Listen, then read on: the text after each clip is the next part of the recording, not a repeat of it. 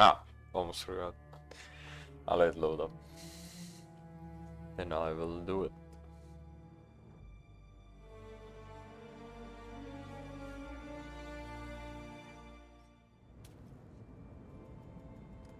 Come on. You're a bit slow today, aren't you? I should clean my PC. I'll do it tomorrow, maybe.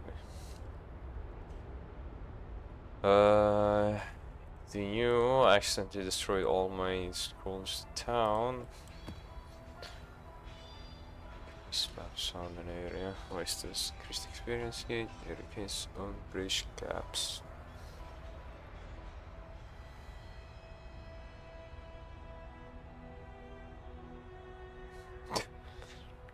What is this? That sounds like hell. With spam. Yeah, alright. Seems easy. Nice simple objective.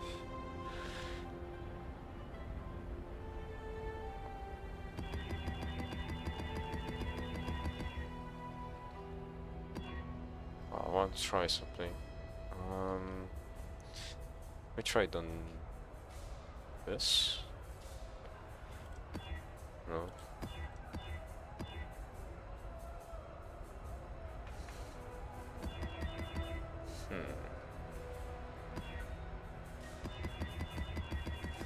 Good. Okay. Let me find the thing.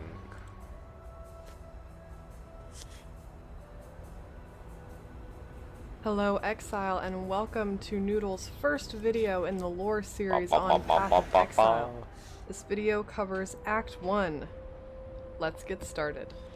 Path of Exile is an action RPG that takes place on the fictional continent of Rayclast. Rayclast has been devastated by a massive apocalyptic event called the Cataclysm that took place 300 years before you start the game. To the little bit lower. southeast of Rayclast is an island called Oriath, which has remained untouched by the Cataclysm. In the beginning of this game, you choose one of 7 characters banished or exiled from Oriath.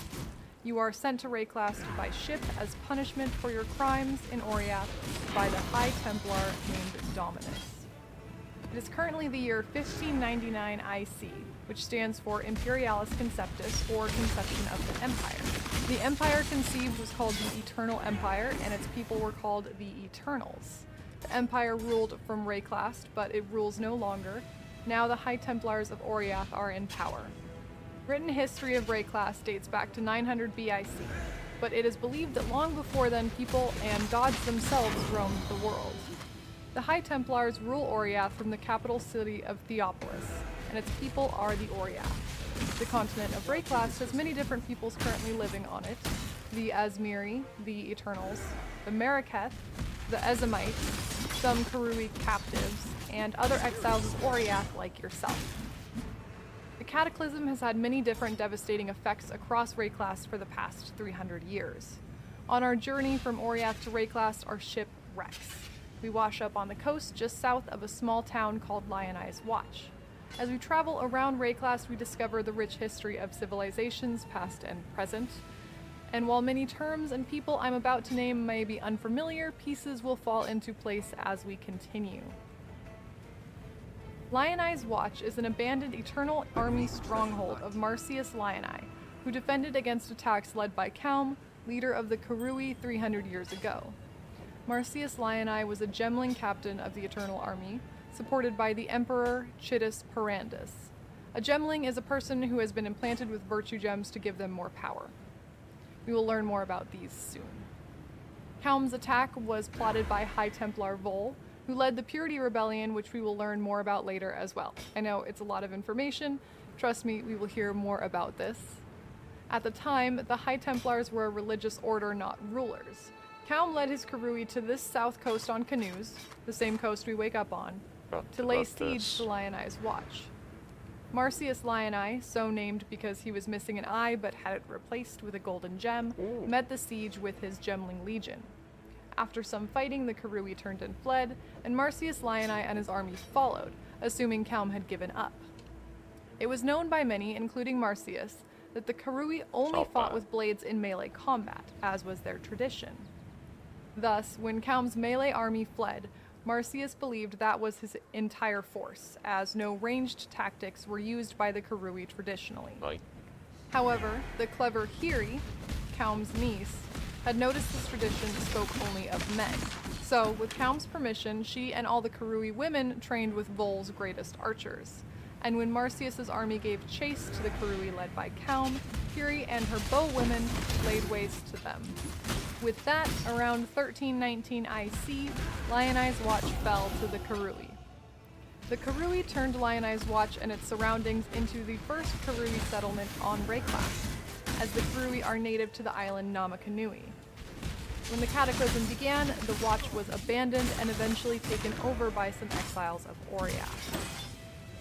When our chosen exile wakes up on the beach, we must fight through undead and monsters to find the entrance to Lionai's Watch, which is guarded by a very large undead man, the blacksmith Hillock. Hillock was an exile himself, accused of raping and killing many people, including children, back in Oriath. He has been terrorizing the area around Lionai's Watch. Once we kill Hillock, we are let into Lionai's Watch to meet 3 other Oriathan exiles, Nessa, Vestal, and Tarkus. Nessa is a kind woman originally from Theopolis who takes care of the exiles in this watch. Vestal, the only survivor of the Marigold's shipwreck, is an aspiring poet. And Targlaive, a former pirate and now protector of Lionai's Watch. Having proven ourselves fit and uncorrupted by slaying Hillock, these exiles ask for some help with simple tasks such as fetching a medicine kit and exploring the carnage around the watch. We discover that the Cataclysm has not only risen the dead in the area, but also corrupted the wildlife.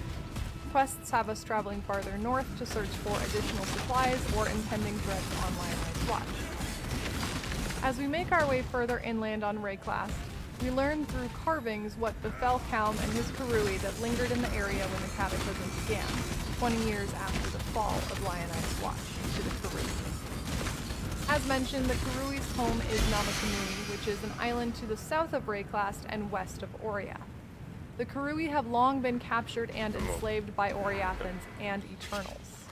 High Templar Vol asked King Kaum to assist in the Purity Rebellion, and in return the enslaved Karui would be freed. Kaum agreed and successfully overthrew Lionai's Watch, as mentioned. Kaum and his remaining warriors slaughtered the local Eternal citizens while creating their settlement. Okay. Once the Cataclysm hit, cool. the dead on both sides of that battle rose up and began to attack the remaining Karui near Lionai's Watch. The normal practice of the Karui was to bury their dead to honor them, but, quote, the earth of Rayclass rejects the dead. The black spirit of storm and dream now reaches into the ground and raises up our slain imperial foes. It leads the fallen from their graves and drives them to fight us beyond the end. Rotted tooth and jagged nail. Our own remembered have joined their cursed ranks. Now Kaum instructed his people to begin burning the bodies that had risen. However, the Cataclysm also corrupts the living. The local animals turned into monsters, and from writings we can infer that Kaum himself was driven to madness by the Cataclysm. Kaum resumed ancient and abandoned traditions of the Karui, including sacrificing and consuming the flesh of his own people. Kaum's journey from triumph to desperation to madness are written across Act 1 on the weathered carvings. Many of the writings about this time are from Lavianja, Kaum's advisor. Some are from Kaum himself. Kaum claimed he could hear the ancestors call to him, including the Karui god Tukahama. Kaum had dreams that Tukahama left an offering that will save the Karui, so Kaum led his people north, farther inland the continent of Rayclass. Kaum brought his 500 finest warriors. Rest up and just gonna Google shit. And if I'm Googling, I'm thinking and not thinking, you know? And I got sent a voice message as well. Great. Give me a second.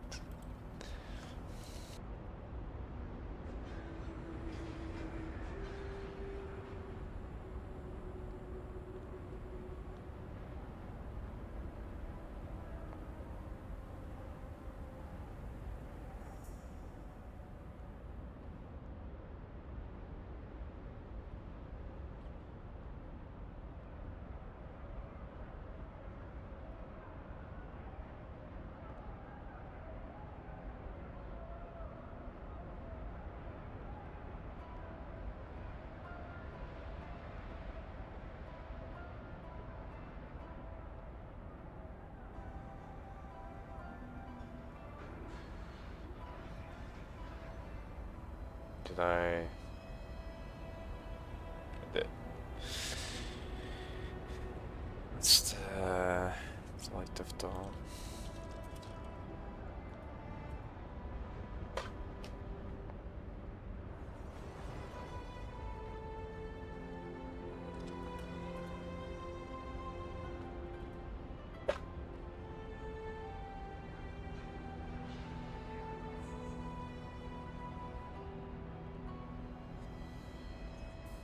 Chest spawn assuming your shelter. Spheres in your web. Baptized with fire of systems of double progress. Towards encountering them. Yep, that's all I want to get. Spheres all the way to Highgate, into the mines under Mount Baruso, which we will learn more about in Act 4. As we make our way inland up the climb, we run into a Karui woman named Navali. Navali is being held in a cage surrounded by goatmen. When we approach, the goatmen all scatter or get crushed as a much larger goatman named the Fawn appears. When we kill the Fawn, we free Navali, a Karui Hatungo, or wise woman, who is actually an undead. However, she seems friendly and competent, and tells us that she can see visions of the future. These visions of the future can be purchased from Navali from this point onwards using silver coins. What silver coins represent or where they come from is unknown, but prophecies from Navali are their only use. The Axiom prison sits at the top of the climb, seemingly abandoned. Returning to Lion Eye's watch, we learn that the warden Brutus still resides in the prison and has since the Purity Rebellion. Brutus was turned into a monster using thaumaturgical virtue gems.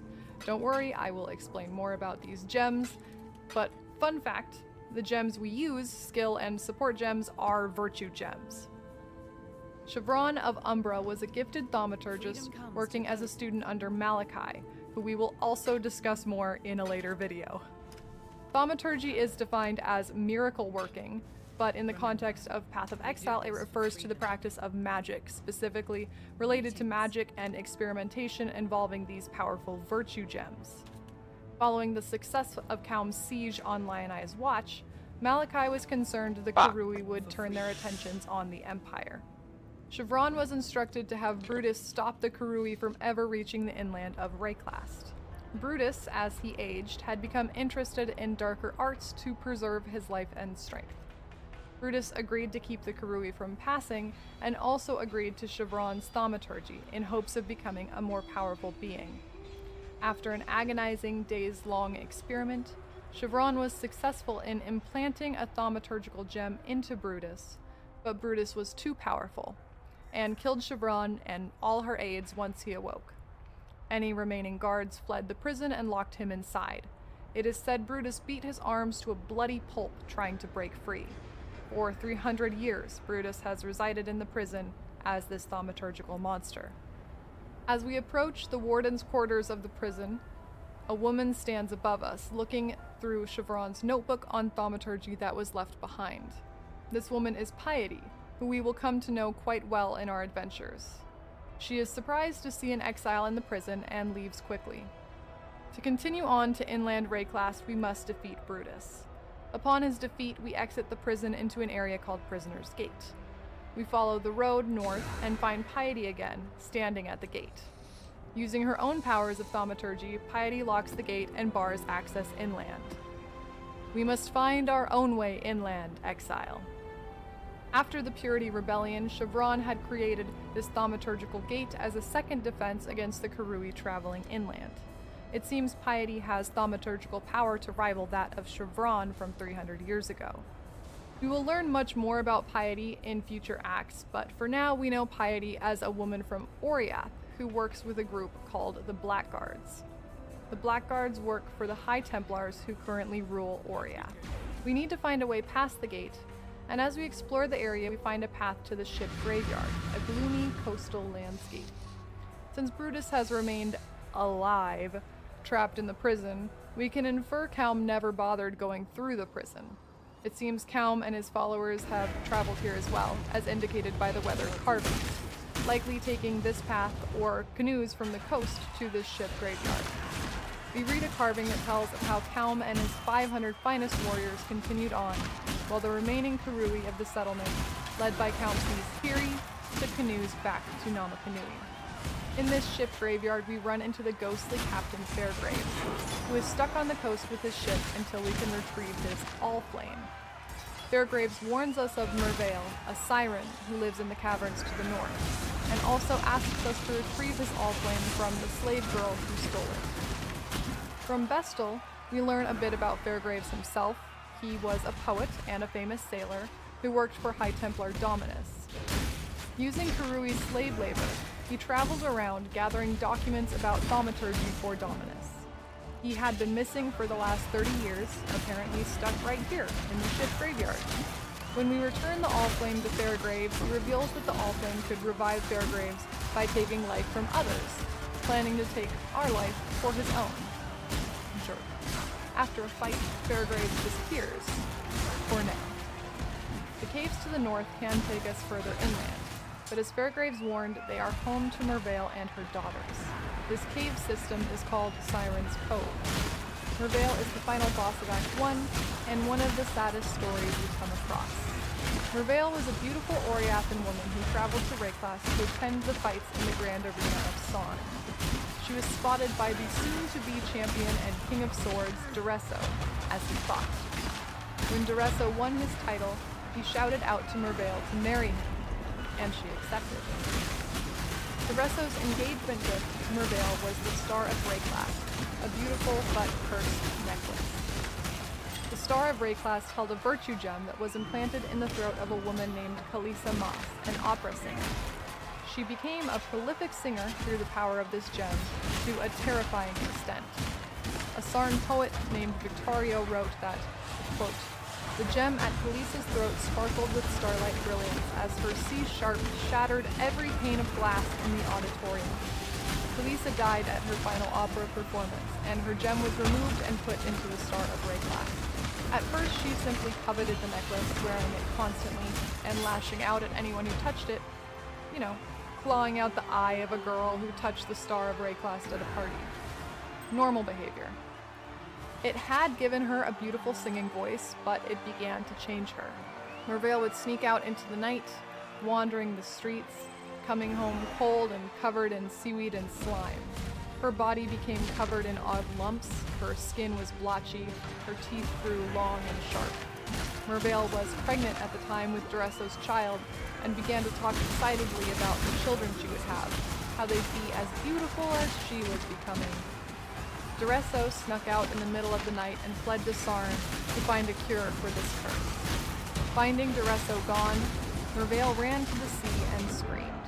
She waited on the beach for days, eating fish as her transformation continued. He never returned. Transformed into a terrifying tentacled siren, Mervale crawled into nearby caverns and gave birth to her first daughter. The cave systems under the continent of Rayclass are immense, spanning from Oriath to Siren's Cove and farther east, as we will discover in Act 6. She has remained in these cave systems ever since, still wearing the Star of Rayclass. Using her siren song, she lures sailors to their death, hence the ship graveyard, to feed herself and her daughters. Given the number of Mervale's daughters, it is possible she also mates with the shipwrecked sailors before eating them. She still believes Duresso will return, on one hand cursing him for leaving and not seeing her beauty, on the other pining for him. Upon killing Mervale, we exit the caverns and find ourselves in the southern forest, which is the beginning of Act 2. It's your boy Noodle. Thank you so much for watching. If you like this series, give it a thumbs up, subscribe for more, punch that bell button, whatever they say. Check out my Patreon for exclusive videos and perks related to the lore series. But if you have any questions, feel free to leave a comment or actually come into my stream, twitch.tv/kittencatnoodle. Stream schedule is updated on my Twitch page. Thank you again, and stay sane, Exile.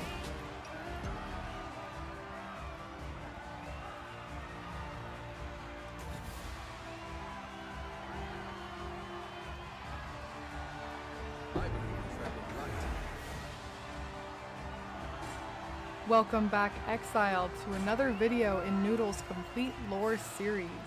This video covers Act 2. Let's get started. When we emerge from the caves of Siren's Cove, we are in the lush southern forest. It's a short trip to the forest encampment located at the southern tip of Lake Constance in the Frisian Forest. This small gathering has 4 new characters: Roost, Yena, Silk, and Aramir. Roost, Yena, and Silk are all Asmiri, a people from the Asmirian ranges to the west.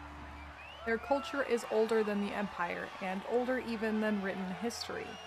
It was the Asmirian Tarkus Varuso who descended from the mountain ranges to found the Eternal Empire in 1 IC. Roost is a warrior for the Asmiri, currently in the forest encampment, who is protective of his people and mistrustful of foreigners. Silk is a hunter, but also a storyteller, which Yena claims have some truth behind their embellishment. Silk and Roost seem to be rivals. Yena is a compassionate woman who can speak to the spirit, which gives her guidance. We learn from Roost that a group of Oriath guards traveled through the encampment and headed east. Aramir is an exile like yourself. He was formerly a scholar in the Great Library of Oriath, and his vast knowledge of Asmiri history has given him acceptance, although tentative for some, into this Asmiri group. Aramir used to work for High Templar Dominus, collecting and translating documents primarily about thaumaturgy from the likes of Fairgraves and Duresso. Aramir claims to regret his work for Dominus, but it has given him much knowledge. Fun fact, Xana calls Aramir uncle, as he also worked alongside Valdo Caesarius, who is Xana's father and, spoilers, the Shaper. We make our way east to follow the Blackguards and find the aptly named Crossroads. We follow the path north to the Chamber of Sins. The ruling emperor during the Purity Rebellion, Sidus Ferandus, had this thaumaturgical laboratory known as the Chamber of Sins, built for a man named Inquisitor Malagaro. Malagaro, like Chevron, was another student of Malachi in thaumaturgy.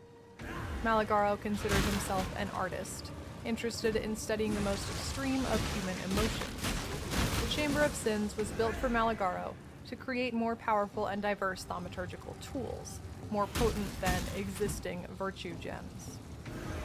In the center of the first floor of the Chamber of Sins is the Reverie device, which many players will recognize as a map device. There is a note on the device from Malachi to Inquisitor Malagaro, telling him he must mentally prepare for his experimental transformation of virtue gems and to master conscious dreaming, which is a cryptic hint to the use of the Reverie device. We make our way downstairs and enter a long chamber where we see Piety running away, towards us but on the other side of a large chasm, and she escapes. Piety challenges us to find her in the city of Sarn as she leaves. Just ahead, a woman is hiding and warns us of a thing that has slaughtered everyone. Here we encounter the monstrously deformed Spider-Man named Spider-Man? the Morning. Please forgive my pronunciation of this name. I have no idea how to pronounce it correctly. Fidelitas was once Malagaro's assistant, a man named Raulo. Raulo was highly devoted to Malagaro and his work, and some believe Raulo was in love with Malagaro. Raulo allegedly offered himself as a test subject for Malagaro's thaumaturgical experiments. Malagaro took advantage of this devotion and injected Raulo with Calibric Extantia, which is the essence of a virtue gem. And Raulo became this monster, which Malagaro named Fidelitas, after fidelity, or loyalty. Fidelitas has been here since before the Purity Rebellion began in 1319 IC. After killing him, the woman steps out of hiding and introduces herself as Helena. Helena was a blackguard working for Piety. Piety had come to the Chamber of Sins, seeking one of Inquisitor Malagaro's creations called the Baleful Gem, which we have picked up after defeating Fidelitas. Apparently, Piety was not aware of Fidelitas' presence, and the entire Blackguard group besides Piety and Helena were killed. Piety deserted Helena and escaped, as we saw, and now Helena swears to help us track down and stop Piety. The Baleful Gem is one of Malagaro's experiments on enhancing virtue gems. Apparently, the experiment itself was a failure, but Helena tells us that the Baleful Gem and venom from one of Malagaro's arachnids can create a powerful poison called the Black Elixir. Inquisitor Malagaro has made the Black Elixir before, claiming it as the most potent poison in existence. Helena returns with us to the forest encampment and tells us what Piety's plans were in this area. Besides the Baleful Gem, Piety was looking for the instrument for injecting Calibric Extantia, or essence of Virtue Gem, which is referred to as Malagaro's spike. Helena's arrival stirs mixed feelings in the forest encampment. Most are distrustful, but we have proven our power by defeating Fidelitas, so the members of the encampment ask us to help with other quests in exchange for helping us find Piety. Yina has already asked us to kill a large bear called the Great White Beast. If you have, she will ask you to go to the Fellshrine Ruins and retrieve the Good Man's Hand. Aramir asks us to handle 3 bandits that live in camps across the Frisian Forest, who are fighting for control over the area. Apparently, each bandit took a piece of a small pyramid that the encampment held, an artifact that granted enhanced strength. If we collect the 3 pieces, we can make the small pyramid whole and grant some peace to the encampment. We learn that the overly large beasts in the area are all experiments of Malagaro, including the Great White Beast and a large spider to the west named the Weaver. Silk tells us that he had Malagaro's spike, not knowing its history, and that it was his favorite weapon, but he lost it trying to fight the Weaver. To the south of the crossroads are the Fellshrine Ruins. The Fellshrine Ruins were once the Freesia Cathedral, presided over by Archbishop Joffrey. Joffrey was a Templar and starkly anti-thaumaturgy. He was horrified that Emperor Chittis had allowed Malagaro's laboratory, a place for extreme thaumaturgical experiments on beasts and people alike, to be built so close to his cathedral. In part due to this disgust, Archbishop Joffrey plotted with the leader of the Purity Rebellion, High Templar Vol, to kill Malagaro and destroy the laboratory that Joffrey himself dubbed the Chamber of Sins. Malagaro learned of this plan. When Joffrey sent men to attack the laboratory, they were killed, and Malagaro sent his own men to kill Joffrey in his cathedral and succeeded. Archbishop Joffrey's spirit was brought back to life by the Cataclysm and remains in the ruins of the cathedral to this day, at the Golden Hand Shrine where he was killed. You can kill Joffrey to safely get the hand, or avoid his attacks and take the hand, leaving his spirit there. The 3 bandits vying for power over the Frisian Forest are Creighton, Oak, and Alira. All 3 are Oriath exiles.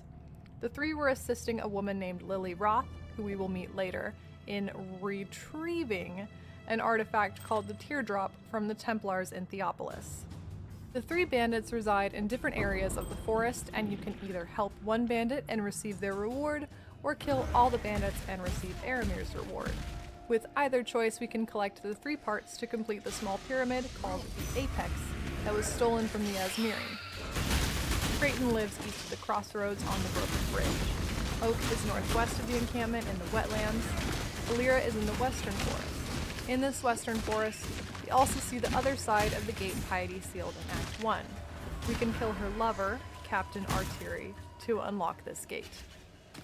The small pyramid is an ancient artifact that has resided with these Asmiri descendants for some time.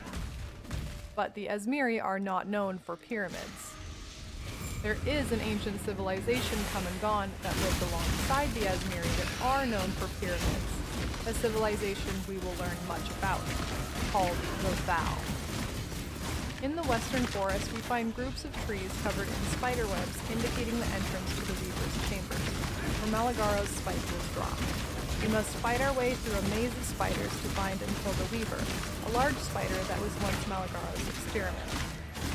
We know that Malagaro's spike was used as a tool to inject Calibric Extantia, but we can also use it to contain venom from the Weaver, which combined with the Baleful Gem makes the powerful poison Black Elixir. Up in the wetlands, there is an old tunnel covered by the roots of the great tree Lorata. Aramir says this is the oldest tree in this part of the continent, which means it must die. We learn that this entrance is likely to an old Val ruin. Helena tells us that Piety, along with studying the works of Malachi's students, is greatly interested in the Val. Piety, Helena, and the Blackguards had tried to enter this area beneath Lorata's roots to no avail. With the Black Elixir, we are able to poison the roots of this great tree and enter the Val ruins. The Val ruins are filled with sarcophagi, and Aramir refers to the place as a tomb. The Val civilization lasted from at least 900 BIC, the recorded first contact with the Asmirian people, until the fall of the Val in 400 BIC. Piety is interested in the Val because the Val were a people who used thaumaturgy and virtue gems, which they called Tears of Maju. Pardon pronunciation again. The Val were the first to create and use virtue gems that we know of. Fun fact, the difference between regular skill gems and Val skill gems is the need for sacrifice, killing enemies and harvesting their souls, to utilize a Val gem. While we eventually learn a lot about Val culture and its various traces found in modern Rayclass, the significance of these particular ruins are a mystery. As we make our way through the maze-like ruins, we must break an ancient seal that blocks our path forward. Once we release the seal, the entire forest is blanketed in darkness. By releasing the seal, we have awakened something.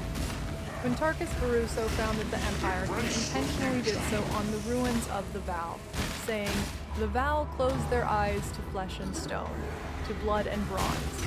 We are not Val. We are Asmiri. For now and forever, our eyes are open." It is written by Trinian, historian of the Val and Eternal Empire and Intellectus Prime during the Cataclysm 300 years ago, that in 5 IC, shortly after the Eternal Empire was founded, a darkness overtook the lands around Sarn. Some believed it to be a strange weather pattern described as perpetual night. That long? Emperor Caspero, the second emperor, was found dismembered by something referred to as a dark being, only 5 years after he began his reign. In 35 IC, General Alano Prisha led a group into the lair of this beast, in the former realm of the Val, and sealed it away for eternity. Wink. Ending the perpetual night. It is likely that the seal we release that causes the darkness is this same seal from General Prisha in 35 IC. It's also possible this forest was named after Prisha for his heroism in sealing this dark being. So, good job us for undoing all. We continue past the broken seal through the northern forest to the caverns which sprawl underground and eventually dump out into the base of a large Val pyramid. We ascend the levels of the pyramid, ending up in the apex where a dark altar sits. The altar is missing the very top of its pyramid, which is the same size as our small pyramid we restored from the bandits. Placing our pyramid onto the altar, a rumbling begins, and a large being called the Val Oversoul looms before us. The altar itself seems to be the body of this strange mechanical beast. This dark being is what killed Emperor Caspero. Rather than sealing the dark being away once more, we fight it. Upon defeating the Val Oversoul, a feat no one before us could accomplish, the darkness dissipates. Another rumbling is heard, and a passage opens up from the top of the pyramid, leading us to the outskirts of Sarn. Thank you so much for watching. It's your boy Noodle. If you like this series, it's your boy thumbs Noodle. up and subscribe for more. Maybe even punch that bell button. If you're interested in seeing these videos early or getting exclusive videos and perks, check out my Patreon.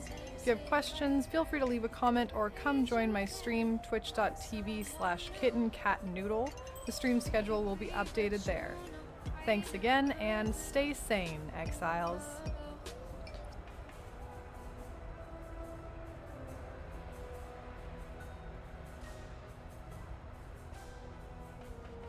Welcome back, Exile, to another video in Noodle's Complete Lore series. This video is covering Act 3, and it is a doozy, so buckle up and let's get started.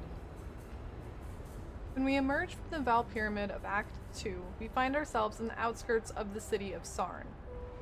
We follow the Chittis River up north, getting closer to the city's center. On our way, we run into a woman being held hostage by Piety's blackguards.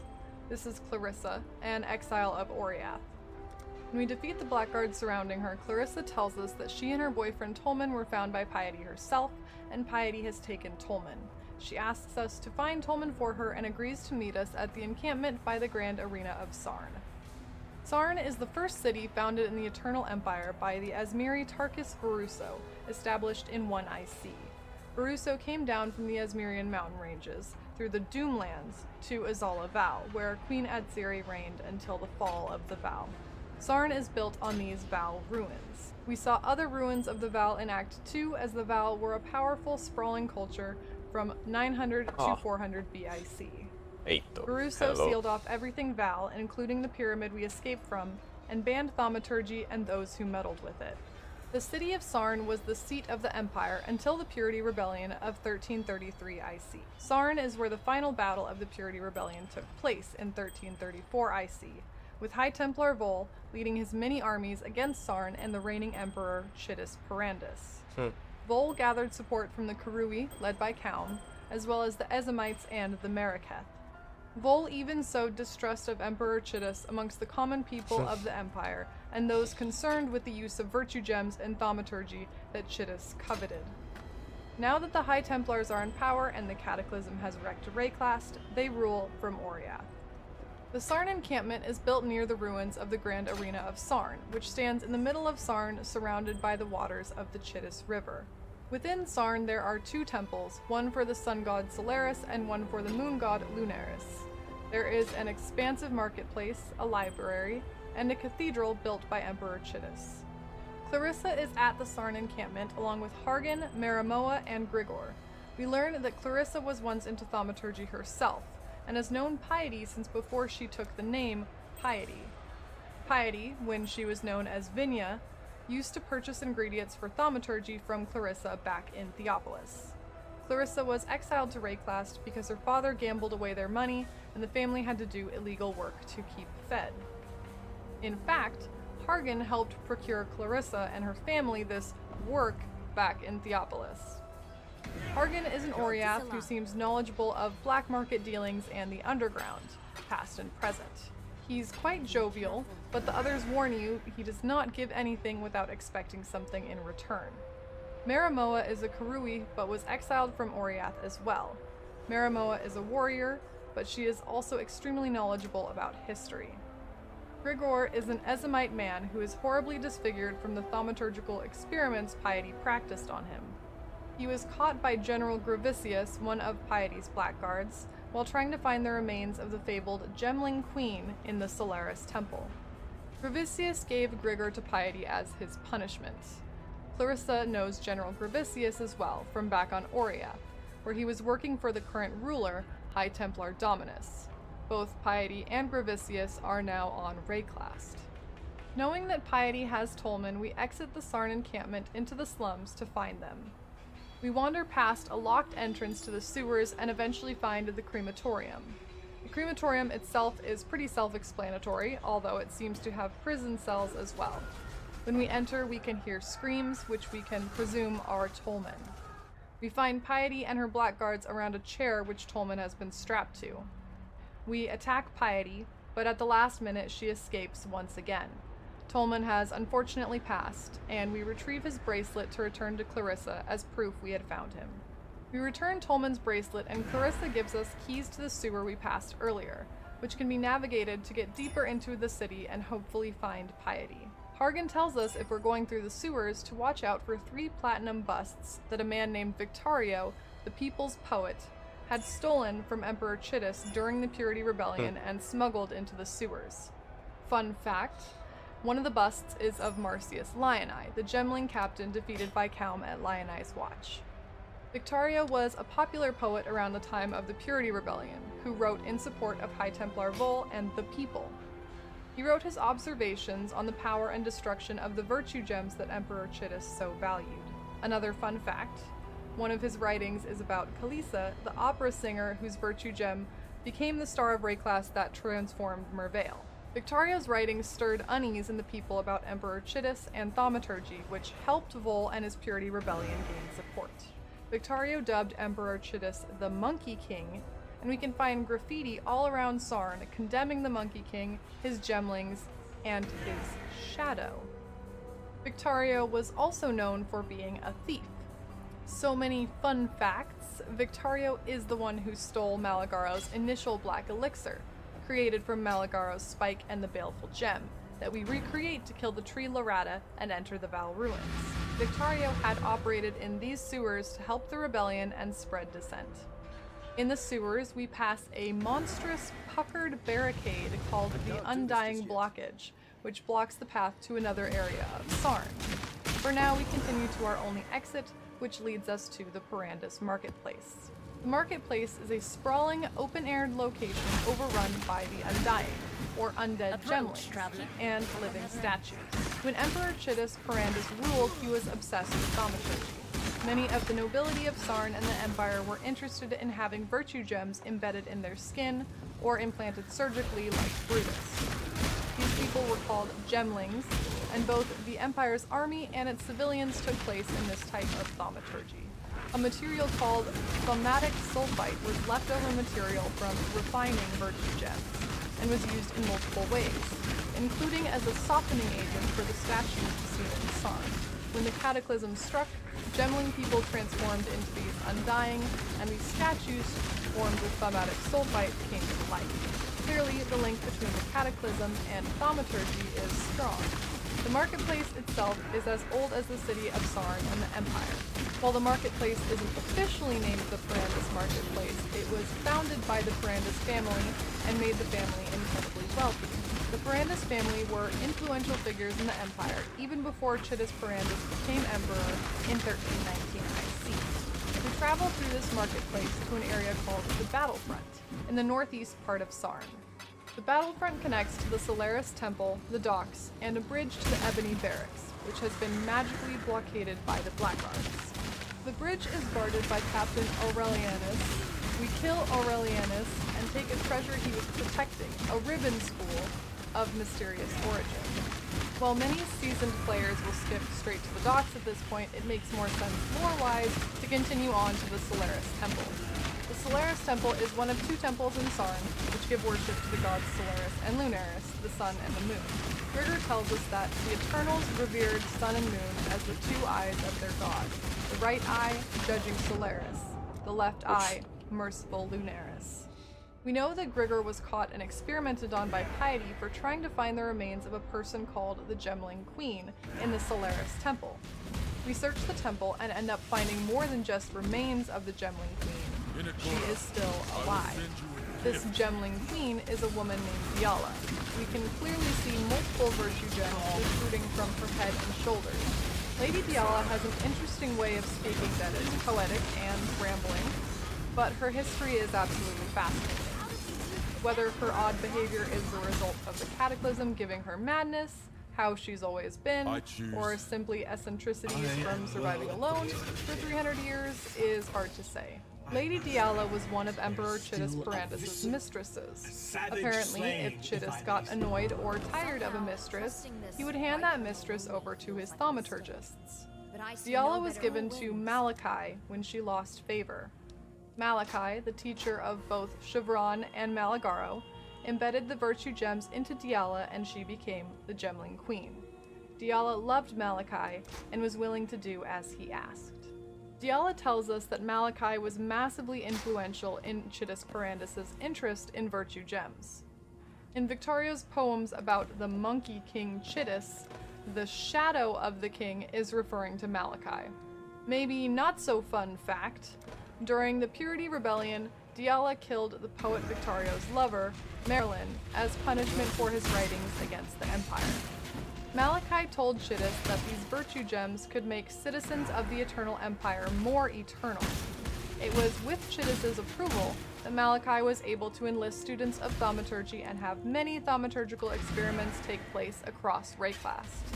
It is shocking that Diala survived not only the Purity Rebellion, but the Cataclysm without turning into an Undying. We find out that Malachi also survived the Purity Rebellion, even though he had been working so closely with the defeated Emperor Chittis. Apparently, Malachi convinced High Templar Vol, leader of the Purity Rebellion, that he could create a device to put an end to all thaumaturgy. Malachi, through his and his students' studies, had discovered the source of thaumaturgy, an entity which Malachi called the Beast.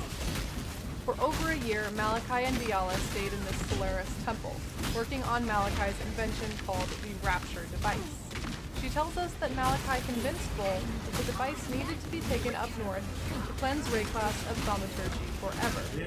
Malachi, Diala, and Vol all traveled to this location with Malachi's Rapture device, where Malachi asked Diala to sacrifice herself to complete the Rapture. Diala refused, and somehow Malachi's use of the Rapture device has caused the cataclysm that has devastated Rayclass. We will learn more details of Malachi and his Rapture device in Act 4, but for now we know Diala the Gemling Queen has survived by hiding out in the Solaris Temple. The ribbon spool we found in the battlefront is her device, used to make the living ribbons we have seen floating around and attacking us. Diala refers to us as not a cockroach because she considers these blackguards to be cockroaches who feed on the corpse of a dead empire. Because we returned this dangerous spool to Diala, she tells us that we can destroy the undying blockage in the sewers with thaumatic sulfite if we can bring it to her. The same leftover material from refining virtue gems that animates the sculptures of Sarn. Malachi had shipments of thaumatic sulfite come in via the docks. On the docks, we can find the thaumatic sulfite in question, but we also run into a familiar face, Captain Fairgraves. It turns out that Allflame didn't fully work when he tried to kill you in Act 1, and he now exists somewhere between human and ghost, still chained to his ship. He would like you to help him die, because once dead, the Allflame will resurrect him again, hopefully correctly. Fairgraves wants you to collect the Decanter Spiritus and the Chittus Plum for his quest.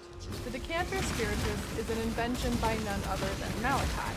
It is a vessel that can turn any liquid quasi-apparitional in nature, as Fairgraves describes. Apparently, Malachi was interested in something called ghost wine, or at least turning regular liquids into something corporeal. The Chittus Plum grows from a tree planted over Emperor Chittus's body. We learn through this quest that on the day Vol and his supporters marched on Sarn, Emperor Chittus was stabbed by Lord Ondar, mayor of Sarn. Emperor Chittus was a gemling himself, with a gem implanted above his heart. Book 5 of the Purity Chronicles says that Chittus, empowered with rage and strength from his virtue gem, sliced Ondar in half before he died. The Chittus plums are said to cause great agony and possibly death on consumption. When Fairgraves mixes the Chittus plum's juice into the Decanter Spiritus, he is able to drink it. But for some reason the Allflame has gone out, and we can assume that Fairgraves will not be resurrected after this final, agonizing death. We bring Diala the thaumatic sulfite from the docks, and she creates infernal talc, which is a substance that can destroy the undying blockage.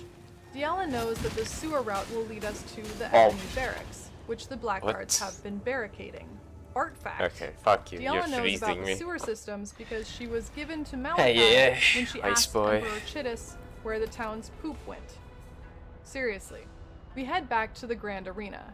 Grigor urges us to find and kill Piety as revenge for Piety deforming and torturing him. We know from Diala and Maramoa that the Blackguards and Piety have been seen with General Gravisius. Gravisius is the current High Templar Dominus's right-hand man. Everyone would like to see General Gravisius dead as well. Gravisius and Piety are working for Dominus on Rayclass, for reasons still unknown, but we now learn that Dominus himself is also on Rayclass, instead of in Oriath. Dominus has set up a thaumaturgical laboratory of his own at the top of the Scepter of God, formerly known as the Chittus Cathedral. Grigor tells us that Dominus gets up and down this tower via elevator, afraid of the monsters inside it, but that the tower itself has been locked. Of course, there is the Eternal Labyrinth here and the lore of Ascension, how Chittus Parandus came to power.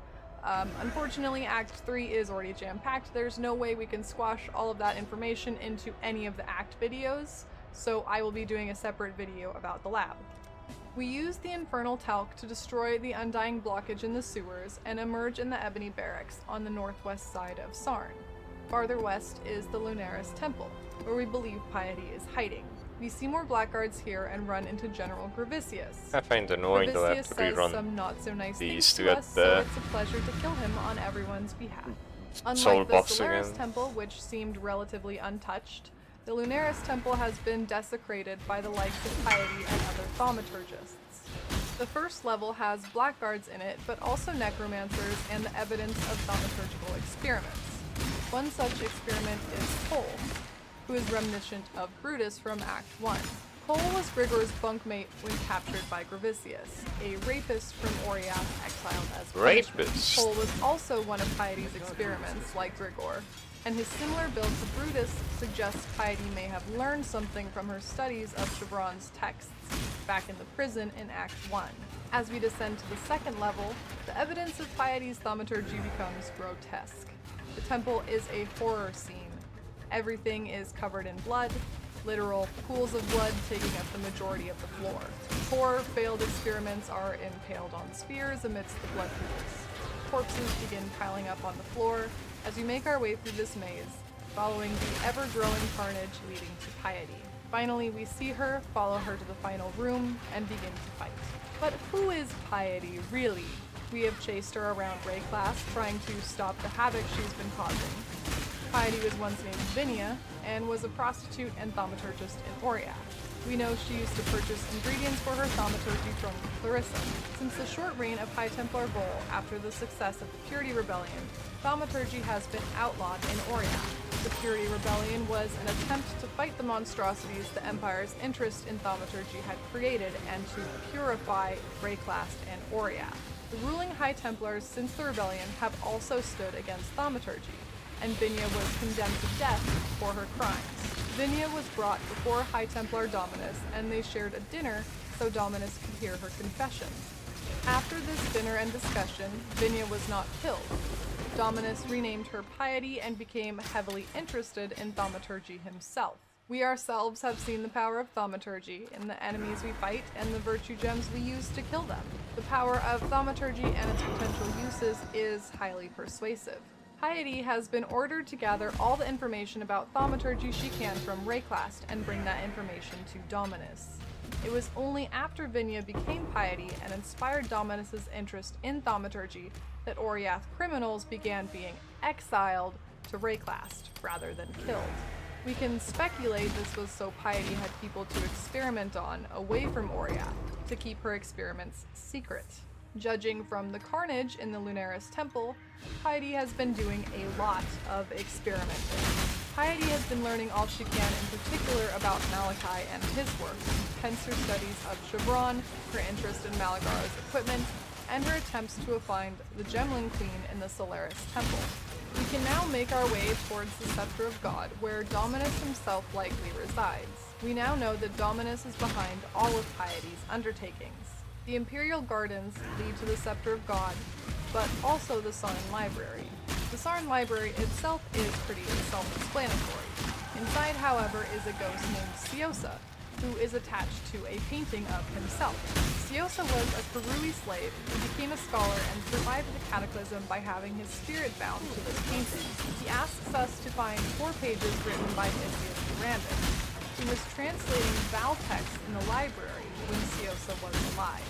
These pages are in the archives, which Siosa cannot reach because he is stuck to a painting.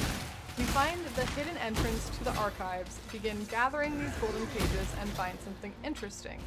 The first 3 pages are written by Isius, translating Val texts regarding their interests in thaumaturgy and their communion with something called Nightmare.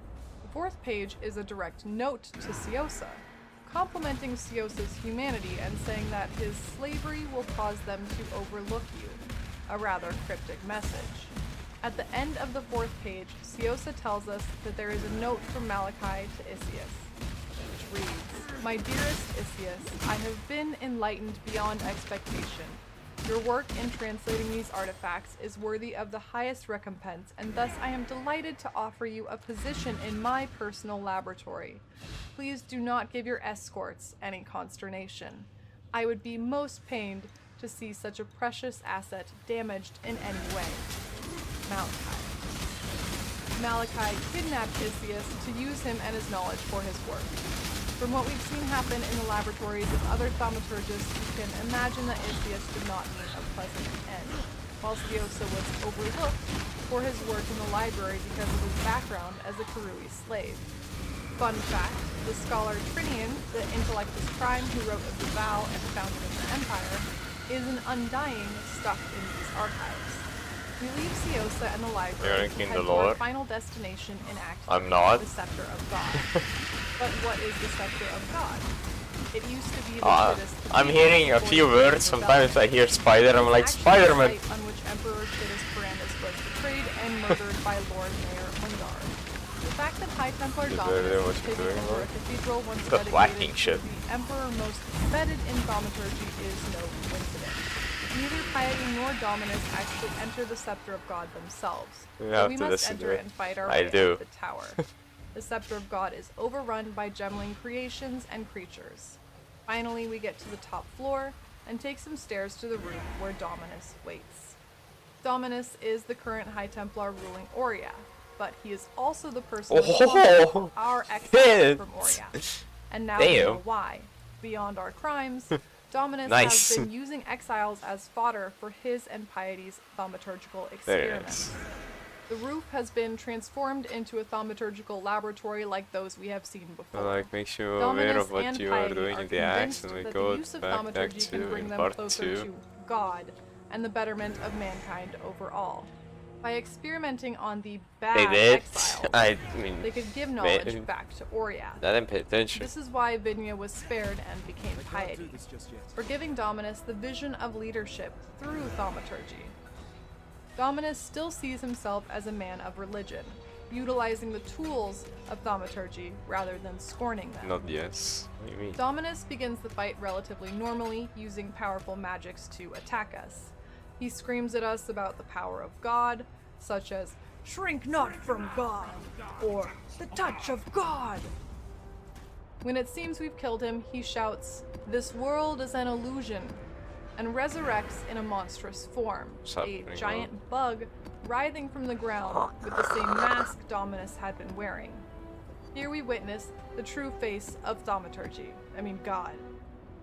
On killing High Templar Dominus, Diala appears to congratulate us for embracing death and generously sharing it with those that stood in our way. She opens the door to the aqueduct, a channel built to move water, and we follow this aqueduct's path to begin Act 4. Thank you so much for watching. It's your boy Noodle. If you enjoyed the video, you enjoyed this series, please consider subscribing, give this video a like, smash that bell button. If you have any questions or you just want to hang out, feel free to check out my stream, twitch.tv/kitandcatnoodle. And if you want to support or vote on the next videos after we finish the 10 acts, please think about joining my Patreon. But until next time, stay sane, Exile. Alright. Hello again, Exile. Welcome to another video in Noodle's complete lore series. This video covers Act 4. Yes. So let's begin. After defeating High Templar Dominus on the roof of the Scepter of God, we leave Sarn via the aqueducts to the north. We end up in Highgate, which was a mining town during the Empire's existence. It sits at the base of the Asmiri mountain ranges, in particular Mount Veruso. From the beginning of the Eternal Empire, the first Emperor Veruso has used mines in these mountains to seal away the virtue gems of the Vow that had been left around Rayclass after the fall of the Vow in 400 BIC. During Emperor Chittus Brandis' reign, starting in 1319 IC, the Eternal Empire used its Karui, Ezamite, and Mariketh slaves to mine the mountains near Highgate for these virtue gems. Highgate is inhabited by the Mariketh. The Mariketh are a matriarchal society native to the Vastiri Plains to the east. During the Purity Rebellion, High Templar Vol entreated the Mariketh to join the rebellion to fight the slavery of the Eternal Empire, and to take down a man named General Titusius, who worked for Emperor Chittus specifically to hold the Vastiri Plains from the conquered Mariketh. Titusius was known as the Scourge of the Mariketh. The Mariketh's leader at that time was Sekema Deshret, and we will discuss Titusius and Deshret in detail later. But after the success of Vol's Purity Rebellion, Deshret and her Akara, which means tribe, stayed in Highgate specifically to guard these mined mountains. Deshret sealed off the mines so that nothing could enter or escape them. The NPCs of Highgate are Oyun, Kira, and Tasuni, all Mariketh, and a couple named Pitaris and Vanya. Diala, the Gemling Queen, has joined us from Sarn. Oyun is the current Sekima, or leader, of the Mariketh. Kira is a descendant of Deshret, and a Dakara, meaning warrior, of the tribe. Tasuni is her brother, a blind man who suffers from strange visions. Tasuni was born blind, and it is Mariketh tradition to discard any weak or disfigured children, much like Spartans. He was left out in the Vistiri Plains after his birth to die, but somehow survived, which had never previously happened. Thus, he is allowed to live with the tribe.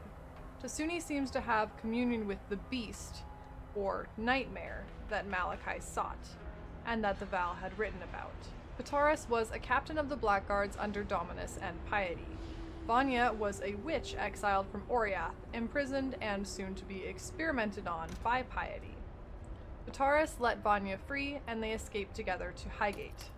Diala tells us that Malachi's rapture device, the device High Templar Vol allowed Malachi to create to destroy thaumaturgy, is within the sealed mines under Mount Veruso. Vol, Malachi, and Diala all traveled to Highgate with the rapture device and took it down into the mines to use on this entity called the Beast, which Malachi claimed was the source of all thaumaturgy. Malachi entered the lair of the Beast by himself, and his communion with the Beast and its powers of nightmare was the cause of the Cataclysm in 1336 IC. As we've seen, the Cataclysm killed many, caused others to go mad, and reanimated the dead. Vol was no exception, and he turned into a bloodthirsty, monstrous version of himself. Oyun tells us that he still wanders around the dried lake off of Highgate. The dried lake was once a large natural lake, but it has been siphoned out to the city of Sarn via the aqueduct we traveled along. The undead Vol has been terrorizing the Mariketh in Highgate since the Cataclysm from his new home in this dried lake. Vol stands by his confession. I vowed to care for this empire with my eyes open. I lied to my people. I lied to myself. Blinded by my lust for purity, I placed my faith in the most corrupt of men. I have failed you, my empire of purity. Do not forgive me, but please, I beg of you, survive me. Vol was the leader of the Purity Rebellion before the Cataclysm, but before he became the Emperor after this Purity Rebellion, he was the High Templar. The High Templars are a religious order of Oriath. The Empire, when founded by Tarkus Veruso, believed in banning and burying all thaumaturgy past or present, but Emperor Chittus Ferrandus was heavily invested in thaumaturgy. The High Templars believe in purity, and Vol in particular believed that purity was the opposite of the thaumaturgy rampant under the reign of Emperor Chittus. In his time, High Templar Vol was seen as a champion of freedom and justice. He was a hero to the common folk and those oppressed by the Empire. His reasons for the Purity Rebellion were noble: to save humanity from unchecked power, political or thaumaturgical. The Mariketh had been terrorized by a Gemling general named Hector Titusius. Titusius' duty was to control the Vastiri Plains, the native land of the Mariketh, and keep it secured for the Empire. Titusius was a virtue gem enthusiast, allowing Malachi to replace every joint in his body with implanted virtue gems. He was particularly violent towards the Mariketh, and so Vol promised to help the Mariketh, led by Sekima Deshret, take down Titusius. Vol and his operatives discovered Imperial spies within the Mariketh and gave them false information about a Mariketh uprising, knowing the info would get back to Titusius. Titusius led his legion to the false location where Deshret and her Akara were waiting. The Mariketh were able to track the dust storms of the Vastiri Plain and they planned a day in which this location would be hit by a fierce storm. Deshret and her Akara used the cover of the dust storm to their advantage as they killed Tytusius' entire Gemling legion. It is said that Deshret skinned Tytusius and used his skin as her Roa saddle. Thus, High Templar Vol helped the Mariketh defeat their main foe and reclaim their homelands. And in return, Deshret and the Mariketh helped Vol succeed in his purity rebellion against Chittus and the Empire. After the Cataclysm, many people in Rayclast were killed, turned, or brought back to life. Deshret had seen many of these monstrosities, and she was aware that the source of the devastation came from within the mines under Highgate. She sealed the mines and commanded her Akara to remain to guard them. The only bad thing Wolf is Maximum himself Man. ended up as an undead Damn. monster. After And escorting liking damage. Malachi I and the didn't Rapture notice that device to until the now, mines of that Mount I was liking Baruso, resistance. the undead Vol wandered to the dried lake, violent and crazed, and killed Deshret himself. Deshret carried a banner with her, which was the key to opening the sealed-off mines. Because of Vol's terrible power, the rest of her Akara have stayed away from the dried lake. It's sad to think that the leader of the Purity Rebellion was turned into a thaumaturgical nightmare himself, and killed an ally he worked with so closely. To open the mines, you must go to the dried lake and kill the undead High Templar Vol.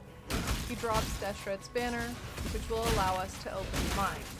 In Act 1, we learn that after the Cataclysm, Kaum began having visions he believed were from Tukohama to lead his people to an offering that will save the Karui.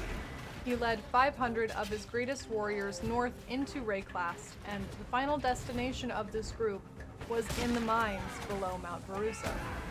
Deshret witnessed Kaum and his Karui disappear into the mines, some years before she sealed them.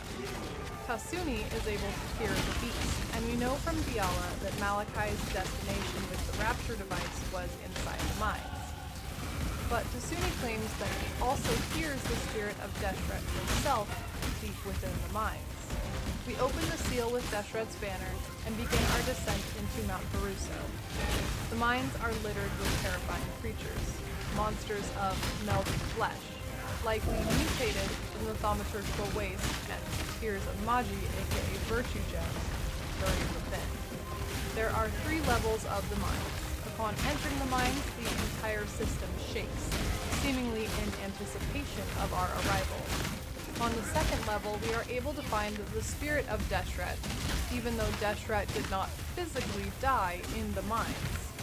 Somehow, her spirit had been trapped down in the mines since her death. We free her from the grasp of a ghostly hand and continue into the mines. The 3rd level is called the Crystal Mines, and we can see this is where many of the virtue gems were likely stored, or perhaps just what's left after Emperor Chittus sent his Karui, Mariketh, and Ezonite slaves to mine for gems in here. At the end of these crystal mines, we find Diala waiting for us, standing next to the Rapture device and 2 portals. The 2 portals next to Diala are called Kaum's Dream and Duresso's Dream, and Diala tells us that Malachi lured both the spirits of Kaum and Duresso here for his own purposes. The voice that called to Kaum under the guise of Tukohama is actually Malachi using the beast's power of nightmare. Kaum and Duresso's spirits are now both trapped here, each eternally reliving the peak of emotion.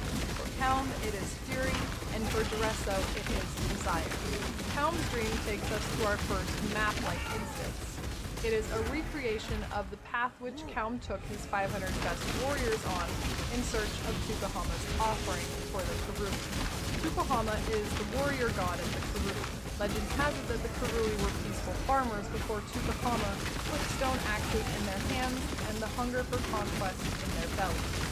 Kaum calls himself a son of Tukohama and has extreme reverence for the traditions and gods of his Karui ancestry. Jesus. As we travel farther on the path Kaum took, we read on carvings that Kaum believed his warriors were crushing the servants of Kitava, the Karui god of hunger, and took pride that he let not one of his 500 fall as they traveled. But when Kaum reached what he believed was Tukohama, it asked him to kill his 500 warriors as a sacrifice, and Kaum did so willingly. We crushed the servants of Kitava beneath our heels as we marched across the land. I allowed not one of my 500 to fall. We descended into the heart of Rayclast, and there he came to me. Tukahama. He asked of me a sacrifice. I gave it willingly. My axe fell 500 times, the jade drinking its fill of Karui blood. Tukahama was pleased. This pinnacle of Kaum's fury is what Kaum's dream represents. When we reach Kaum and kill him, we receive the Eye of Fury and bring it back to Diala. The second portal takes us to Duresso's dream, which is a reincarnation of the Grand Arena of Sarn, where Duresso fought when he was alive. Unlike Kaum, it is unclear whether Duresso physically entered the mines, but as we've seen with Deshret, one does not have to physically die in the mines to have their spirit trapped here by Nightmare. Duresso's dream shows us his desires from a young age to become the greatest gladiator in the Empire, but it also chronicles the story of how he met Merveil.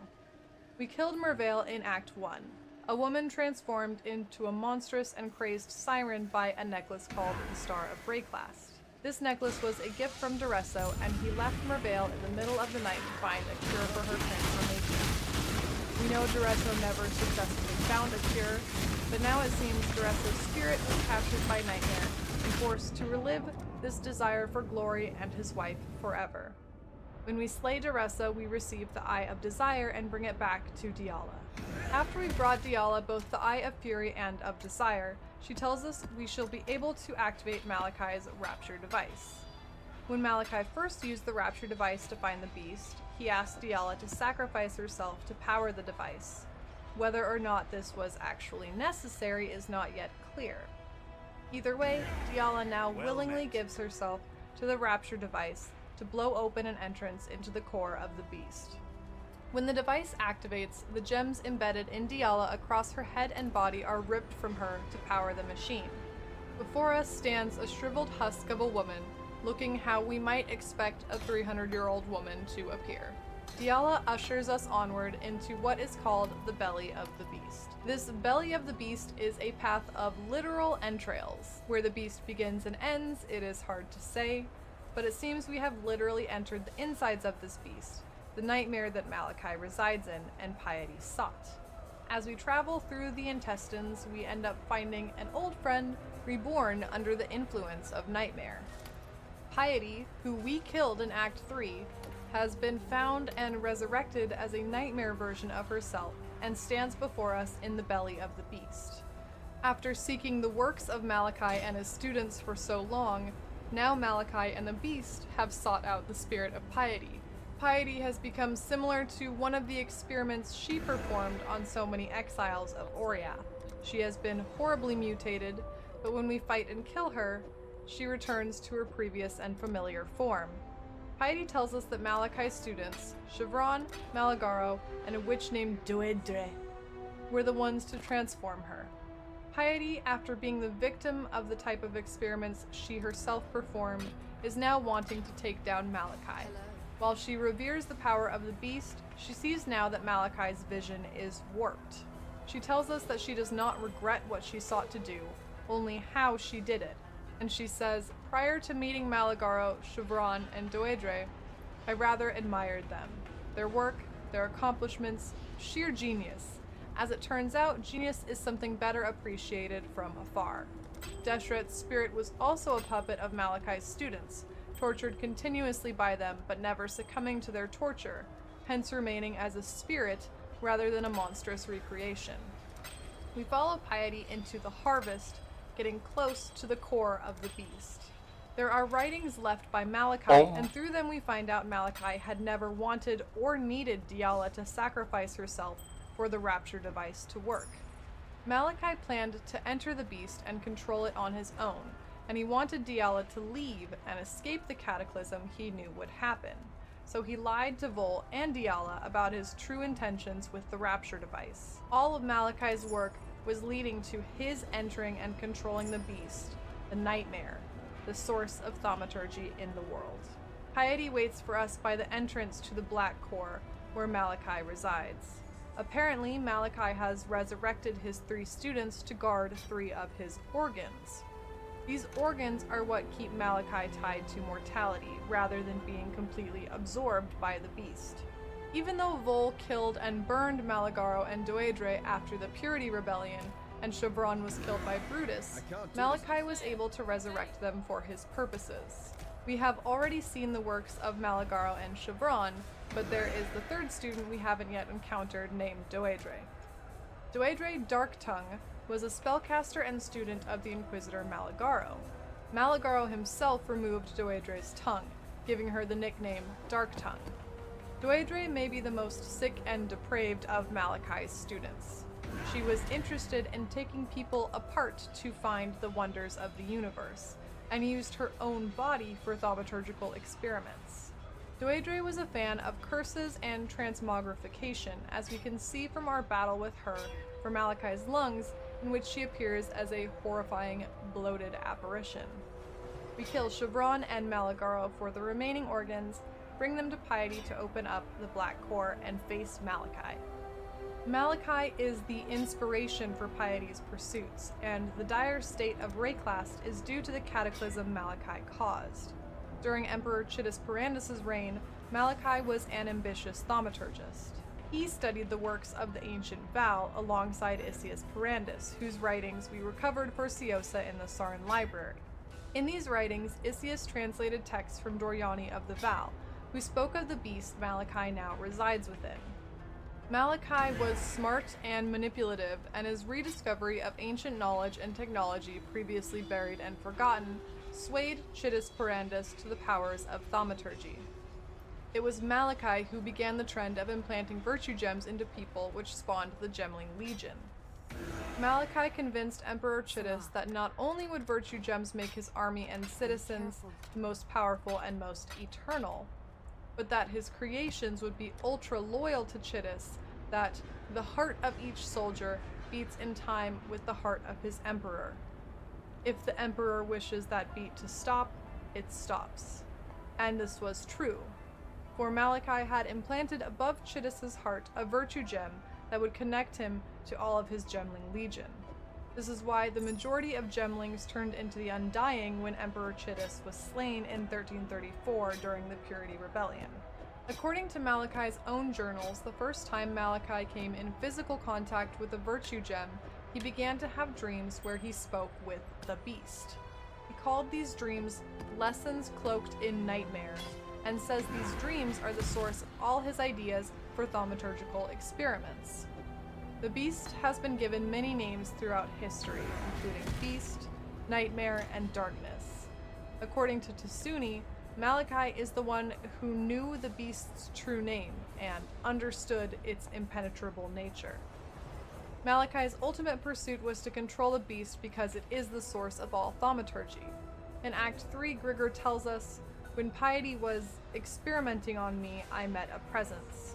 Intelligence, power, immensity beyond the limits of my pitiable mortal senses. I heard Piety speak to her lackeys of the beast. It is the source of her thaumaturgy and the object of her ambitions.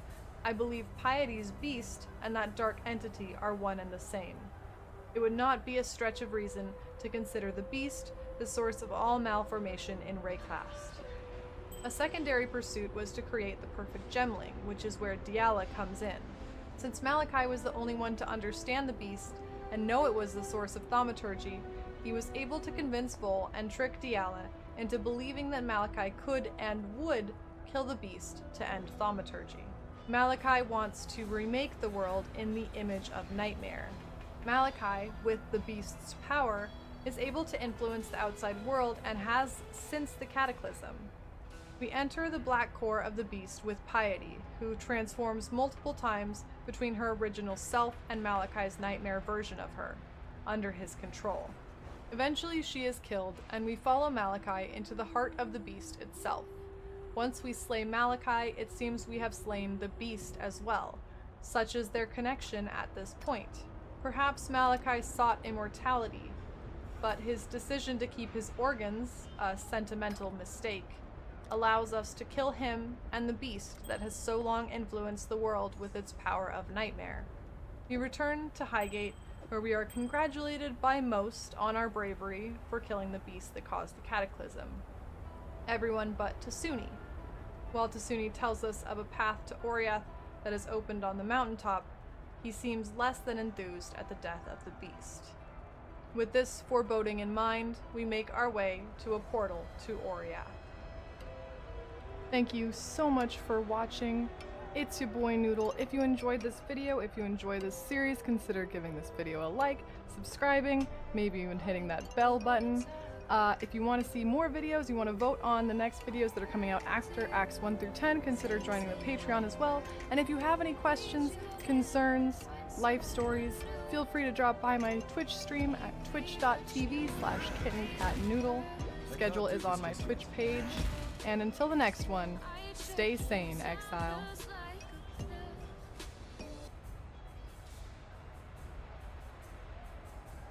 Welcome back, Exile, to another video in Noodle's complete lore series. This video covers Act 5 and our return to Oriath. Let's get started. At the end of Act 4, we travel to the top of Mount Veruso and find a large device called the Resonator that activates a portal to Oriath. This device was left by Dominus, and is how Piety and Dominus were able to travel between Rayclast and Oriath without raising suspicion. We enter the portal and end up in the slave pens of Theopolis, capital city of Oriath. As we heard from Maramoa in Sarn and the Mariketh of Highgate, Oriath has continued the Empire's tradition of enslaving the Karui, Mariketh, and Ezamites. Oriath's slave enforcers attack us as we make our way through the pens, but we also see slaves who are friendly and also fighting these enemies. All across the ground you can see corpses and grates where hands desperately reach out to escape. A slave rebellion has begun. We fight our way through the pens until we come across Overseer Crow. When we kill him, a ladder is lowered from above, allowing us to escape the rebellion in the pens to the Overseer's Tower. The Overseer's Tower was once run by the Oriath, who controlled and sold the slaves below, but it is now the refuge of a strange mixed group of survivors of the rebellion. Hiding in the tower are Utula, Lani, and Valenta. Utula is a Karui who has been a slave in Oriath. He started the slave rebellion we just fought through, in the name of the Karui god Kitaba, who Utula calls the Tormented One. Utula says Kitaba, the immortal slave, understands our plight like no other. In regards to the slaves he has rallied into rebellion. Lani is a half Karui, half Oriath woman. She was raised as an Oriath and not a Karui slave, but in this rebellion she sided with the Karui slaves and fought 2 overseers herself, which left her mortally wounded. Lani credits Valenta with saving her life. Valenta is an Oriath woman who specializes in medicine. She was actually experimenting on the Karui slaves before the rebellion. But when she saved Lani's life, Lani insisted that Valenta be allowed to live. Valenta and Piety worked for Dominus together. And Valenta says, "Piety and I have devoted ourselves to the betterment of the human condition. As for our methods, Piety had a saying that summed it up nicely. Would you consider the feelings of the stones when constructing a glorious cathedral in the name of God?" When Piety left for Rayclast, Valenta was furious, as Valenta felt she had devoted her life and her work to Piety's vision. She created a tool called the miasmeter, which she used to keep an eye on Rayclast, particularly Piety. Valenta tells us that through this instrument she heard the beast scream as it died, and she knows it was our doing. Valenta had to leave the miasmeter behind during the slave rebellion, and she wants us to retrieve it. Lani wants us to find and kill Justicar Casticus, the man who supplied Karui slaves to Valenta for her experiments. We leave the tower to the control blocks, which is where Valenta used to experiment on slaves. We travel through this maze of a slave pen and find Valenta's miasmeter, and also run into Justicar Casticus, who Valenta used to work alongside. Justicar Casticus is a member of the Templars, which High Templar Dominus used to lead. We kill Justicar Casticus and make our way out of the control blocks into the large open area of the Oriath Square, the center of Theopolis. This square connects to every major area of Theopolis. These areas include the Templar Courts, the Cathedral, the Ossuary, and the Reliquary. The Templars have been their own power in Oriath since before the Purity Rebellion, but the founding of Oriath itself is unclear. A man named Templar Devarro, a contemporary under High Templar Dominus, studied artifacts brought from Rayclass to Oriath about the Vow. Through his research, there is evidence that the Vow were on Oriath as well. Before now, Oriath was untouched by the cataclysm that plagued Rayclass, but there has clearly been unrest. The death of High Templar Dominus seems to be a partial catalyst for this change, but something else seems to be motivating this rebellion. The Templar Courts and the Chamber of Innocence are the center stronghold for the Templars. The Templars are a religious order, and as we make our way through the courts to the inner chambers, we learn about their god, Innocence. Innocence is an ancient god, and in the Chamber of Innocence we read his origins on the ornate stained glass. Innocence and Sin are brother gods from the mother of two. The story says that Innocence listened to their mother and was rewarded for his virtuous nature. Sin stole and lied, and so Innocence told the mother that Sin was beyond rule and redemption, and Sin was burned to ash. Mankind breathed in the ash of Sin, and Sin took root in the bodies of men and women and children. Innocence swore to burn all traces of sin in the world. No matter where the ashes of sin fell, his purifying flames would rise to meet them. The Templar Order started when Innocence created a weapon called the Staff of Purity and bestowed it to the first High Templar, named Maximus. This weapon was part of Innocence himself and thus imbued with his essence. The Templars have worshipped Innocence and the idea of purifying mankind of sin ever since their inception. Both High Templar Vol and High Templar Dominus held the same seat, yet they had very different standards of purity. Vol, as we saw in his Purity Rebellion, believed all thaumaturgy was evil and planned to destroy the root of it. Dominus saw thaumaturgy as a way to become more powerful, to give himself and his followers the touch of God. At the end of the Chamber of Innocence, we meet the newly appointed High Templar, Avarius. Utula tells us, with Dominus away in Rayclass, someone had to keep the wheels of oppression turning. Avarius was only too happy to take the job. It was Avarius who led some of the largest and most crippling raids upon the Namakanuni. It was on his orders that men, women, and children were shackled and shipped like cattle to Theopolis. And it was Avarius who spent 5,000 Karui lives building his Templar courts and his Chamber of Innocence, who had wives and daughters scrub their husbands' and fathers' blood from the stones so as to preserve their purity. We fight High Templar Avarius, who seems fanatic. When he falls, something similar to Dominus's transformation happens. Only this time Avarius does not turn into a vision of nightmare, he becomes a god, Innocence. While Utula and Valenta have hinted at this as we progress through Oriath, it is now clear. Somehow, gods of old roam free. This is the true cause of panic and uprising in Oriath. When Utula says that he is a follower of Kitava, he does not simply refer to the lessons of this old god. He has communion with the real Kitava. And naturally, Innocence, when reborn, goes to the Templars that worship him. Innocence chose High Templar Avarius and took over his body. Fighting Innocence is significantly more challenging than fighting Avarius, but upon his defeat, the aforementioned brother of Innocence, the god Sin, appears. We can now assume all gods in the lore of Rayclass and Oriath might be real. Unlike the Templars' writings about Sin, it seems that Sin is actually concerned for the well-being of mankind. Sin informs us that killing the beast has awoken all the old gods. How does Sin know this? Because Sin is the creator of the beast. Sin created the beast specifically to keep the gods at bay in a deep slumber, the nightmare. This nightmare was powerful enough to keep all the gods asleep, but it also drew the attention of many power-seeking mortals throughout Rayclass' history. And here we thought we were saving the world by killing the beast. Or maybe Valenta was right, and we had no benevolent intentions in slaying the beast. Perhaps we are just killers and opportunists ourselves. Sin wants to see the gods of old subdued once more, and since we were able to slay Malachi and the beast, Sin tasks us with this, with promises of more power. After we defeat Innocence and meet Sin, We emerge from the Chamber of Innocence to find a man named Bannon, demanding we explain ourselves. Bannon was a former Blackguard, as the Ebony Legion we have seen on Rayclast originates in Oriath under the High Templars. When we re-enter the Templar courts, everything is now on fire. The destruction of Innocence has allowed the other god present in Oriath to take over.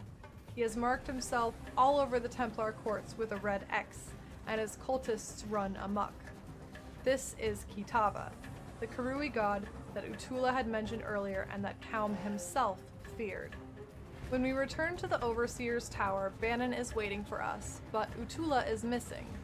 Lani informs us that Utula left as soon as Innocence was vanquished, claiming he was called by Kitava. Valenta tells us Innocence's Staff of Purity is a real weapon we can find in the ossuary, and that we should use it to defeat Kitava.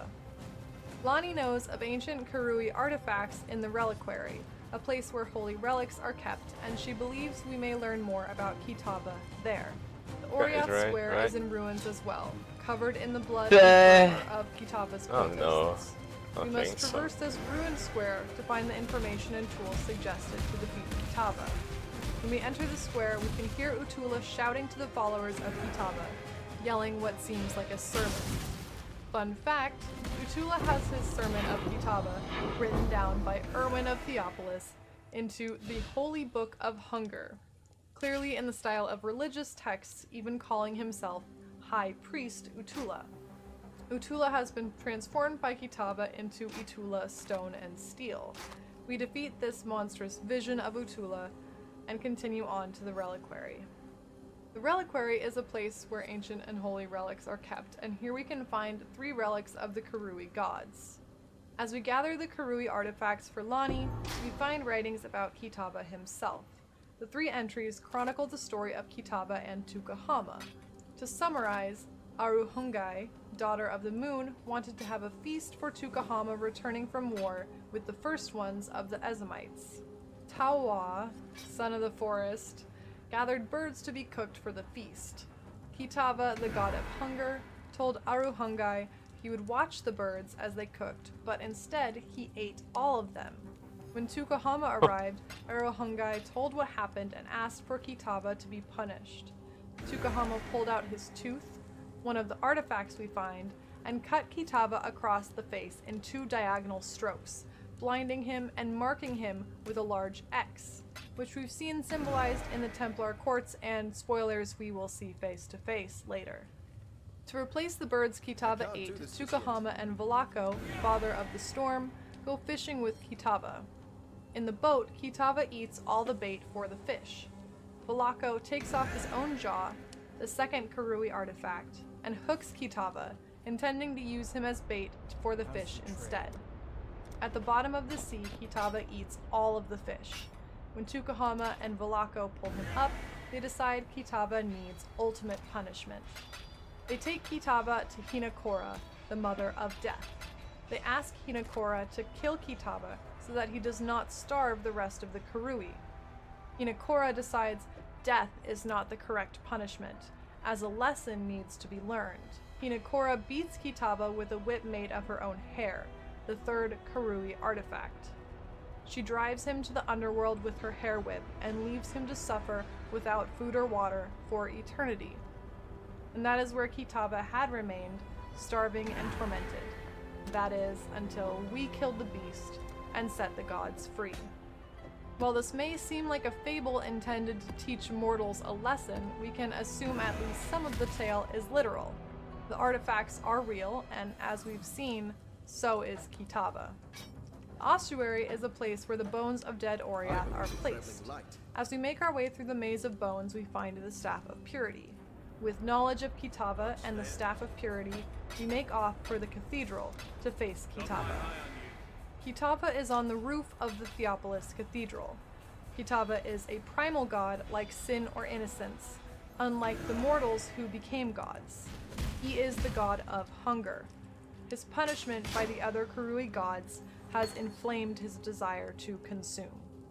When Malachi spoke to Kaum through Nightmare, he told Kaum that the world was infested with Kitava's followers, and that Tukahama would give Kaum an offering to free his Karui from oppression. Haku, a Karui, believes that Kalm's vision to lead his Karui to Mount Verusa was actually Kitava's corruption, bringing him to madness and turning Kalm into one of Kitava's slaves, like Tula. While Kalm's vision may have actually been a dream from Nightmare with a Karui interpretation rather than Kitava's direct influence, it seems Kitava can truly corrupt and consume everything around him. Kitava's massive size and power seem an imminent threat to Oriath. Just like the beast before, we will attempt to defeat something that has been undefeated for centuries. We take Innocence's Staff of Purity and plant it like a banner to aid us in this fight. Kitava is insanely powerful, and halfway through the battle, the Staff of Purity is broken, and so are we. We fall to the ground, and Sin flies down to gather us before we are consumed by Kitava. Sin carries us to the Oriath docks, where a woman named Lily Roth offers to sail us back to Rayclast. Thank you so much for watching. It's your boy Noodle. If you haven't watched the rest of the series, go ahead and check the playlist for those. If you are interested in voting for upcoming videos or seeing pictures of my cat, think about checking the Patreon. And of course, don't forget to like, subscribe, smash that bell button. If you have any questions about the series, feel free to check out my Twitch at twitch.tv/kittencatnoodle. And until the next one, stay sane, Exile.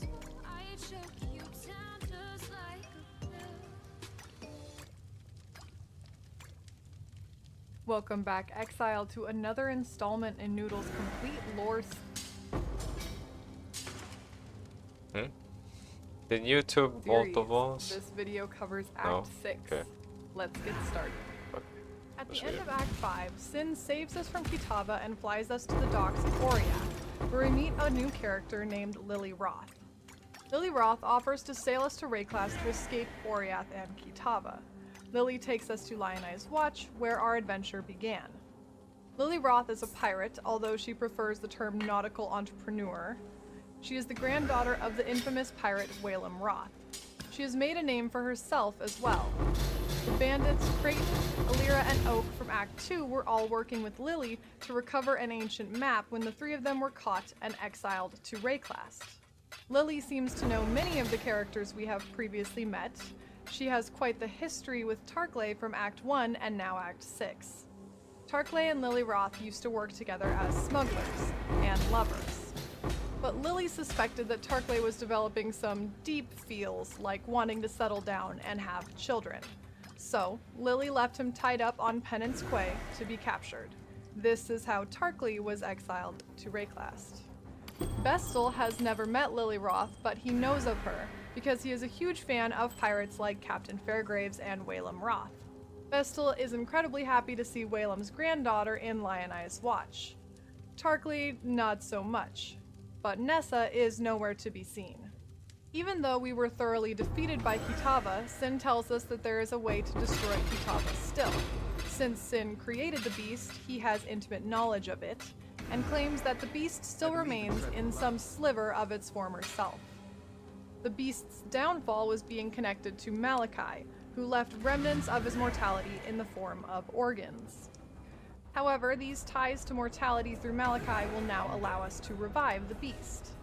Malachi resurrected his three students, Chevron, Malagaro, and Doedre, to guard Malachi's organs. These three organs were represented in the Act 4 Malachi fight by the three bleeding hearts we destroyed.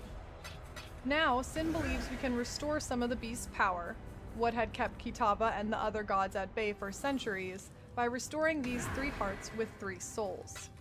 It seems fitting that those three souls should be the same three who guarded the organs previously. Sin senses that Chevron's spirit has returned to the prison after the beast's death. Tarkley tells us he saw Nessa run out at night to the mudflats, and when he called to her, she did not respond. She was too quick to catch, but Tarkley followed her tracks until they simply vanished. Besides Nessa going missing, the fall of the beast seems to have worsened the situation for Lionized Watch. The dead from shipwrecks have washed up and begun terrorizing the Watch, and while the enraged animals are mostly gone, they have been replaced by strange monsters and humanoids. Lily asks us to kill the undead who are rising on the Twilight Strand as our payment for her sailing us to Oriath. Vestal, in an attempt to bring cheer to the remaining survivors, wants us to find his body manuscript he lost in the Marigold's shipwreck. Tarkle wants us to find Nessa. The undead Oriath that have washed ashore look relatively unchanged, but farther north on the coast and the mudflats are monsters that look like risen Karui with long arms made out of weapons. These monsters are called Tukahama's scouts, warriors, or vanguards. Since the Karui god Kitava is alive, and Kitava's cultists run rampant in Oriath, it makes sense that other gods and their followers have risen as well. As we search for Nessa in the mudflats, we see a new gate blocking our way to an area called the Karui Fortress. We find the key to opening this gate by killing a unique Tukahama scout called the Dishonored Queen. Editing Noodle here, I just want to address that some people believe that the Dishonored Queen we see is Queen Hiri. This is supported by the fact that she is called a queen and because she shoots arrows. However, I could not find any concrete evidence to support this, as Hiri was traveling back to Namakanui with the rest of the Karui last time we heard about her from Lavianja and Kaum's writings in Acts 1 and 4, and we've seen people come back to Rayclast, i.e. Duresso, but these were as spirits brought back by the power of Nightmare, and obviously the beast is no longer around, so I just wanted to address that, although I couldn't find any concrete evidence and didn't want to include it unless I could find something to prove that she is in fact Hiri. This key is called the Eye of Conquest. This name is reminiscent of Kaum's Eye of Fury from Act 4, but its flavor text has a prayer to Tukahama. Weakness must be purged, lest it poison the blood of all Karui. Behind the Dishonored Queen, we find Nessa partially in the cave by the waterfall that led to the submerged passage. She is mostly submerged in the water, now flooding the cave once again. Nessa tells us that the King of Brine did this to her, and that he wants something from her. She seems to have broken some form of mind control to warn us about this Brine King. She clutches her hand to her chest while she tells us this, and then suddenly dives into the water headfirst, revealing that she's been turned into a gosh dang mermaid. Fun fact, right before Nessa dives into the water, she moves her hand and we can see she is wearing a very familiar necklace a certain other fishy lady wore in Act 1, the Star of Rayclast. With Nessa's second disappearance, we continue on past the gate to the Karui Fortress. In the middle of the area, we find what looks like an arena. Upon entering it, we are greeted by Tukahama himself, the Karui god of war. We've discussed Tukahama briefly when mentioning Kaum in Acts 1 and 4, because Kaum was a fervent follower of the ways of Tukahama. As we learned in Act 4, before Tukahama, the Karui were peaceful farmers and fishermen. Now, the Karui are known for being fearsome warriors, so Tukahama has great influence over the Karui. Under Tukahama's leadership, the Karui began many wars and conquests, specifically against the first ones of Ezimir, which, fun fact, are the bestiary bosses or spirit beasts. So, Sakawal, Kracian, Venomous, and Ferul. Sin tells us, battle by battle, war by war, Tukahama carved the steps that would carry him up a mountain of severed heads and into immortality. This implies Tukahama was once immortal, and ascended to a god through his actions, unlike the primal god Kitava. When we defeat Tukahama, Sin appears. He draws some power from Tukahama's body and tells us that we can use the power of the gods we defeat to strengthen ourselves. These powers appear in our pantheon. Tukahama is the first god we have encountered since Kitava, but he will be one of many that we may defeat and gain pantheon powers from. Fun fact, the word pantheon means all the gods of a people or religion collectively, so it's basically a Pokedex of god powers we will be able to use. From the Karui Fortress we access the Ridge, which is a familiar path to the Axiom prison where Chevron has returned. Chevron's spirit has returned to the prison because Brutus was always her finest work, and her restless spirit was drawn back to this place to continue her experiments. We make our way through the prison to the rooftop. Chevron waits for us on the roof, now in the form of Chevron the Returned. We catch her working over Brutus's strapped-down corpse. She reanimates Brutus and we fight him. Then we fight Chevron, and both fights are very similar to their original counterparts. In the final phase, Chevron merges with Brutus to become the dreaded Chevrutus and gives her lightning magic to his powerful slams. Fun fact, this form is not actually named Chevrutus, it's named Reassembled Brutus, which is lame. When we slay Chevrutus, Sin is able to extract Chevron's soul for our purposes of restoring the beast. We exit the prison to the prisoner's gate. Although we must eventually follow the path forward, if we travel down the slopes of the area, we find a new side area called the Valley of the Fire Drinker. Inside is another minor god, Abarath, who is a giant goat man. Abarath is not a Karui god like Tukahama or Kitava. His national origins are unknown. When Abarath was a man, he was an alchemist known as the Scholar King. Abarath would take goats and burn away the flesh to liquidate the life force within, and would consume this liquid. That is how he turned into the first goat man. Every goat man we have seen in the world thus far originated from Abarath, now known as the Cloven One. Abarath stole a woman to mate with, and all of his children and children's children are these goat men, including Fawn, the large goat man who kept Navali captive in Act 1. Every goat man must steal a woman to father more goat men, which is quite a terrible fate. We kill Abarath, the Cloven One, and can utilize his power in our pantheon. Because we opened the thaumaturgical gate sealed by piety between Act 1 and 2, we can now travel directly from the prison into the Western Forest, where Alira once resided. We run straight through the Western Forest into the Riverways. While our main quest lies further north still, we can go to the wetlands where Oak used to reside to find another god that has risen. The creatures residing in the wetlands have been infected with a parasite spread by this god, named Rizlatha, the Puppet Mistress. Rizlatha, the Puppet Mistress, is an Asmiri god. Before Rizlatha was a god, she was the leader of a large and peaceful Asmiri tribe. Her tribe was attacked and destroyed by none other than Tukahama, the Karui god of war. Many of the tribe's people killed were Rizlatha's own children. Rizlatha wanted to revive her slaughtered tribe, and in her rage and desperation became a parasitic bug capable of spawning many mindless children to repopulate and take over the area. Her influence is spreading as she can not only create children but can turn other creatures into her children. We find her nest, slaughter her children once more, and kill Rizlatha, the Puppet Mistress, to add her power to our pantheon. We continue through the riverways and find that the forest encampment entrance has been blocked off, but we can go south to the southern forest where we entered Act 2 after killing Mervale.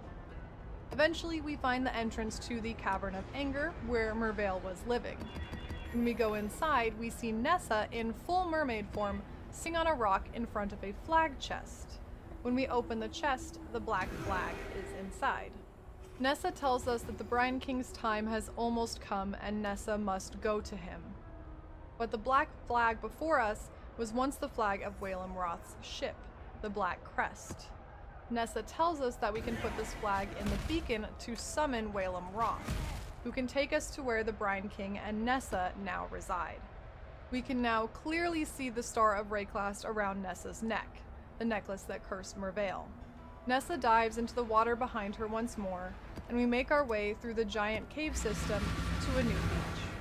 We travel along the beach until we find the giant beacon that Nessa told us about. We light the beacon and toss in the flag, which turns the beacon's light dark red and brings darkness to the surrounding area. A large black ship appears below, which can only be the Black Crest that Whalem Roth captured. Whalem Rottooth is Lily's grandfather, as we know.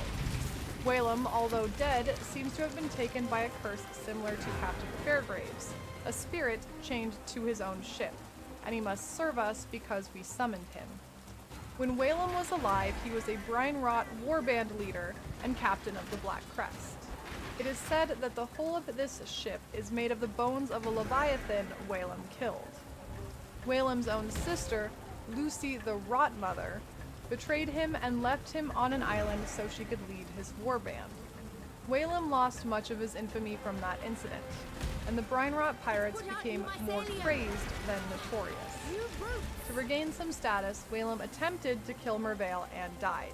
Somehow, his spirit is still attached to his ship. Whalem sails us out east to a place called the Brine King's Reef. The area is infested with undead Brinerot pirates, possibly those sacrificed to the Brine King for many years. We have found warnings of the Brine King scattered throughout Act 6, beyond what Nessa has mentioned. Lily tells us that all pirates used to drown mutineers during the full moons to appease the Brine King, and Whalem confirms this tale. On the Twilight Strand, we find a message in a bottle from First Mate Picken, detailing how his ship, manned by Captain Caruso, was overtaken by a large wave that covered the ship in crabs. A green light came from the sea as the crabs destroyed and ate any sailors they could reach.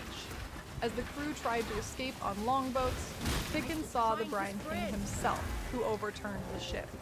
Picken wrote this message in a bottle, knowing the ship and its crew were doomed.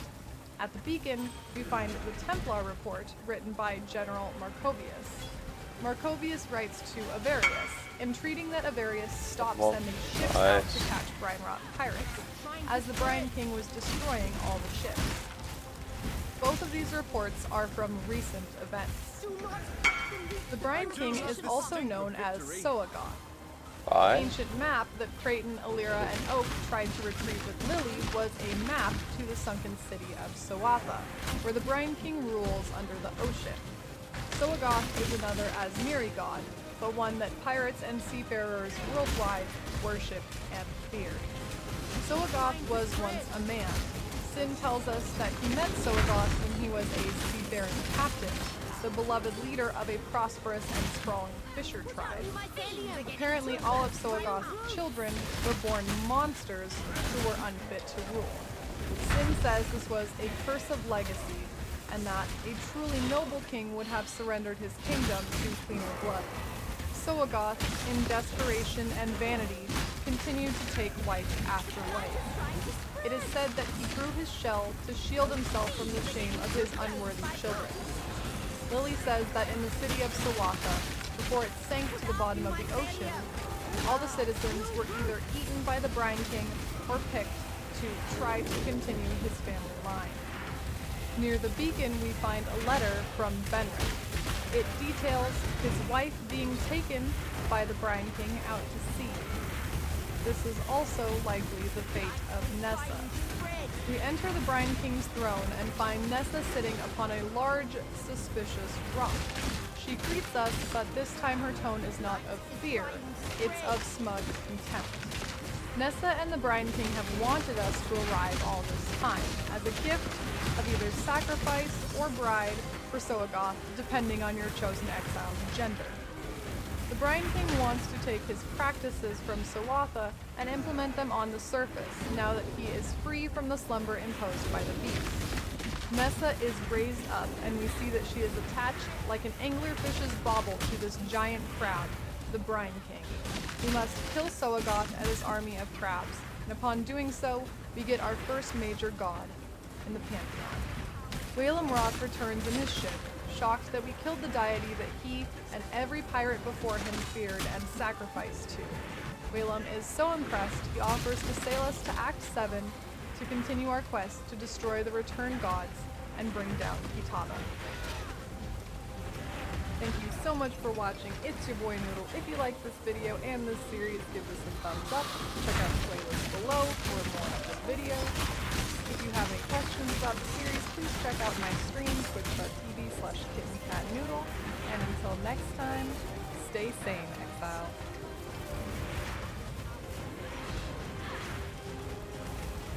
I thought we were done, but these exiles just keep returning to another video in Noodle's complete Path of Exile lore series.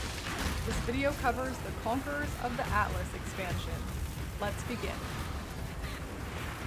Conquerors of the Atlas, the most recent Path of Exile expansion, continues the story of Shaper and the Elder. But now, after defeating Kitava and beginning the endgame, Vanna is not waiting for us in Oriath Square. Instead, we meet a man named Kirak. Kirak is actually looking for Xana and requests our Eh, help. I Kirak can't was be a asked. military man on deployment, who returned to Oriath after the defeat of Kitava. Because of the fall of the Templars and the destruction from Kitava, Kirak and others have formed what is called the Citizen Vanguard, a task force intended to protect Oriath from future threats. He feels that the Templar kept the true nature of the world hidden from the populace, but now the Roa's out of the sack, and it is up to the people to protect themselves. However, upon returning to Oriath, Kirak learned that his younger brother Baran had disappeared. Baran was last seen embarking on an expedition with Caesarius and several skilled exiles, but has not returned. Kirak's work in the military focused on tracking, so he plans on tracking down Xana to find out what has become of his brother. He is concerned because he's heard that many who have worked with Xana have ended up 2 pews short of a congregation. He knows that she used to work out of the Templar laboratory, which is accurate, so that is where we first look together. When we enter the Templar laboratory, the map device we had previously been able to use is glowing. As we inspect it, the parts spin faster, the light grows, and it explodes. Damn it. It's not for Kirak to decide whether skulking around Oriath with mystical technologies that explode is a crime worthy of prison, but this does evoke from him the best line in the game. By the muscular golden arse of innocence, what was that? Baron had spoken of map devices in his letters to Kirak. Now that this one is broken, Kirak will requisition a team of tinkerers and engineers, and, using the notes in this laboratory, construct a similar device. Our hideout will do nicely. And yes, Kirak knows about our hideout. He's a tracker after all.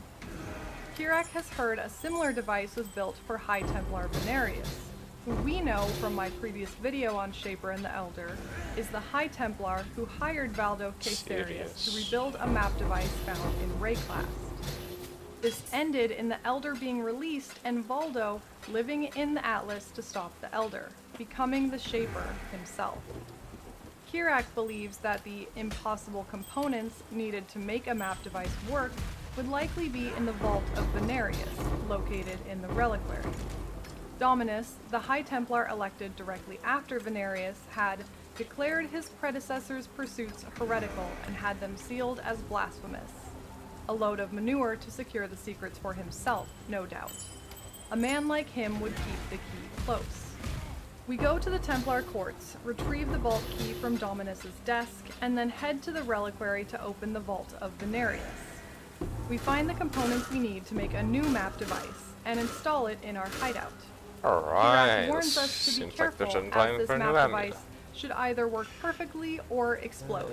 Based on what we've seen, it might even do both. Nope. Baron had sent drawings of maps, and Kirak is able to provide us a map to begin investigating Baran's disappearance in the Atlas. After running a few maps, Baran will open a portal into our map. When we defeat the boss of that map, Xana appears and scolds us. Do you have any idea what you've done? No one was ever meant to come back here. Maybe. No one was ever meant to even know this place existed. Your brash stupidity may have just doomed everyone back home. After her lecture, we follow Xana through a portal to an abandoned citadel. Inside is a small area surrounded by space, similar to the Shaper's realm. This implies that this is an area of creation, a pocket in the Atlas like Shaper used to manipulate realms. At the center is a watchstone altar. Xana tells us that they are trying to find their way back to Rayclast, and they've been building these altars as a means of escaping from the Atlas.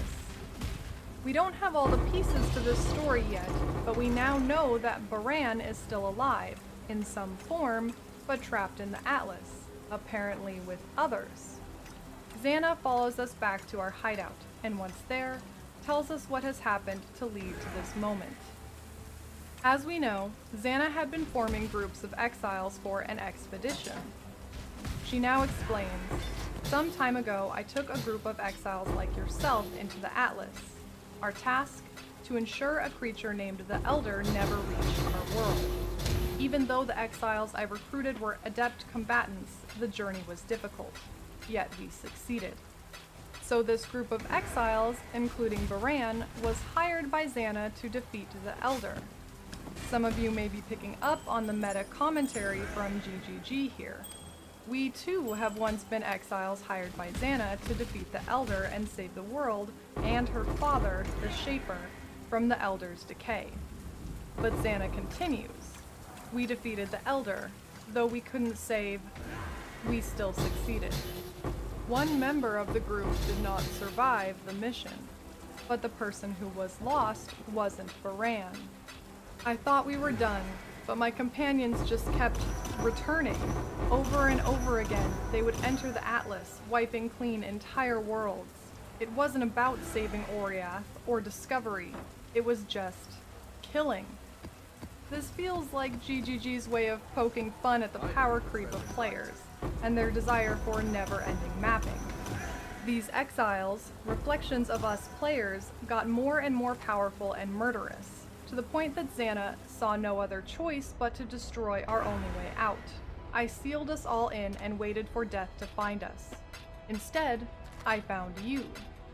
So Xana locked these exiles, Baran included, in the Atlas. She saw their power and thirst for killing as a threat to the world. These exiles represent our past actions. Now we are tasked by Kirak with finding Baran in the Atlas, but also warned by Xana of the corrupting influence of the Atlas, and that we must not let these exiles escape it. We have the basics of our task, but what really happened to these exiles working with Xana? As we pursue Baran and the other exiles in the Atlas, we find their journals, and through these we can put together what actually happened. The group consisted of Baran, Veritania, Drox, Alhesman, and Cirrus, who became the leader of the group. Xana must not have revealed to this group what happened to the other groups, but Alhesman was suspicious, writing, Xana, hiding something important. Not sure what yet. Probably related to what happened to the previous group. Keeps checking on us. After some time, the group eventually found the Elder. Cirrus describes if I feel like I'm a good guy, then I'm a good guy. Journal. I've done a fair bit of traveling in my lifetime, as smugglers tend to. I'd seen some strange sights. I thought I was as brave as they come. What I saw today shook me to my core. It emerged from nothing, like mist rising from the water's edge, accompanied by dozens of shapeless things. Its arms were tangled and many, its mouth an endless black abyss. I have never been more scared. Just being in its presence, I could feel my life being ripped away, dissolving like sugar in water.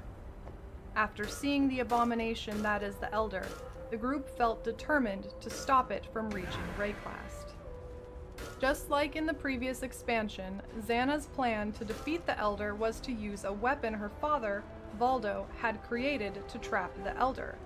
When we retrieved this device in the past, Xana called it the Cosmic Arcana. With it, we can force the Elder from the maps and into the abstract of non-reality. With this weapon, the group tracked down the Elder once more, apparently using the same methods we had, finding the Elder within the Shaper's realm, where they may have even faced Uber Elder themselves. It's implied that the Shaper was present during their fight, that they had seen him before and knew his relation to Xana. So I believe their fight played out almost identically to our own Uber Elder fight. Almost. Baran's third journal has a complete account of the journey to trapping Elder and the aftermath. It reads, I know not how long we pursued the demon, long enough that my allies began to show signs of madness. We'd surely have fallen to the evil were it not for Cirrus's courageous leadership and his sacrifice. We could find no way to slay the demon, though we tried countless times. It was the daughter of Valdo who found a way to seal it, though it cost poor Xana her father, rest his soul. Our gambit would have failed were it not for Cirrus. The demon would not give in, clawing its way from Xana's device. Cirrus, he leapt onto it. We saw the demon tap into his body, at last relinquishing its grip. Cirrus and the demon spiraled into the trap and out of our reality, both gone. So Cirrus is the exile who did not survive that Xana alluded to. We see through the exile's journals that the group had bonded. Veritania wrote, "For a brief time before we lost Cirrus, I would have called these fellow exiles friends, perhaps even family. A certain bond forms between those who believe they are about to die. But we did not die. Cirrus sacrificed himself, and we won the day." Xana and Cirrus had become more than friends, in fact. Cirrus wrote that, "We have cornered our foe in the heart of the Atlas," confirming they fought the Elder in the Shaper's realm. "My heart aches for Xana. Her father is caught in the center of this whole debacle, and I don't see any way he leaves this alive. We all realize these may be our last moments of life. If I survive after tomorrow, I'm going to tell her how I feel." It seems Cirrus did not have the time to confess to Xana before his presumed death. Cirrus sacrificed himself to make sure the Elder was truly trapped. And although the Elder was successfully sealed away, this is not the end of their story. The exiles remained in the Atlas, as Xana told us, returning many times to wipe clean entire worlds. During this time, the remaining members of the group seemed to be going mad. I'll describe each member of the group and their individual descents into madness, but the group's behavior was worrying Xana. And at some point, Cirrus returned. According to Baran, then Cirrus was there once more. None of us witnessed his return. His eyes did not move, he did not blink, and his mutterings, mad and unceasing. Then his face contorted in ways I'd seen only from men possessed by the Black Spirit. He struck at us again and again. We could not restrain him. I We still had to have flee this. that place. That is when we discovered our Okay. path home was sealed. Valdo's daughter sabotaged our return. I do not know how long we have been trapped here. Weeks, at least. Probably years. Time in the Atlas is a mirage. From Baran's description, Cirrus seems possessed by the Elder. Perhaps being trapped in the There's no Cosmic point to Arcana go on. together, they fused somehow. It's hard to tell how much of Cirrus is left in this returned version of him. Is he simply a shell? Has the Elder taken all his memories like he did High Templar Venarius? Or is Cirrus using the Elder and is now more powerful, but still himself? And this is where we come in. Xana had been keeping these exiles, including the returned Cirrus, inside the Atlas to protect Rayclass from their growing madness and hunger for power. Kirak, only knowing that his brother had disappeared, asked us to find Baran, created a map device for us to enter the Atlas, and now we have potentially put the world at risk. So we must stop these exiles from returning to our world. Before looking at each individual, let's discuss the nature of the Atlas. After all this, Xana now believes that the Atlas itself has awful powers, where before she believed the corruption and madness that destroyed her father were all from the Elder. Xana says, "There are times when I feel like the Atlas is watching me, observing me, and offering me a glimpse of my desires to keep me coming back. It's as though the deeper into it I explore, the more it wraps itself around my mind." And the remaining exiles had experienced this as well, being fed visions of their greatest desires, pulling them deeper into the Atlas to pursue them. Veritania in particular was adept at noticing the power of the Atlas. In her first journal, she writes that, "This so-called Atlas makes me uneasy. When the Elder and the Shaper fought for dominion, there was a known purpose behind the miscreations we fought. Now that those purposes are gone, these lands have reverted to a primordial, malleable clay which seems to offer up on every desire as offering and appeasement. It seems the Atlas, without the war between Shaper and Elder to configure itself to, was now attempting to mimic what the exiles would desire." Veritania continued, "A pure being might think this is paradise, but we are mortal, and brimming with vices. Desire is the true enemy here." Veritania was suspicious of the Atlas's malleability, writing, I know not how many days pass before the sun is false in this place. I suspect each valley I tread has a sun only because I expect it to be hidden in the sky. Does each valley only have a sky because I expect that, too? I no longer believe anything at all. But rocks saw opportunity within this malleability, proclaiming, "Each valley I secure adds to the width and breadth of my lands. Yet when I return, they seem populated by phantasms and twisted imaginings once more. Yet I find that the mists hearken to my expectations in subtle ways as my strength grows. Perhaps I can control this realm with greater finesse as my might becomes unquestionable."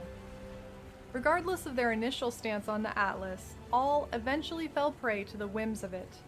Xana tells us, "To dwell there is to leave yourself vulnerable to unspeakable madness. It's inescapable and insidious. It taps into your greatest desires, offering you a glimpse of what might be, and that temptation, it's all I could do to stop myself from falling into the same patterns as my friends."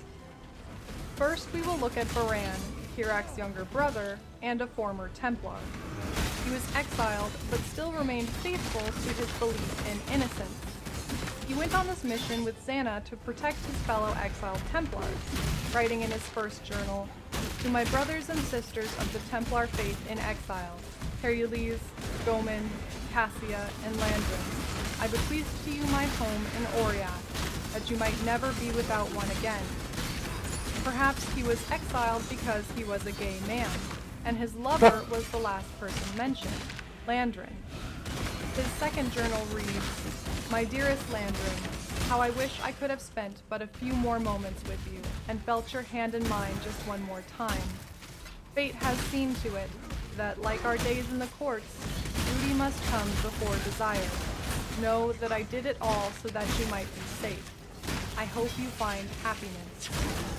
After defeating the Elder, Baran wanted to establish the Templar faith, at least belief in innocence, within the Atlas. But he was tormented by the return of Cirrus, who seemed to have some new power, either from the Elder or from the Atlas, to manipulate him. The group had been slowly breaking apart as each person began pursuing their own vision. But Cirrus was following Baran. It was inescapable. Even when we splintered, his voice wrapped around our heads like a snake, squeezing every other thought into warped shape. I could not hear God's whispers with such constant noise. I dare not visit him now. I want only to escape this prison and punish that insolent blasphemer, Caesarius, and her foolishness. 2 notes. Baran says they splintered, which might refer to the group separating, but could mean something else. The Atlas does allow strange powers, so possibly they were manipulating space, reality, or themselves into splinters. Second, it seems Baran went to visit Cirrus after his return with someone else, or multiple people. After the returned Cirrus attacked them, some members of the group still visited him. But who? I'm not sure, as Xana insists she didn't know of Cirrus's return. Baran was the last person to leave Xana's group. Xana tells us that she was fond of Baran, and they bonded over mutual distaste for dominance. Even if Xana tended to agree with Veritania's secular views, Baran was still a firm believer that trust in God was necessary for good moral judgment. Despite everything the Templar put him through, his faith was unshaken. In their last exchange before Baran left, he accused Xana of being a shadowy demon meant to draw him away from the righteous path. Baran became Baran, the Crusader. Veritania, as Xana mentioned, was a secular woman, who initially appeared the most level-headed and humanitarian of the group. She was exiled for her charity work. Helping one too many mistreated Mariketh or Karui made powerful people in Oriath very angry. Once on their mission, Veritania used her intellect to guide the group, and her kindness to soothe their arguments and concerns. She was the first to pick up on the realities of dwelling in the Atlas. She compared it to a time long ago, before I was exiled. I wandered a hall of mirrors at a carnival in Theopolis. I saw myself reflected into infinity, finally obscured not by any horizon, but by the darkening and shrinking of my own image as it grew more and more distant behind echoes of itself. The mists of the Atlas are the same. There is only my will, my thoughts, and my expectations, reflected as countless echoes through a vast and immeasurable space. While Veritania may not have had her own desires in the Atlas, it still found a way to manipulate her. She grew disdain for the others and their pursuits for power. We are drifting apart. Each of us sees that which we desire on the formless horizon, and each of us pursues our own path. I saw Baran continuing his crusade in a righteous wrath. I would not call myself bitter, but I do see the others descending, while I remain steadfast in my convictions. Drox believes he can forge a new land here with himself as king. Alhesman seeks to hone his skills against even more dangerous enemies in a vain attempt to be more powerful than Drox and Baran. They are all becoming disgusted. She began seeing herself as the only pure one, the only one capable of resisting the Atlas's whims. I understand now. I must serve as the moral heart of this place. The others have become naught but delusional addicts lost in a haze of indulgence, and the thought of them makes me nauseous. The pure require strength to impose order on a chaotic world, and I cannot allow the likes of Alhesman or Drox to spread their filthy vices. Like the Templars, Veritania began thinking that the only way to save the world was to purify it, which meant purging it. In her 4th journal, she writes with great agitation, "Do you not see how repugnant you are? Stop consuming, stop partaking, and look at the abomination you have become. Every morsel you stuff down your gullet and every lie you tell yourself just makes you that much more monstrous. You are changing. You are misshapen. Do you not see yourself? I shall save you from your own vices by purging your weakness."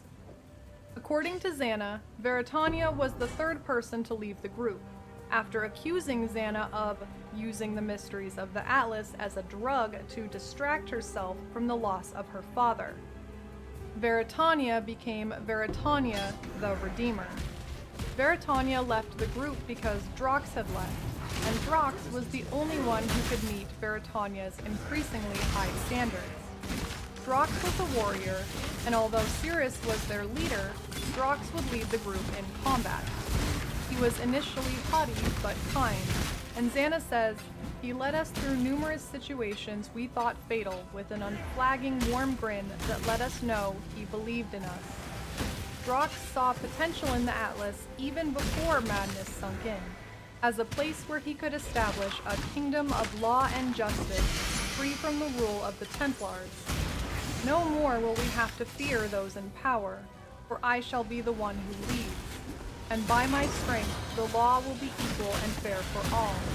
They will be free, and I will be their lord, ruling by the people's respect rather than through fear or religion. Drox had visions of grandeur in his 1st journal, so by his 4th journal, he was fully invested. The people hail their king. They cheer for the awe and power of my reign as I fell enemy after enemy in a blaze of golden glory. I shall never rest, so that my people may fill the valleys of the Atlas and prosper. They will know me as they know the sun, shining on them as I pass in a golden blaze. As Drox began pursuing his vision, his demeanor changed. Xana recalls, "At some point, almost imperceptibly, Drox stopped making decisions for the group and started focusing only on his new dream. His smiles turned to scowls.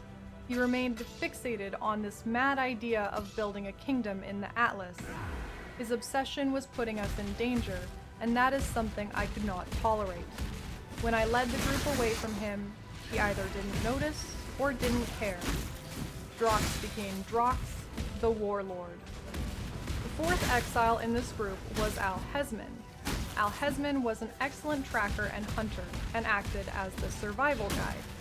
He took notes as they progressed through the Atlas, such as the old man, Xana knows him, grandfather, mentor. Either way, he doesn't seem to recognize her. Impressive powers, must be careful around him. And Cirrus, quiet, but when he does speak, he speaks with authority. Likes Xana, definitely something going on there. His skills allowed the group to survive the ever-shifting Atlas. As Xana says, when you spend as much time in the Atlas as we did, basic survival skills no longer suffice, and it becomes necessary to master the lay of the land.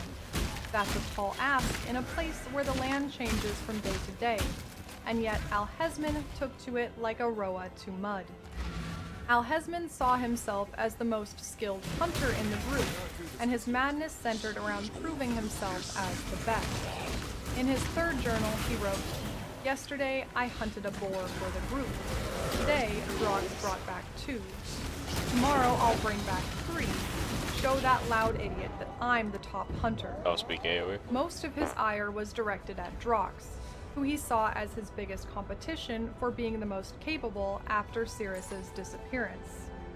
Alhesman was the first to leave the group, but it was actually because Xana had the others sneak away from him in the night.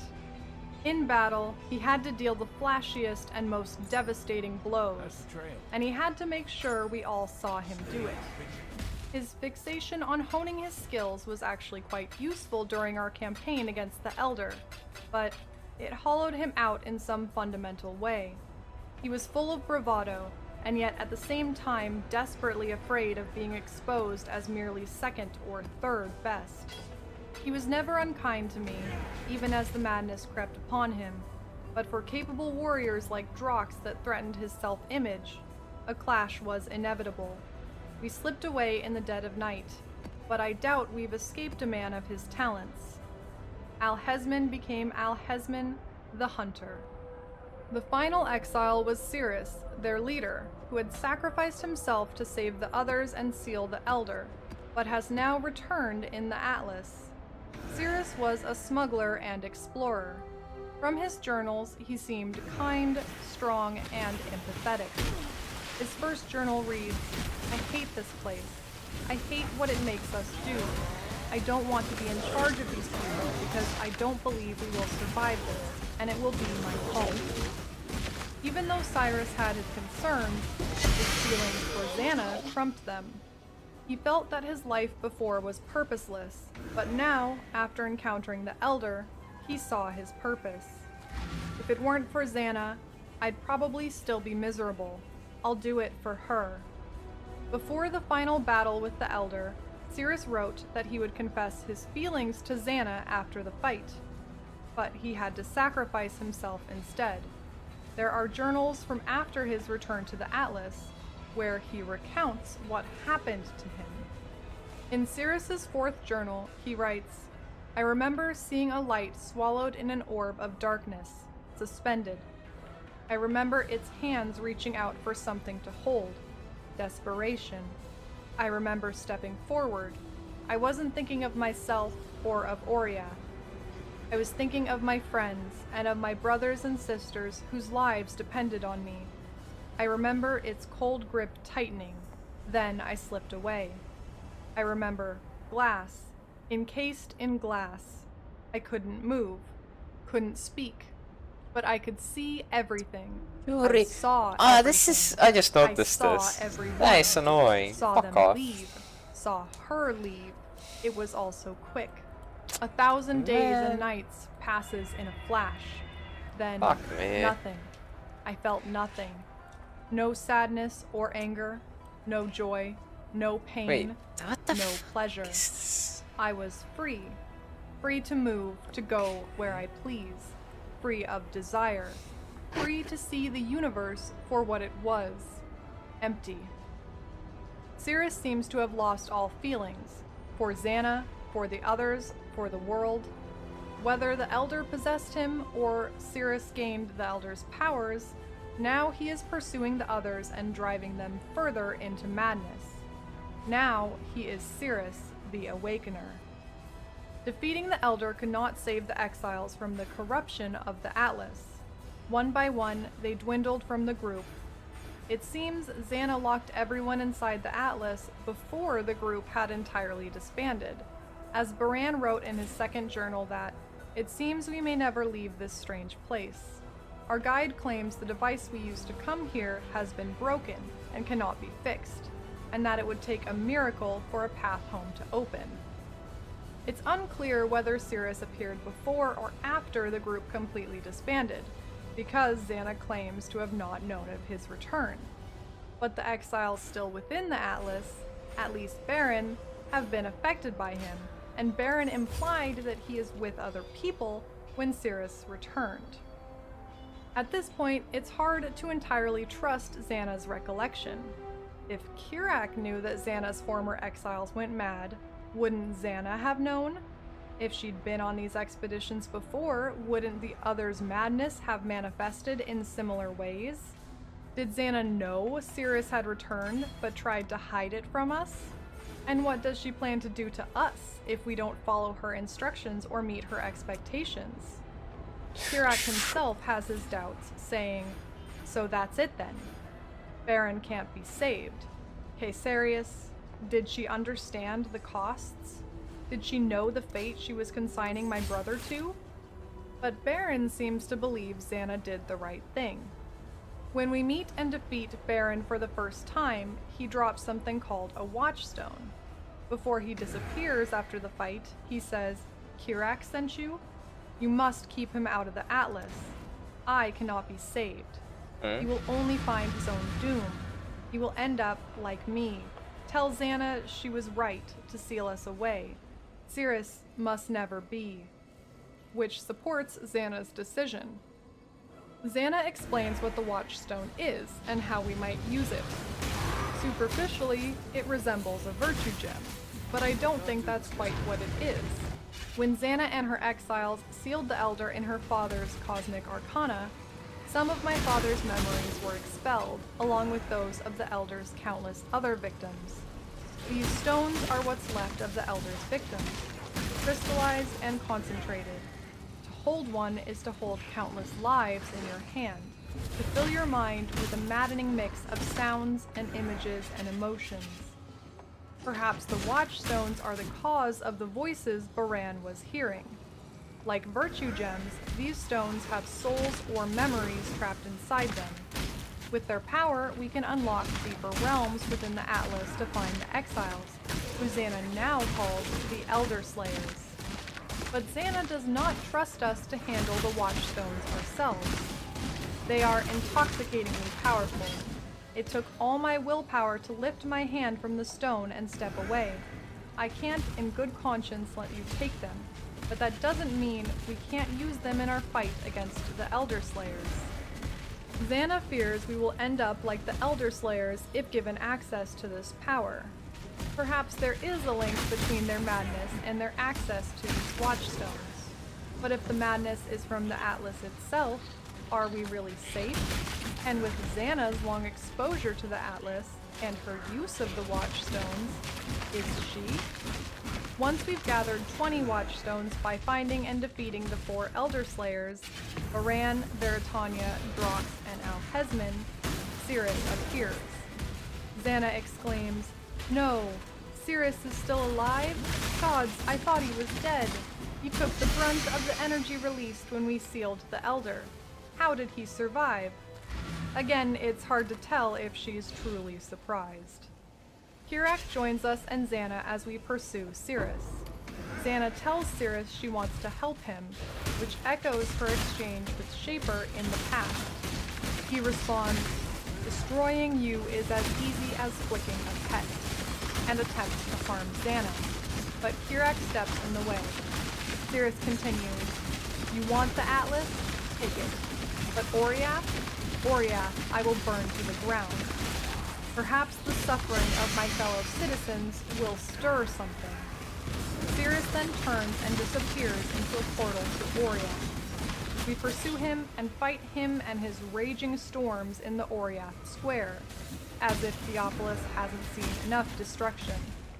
After a grueling fight, we defeat Cirrus, who admits, "At least I felt something," but Theopolis is in ruins.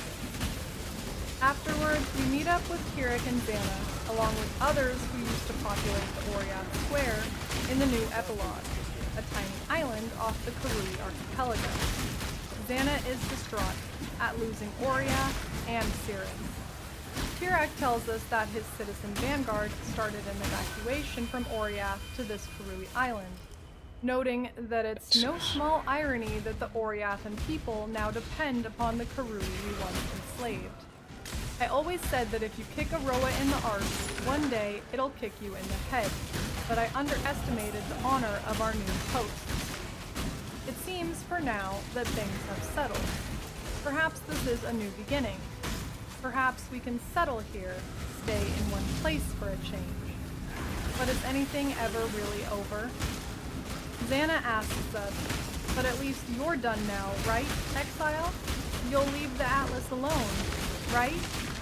Another meta question from GGG, as we all know no one stops mapping after they've beat Endgame. And Kirik is still suspicious of Xana, saying, I'll keep my counsel on the topic of Xana, thank you. However, it seems someone reported to the magistrates that she's innocent of all her supposed underhanded activities. Funny, that. So Xana is still not claiming any responsibility for what has transpired, and at least in this instance, is feigning ignorance. Notably, Sin and Innocence have not joined us on this new Karui island. Perhaps Innocence has finally taken his trip south that he discusses with Sin after we defeat Kitava in Act 10. Perhaps this Karui island is the starting point for PoE 2, as it's a new location, not under the rule of the Templars. But, as I mentioned in my video on the Ezamites, the PoE 2 trailer mentions the first ones, who are Ezamite gods. The Karui have no love for the Ezamites or their gods, and neither does Kirik. Will there be a connection between this Conquerors of Atlas expansion and the story of PoE 2? Where have Sin and Innocence gone? Are they together? And why? And is there really such a thing as too much killing in the Atlas? Many noticed with this expansion, when Xana asks us if we are still sane, Exile, it is with a much more pointed tone. Xana has already punished our past incarnations in the form of the trapped and maddened conquerors stuck in the Atlas. I wonder how long Xana will tolerate us. Thank you so much for watching. It's your boy Nadel.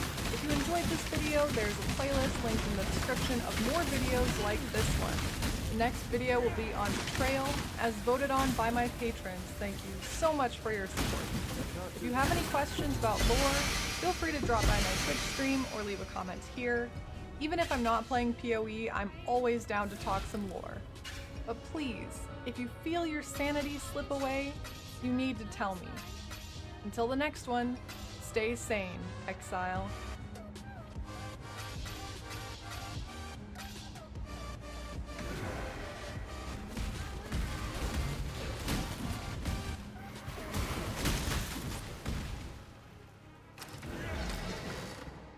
Welcome back, Exile, to yet another video in Noodle's lore series. This video covers Act 7. Let's begin. As we saw while traveling through the forest in Act 6, the entrance to the previous forest encampment has been barricaded off. Whalem sails us from the Brine King's Reef to the new encampment of Act 7, the Bridge Encampment. This is where Creighton used to live in Act 2. Sin tells us he can sense Malagaro's spirit nearby, like Chevron's in Act 6. You will need to capture Malagaro's spirit to eventually defeat Kitava. In the new encampment, we see Aramir, Helena, and Yina, but two of the previous people are missing. Silk and Groose are no longer in the encampment. Silk seems to have wandered off of his own accord, but Groose has been possessed by a revived god named Ralakesh. After we defeated the beast, a relic covered in Val inscriptions washed ashore in the forest encampment. Aramir was able to read them, and they spoke of the Val god Ralakesh. The Azmiri, as we touched on in Act 2, are an ancient civilization going back to the time of the Val, but also before. The Asmiri had gods they worshipped, as well as recognizing the gods of other peoples. The chieftains of the Asmiri tribes were selected by trial, putting aspiring leaders through a labyrinth filled with beasts and traps, and recognizing the victor as their leader. Fun fact, this Asmiri tradition is what inspired Izaro's labyrinth, which definitely requires its own video to cover. Around 900 BIC being before Imperialis Conceptus, a Val ambassador made contact with the Asmiri. For 500 years after this first contact, the Val and Asmiri intermingled. This is why there are Val ruins in this area, like what we explored at the end of Act 2. The Val helped the Asmiri establish a written language and improve their agriculture, where prior to their contact, the Asmiri were purely oral tradition and somewhat primitive. However, the Val did not share one particular piece of their culture with the Asmiri, the Tears of Magi, which we know as virtue gems. According to Trinian, Intellectus Prime, the Asmiri wrote that the Val had flesh adorned with glittering crystals. Because of their peaceful history together, the Asmiri welcomed in the survivors of the fall of the Val in 400 BIC. The fall of the Val occurred during the reign of Queen Adziri, who also requires her own video. The Val had been a large and powerful influence on Rayclast, with millions of citizens. Of these, only 3,126 Val survived to live with the Asmiri. One of the Val leaders and gods was named Ralakesh, Master of a Million Faces. Before 900 BIC and the peaceful contact between the two groups, Ralakesh and his Val followers had enslaved many Asmiri. Ralakesh was the leader of a Val city, but he desired to expand his power through rule and control of more people. Ralakesh desired to utilize the base animal instincts of men to rule them. Ralakesh has sought out Roost, the somewhat brutish leader of the Asmiri from the forest encampment, and is using Roost to begin his reign anew from the barricaded forest encampment. Ralakesh was able to transfer his spirit from the Val inscription to Roost. Now, we must find and kill Roost to defeat Ralakesh. In Roost's absence, Helena has taken over as leader. Helena tells us that when Silk and Roost disappeared, she began investigating their disappearances. And during her investigation in the Felshrine ruins, she learned of a map that Malagaro had created that could retain Malagaro's spirit. Apparently, this map was created before the Purity Rebellion, and when High Templar Vol learned of its existence, he attempted to destroy it. When he could not, he hid it deep within the Frisian Cathedral, which is now the Felshrine ruins. When we leave the bridge encampment, we end up at the crossroads. We travel to the Felshrine ruins to find the map Malagaro forged. We find a secret staircase hidden within a sarcophagus in the crypt, which leads to a second level. In this level, we find Malagaro's map hidden away. In Act 2, we notice that the center of the Chamber of Sins has a reverie device, where we first learn about the existence of maps from the writings of Malachi. So we travel north, back to the Chamber of Sins, Malagaro's old laboratory, and find none other than Silk waiting for us by the map device. Silk has wandered by choice to the Chamber of Sins, and tells us that he has a daunting task before him, the last in his great journey. We must kill the Black Death, one of Malagaro's spiders from before the Cataclysm, like the Weaver in Act 2. Silk wants the Black Venom only the Black Death can create, but seems oddly sympathetic to the Black Death, describing it as a beauteous 8-leg, twisted grotesque by the master of these loathsome halls, referring to Malagaro and the Chamber of Sins. To get to Black Death, we must use the Reverie device to enter Malagaro's Sanctum, the map we found in the crypt. Malagaro's Sanctum is our first encounter with a map. The Reverie device opens up 6 portals for us to enter into this new vision of Nightmare. Helena said this map allowed Malagaro to transfer his spirit to another form of existence, an existential safe house to which he could retreat should death ever attempt to take him. The map itself is open and swamp-like, filled with spider creatures. In the corner of the map, we find a door to Malagaro's workshop where we can presume Malagaro's spirit resides. Inside, Malagaro himself greets us. As we fight, he raises the Black Death spider that we seek, and Fidelitas, or Fidelitas, from Act 2. Fun fact, you can actually find and kill the Black Death in Act 2 in the Chamber of Sins on the first level. Upon defeating all 3 spirits, Malagaro's spirit is captured, and we can take the Black Venom. In Act 2, we had to create the Black Elixir from the Baleful Gem and Venom from one of Malagaro's spiders, which we received from Malagaro's spike dropped by the Weaver. Now we have Black Venom in its pure form. We return and give Silk this Black Venom. Silk tells us that his queen will reward us with honor and mercy when she rises up and claims what's hers. Silk wants to give this Black Venom to his queen as a wedding gift, and invites us to his wedding feast. Silk's sympathy towards the Black Death now makes more sense. Silk is not possessed by a god, but he has been influenced by one. Silk believes he will marry the spider goddess Arakali, another Val god, come back to life. For now, as a reward, Silk gives us a key to the Den, an underground path that will allow us to enter Groof's barricade and defeat him. We can now go into the lower level of the Chamber of Sins and make our way underground towards Ralikesh and Groost.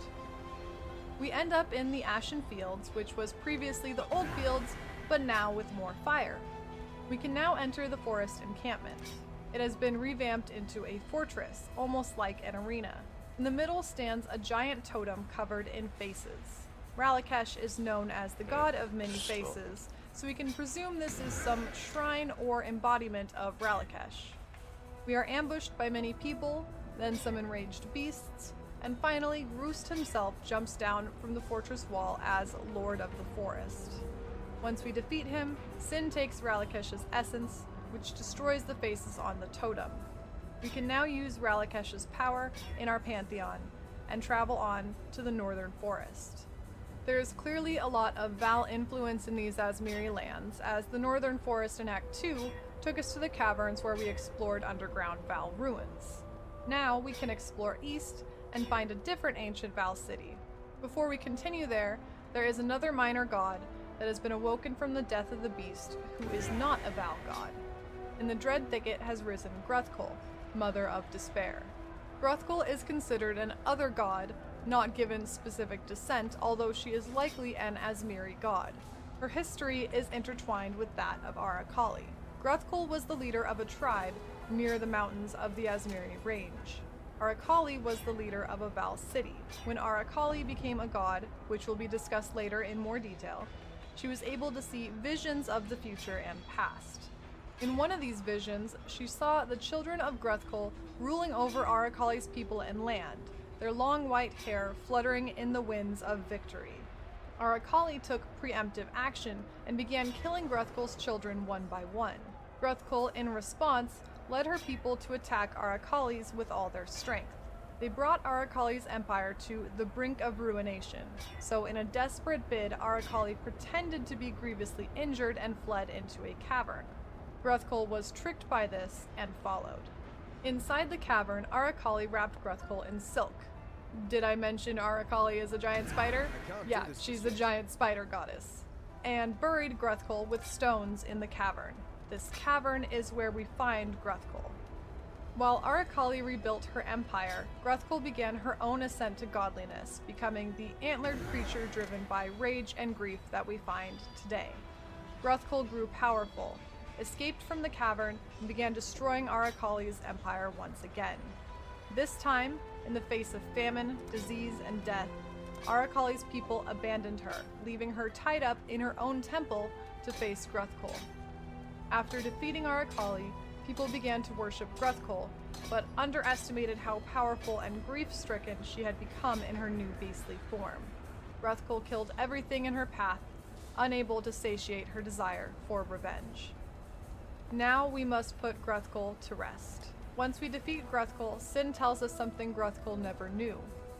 The children Gruthkul so grieves for had been plotting against Arakali, intending to take over her lands just as Arakali had seen in her visions, something Gruthkul herself would never have done. If Grethkul's children had not threatened Arakali's empire, none of this tragedy would have occurred. Instead, both Grethkul and Arakali met terrible ends, and now they both must meet another. In the Dread Thicket, besides Grethkul's cavern, we find a bunch of fireflies. Yuna has asked us to gather these and meet us in the Val City. Traveling across the winding causeway, we end up in this Val City, which we now know is where Arakali once reigned. Starting in the Dread Thicket and following the path here, we have found written shrines detailing the reign of Arakali, Spinner of Shadows. The city we find is giant and sprawling, a maze of ruins. In the center of the ruins, we find Yuna standing by the Temple of Decay, the temple where Arakali's people tied her up in webs and left her to be killed by Grethkul. The entrance to the temple is covered in a thick layer of spider webs. However, Yuna's spirit has guidance. The fireflies we gathered are used to transform Yuna into a flaming fox, and she burns down the webs blocking our entrance. I'm not sure if this makes Yuna more or less crazy, but it does give credit to the legitimacy of the spirit she listens to and follows. Fun fact, Yuna tells us when we first enter Act 7 that her spirit knows sin, and that sin is much older than spirit. So likely spirit is something like the minor gods we have been murdering and turning into Pantheon pocket pals. So who is Arakali, the spider goddess? We've seen her battles with Grethkul and how her reign ended, but Arakali has a very interesting history. Sin's introduction to Arakali is an interesting summation. Val legends say she crawled up from the blackest of pits during the creation of the world. No, her beginnings were far more mundane. A mortal harlot whose endless lust for loin and lecherous delight saw her transformed into the very image of her dark desires. Arakali did lead a Val city before her transformation into a god. She had an insatiable lust and was seen as a deity of love and fertility. The temple we are in, now named the Temple of Decay, was once erected to worship Arakali as the goddess of love. Her worshippers would bring her creatures, mostly venomous, and Arakali's favorite was the spider. This is likely where Silk has gotten the idea to give Arakali black venom as a present, as venom and spiders are her favorite. As Arakali ascended to a god, her form changed from a woman to a giant spider. She could switch between presenting as a human and a spider at will, and would often present as a human too, as Aramir would lure mortals into the act of copulation. She would then transform back into a spider, drain the victim of all fluids, and use their dehydrated corpse as temple decoration. It's pretty hot, honestly. But Arakali was wise as well as sexy, and she was able to see visions of the past, present, and future to lead her empire and manipulate those around her. Her admirers expanded past just the Val city she commanded. There is even a Val queen named Tetzlapokol, who is known to be a devotee of Arakali, who ruled the Val city that surrounds the Temple of Decay after Arakali's demise. Before Sin had created the beast, he was invited to meet with Arakali on behalf of a small group of gods in alliance. Arakali's invitation was a trap, and Sin ended up in her love temple for apparently years. Greetings. Sin was trapped as Arakali's slave up until the point that Arakali's own followers betrayed her in the face of Grethkul's wrath. This paints quite a scene. Sin trapped in a sex dungeon with a sexy spider until the spider gets wrapped up in its own webs by its followers and stamped to death by a giant angry moose beast. It's a pretty wild ride, even for gods. Now, Arakali has risen and she is using her powers of lust and wisdom. We find a love letter, presumably written by Silk, to Arakali, that implies he's been hearing her voice in his head. It says he knows Arakali just wants a man to love her, to break the spell, and that Silk will do everything in his power to raise Arakali to rule Rayclass together. Clearly, Arakali's ability to manipulate and deceive is very strong. Silk waits for us in the heart of the Temple of Decay, and proclaims that we are not simply invited to the wedding feast for him and Arakali, But we are, in fact, the wedding Give me this feast. for now. A massive Start that spider on rises from the depths of the chamber, and it must be Arakali. The fight begins with Silk watching on from his perch in the chamber. Halfway through the fight, Arakali climbs up to him, grabs him, and eats him before us. So much for needing a man to complete you. After she dines on our chapless friend, we send her to her rightful end. Arakali falls before us, and we escape from the temple to the Sarn ramparts and Act 8. It's your boy Noodle. Thank you so much for watching. If you are enjoying this series, please consider subscribing, giving it a thumbs up. If you want to know more about the series, there is a playlist in the description, and if you'd like to support this project, think about joining my Patreon. You can vote on new videos, see pictures of my cat, get early access to these videos, and if you have any questions about the lore, feel free to drop in to my stream, twitch.tv/kittencatnoodle. And until next time, stay sane, Exile.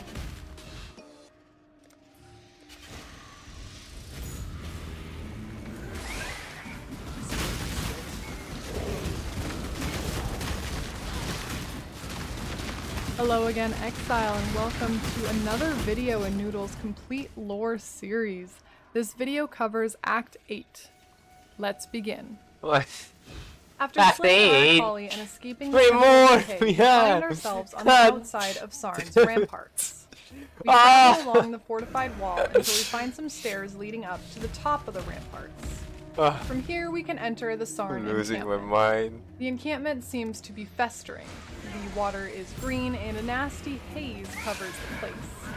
Rigor has left mysteriously, telling Maramoa he wants to find a cure for his mutilated body and mind, and telling Clarissa he wants to find himself. Hargan suspects he has gone back to Esamir. Clarissa, Maramoa, and Hargan remain. Clarissa has raised Tolman from the dead and chained him up by her side. Maramoa tells us that the gods have risen in Sarn as well. The two sisters, Solaris and Lunaris, who have dedicated temples in Sarn, are waging war on each other and endangering Sarn. Hargan tells us that a hag has appeared in the sewers, and he strongly suspects it's Doedre Darktongue. Sin also senses and smells her presence, so we head to the sewers to find her. Unlike Chevron and Malagaro, we had not previously encountered Doedre before we meet her in Act 4, guarding Malachai's organs. We know Doedre was a student of Malagaro before she got her nickname Darktongue, and Malagaro himself cut out her tongue. Doedre seems the most brutal and visceral of Malachai's three students. Doedre's method of thaumaturgy was to take things apart, to understand from dissection and destruction, rather than creating something new. Fun fact, there's reason to believe that Doedre's work was primarily creating virtue gems with curses, as implied by her own skills and items dedicated to Doedre. Doedre's manifesto gives some insight into why Doedre's spirit returns to the sewer of Sarn. She writes, "Peel back the skin, for there are secrets in sinew, mysteries in muscle. Plunder the intestinal fortress, reach deep into bowels of power. The esoterica of kings lies not in the mind, but in the beating walls of bloodied heart." Other than her interest in people's insides, it is not clear why Doedre appears in the sewers, unlike Chevron and Malagaro, who have clear ties between their life and their location of reincarnation.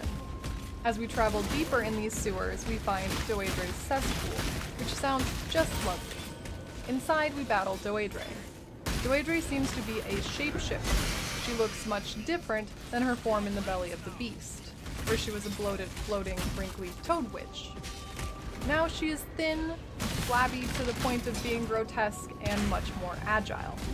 When we successfully slay her, Sin comes to collect her soul. We now have the three spirits we need to revive the beast.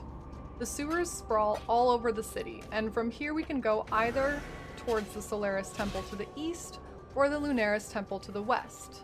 We'll head out to the east towards the Key and Clarissa's romantic quest. Clarissa has plans to revive Tolman from his zombie status to normal resurrected human using an ancient artifact from the time of the first Emperor Varuso, called the Ankh of Eternity.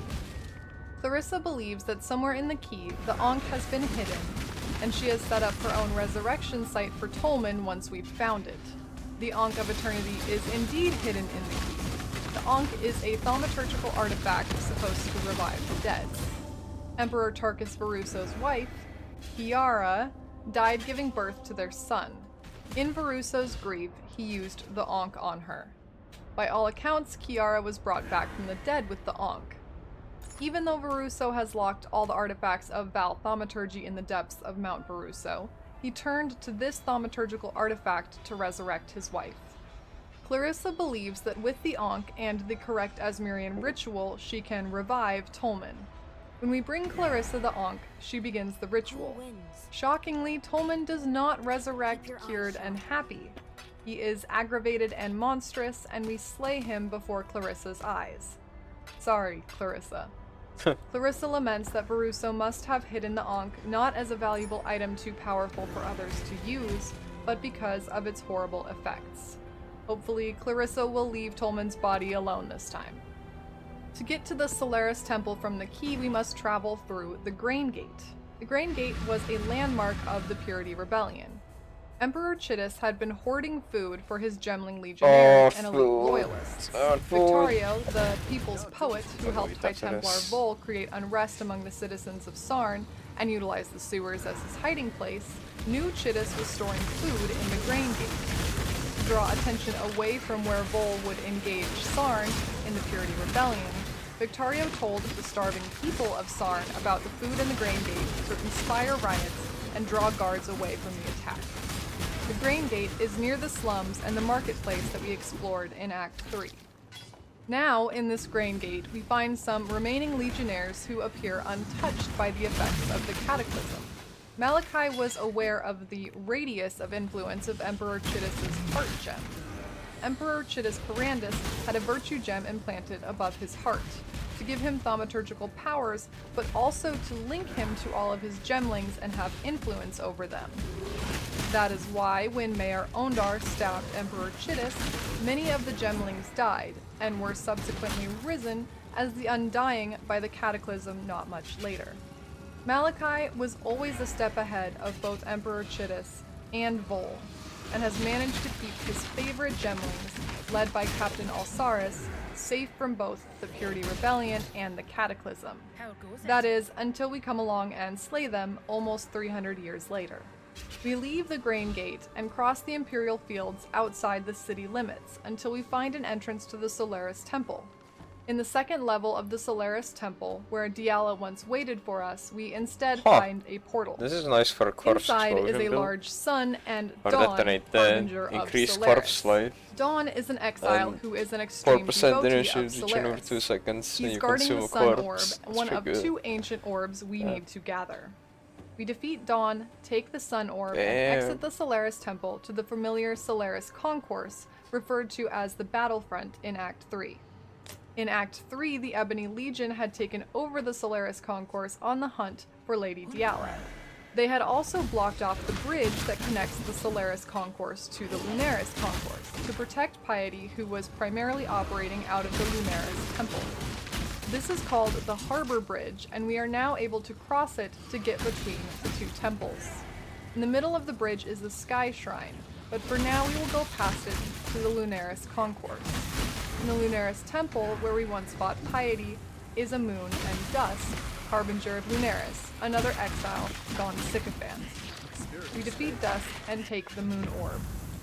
Before we battle Solaris and Lunaris, we go out to the Lunaris Concourse, which connects to the bathhouse. If we had gone west in the sewers, we would end up in the Grand Promenade. We did not explore this side of Sarn in Act 3. The promenade was, quote, a favorite walk of noble lords. And in fact, we find it haunted by one notable lord now.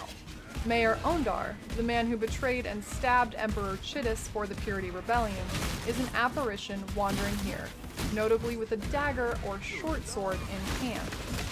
The bathhouse is where many notable elite of Sarn would go for more sinful pleasantries than walking. Hargan has told us that inside the bathhouse is a valuable heirloom he would like us to steal for him, called the Wings of Vastiri.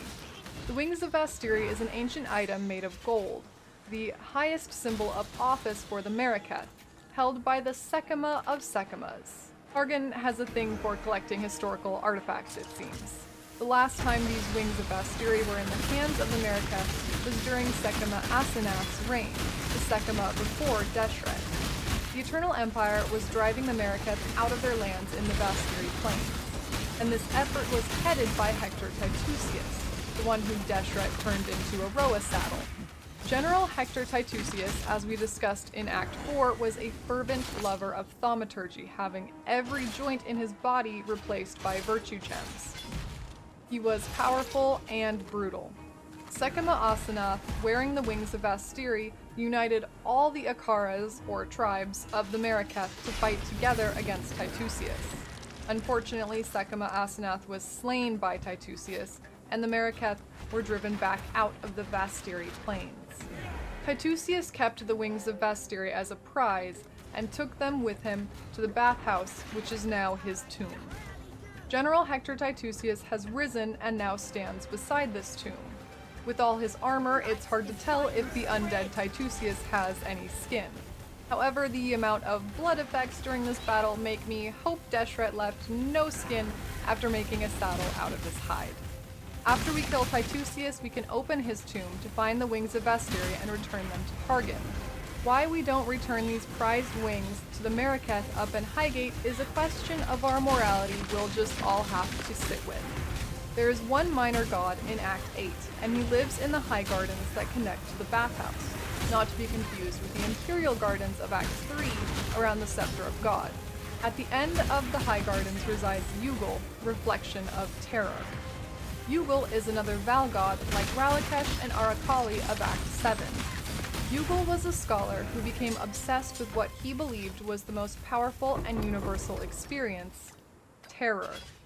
Ugol would kidnap children and terrorize them, using a device of his own creation called an Eldritch Mirror, to amplify and extend that experience of terror for his studies.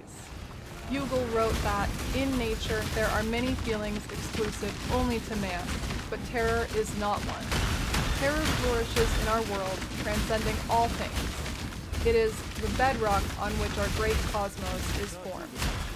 Ugol discovered something in his studies horrific or powerful enough for Ugol to bend Val leadership to his whim and have some Val worship him. And so, Ugol became a god.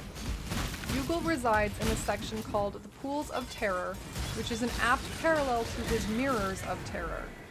Ugol appears in the form of a fetid maw, a truly terrifying creature with a mouth down its entire body and 2 arms and 2 legs bent backwards, misshapen and springy. We can kill Ugol for another minor Pantheon power. We return to the center of the harbor bridge to the Sky Shrine with our sun and moon orbs. These orbs are ancient, said to exist before the Asmirian tribes were founded. According to Hargan, the sun's orb said to contain all that has been, while the moon orb holds all that will be.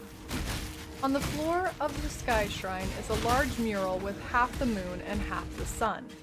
Above it looms a large statue of 2 sisters battling ferociously. At the base of this shrine we can place the sun and moon orbs. Solaris and Lunaris are Asmiri gods, and the oldest gods besides sin and innocence that we have encountered so far.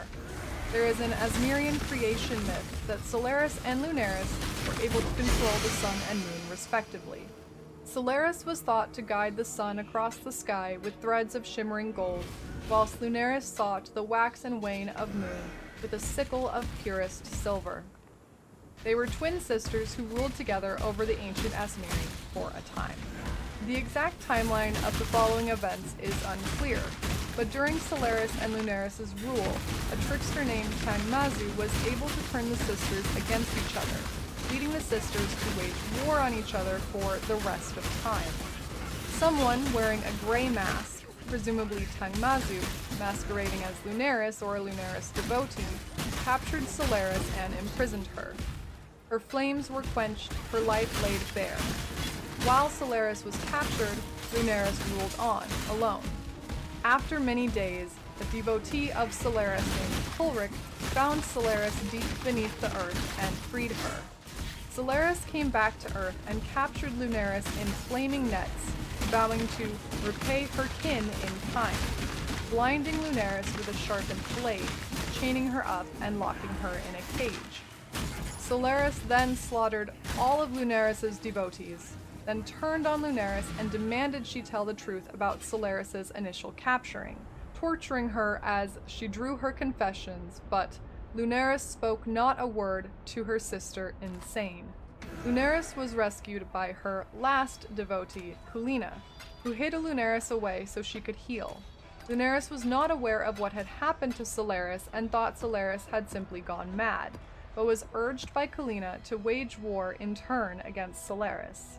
Since then, Solaris and Lunaris have been at war, separate entities forever in battle. However, in Act 3, Grigor does tell us that the Eternals revered Sun and Moon as the two eyes of their god, the right eye judging Solaris, the left eye merciful Lunaris. So even in their war, they are often worshipped together. It's hard to pinpoint why Solaris would believe that Lunaris was behind her initial capture, or capable of doing that. We know it was Tangmazu who captured Solaris, but his motivations are also unclear. It is probable that the Grey Mask was associated with Lunaris in some way, but previous to this incident, the two had ruled together and were seemingly very close.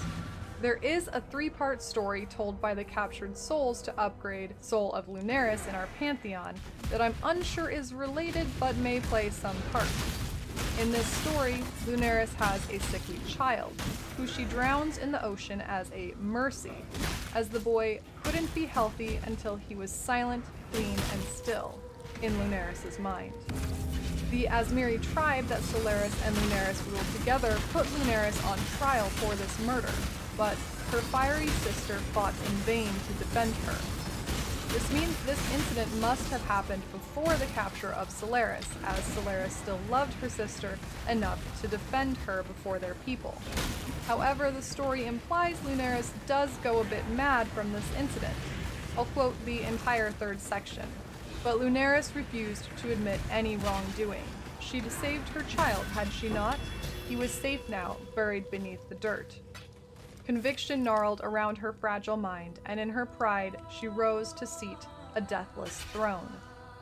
The term deathless throne is a phrase referring to immortality, but it's an interesting choice in the context of Lunaris and Solaris continuing to rule after Lunaris had killed her own son.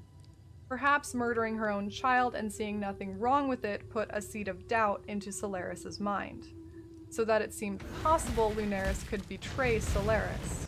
Clearly, Tangmazu's Grey Mask was used to implicate Lunaris, or at least her devotees, but for Solaris to believe it was possible, there had to be some seed of doubt. Tangmazu was able to succeed in turning the sisters against each other. When we place the sun and moon orbs at the base of the statue depicting Lunaris and Solaris fighting, they burst to life. For a moment, the two battle each other, still compelled by their eternal war.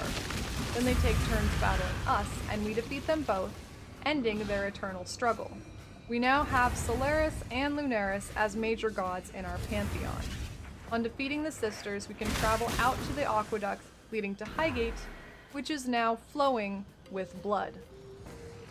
Thank you for watching. It's your boy Noodle. If you're enjoying this series, consider liking this video and subscribing. Check out the rest of the series in the playlist below.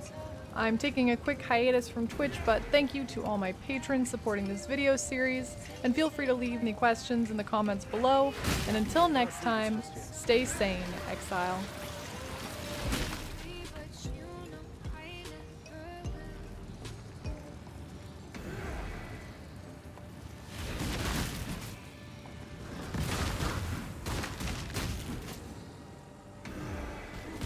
Welcome back, Exile, to another video in Noodle's complete lore series. This video covers the legacy of the Vow. Let's get started. In Path of Exile, we start the game in the year 1599 IC, which stands for Imperialis Conceptus, the founding of the Eternal Empire. There are many different civilizations currently in this world: the Oriath and the Templars, the Karui, the Marraketh, the Asmiri, and the Ezamites. There are also two civilizations that have been almost entirely wiped out by catastrophic events. The Eternals, who caused the cataclysm of 1336 IC that devastated Rayclast, and the Val, an ancient civilization that brought a similar devastation in 400 BIC. While remnants of the Val civilization remains, for the most part the Val were completely destroyed. But the influence of the Val, their thaumaturgy, their technology, and their beliefs is still prevalent.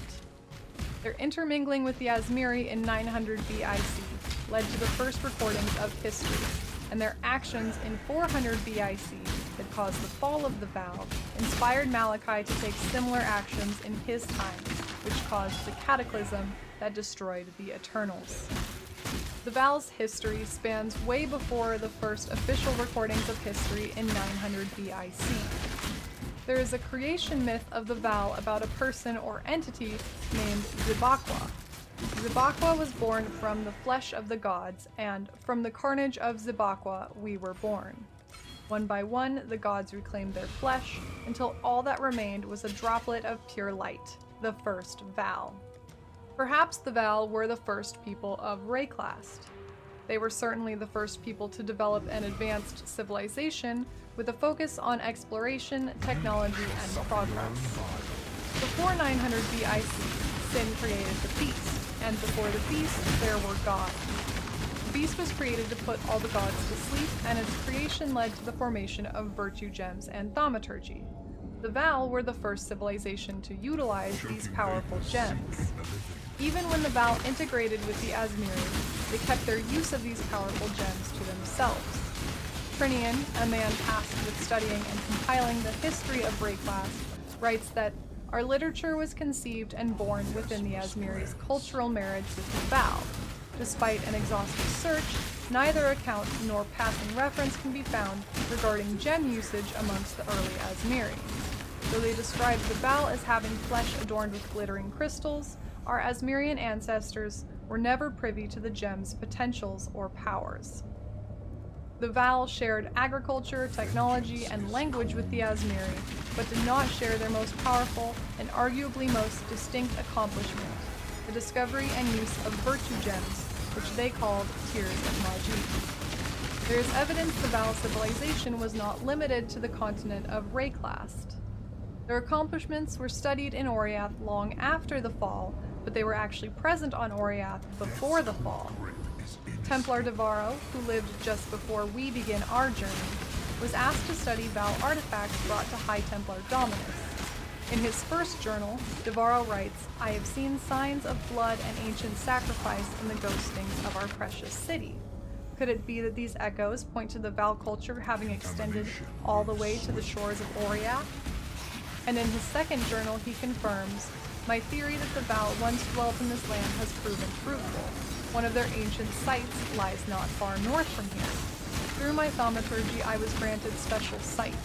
I saw the ancient Val city that once stood in this place. All around me were signs of the legendary Queen Atziri ruling from afar. In addition, there are Val symbols used amongst the Templars as well. The symbols of the Val totems and Zeal's amplifier are the same as the Templar describe. While the Templar could have simply been inspired by the Val symbols, if the Val were Oriath, they possibly interacted directly with the Templars. The Val inspired or directly influenced many of the civilizations in Path of Exile.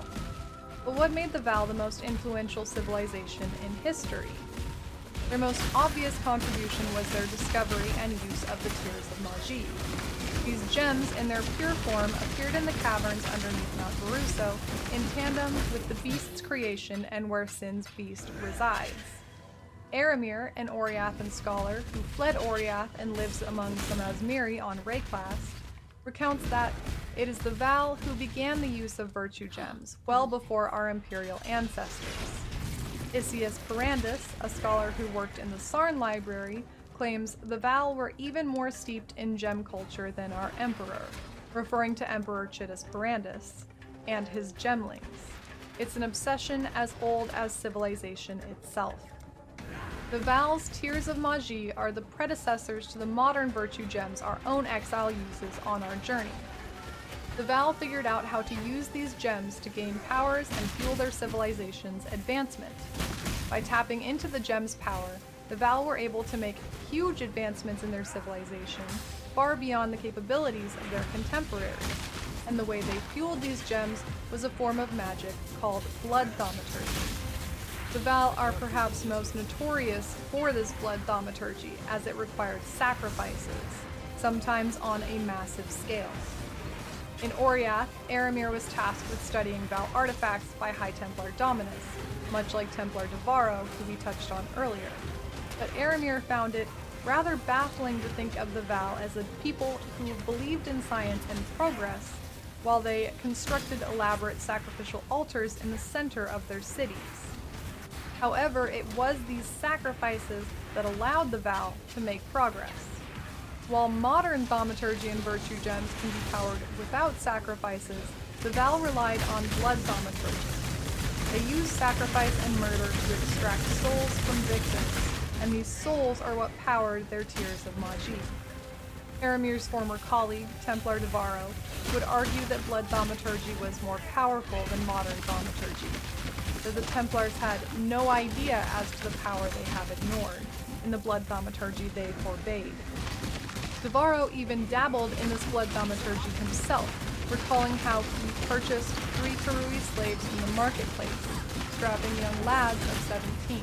At the blood site in the ancient ruins, they pleaded with me. Something about the place, the corruption ingrained in the stonework, it spoke to them, and they knew.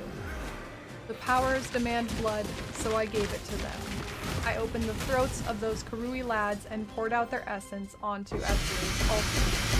The artifacts that Devarro studied had their own form of blood thaumaturgy, giving Devarro visions and singing to him. He claims that the singing of the relics, to me, no longer pains my ears. In fact, I hear music in them, songs revealing great truths to me. That will help. While Devarro felt these relics and visions gave him great insight, they also drove him to madness, and Devarro died after killing 2 children he'd abducted and himself in an attempt to join Aziri as a family in the afterlife. Even before the Tears of Magi, the Val were curious about the power of sacrifice. The Val gods Ralakesh and Arakali dabbled in sacrifices. Arakali lured her victims to her temple by presenting as a lust-filled woman and then turning into a spider to drain her victims' life force. She used these victims to create medicines for her people. Healer of hearts, Arakali, with the juices of lust and the venom of the spider, she brought back many from the brink of death.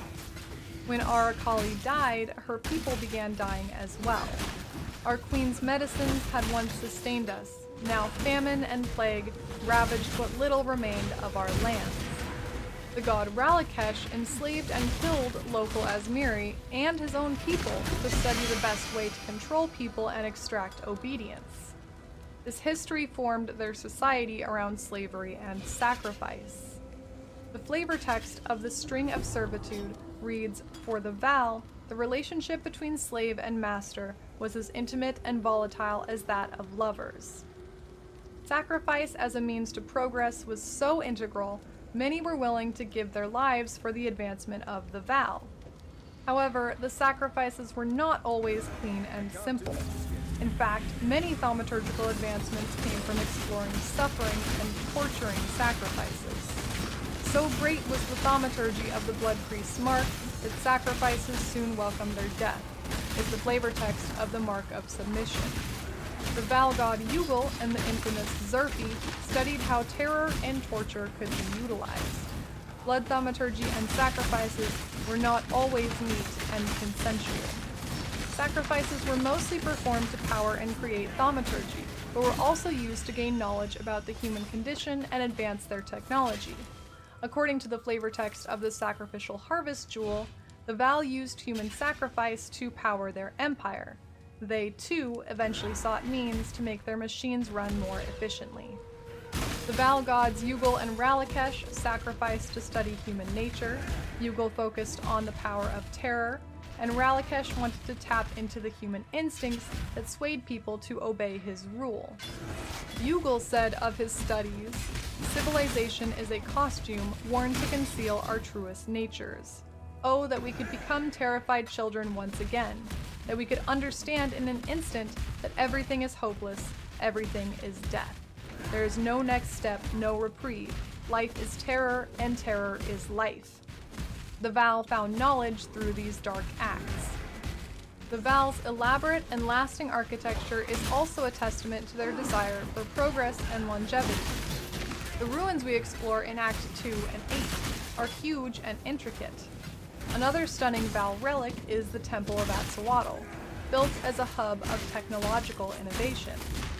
The lore compilation document I reference often says that Val ruins are populated in part by creatures referred to as constructs, said by Alva Belay to have been created by combining metal and insects. It continues, the Val conducted research into such areas as explosives, electric lifebloods, bioengineering, and weather manipulation, and they studied other realms, including breaches and maps.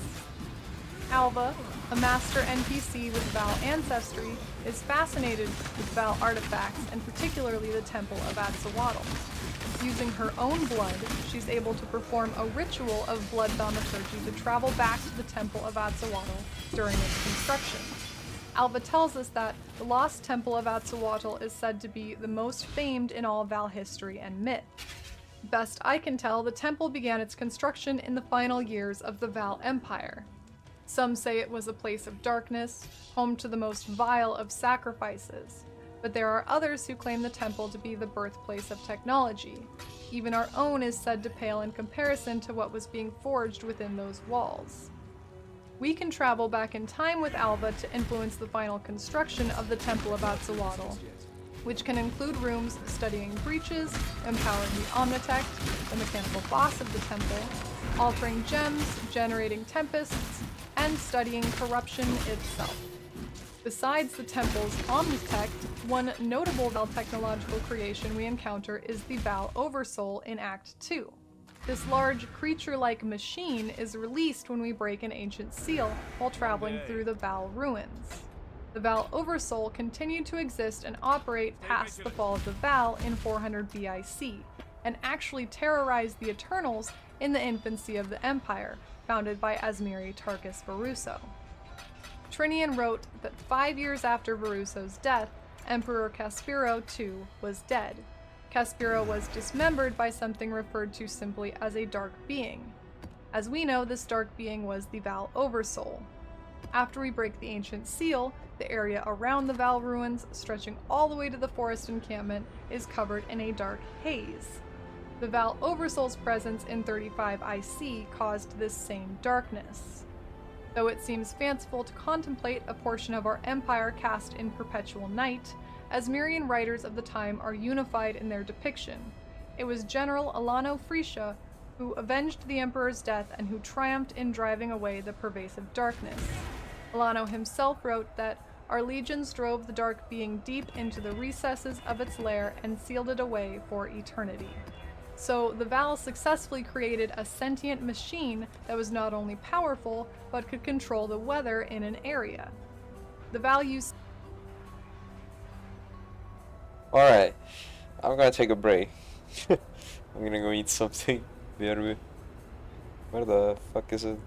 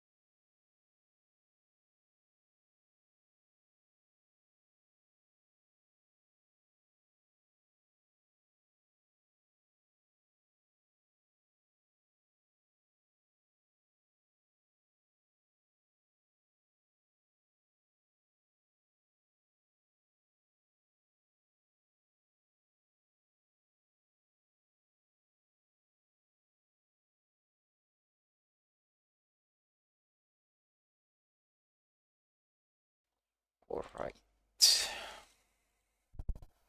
But wow. Damn. It's just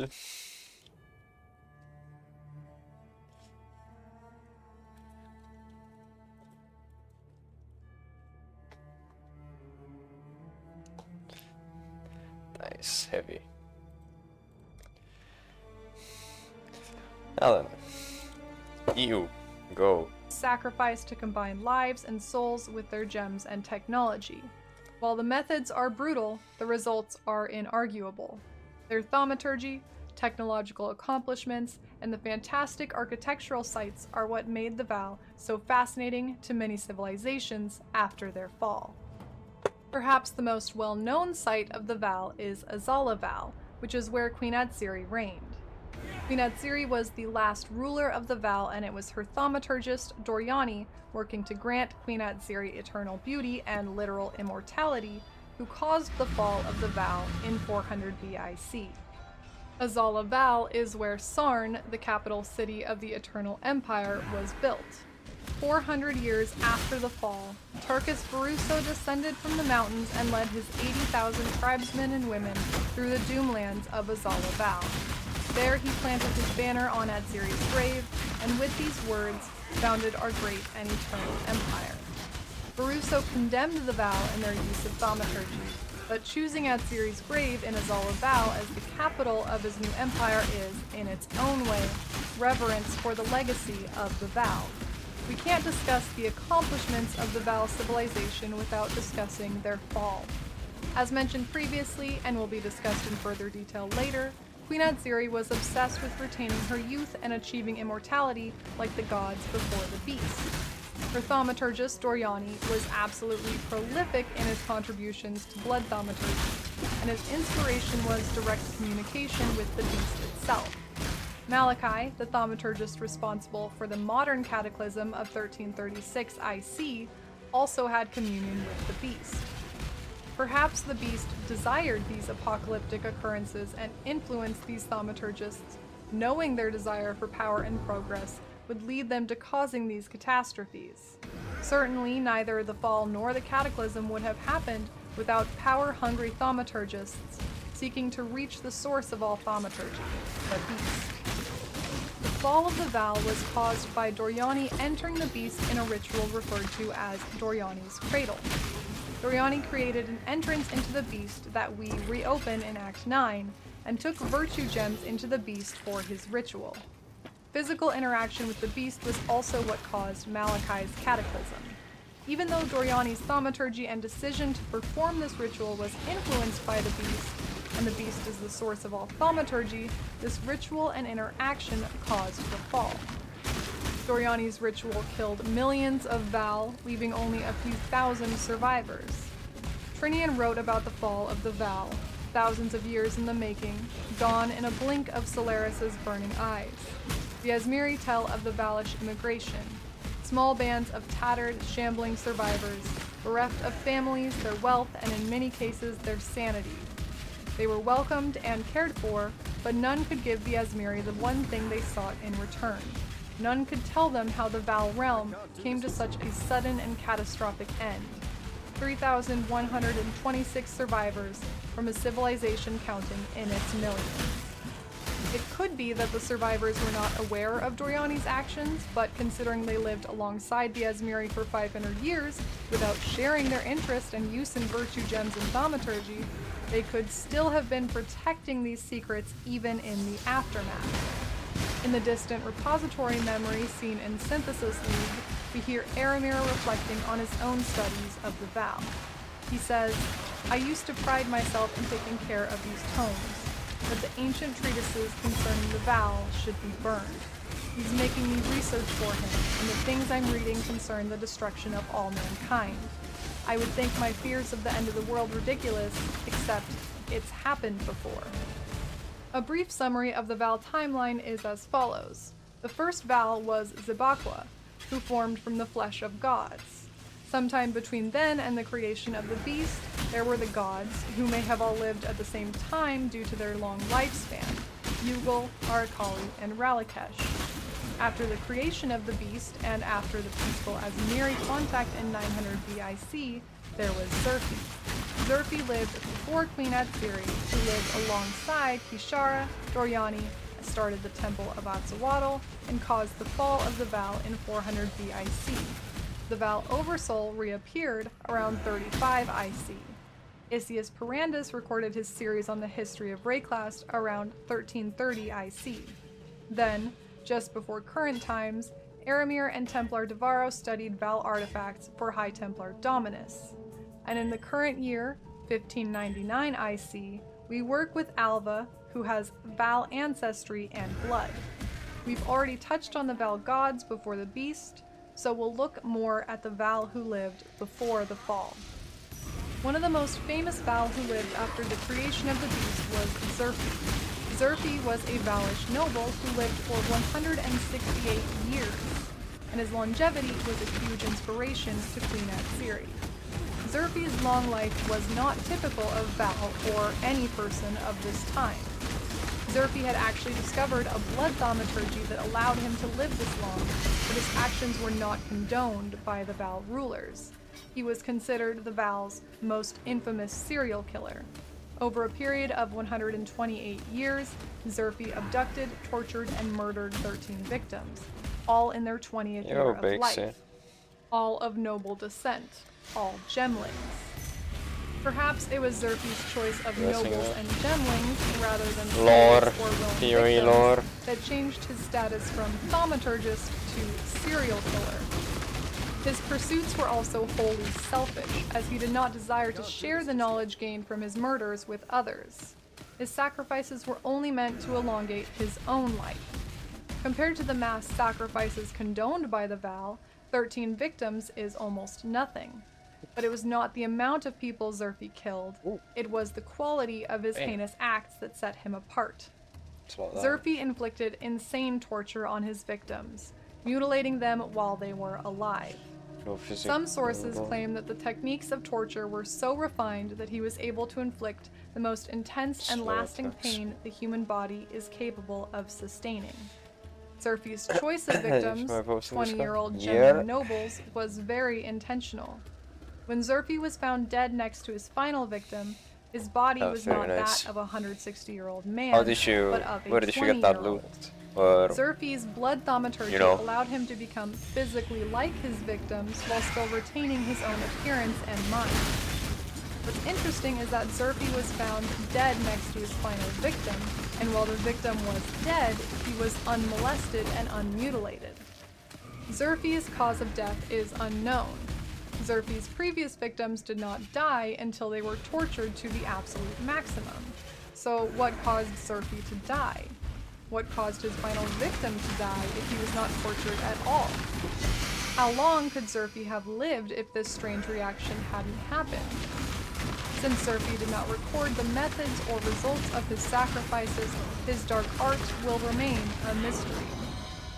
On a lighter note, a contemporary of Atziri was the great explorer named Kishara.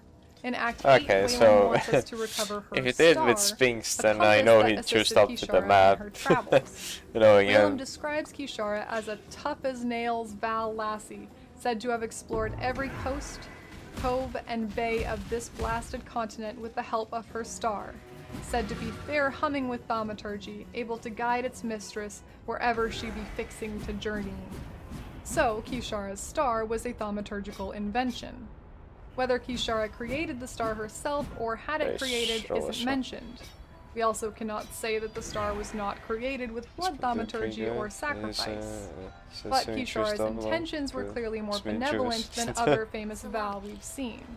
She wanted to explore the world and document her findings about other locations and peoples. Somehow, Kishara got on the bad side of Queen Atziri. Waylon muses that Atziri weren't the most understanding of lasses, implying Atziri was hostile towards other women and perhaps jealous of Kishara's accomplishments.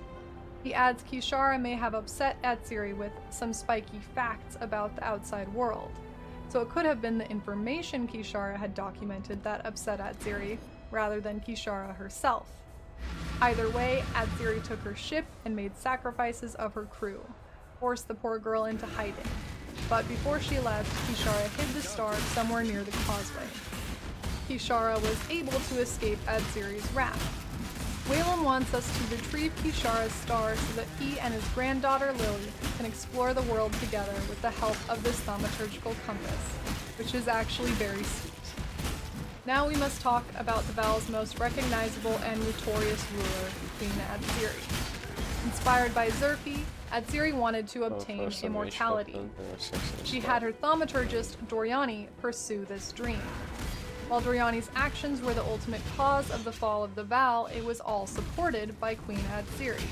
Whether his decision to create Doriani's cradle, the act that caused the fall, was part of this particular pursuit is unclear.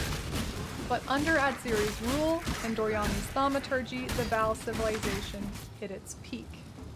The flavor text of Doriani's fist reads, Doriani's ingenuity raised the Val Empire to unprecedented heights. His curiosity reduced it to ruins and bones. Adziri may not have directed all of Doriani's actions and creations, but she was certainly the benefactor that allowed him to enact his thaumaturgy.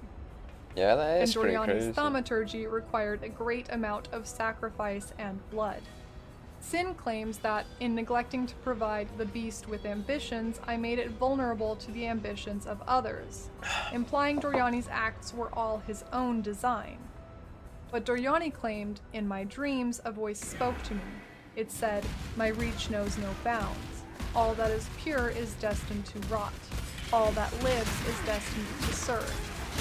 This may be Doriani's beliefs translating the beast's voice into his own desires, but Doriani felt that the beast wanted him to perform these sacrifices. Adziri even took direct insane part in armor and sacrifices. The stuff river like crossing that. memory in Synthesis is from the perspective of a Val person who says, we pack our camp just before sunrise and journey towards the How are you capital is killing? all a Val. We hear the crowd before we see them. Word of our victory spread quickly, and even the queen has come to meet us. My family has come to watch the ceremony. As I lay on the stone altar, I hear them chanting my name. It's the last thing I hear before the queen's dagger is plunged into my chest. While Adziri did not create the Val culture of ritual sacrifice, she and Doriani embraced it. When returning pages to Siosa about the Val, written by his colleague Isius Perandus, one page reads, she drenches her altar with the blood of those deranged enough to question her vision. And Trinian wrote that Queen Adziri was prepared to slaughter her own people in the desperate pursuit of perpetual youth and beauty. Adziri took advantage of the Val's willingness to sacrifice in the name of progress to use them for her own selfish pursuit. Her vanity was clear in the way she held court. It has been written of Queen Adziri that her throne room was lined with mirrors and that she held court naked, demanding the same of those wishing her audience. The theory was that a naked man had nothing to hide, but one might venture that Adziri utilized her striking physical presence to influence courtly engagements in her favor. Adziri recognized and lavished in the power of her physical beauty. The fear of losing this beauty and this power drove her to allow increasingly debaucherous studies of blood thaumaturgy. But Adziri may not have been entirely self-absorbed as a ruler. The Temple of Atzoatl was the center of many technological advancements by the Val and was created during Queen Adziri's rule. Some speak of Adziri as a visionary, the woman who would lead the Val into a brighter future. Others are less kind, suggesting that Adziri's love for herself overshadowed any love for her people. So too unique. It's clear Adziri's pursuit of eternal beauty and light was selfish, but Adziri also promoted Val progress and success. However, Adziri's desire for immortality and presumed lack of results led to her increased bloodlust. The Val sentencing jewel reads, in their final days, every crime was punishable by death. Adziri's empire ran on blood, but the blood was running dry. The Val had always relied on sacrifice as a means to an end, for research, technology, and thaumaturgy. But Adziri's desperation was the primary catalyst for the overreach and consequent fall of the Val. Unable to achieve Zerfi's supposed immortality, she allowed Doriani to act however he desired, with the hope that he could find the secret to eternal life. Instead, the vow found death and destruction on an unimaginable scale.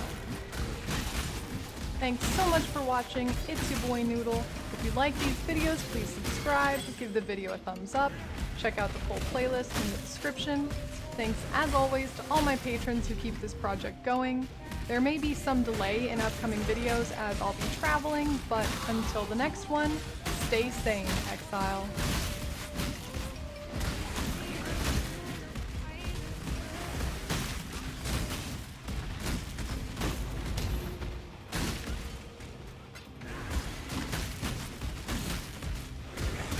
Well, it's about time to look into the PoE 2 lore.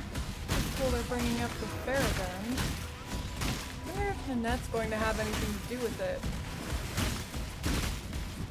I mean, probably not, since they dropped all those heist contracts. Oh, it's this boss. I Seed of remember Corruption this is pretty on the hell. nose. Oh no. Interesting the Faradun Oh have it. no. Let me just look through the lore Fuck's sake. compilation. Is there any connection between Faradun and corruption? No. It can't be. This dialogue, it's from the contracts. They wouldn't do that. They can't just...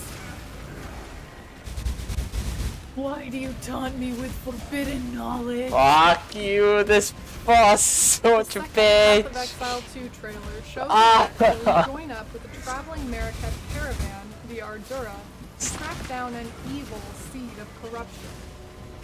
The Faradun, Marrakech rejects officially introduced into the game during Heist, have possession of this seed. PoE 2 takes place 20 years after the events of PoE 1, but there are many pieces connecting the current story and the future in this new trailer. For one, the Ardura are likely the Marrakech tribe that Adia is from. I hate this She didn't fucking... name her tribe. Who made but this she described fucking them map? as a group that Fucking travels by bad then. caravan from the northern Fucking- Vastirian plains. Fuck yeah. She also knows of the Faradun, something other Marrakech who've encountered, like those in Highgate, have not mentioned by name. The evil group in this trailer, these Faradun, connect back to Nanette, another Heist member. We don't learn much about Nanette's past or desires because there were 2 contracts for Nanette that didn't end up in the game. The dialogue and quest items have been data mined, but sadly Nanette still has no actual canon in-game quests. From the dialogue actually in the game, there's no explicit connection between Nanette and the future Faradun we see in the trailer. Obviously, things can change after 20 years. Adia and Nanette have animosity between them, but neither mention their tribes warring. Likely, this seed of corruption that the Faradun now possess has caused extra tensions between the groups. Yes, yes, yes. What is the seed of corruption? Die, die, die, die, die, die, die, die, Assuming die, die. it's as it seems, it has to No, be she the got original out. seed from which the beast Oh, was so born. close. There's a possibility it's a completely new item or entity, but the evidence for it being the beast seed is strong. There is mention from the Hooded One in the trailer that the seed needs to be stopped once more, a callback to us taking down the beast in the current campaign. When we work with Sin, he describes the dark ember of the beast as a seed in Act 9. And in Act 6, Sin literally describes creating the beast as planting a seed. Throughout the current game, the cataclysm and the nightmare associated with the beast is described as corruption more times than I want to count. Sin, Tasuni, Oyen, Valenta, Oshabi, Vol, Victario, Nessa, Kaum. So what is the connection between the Faradun and this seed? I made a video previously about Tasuni, the Highgate Marrakech who should have been Faradun, and his connection to the beast and nightmare. Nanette also describes hearing strange voices when she's around us, and we work with Sin, the beast's creator, and utilize virtue gems that are physical embodiments of the beast's corruption. We're certainly steeped in nightmare, and the 2 Faradun, or Faradun equivalent characters we meet seem corruption sensitive, so to speak. You know, the sound that Perhaps scared the there's shit some out of me. connection between the Faradun tribe as a whole and the beast. The trailer also says that this malevolent force is 3,000 years old. The current year is around 1600 in PO1, so Yes! 3,000 years ago is actually long before the fall of the vault in 400 BC, about 1,000 years before that. So I suspect this date of 3,000 years refers to the creation of the beast. That would give time for people to have lived with and recorded the events of their gods before they all disappeared, put to sleep by the beast. We know that the Asmiri and Baal became more intertwined You became bro? 900 BC, about 2,500 years ago. But writings The of master Asmiri and Baal gods depict Luther them as became enemies. bro. The beast's creation couldn't have been so far in the past no one wrote about the gods, but also not likely after the Asmiri and Baal integration. So, that all lines up. This seed of corruption is very probably the seed of the beast, and the Faradun people seem to have a connection to the beast. Besides the seed being carried by Faradun caravans, we see it appear, or at least its influence appears, in the fight with the perennial king. This is a new boss encounter. The Faradun defector says she was following a king, but that he was not the man she You have the wrong once gear knew on when them. she meets our exile. The king of the Faradun is not brought up in the current game, except in those pesky, non-existent Nanette quests. Nanette's non-canon, very interesting, and completely available for me to read questline was to learn about an ancient man named Jamonra, who had tried to unite the Faradun and meet with the Mariketh Sekimas to allow the Faradun to be seen as legitimate in Mariketh eyes. We learn that the Sekimas killed Jamonra when he sought acceptance for the Faradun, and Nanette's reaction is to find Jamonra's tomb and raise him from the dead by empowering him with corruption. Are you kidding me? Is this why GGG took out these contracts? Because they have a direct and amazing connection to the story of PoE2? I think that counts as detonate bits. In the boss fight. But how could they take out such an exciting story? Oh, stunned. So, let me give you the details, Stagger. but bear in mind, Or if this they is drop all blue. alleged, even if we can look at the text in front of us. Nanette's first non-existent contract for us is to find a Book of Jamonra, a story about a bold warrior who wanted to unite the Faradun for the purpose of bringing them back into the Mariketh, or at least being recognized by the Mariketh as a legitimate and equal tribe. We know that Adia claims she doesn't hate Nanette or the Faradun, she simply doesn't think of her at all, so it's likely that before Path of Exile 2, the Faradun were known, but pointedly ignored by the Mariketh. Nanette wants recognition for herself and the Faradun, and Jamonra had attempted that in the past. But when we retrieve the book, theoretically, it says that the Sekimas Jamonra met with poisoned him, rather than listening to his plight or fighting him honorably. After reading this, Nanette decides the Mariketh will never willingly take in or recognize the Faradun, and she's probably right. But her solution isn't to back down, it's to go find Jamonra's grave. She says, "In this land of madness, where the dead rise and legendary figures return, I have a reasonable suspicion Jamonra can be found and released from his tomb. Jamonra can finish what he began thousands of years ago, and if he is empowered by corruption this time around, then no cowardly poison will be able to stop him." It's important to notice here that Nanette no longer wants to appease the Mariketh.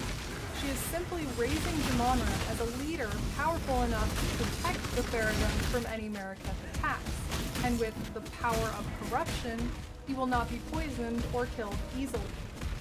So in our second non-existent contract, called Jamonra's Rest, we take Nanette to Jamonra's grave.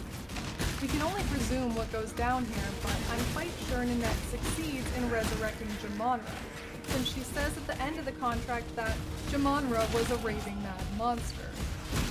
While we'll never know for sure, here's what I assume happened. Nanette brings some corruption to Jamonra's tomb, She is resurrected. A fight goes down and either Nanette kills Jumanra or Jumanra escapes. I'm pretty confident in saying we were intended to fight Jumanra, as his monster information exists in POCD. Where is Since 70? there's no dialogue no, I data mean, mined during the 79, contract itself, Jesus. we can't know. I don't know, what I thought. But let's assume it's the latter. We raise Jumanra. Nanette tries to convince him to become leader of the Faradun. A fight ensues, and the now corrupted Jumanra escapes. Whether Jumanra was always a raving mad monster that the Mariketh were right to kill, or if the corruption and raising from the dead turned him mad, if he escaped, especially with the aid of corruption, it's very possible I'm not even 80. That was close to 80, yeah. He might have actually gone to lead the Faradun, but led them down a path of nightmare and corruption, having them dig out the seeds implanted in the Highgate Mountains, now carrying the seed of corruption with them on their caravan. Nanette doesn't say she wants to lead the Faradun or even return to them after this contract. If anything, she is completely defeated. She wants to continue living with the rogues and drink her problems away. All in all, I can say with confidence that this seed of corruption is the beast seed that Sin claims to have planted so long ago, maybe even exactly 3,000 years ago, as mentioned in the trailer. The Faradun, deformed members of the Mariketh, have so far hinted at an innate connection to the beast and I got stuck on a stupid tree. Maybe their deformities arise from being so close to the seed of the beast itself.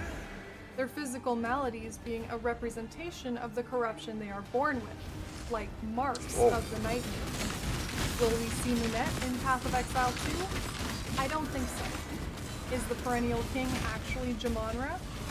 Maybe. Is the connection between the seed of corruption and the Faradun already established and a plausible arc regardless? Absolutely. Now, for the real question, how can I blame this all on Tasumi?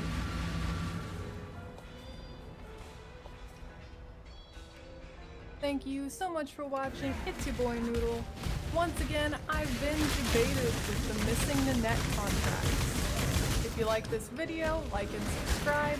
I'm also on a podcast called Baited Expectation. The link for that is in the description below, as well as some other socials and whatnot. This Faradun stuff is going to drive me insane, but I hope you can stay sane, Exile.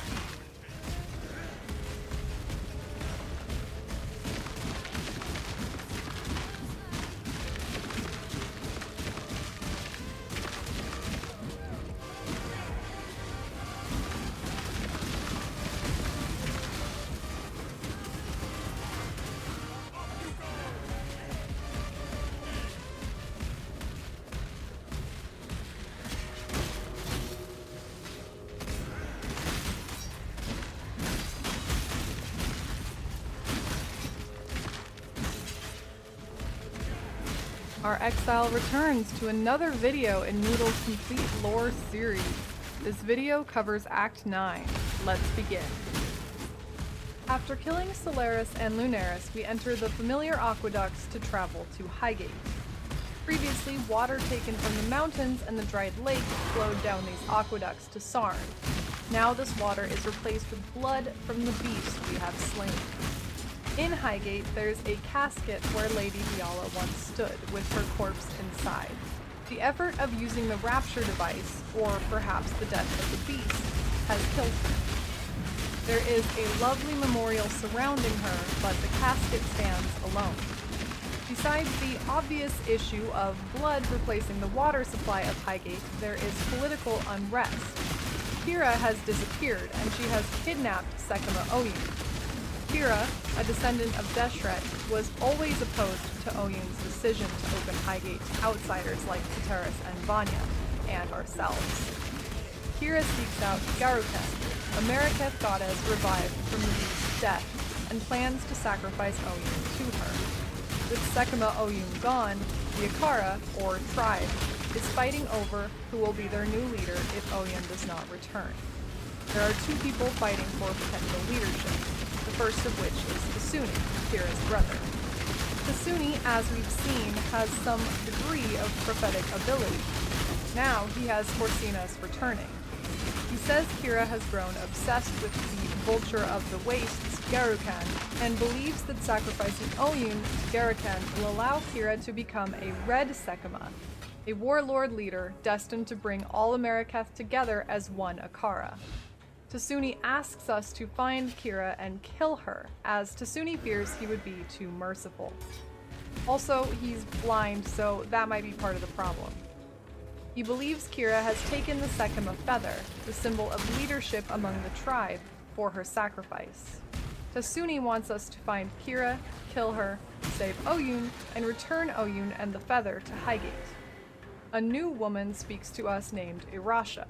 She can be seen in Act 4 taking care of Roas, but now she introduces herself. She is concerned that Tasuni, the brother of Kira, wants to take Oyun's throne. A man has never ruled the Marrakech, and moreover, Oyun is not yet dead. Irasha even suspects that Tasuni may somehow be working with Kira. Irasha is traditional, blunt, and skeptical.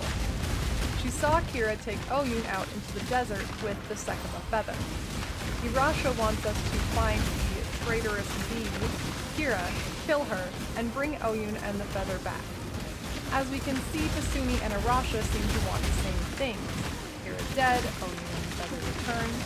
Although Tasuni does say that Oyun would not want us to risk our life for hers, which could mean he wants the throne. Either way, we must find Kira and attempt to rescue Oyun out in the eastern desert. We must go east for our quest with Sin as well. The mines were shaking as we made our way to the beast in Act 4, and the beast's death has caused this cave system to collapse. However, the beast is so massive and ancient that Sin knows another way to enter the beast and revive the dark ember Sin senses. The Valish overreacher, Doryani, wounded the beast severely in his time, a wound large enough to enter the beast. It has healed and scabbed over, but Sin knows ingredients to make something to dissolve this scar tissue. Doryani will be talked about more in my episode on the Val, but his brief mention deserves acknowledgement. Doryani is from the time of Queen Atziri, around 400 BIC. In many ways, Doryani was like Malachi in his curiosity and hunger for the power of the beast and nightmare. Queen Atziri was Doryani's Emperor Chittis, providing him with all the resources and sacrifices needed to fuel his experiments with thaumaturgy. The magnitude and horror of Doryani's experiments goes arguably far beyond that of Malachi's or Pythe's. It is also Doryani's actions in pursuit of eternal life and beauty for Queen Atziri and the Val that brought about the fall of the Val. Of millions of Val, only 3,126 survived. These survivors joined the Yasmiri tribes nearby. Again, this all belongs in another video, but the fact that Doryani left a wound in the beast implies he took a path similar to Malachi and entered, or had something enter, the beast. We head east from Highgate and descend into the Vastiri desert below. Kataris and Vanya are concerned with the political unrest in Highgate, worrying that their status as outsiders might see them banished depending on who becomes ruler in Oyun's stead. In light of this, they ask us to find some valuable ancient Marrakech artifacts for them. Hargan would be proud. While we search for Kira and the beast in the vast desert of these Vastiri plains, we find two artifacts for the couple. The first is the Stormblade, which is Garukun's own sword. The sword itself harbors a powerful storm, and the flavor text of the blade says that the stratosphere divulged unto her eldritch secrets of its tumultuous past. Garukun is known as the Queen of the Wind, and her power over windstorms is seen in this blade. This tradition of utilizing storm has been seen in more recent Marrakech, like when Sekima Deshret lured General Titusius and his Gemling Legion into the Vastiri desert when Deshret and her Akara knew a storm was coming. Deshret used this storm to her advantage to confuse and finally defeat the tyrant Titusius, and never forget to turn his skin into a saddle for her Roa. The second artifact is the Marrakech calendar, said to detail future events of the world. The calendar is a sundial, and its flavor text suggests the future appears in images for those who gaze on this dial. It tells the story of a king seeing the future, his wife dead in her casket, but telling his bride-to-be of the time that he sees her looking peaceful asleep in our wedding bed. It's hard to say who the king is, although I do have a theory. It might be the first Emperor Varuso, as his wife Kiara died in childbirth.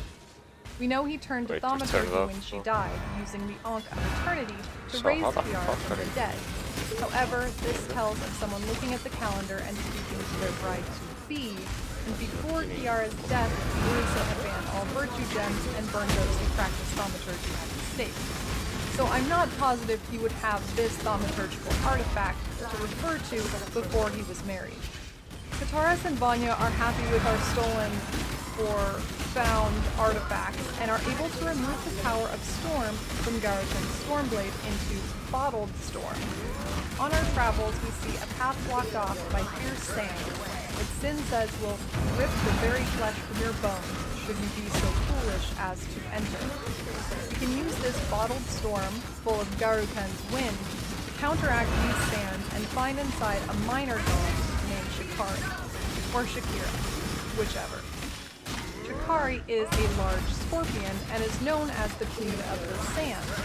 Does that sound familiar? I hope you're ready for some Mori-level lore shenanigans. Shikari is the daughter of Garukan and, drumroll, Sin. That's right, Sin and Garukan were married and they had a lovely scorpion baby.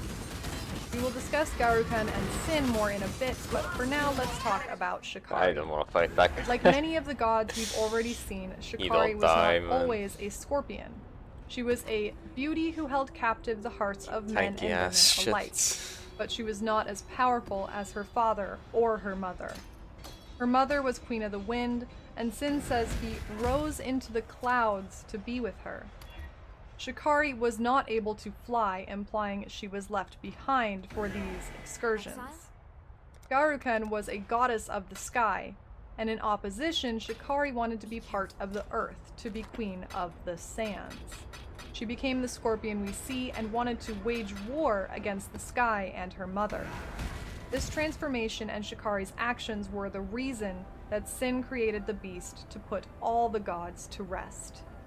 She built an army, and would have conquered the very sky had not the beast soothed her into peaceful oblivion, a babe once more sleeping in her cradle.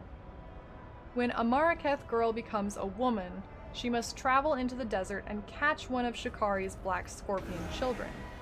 Irasha tells us that all women must do this to be worthy of the Dekara, or warrior's, spear. Irasha's sister was stung and killed by a scorpion, but Irasha, and presumably every woman of the Akara we have met, survived. It is fitting then that the mother Garukan's winds counteract the daughter Shikari's sand and allow us to enter. We kill Sin's corrupted daughter, take her power, and continue on. We enter the quarry, which is connected to the mines that have the collapsed entrance in Highgate. These mines seem to stretch through a huge portion of the mountains. It is here where Doriani's wound in the beast can be found, meaning the beast must also stretch such a huge distance. But past the scarred wound in the corner of the quarry, we find Kira. Kira is standing before a strange glowing pod, with Oyun's body stretched out before it.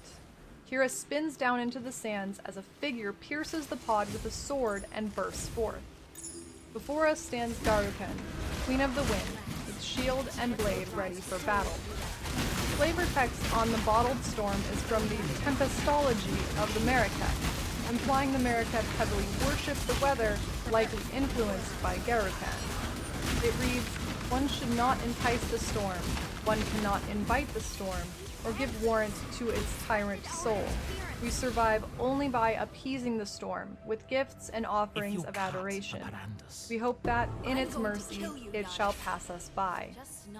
This is very revealing of the relationship between Garukan and the Maraketh who worship her. She is seen as a tyrant, and rather than wishing for blessings from Garukan and her wind powers, they want to appease her and hope that she shall pass us by. Garukan is a warrior goddess with fierce powers and a fierce pride. Garukan sought power and wisdom in the skies. Sin says that her beauty astonished me as her aspirations inspired me, and that together they experienced the loftiest moments this world could offer. When their daughter Shikari planned to wage a jealous war against Garukan, Garukan planned to fight back. She was stubborn, and it was this impending war that caused Sin to create the beast and put all the gods to sleep. Sin said that he knew her pride would one day be the storm that would ravage my precious humanity. Sin wanted to save humanity, to forgo his sentiments for the sake of humankind. And so, when love cannot be slain, it must be laid down to sleep. Before this battle, Sin says, "This is not my goddess that you shall slay, and if I continue to say it, I may very well come to believe it." Rather than kill his own wife or child, Sin had created the beast to put everyone to sleep, including himself, and avoid this moment. We've killed Sin's daughter, and now we kill his former wife in front of him. When it's done, we can retrieve the Sekima feather from Oyun's corpse. Highgate will need a new Sekima after all. To open the scarred wound in the quarry and enter the belly of the beast once more, Sin requires basilisk acid and Trarthan powder. Basilisk acid is found from a basilisk in the boiling lake. I wish I knew more about the origins or purpose of the boiling lake, but for now it seems to be just a really cool side area. The Trarthan powder was a substance used in the mines to excavate virtue gems from the cave system during the reign of Emperor Chittis. In an offset of the quarry called the Refinery, we find a reanimated General Addis guarding this powder. General Addis was responsible for the control of the Karui, Marraketh, and Ezamite slaves the Empire sent into the mines. Kataris believes that General Addis, although commanded to control these slaves, was a kind man. While Addis worked for Emperor Chittis originally, he turned on Chittis and joined the Purity Rebellion and High Templar Revolt. It was also General Addis who discovered the Marraketh calendar and stowed it in the foothills, before the cataclysm and ensuing chaos buried it once more. With these two ingredients, Sin is able to melt away the scarred flesh guarding this second entrance to the beast's core. We descend into the belly of the beast and run through a familiar maze of bowels until we find where Malachi once stood, and the 3 destroyed hearts from the battle. Using the souls we've captured, we restore each heart, opening portals named Chevron's Sorrow, Malagaro's Misery, and Doedre's Despair. We must run through dreamlike areas and defeat the souls once more to find the Dark Ember, the seed of the beast, the pure, undiluted essence of corruption that is the beast's power. After each soul is destroyed, we are met with a horrifying reincarnation of Malachi's 3 students, melded into one monstrous body with 3 heads, called the Depraved Trinity. Upon defeating this final abomination, we are covered in a tidal wave of blood from the beast. We are washed out of the beast's body, carried by a renewed force of blood through the water systems of Highgate. We come to with Lily and Whalem Rock standing over us. If we return to Highgate, we can choose the new Sekima for the tribe. Whether you choose to continue Marraketh tradition with Irasha, or throw out tradition in favor of wisdom bordering on madness with Tasuni, for us, this decision means nothing. Like so many things before, we affect the lives of many while continuing on unscathed. With the Dark Ember giving us the beast's power, we can sail with Holy Rock back to Aurillac to defeat Kitava once and for all. Thank you for watching, it's your boy Noodle. If you like this series, give the video a thumbs up and check the playlist in the description for more videos. And thanks as always to my amazing patrons.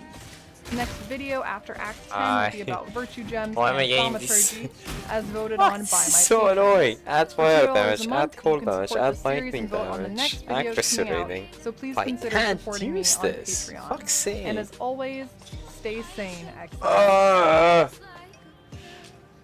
Fuck's sake. Elemental bullshit.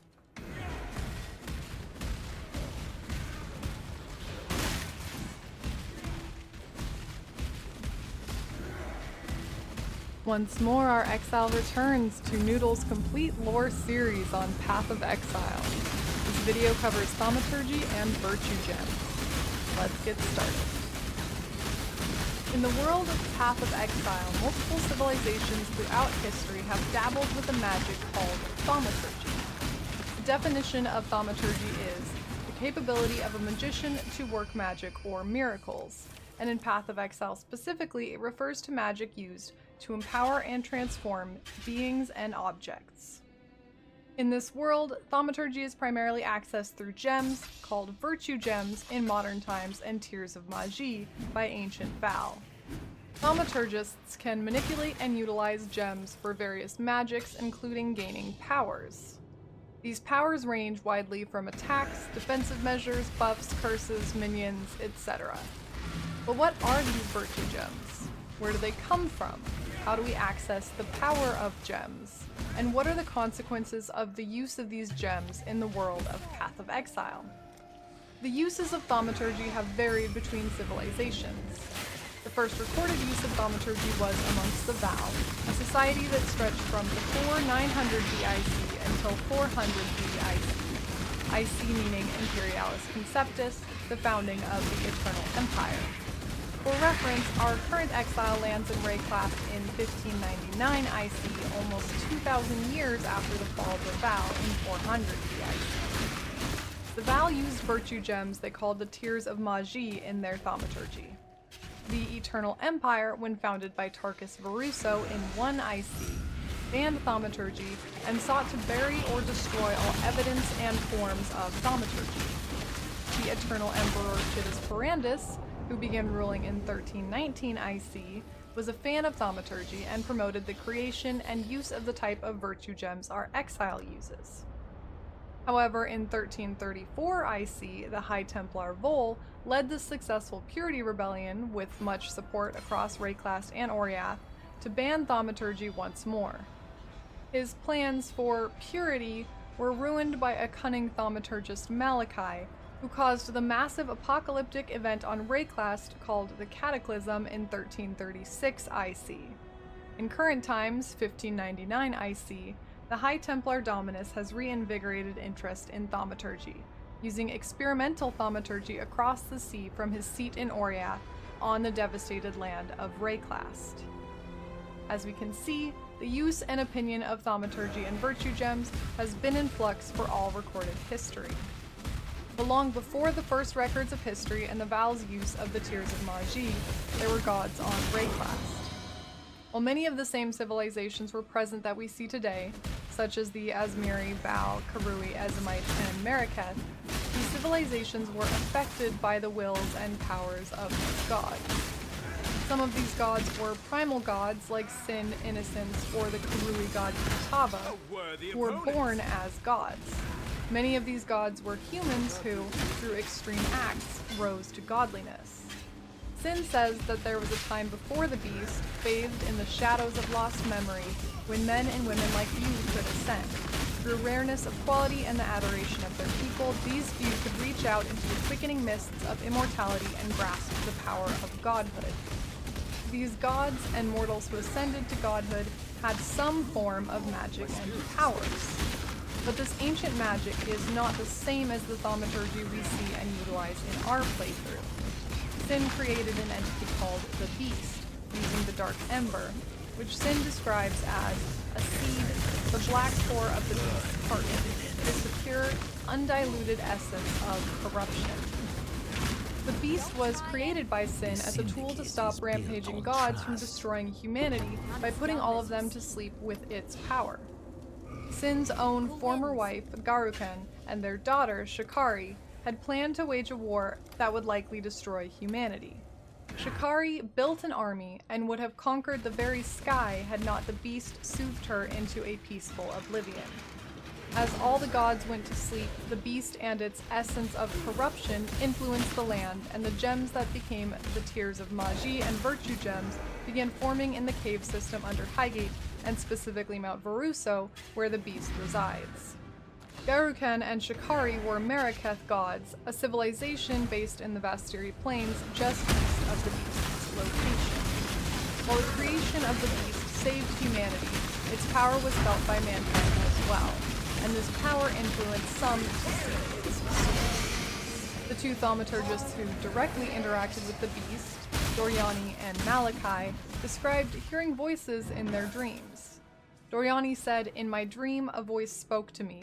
It said, 'My reach knows no bounds. All that is pure is destined to rot. All that lives is destined to serve.'" While the quest for power was a large factor in their lives, No perhaps the physical beast's damage. ember, As this a shit ton essence of fire corruption, damage. affected or Chris even attacks sought their Just actions. annoying. The beast is Chris also physical referred to damage as taken, Nightmare, Chris which fire is damage perhaps a taken, reference to its cooling power of circuits, sleep, burning and range, definitely a reference to its different influence shots, on dreams. attack, nitrogen, The beast's power of Slot nightmare is, elemental in fact, damage. the power behind all thaumaturgy, including but not limited to virtue gems. Piety, a powerful thaumaturgist working with High Templar low Dominus, damage roll, actually. tells us Holy that shit. the beast is the source of all thaumaturgy, Okay. the one power in this world that transforms what is real Nice. into what is imagined. The idea of creating what is imagined into what is real is particularly poignant considering the beast's power over dreams. By putting gods to sleep, the beast has manifested sleep and dreams as this nightmare, a tangible force that allows thaumaturgists to bridge the gap between reality and the magic of dreams, the imagined. All acts of thaumaturgy since the creation of the beast are possible because of this power of nightmare. It seems these gems need some form of thaumaturgical manipulation to become the usable tiers of Magi or virtue gems as we know them. First, let's discuss the methods of the Val. The Val powered the tiers of Magi with a form of blood thaumaturgy. The Val sacrificed people, and these sacrifices fueled their gems. Our chosen exile can utilize tiers of Magi, called Val gems in-game, but rather than working with mana, these gems gain incremental charges until ready by accumulating the souls of enemies we kill. So there is a distinct functional difference between tiers of Magi and current virtue gems. The Val used these gems throughout their history, likely since the creation of the beast. As far back as 900 BIC, when the Val and Asmiri began peaceful coexistence, the Asmiri described the Val as having their flesh adorned with glittering crystals, being unaware of the significance of these gems. The Val did not share the meaning or use of their tiers of Magi with the Asmiri, even though they shared many other aspects of their society such as written language and technology. They probably wanted to retain an upper hand on the Asmiri, as in the past, Val, like the god Ralakesh, had enslaved and killed Asmiri. Perhaps they also wanted to hide the violent and depraved sacrifices they performed to use these gems. The ability to use souls from sacrifices to fuel their tiers of Magi comes from the connection between the gems and life force. The flavor text of the Soul Tether belt reads, "Val blood priests were among the earliest intellectuals on record. It was they who found that a newly freed soul would desperately cling to any other source of life." The power of the beast and thaumaturgy seems to be a form of intelligence or life manifested into gems. Malachi, the most prolific thaumaturgist in recent history, had much insight into the nature of gems, their intelligence, and the beast. Malachi wrote, "The moment my fingertips brushed the cool, silken plains of the first gem, I felt it. My skull ached as if its contents were growing, pressing against the bone, searching for a way to break free. That night, once the wine had dulled the pain enough to allow the onset of sleep, the dreams began. I have not been without them since, nor would I be.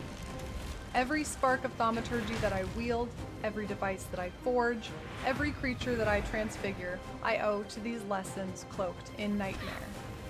Like Doriani, the nightmare speaks to Malachi, but he also gains intelligence and inspiration from his first physical contact with virtue gems.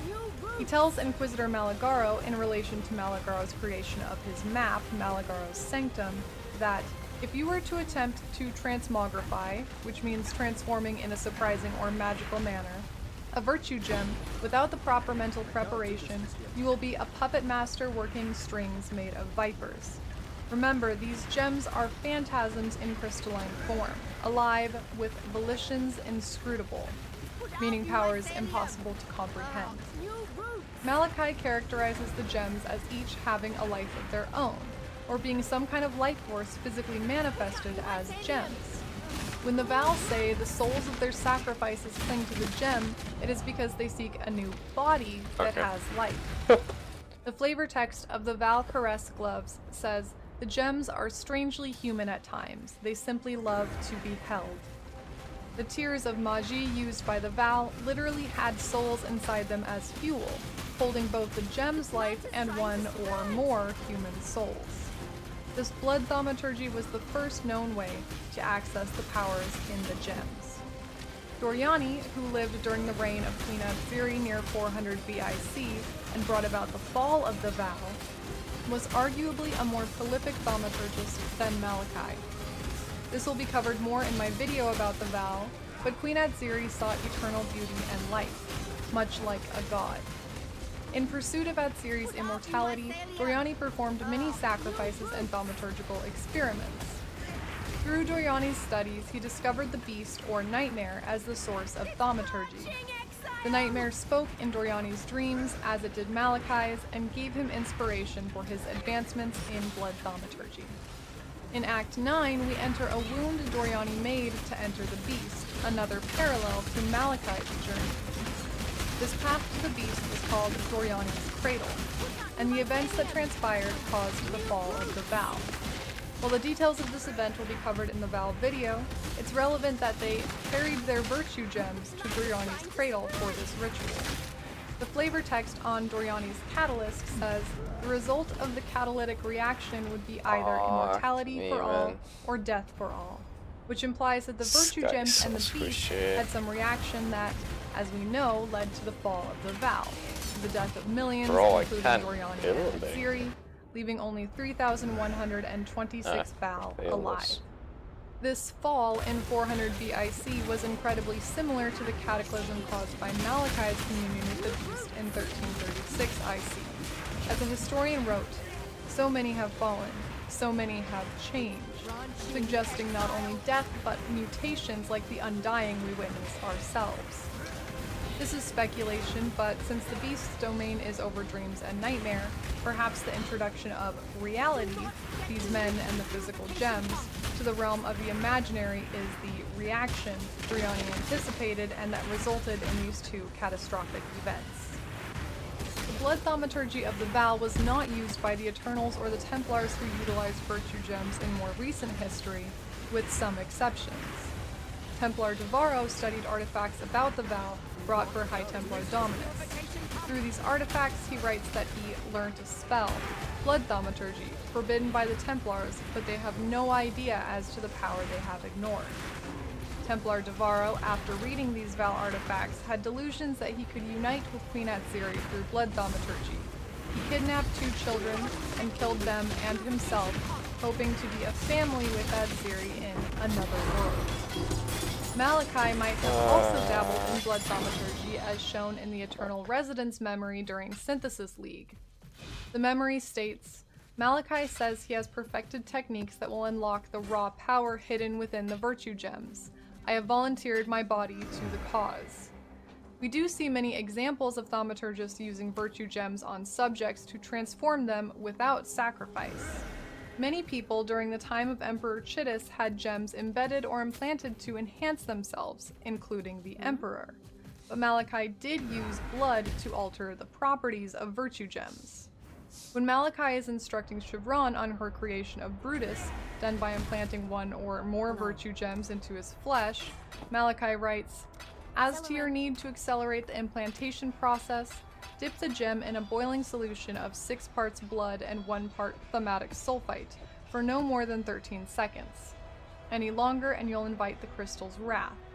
Once the gem is withdrawn from the solution, you have but a few seconds to install the gem in the prepared flesh and close the wound.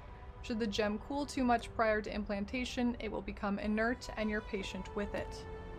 Thaumatic sulfite was a byproduct of gem refining, and the use of blood implies this was thaumaturgy inspired by the Val's Tears of Magi. The virtue gem's powers and potency can be altered by techniques of thaumaturgy. This experimentation and transformation of virtue gems might be what gives gems different powers. The virtue gems have their own natural thaumaturgy, but the experimentation and proficiency of thaumaturgists was needed to unlock, transform, and improve that magic. More recent virtue gems are utilized with mana, which is a common trope in games representing magical power. There isn't a clear lore explanation of our utilization of mana, but it's likely some thaumaturgical innovation that can imbue gems with fuel, like a soul, without needing a sacrifice. Or perhaps it's simply a classical game mechanic. Either way, more recent thaumaturgists have not needed to use souls to invent or utilize thaumaturgy and gems. Since we've seen examples of people implanting gems fully into themselves or even embedding gems into their flesh with the gems still visible, one might wonder how we, as our current exile, utilize these gems.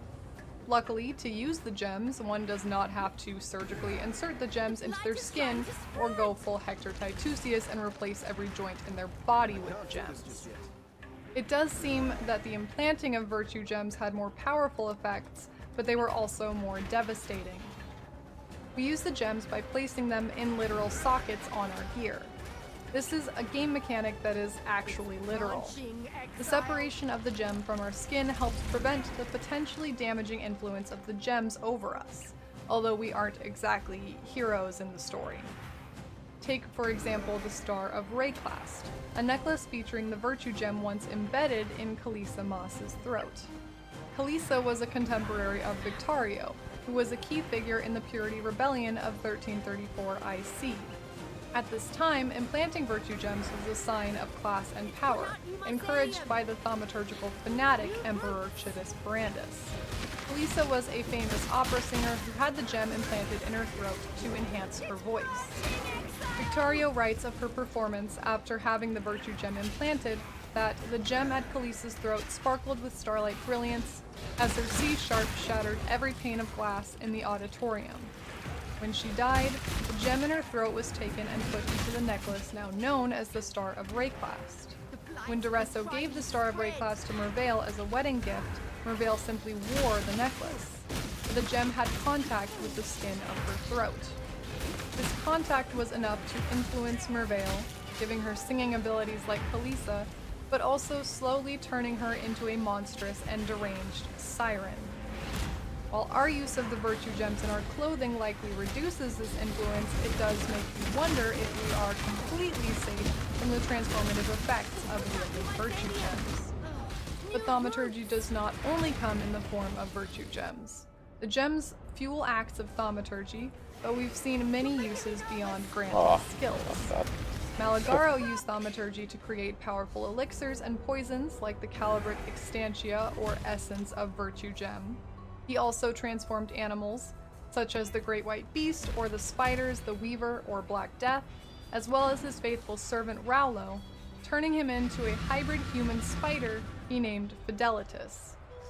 Malachi created the Decanter Spiritist, which Fairgrave seeks in Act 3 to drink a substance called Ghost Wine. The decanter could make a spiritual liquid corporeal, a transformation of the intangible to the physical. The creation of maps and the devices used to access them are thaumaturgical. Dominus's transportation device, used to hide his travel to Rayclast, where he and Piety performed their thaumaturgical experiments, was said to need an immense amount of thaumaturgical energy to execute the successful disintegration and transmission of objects between Highgate and Theopolis. For that kind of power, we must tap the Origin, which refers to the beast dwelling below Highgate and Mount Baruso. And the catastrophic events of the fall of the Val and the more recent cataclysm were both created by thaumaturgists seeking to commune with the source of thaumaturgy, the beast. Quick note, there is another type of gem that we use referred to as jewels. These function differently than virtue gems in that they enhance stats rather than granting skills. They are also used on the skill tree rather than slots in our gear. The distinction between the term gem and jewel could be to reduce players' confusion because of their different functions, if they're actually both virtue gems, or it could mean they are not gems from the beast like virtue gems at all. In support of the second interpretation, there's also the introduction of Abyss Jewels, which can be slotted into Abyss gear or the skill tree, but still function as stat-enhancing items rather than skill-granting gems. The skill tree is probably not a physical object we literally allocate points into. It's more likely a symbolic representation of our growing power and the paths we choose to improve. For these reasons, I can't equate jewels and gems. There are some aspects of Path of Exile that you can chalk up to necessary game mechanics rather than meaningful story elements. Although I do love imagining each exile washing up on Rayclast with a giant identical magical parchment and literally drawing a map of their own abilities on it as they progress, so annoying. putting little jewels into it. Come They on. choose to map into jewel slots. But if you have any more information on the lore of jewels and their relationship to virtue gems, please leave me a comment. In the same vein, we see many of the returned gods starting in Act 5 using skills that we see from the virtue gems. I do believe that the power of gods might be an influence on the nightmare and thaumaturgy that the beast produces. Since the beast's power is to put all the gods in existence to sleep, it must have some constant connection to these gods. Perhaps the manifestations of different skills in the gems aren't influenced by the thaumaturgists that manipulate them, but the virtue gems have their own innate abilities that determine the skills of each gem, which are actually powers taken from the slumbering gods. Again, the similarity between the skills we can use from gems and the skills gods use could simply be a reality of game design. There's only so many animations and assets you can expect from a game. The variety of skills in Path of Exile is vast, so creating completely new sets of skills for any god can be difficult or unrealistic, and could arguably rob players of the ability to recognize and combat mechanics of fights. So I'm unsure whether the thaumaturgy introduced by the beast's creation is entirely its own, or a manifestation of powers from the gods it's subduing. It is probably some mixture of the two. But I do think thaumaturgists could alter the properties of gems, which to me suggests they could also influence the skills those gems grant. There are some questions still about the nature of thaumaturgy, especially in regards to the history of the Val. Are you coming? When fighting gods, we come across a few gods whose history suggests they've dabbled in thaumaturgy. But how is this possible if the beast was the absolute beginning of thaumaturgy in the world? I don't doubt that gods had powers and that thaumaturgy after the beast was imbued with these powers, but the information is contradictory. For example, Yugol was a Val scholar before he ascended to godhood. He believed that terror was the only universal experience, and therefore had some great power. He tortured children and tried to capture their terror in devices Sin called Eldritch Mirrors. But Hargan says Yugol was scarring the living shite out of Val toddlers and then nabbing their fear within a hall of thaumaturgical mirrors. Perhaps Hargan doesn't know the difference between thaumaturgical and eldritch, and it's a meaningful distinction. But assuming it is thaumaturgical, how could a human use thaumaturgy before the beast's creation?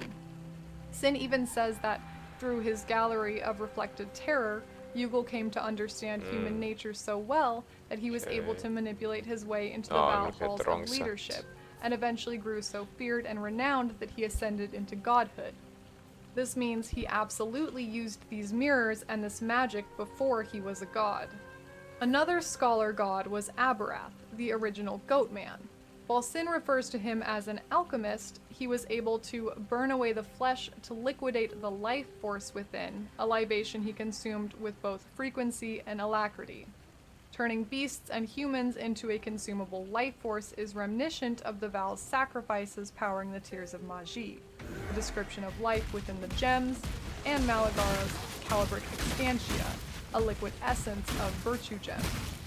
Now, I do believe there must be some kind of magic in the world before the beast's creation, as gods existed, had magic, and people could become gods. Perhaps this magic was just harder for humans to specifically utilize, and was just made more easily accessible in the manifested form of gems by the beast's power of nightmare. But the lore does imply that the beast is the source of all thaumaturgy, and Sin makes interesting distinctions such as Eldritch and Alchemist for Yugol and Abarath. Maybe the beast's power wasn't to create thaumaturgy in the world, but to distill it into an easily accessible form via the virtue gems. It is unclear if the beast's nightmare and the resulting access to thaumaturgy is the first real magic, a new form of magic, or just access to magic of the slumbering gods.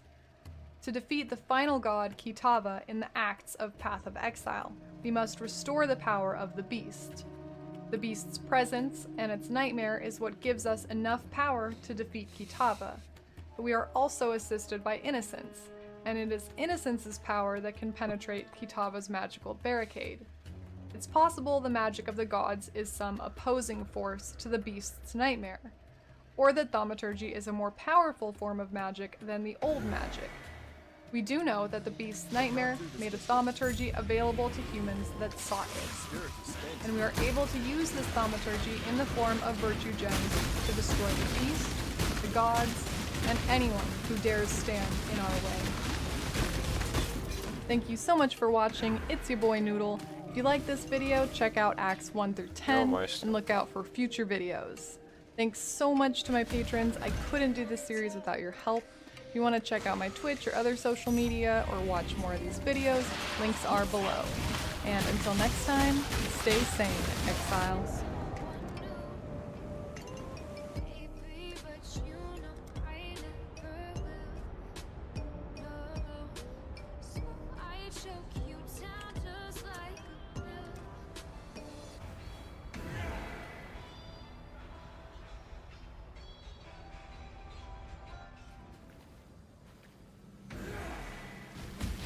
I see you, little mouse.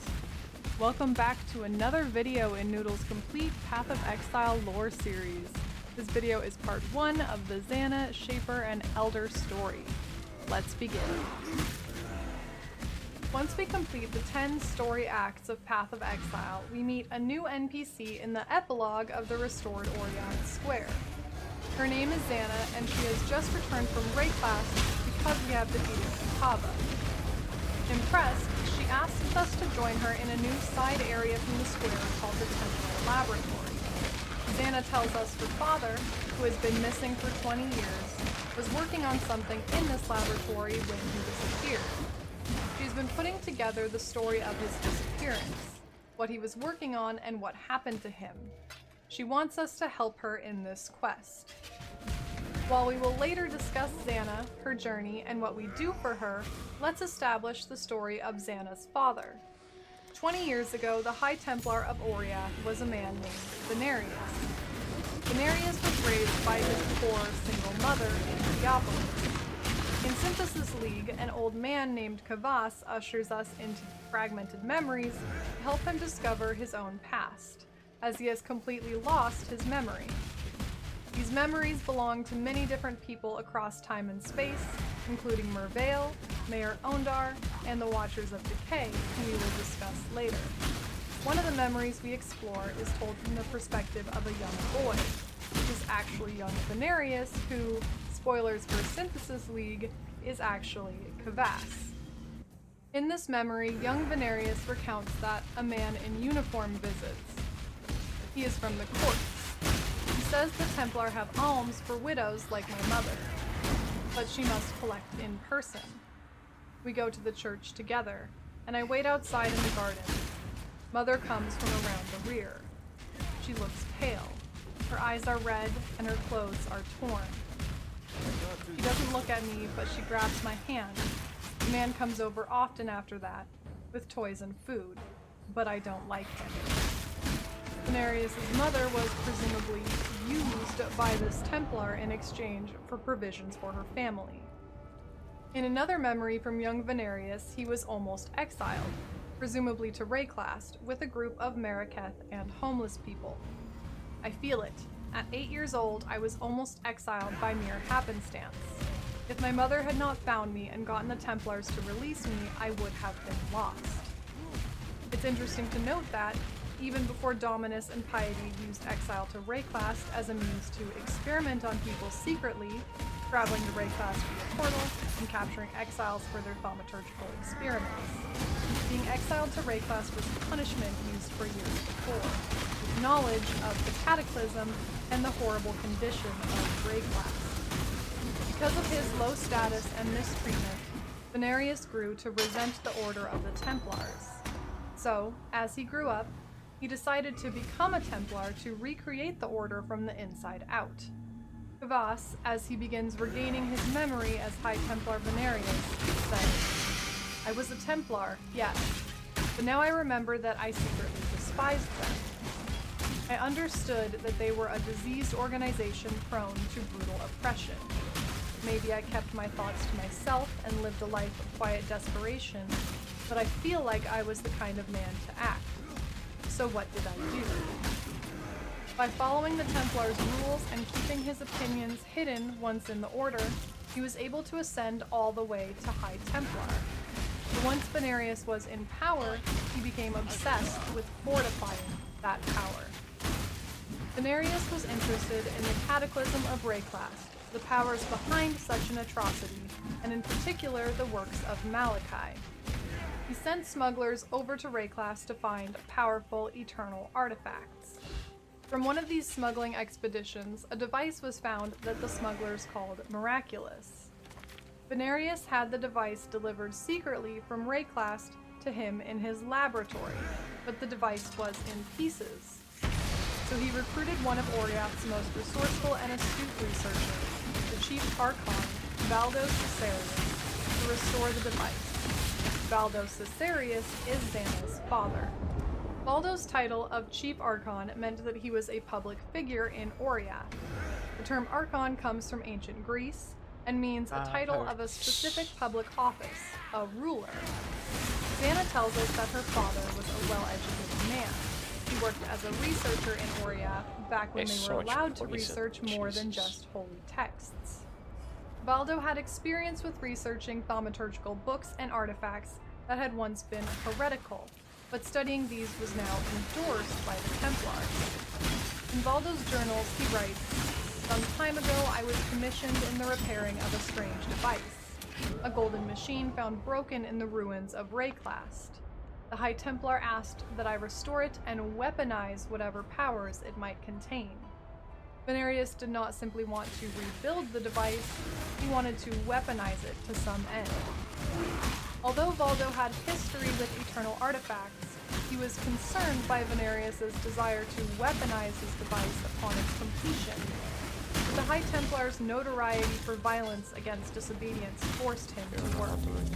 He wrote, I've considered refusing Venarius. Though my personal politics remain my own, I've often struggled to follow his instructions and rules, filled with such malice and hunger. Regretfully, I accepted his orders, for I know of many families who have refused the High Templar. They have all vanished now. High Templar Venarius, in his desire to transform the High Templars from the corrupt and useless institution he perceived them as, had swung the pendulum to being dominating, cruel, and power-hungry. Valdo Caesarius did not agree with Venarius's ideals, but he was left with no choice. So Valdo began reconstructing this miraculous device in the Templar laboratory in secret, only known to himself, Venarius and his highest court, and his daughter, Xana. As he began the repairs, he realized that something was different about the device. First, it began having effects on Xana.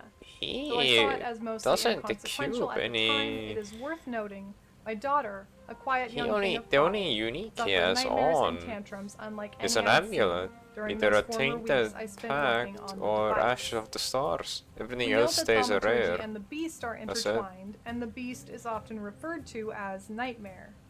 It can speak to people through dreams. There's a possibility that the events that are about to unfold are related to the nightmare itself.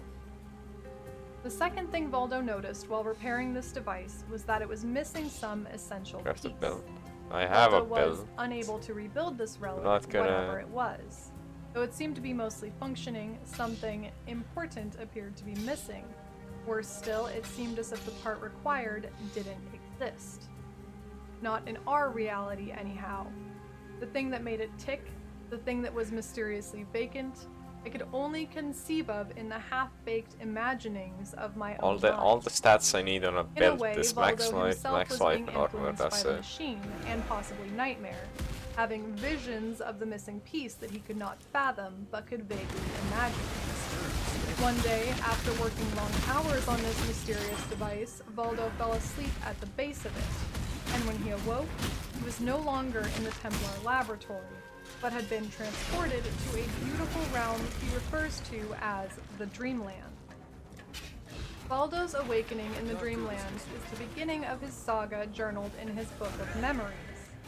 I'll explain later more about this Book of Memories, but there are 16 journal entries written by Valdo regarding that's why it says the device, these dreamlands he discovered, all the way up to his disappearance. As he begins exploring this beautiful and different land, he realizes he is being followed, but not by a man, by a shade, a whisper of embodied smoke, barely heard or seen amongst the vegetation. It rose and spoke to me not through language, but through thoughts and pictures, colors and emotions, bursting into my mind like water, billowing up through cracks in the earth. The shade welcomed me to its land and asked how it was that I arrived. This shade knew of the mysterious device Valdo had been working on and was interested in helping him repair it. The machine was a doorway between my world and the Dreamlands, I was told. The device had been lost, broken and torn apart by villains and thieves. Max life armor, max to hear life, it found and 2 amethyst that rings final missing part.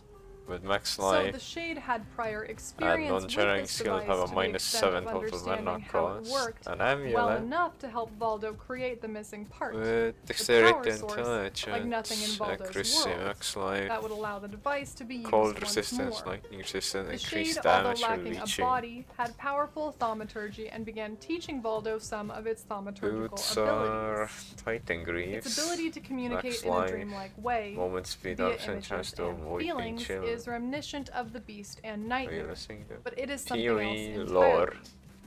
Perhaps the Dreamlands itself had some more powerful Walls connection are to thaumaturgy. Fighting Maps we've gauntlets, seen max before, life, like increased damage Malagaro's from Sanctum, leeching. use thaumaturgy to open portals to different worlds by the power And of our Nightmare.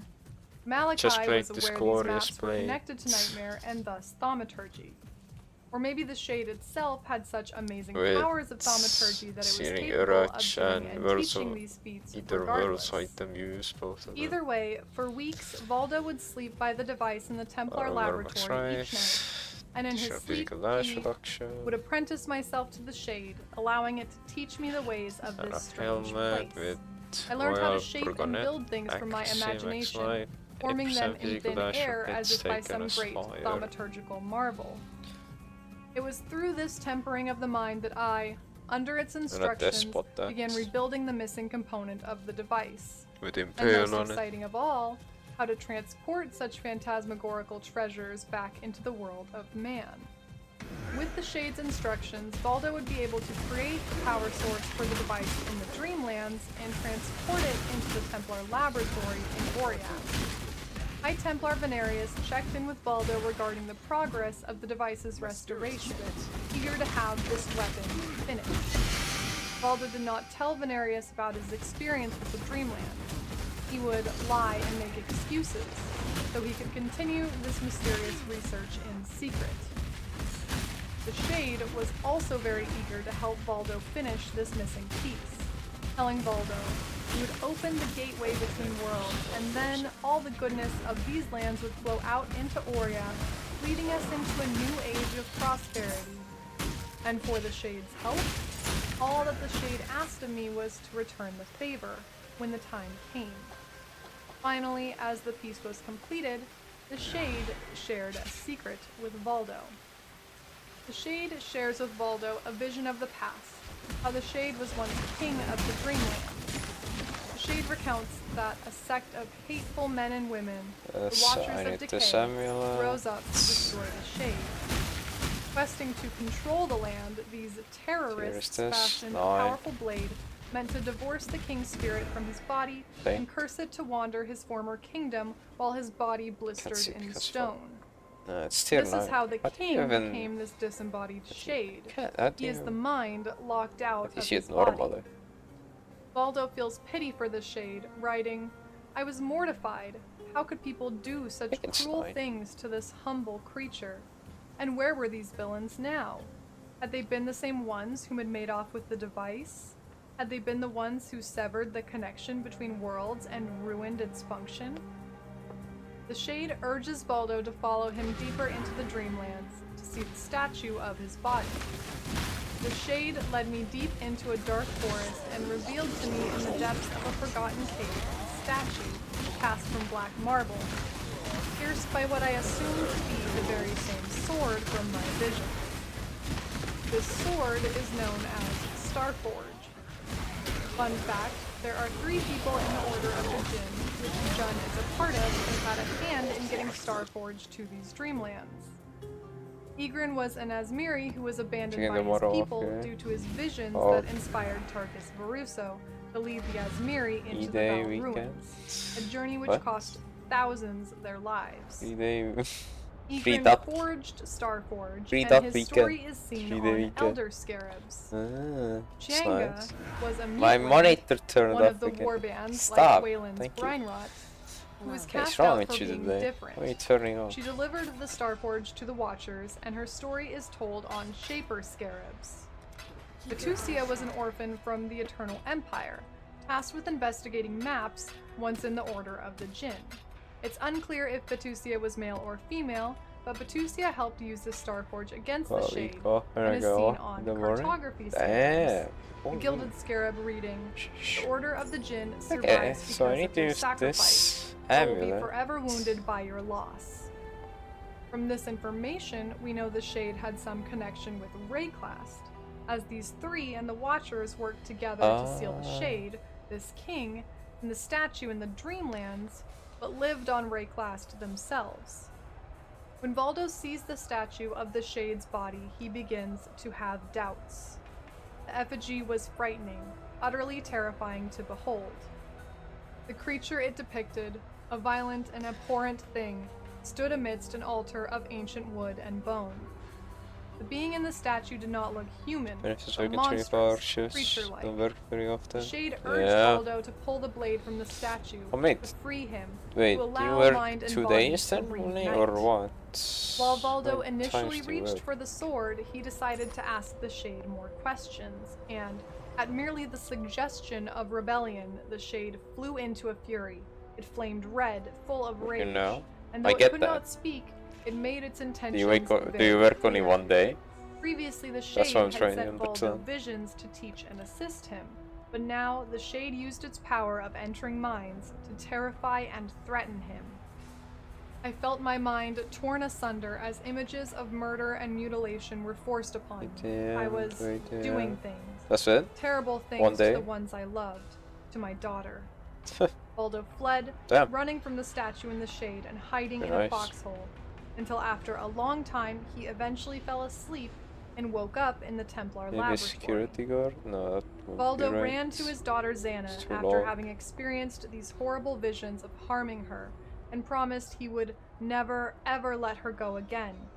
And for months Voldo stopped working on the device, instead researching as much as he could about it and the Shade. You're not a prison. During these months of study, Voldo said that every day, the slimed and poisoned tendrils yes, that was the word of where are you prison? Making one wonder if the Shade still had some access to his mind, or if this is just an aptly foreshadowing description of Voldo's mental turmoil. Eventually, Aramir, a scholar whom Voldo greatly admired, sent him a shipment of artifacts about the Watchers, the fateful men and women that had sealed the Shade out of its body with the Starforge. We have met Aramir, who now lives amongst the Asmiri on Rayclast. We know he worked with High Templar Venarius' successor, Dominus, to research thaumaturgical artifacts of the Val and other people of Rayclast, so it is likely that Aramir and Voldo Caesarius have a history of working together. According to the artifacts sent by Aramir, the Watchers of Decay and the people of Rayclast were terrorized by a being they called the Elder. Why are you asking that question? Was a creature of malignant madness, born of that oblivion from before time itself began. Once only an abstract expression, the Elder was given a physical form. The Elder is not a creature or a god, but some embodiment of evil that has existed forever. The Elder created this bauble, importantly not the device Voldo has been working with, to enter Rayclast. It fashioned for itself a bauble of chaos and secret worlds to use as a kind of hunting ground. This bauble is undoubtedly the dreamlands I've uncovered. It seems the Elder could travel between worlds, like we can when we use a map device, and perhaps the dreamlands was just another one of these worlds. Perhaps it is the original location the Elder manifested for its physical form. Either way, the Elder hungered and traveled to Rayclast to satiate itself. The artifact said that the Elder came here out of hunger, referring victims of a younger flesh. It became the boogeyman, dragging our children off into the night, casting them into its realm of shadow and feasting upon their nightmares undisturbed, for it was imagination that truly satiated it. The Elder captured the children and took them to its dreamlands before feasting on them, where their fate could be presumed but was ultimately unknown. Again, the hunger for nightmares is an interesting parallel to the beast and its power of nightmare. Whether there's any relationship between the beast, thaumaturgy, and the Elder isn't made explicit, but there's obvious themes between all of them. Imagination as a fuel, having power and influence over dreams and imagination, and giving others access to thaumaturgy. Regardless, the Watcher's artifacts say that the Elder was trying to sustain and birth forth its true self, the oblivion from outside time and space, the decay. The Elder, even when its shade and body were unbroken, had not reached some final true self, some form or goal it wanted to achieve, and needed the fuel of imagination to become the decay the Watchers believed was its ultimate goal. One of the memories from Synthesis League is from someone who experienced the Elder's terror, perhaps even a Watcher themselves. They recall, we pursue the demon on foot to the edge of the right woods. now, no. I'm Child that jobless. carries does not cry out. Aneris follows closely, but I hesitate out of fear. The demon and child are gone, and Aneris stands frozen, pale as the moon. He whispers something I do not understand and falls dead. I fear we will be hunted to extinction. This memory shows that many children had already been captured by the Elder, to the point that this person worried about extinction. Those adults who stood in its way or fought back were killed. Like Kitava, it seems the Elder had an almost endless hunger, but on an even more devastating scale. The Watchers of Decay could not destroy the Elder itself, but by locking up its physical form in the Dreamlands, they were able to prevent the Elder from continuing to feed and grow, and to stop the process of this decay. Just put With together, help from members watch of the the machines Order to of do the it, Jinn, pretty they much. created the Blade Starforge, and they also were the creators of Pretty the much exact motherboard device factory. Voldo has been restoring to enter the Elder's pocket dimension, the What the Dreamland. fuck is it? Voldo writes, they built the device, bringing with them the blade, a weapon capable of divorcing agency from form, to give the Elder a kind of eternal rest. Because the Elder cannot be killed. So In that so statue, boring, they it's left it starved, unable to hunt.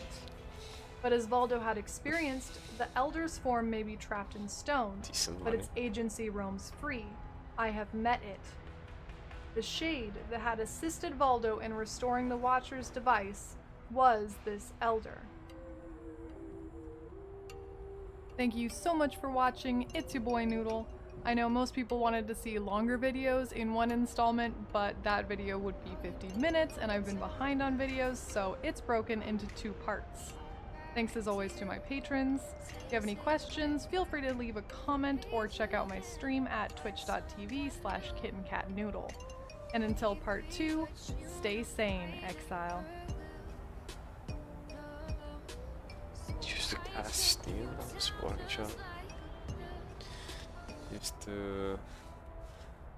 Don't. Welcome back, Exile, to another Ripping video in people off Noodle's for a living. complete lore Damn. series.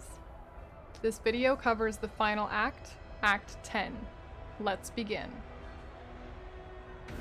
In Act 10, Lily and Whalem Roth sail us to Oriath Nice. and land in the docks where Lily found us at the end of Act 5. Lonnie waits at the docks for us alone. Lonnie tells us that everyone had to escape the tower when Valenta turned on them, just as Utula predicted she would. She's being although he already turned on them in Act 5, so she's getting louder every episode, I feel like. I can finally Act 10. Are we? Oh my god, it's 15 out of 43. Oh my god, how are we still so far? How? My fucking god. It's not exactly on high ground. Valenta lowered the tower for Kitava's cultists to enter. Bannon helped Lonnie get this far, but created a distraction to help her escape and is now cornered on the cathedral rooftop by Kitava's cultists. The cathedral rooftop where we fought Kitava in Act 5 is where Bannon is currently trapped. Let's try the tier 16 we yet? save Bannon yeah, from this attack I can't really and meet do him it. back at the docks. Keep dying. Like many NPCs since the and I death can't of kill the the boss beast, really Bannon fast. now feels the influence of an awakened Enough to god. hear all the Innocence, lore. You said I his brother must. And the god the High Templars, Just like act Old lore Dominus and that I was Avarius, talking about. worship. Okay, so this will be Last the last time we one. saw Innocence, he possessed High Templar Avarius and tried to kill us. But Innocence has seen our quest to destroy Kitava and wants to help us. Kitava has moved from the cathedral rooftop on a quest to find yeah, more that was like food no for his problem. eternal hunger. Still dying though. He stopped But anyone more from rest reaching than him by normal. putting up Kitava's No chaos, horns, but a magical blockade impenetrable by man's creations. However, Bannon believes the staff of Avarius, wielded while Avarius was possessed by Innocence, has holy power that could destroy his horns. Bannon asks us to find the staff in the Chamber of Innocence and return it to him. Sin knows that Innocence resides within Bannon now, just as he did starts within High allocating a Templar lot Avarius. into And Bannon will HP. face the same fate as Avarius. He will die an excruciating and death armor again. once Innocence And more is reborn from resistances. within him. Maybe that's why he doesn't have any Bannon says he is willing resistances to with your risk his life HP. for the cause, and so we must find this staff, 2k. knowing that our path to killing Kitava requires killing Bannon. Before we take on Kitava, Lily and Whalem have requests for us. Lily wants us to find a relic called the Teardrop, which is locked up in the reliquary. This teardrop is the map to Sawatha that Lily was trying to steal with Oak, Creighton, and Alira, the bandits in Act 2, which got those three exiled to Rayclast. With the Brine King dead, Lily wants to work with her grandfather Whalem to find and plunder this undersea city of Sawatha. Whalem was incredibly interested in finding Sawatha, and passed this interest on to Lily, which is why she found the teardrop in the first place. The teardrop was stolen from her by the Templars. This is my who took it second back character. to Oriath. This is my Lily was trying to steal it back 3, 4, when her 5, and the maybe bandits 5th. got caught. But now she asks us to return it so she and Whalem can reinvest finally complete spell her points. grandfather's legacy. A fun activity for the family. It is said that the city of Sawatha sunk into the sea when Soagoth fell into slumber, invoked by the beast. From what we've seen, it is likely a real city. If it's anywhere near where the Brine King appeared, it is likely in the reefs out east of Fellshrine. The Brine King appeared near Ribbonfell and Corsair's Rest, if our game in-map can be trusted. I can't find any information about either of these areas, but they are named on the official Path of Exile map.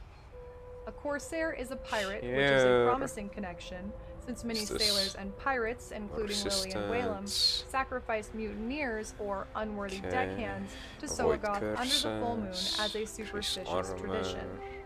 Sin says that Soagoth himself was once a captain at sea. What Ribbonfell refers to is a mystery. Perhaps we will hear more of the city of Sawatha in the future. Here he Whalem's gets request for us isn't quite so family friendly. the 10% increase We've heard armor rumors that invasion Queen rate. Anthiri had a love potion that could attract your ideal lover from anywhere, even across the sea, and kept it in her favorite lover's skull. More levels. Whalem believes that the skull might have been tossed in the ossuary with other bones, so Whalem asks us to look for it. The elixir is indeed in the ossuary, and its flavor text says, famous for her many lovers, those that did not come willing to Atziri came by liquid persuasion.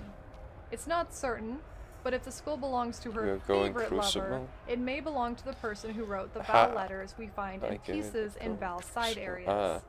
The letters as a whole tell the story of someone who served Atziri for 7 years, who bared my skin and soul to my beloved Atziri. who was stuffed full of gems and destined for the block for stealing a ring. With this information, we can assume this person was a lover of Atziri, but also was killed during her time for his transgressions. I have a little bit different. We bring Whalem the potion in the skull, and it has no effect. Jade flask. Whether it ever worked, we cannot say. Fun fact: Lily's ideal lover might just be Bannon, according to her. She says he's a real siren, and she'd be willing to bet the barrel of his piece is longer than a ship's mast, if you catch her drift. But that she knows he's too godly to want to bet. I guess. When Bannon becomes innocent, Lonnie says she greatly admired, possibly even loved Bannon. Bannon was the Manon with the pants cannon. Besides the reliquary and ossuary, we can also go back to the control blocks to kill Valenta as sweet vengeance for her betrayal. There's a bit of irony in this. In Act 5, regarding Kitava taking over when Innocence is defeated, Valenta says, "Things replace other things. It's the most fundamental of laws. The larger the thing you remove, the bigger the rush to fill the space it's left behind." With all of Valenta's talking down to Utula, when we kill her, she has become a disfigured Kitava cultist herself. This is karma, or something. In the Chamber of Innocence, High Templar Avarius has come back to life as Avarius reassembled, and must be defeated before we can grab the Staff of Avarius. We return the staff to Bannon, who becomes Innocence, and can now Kamehameha Kitava's horns away. The horns were blocking the canals, which are swarming with Kitava's cultists. We follow the canals to an area deemed the feeding trough, where the cultists are bringing carts full of corpses for Kitava. The canals are filled with body parts and blood. Sin and Innocence wait for us at the entrance to where Kitava now resides. As we take on Kitava, Sin and Innocence work together, using their divine powers to assist the takedown of the ravenous god of hunger, Kitava. We've mentioned before that Sin and Innocence are brothers, and Sin was cast down by Innocence. The Templars portrayed Sin as the embodiment of evil within humankind, and that Innocence was the light and fire that could purify humanity. From what we have seen, it is not so black and white. In Act 5, we learn about Sin and Innocence from the perspective of those who worship Innocence. Their origin story says that the mother of two raised them and describes the fall of Sin, but it also gives hints to Sin's unfair treatment and his true calling to save humanity. The story says that when the mother of two broke bread, she allowed Innocence to eat his fill as reward for his virtuous nature, but Sin was cast the scraps to remind him of his worthless ways. Even before Sin was burned by Innocence, he was treated unfairly and misunderstood by the two. This starvation explains why Sin stole a fish from the market and lied to the watchman who caught him. Innocence saw this happen, and Sin beat Innocence and made him promise not to tell their mother. But Innocence could not keep a promise made in fear, and it was decided between mother and son that Sin was beyond rule and redemption. His own mother and brother decided to purify and renounce him. And while the Templars glorified Innocence's righteousness, this line of thinking also allowed them to believe in slavery, torture, and of course, exile. Innocence and the mother of two burned Sin. It's said the village gathered to watch Sin become ash and breathed deeply of the smoke that poured from his screaming mouth. And Innocence watched Sin take root in the bodies of men and women and children. Innocence and the Templars viewed this as humanity giving in to the evil that is sin. From our interactions with Sin throughout our journey, we know that this was Sin becoming one with the cause and struggles of humanity. Sin loved humanity so much that when he saw it threatened by an impending war between his own wife and child, he put them to sleep with his own creation, the beast. He even put himself and everyone with powers that could threaten humanity to sleep with this, hoping that it would save humanity from divine wrath. Of course, there were issues with that as well, humanity seeking the power of Nightmare and the Beast, but this is exactly the point. Life and humanity are complicated, not black and white. When you compare the figures of innocence and sin, innocence is shining, floating, and translucent. Sin stands on the ground, smaller in demeanor, the size and shape of a man besides the wings. He has truly embodied the cause of humanity. A realism, if not exactly perfect, whereas Innocence's obsession with purity was a lofty and ultimately harmful idealism. Unintentional or not, the unity of this realism and idealism is what is needed to take down Kitava, the embodiment of the darkest parts of humanity. And endless hunger can refer to so many failings of man: gluttony, greed, vanity, rage. They can all be forms of hunger, and Kitava's inability to be satiated is emblematic of these failings, that inability to be satisfied. Kitava would not be satisfied to consume everyone in Oria. He would continue to conquer and ravage Rayquest and many other lands if we did not stop him. But we do. As Kitava's body falls back into the bloody water below, we are swooped up by Sin and taken to Oriath Square, no longer ravaged. Kitava's head lies chained on display for the people to admire. Lonnie, Lily, and Whalem are there and offer their congratulations and admiration. Sin and Innocence are here too. Innocence apologizes for murdering millions in the name of righteousness, and Sin forgives him, saying they can work together now as brothers of the same flesh. Innocence claims he cannot stay and will go as far south as one can travel in such a fleshy form. Where Innocence plans to go, or if we will meet him again one day, is uncertain. There is another waiting for us in Oria, a woman named Xana. Xana tells us that the Templars have hidden many artifacts of the Templar theocracy, and that she knows an entrance near the square to a Templar laboratory. She says her father used to sneak her in as a child.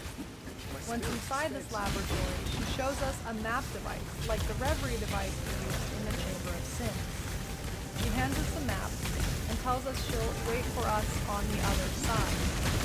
We've seen map devices used by Malachi and those seeking Nightmare, like Malagara's map. But now we know that the Templars were also creating these maps. Are they for the same purpose? What is the significance of these maps? And why does Xana have them? Thus begins the endgame of Path of Exile. What's that? Thank you for... Dang. We're done. We're done. No more.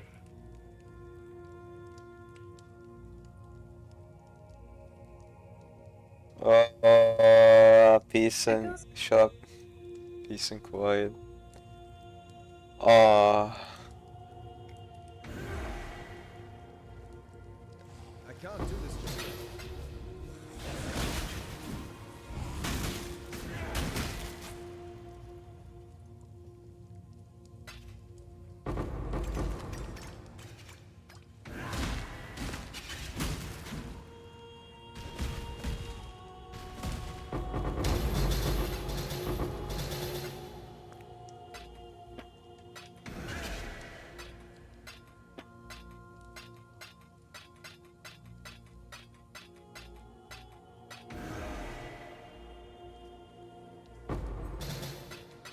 Hear my brain turn finally. It's been so long.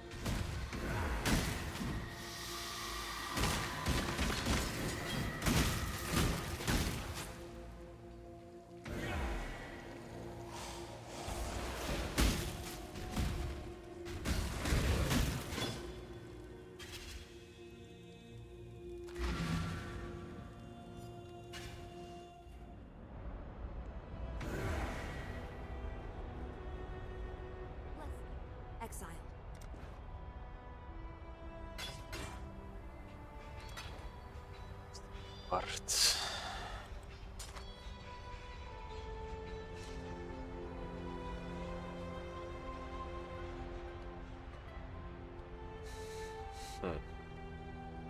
Cool wind. Okay. Selling. I can't do this just yet.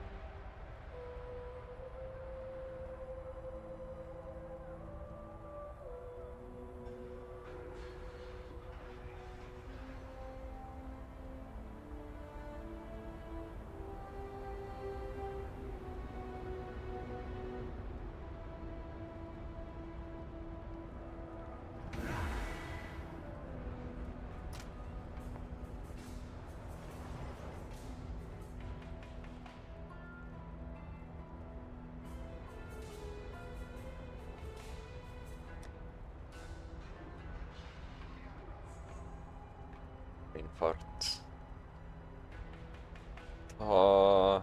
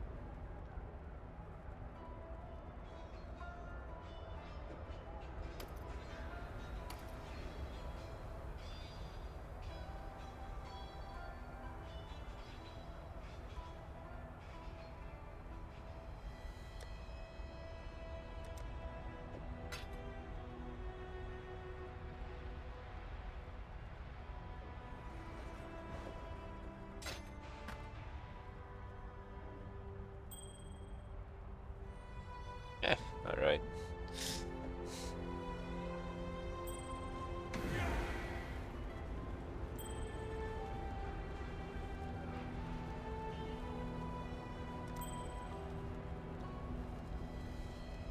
Oh, he need the roll to be in this. Ah, so I can't craft life under this. I probably could if I wanted to.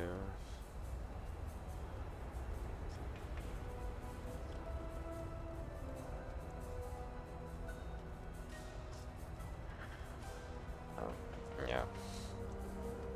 Don't have that much shit. Guess that's the best as I can do.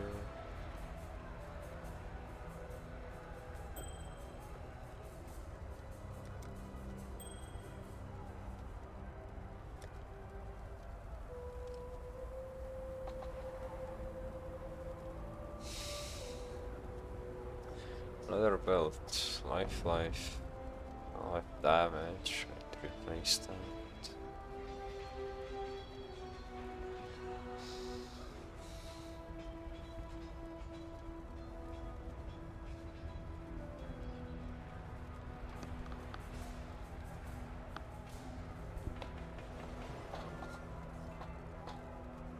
To roll my amulet with cold and lightning resistance. There's a high order.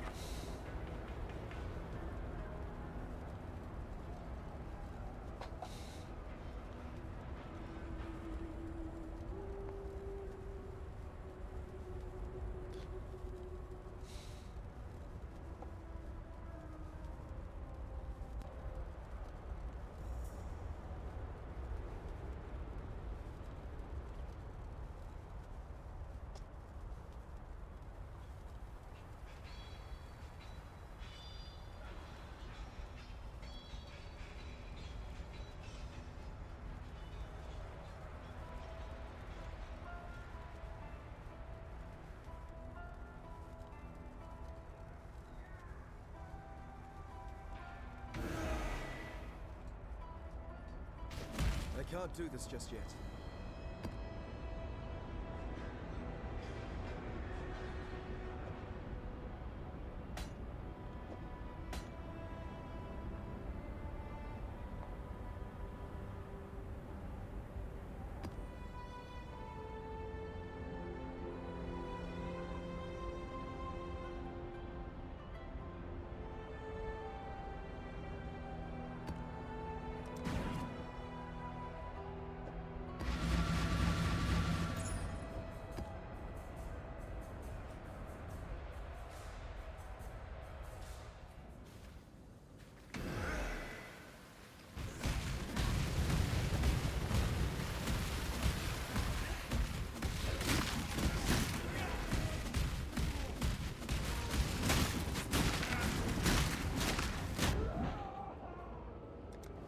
Course.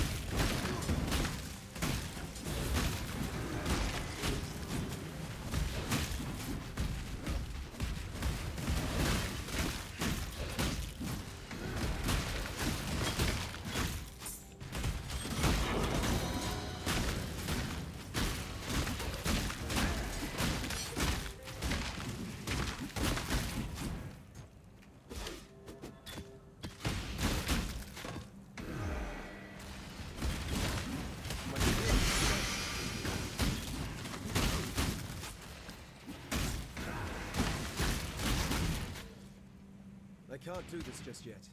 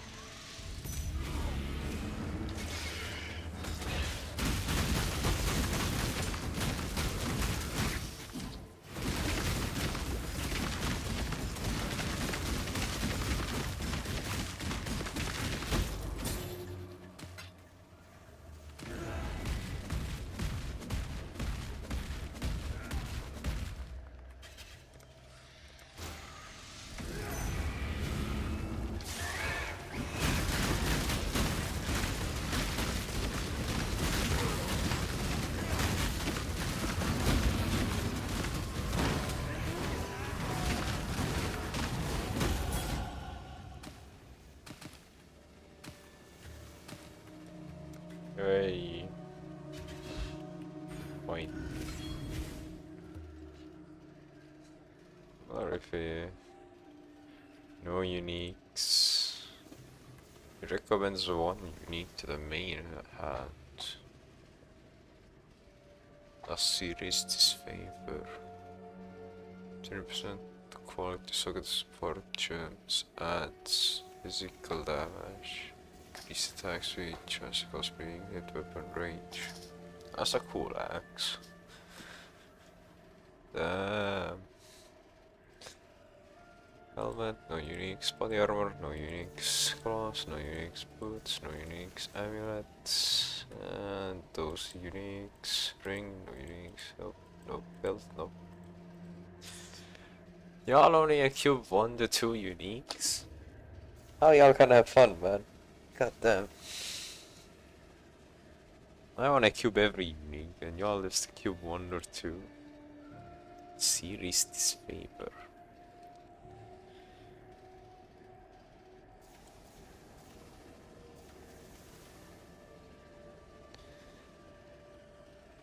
Not Siri, not a Siri.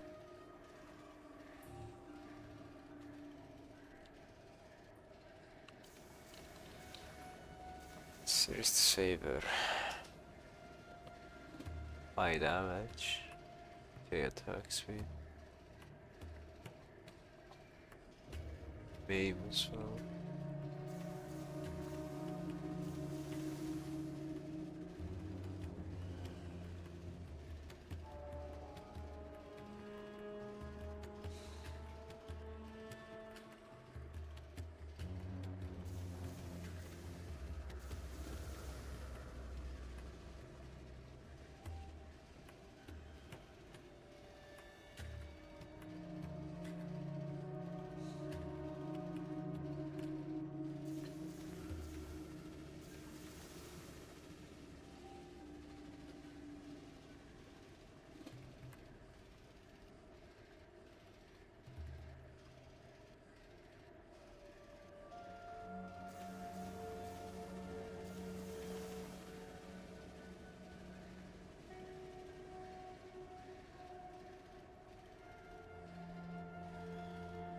Siri, Queen of the Wall.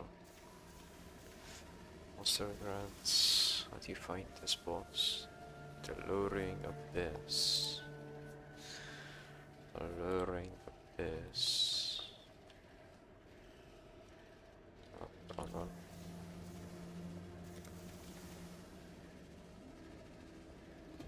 Don't have it, yeah.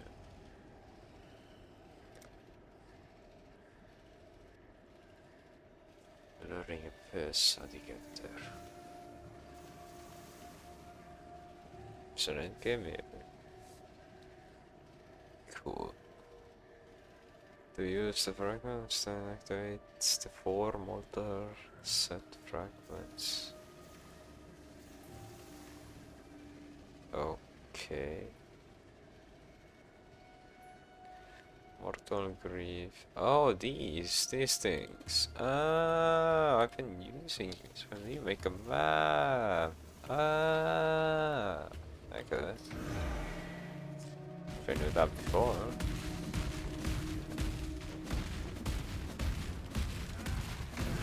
I can't do this just yet.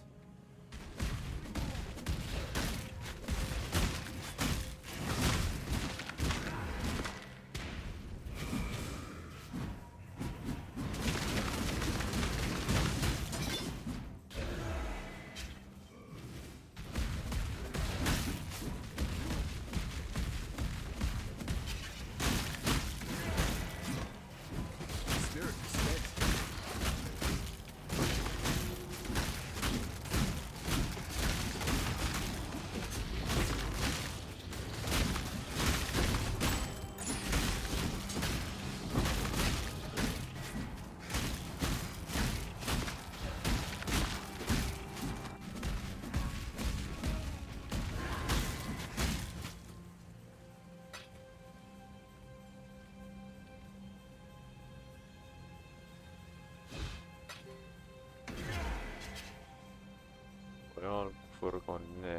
That seems a familiar name. Ah yes, I need this for a helmet. Okay. Instead of the Eternal Borgonet. Is there a difference? Does he also recommend that? No. Why?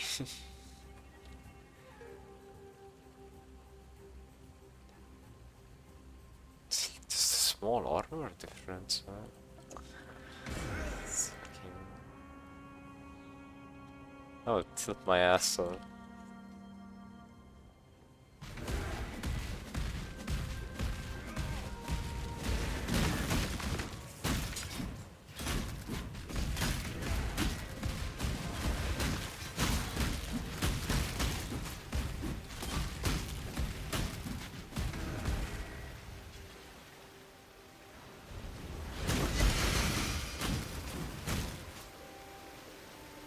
Are you? Pyro Shock class.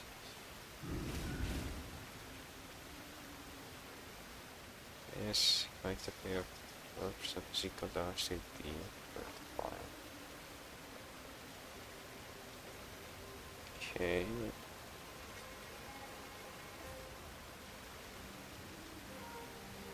I convert their damage, that's weird.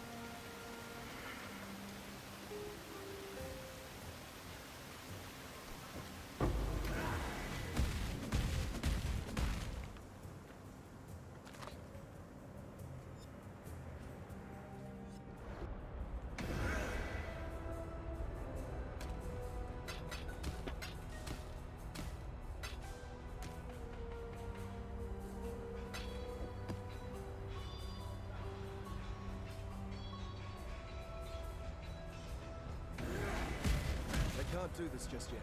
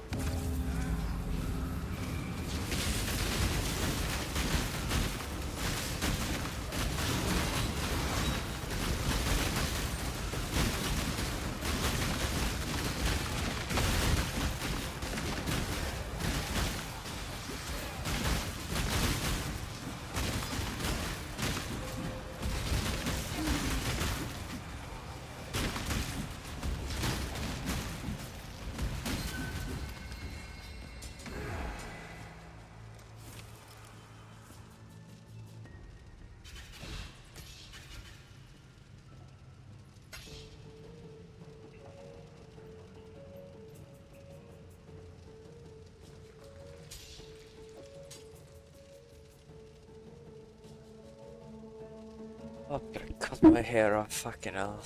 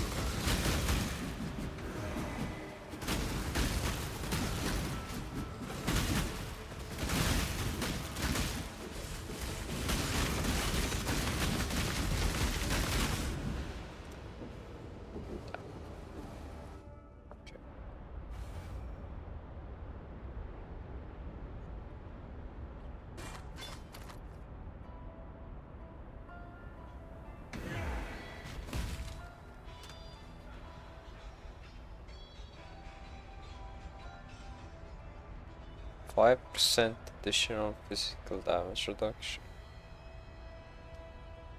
That's nice.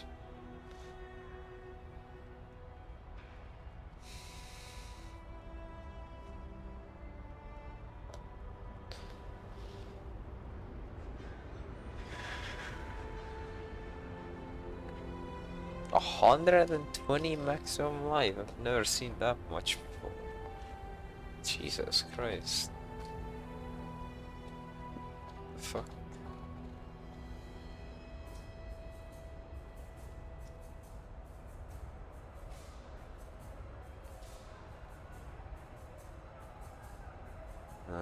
Helmets, accuracy rating.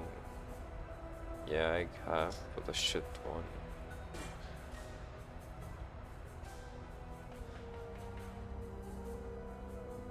Maximum life.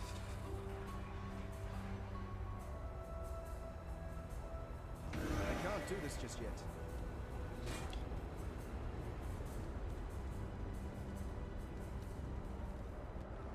There's no room for more mods. Makes sense.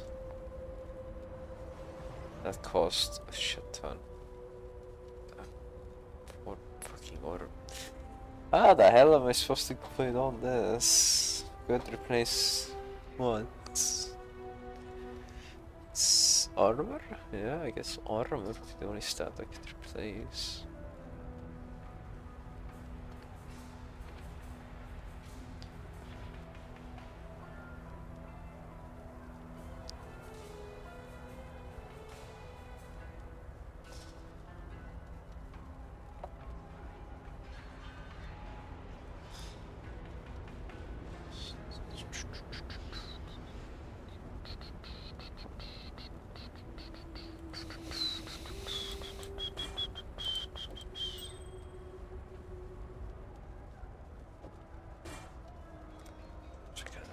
Anything great?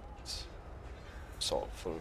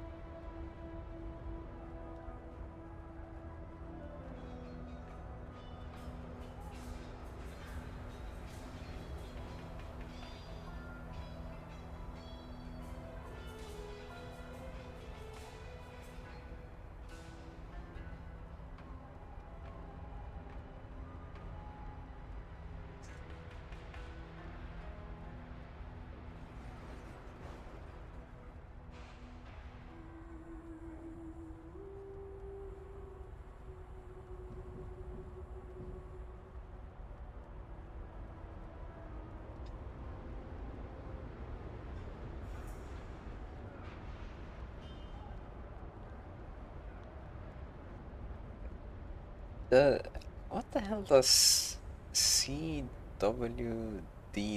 mean? What the fuck? Custom damaging? Oh my god, that makes sense. I see it now. Never mind, never mind. Shut up, shut up, shut up. Custom damage taken. I see it now.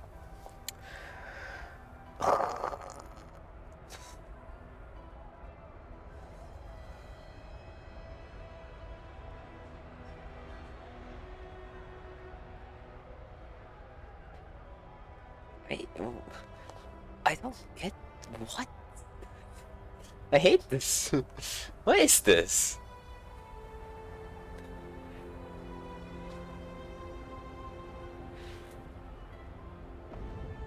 How does he have two? How does he have 5 gems? And then ask me to put 2 more in. Doesn't make sense.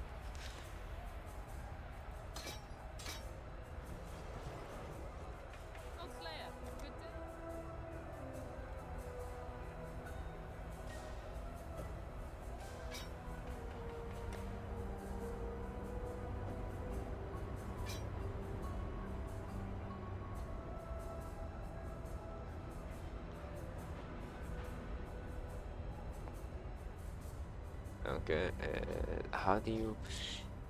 You have 5 what the fuck is this?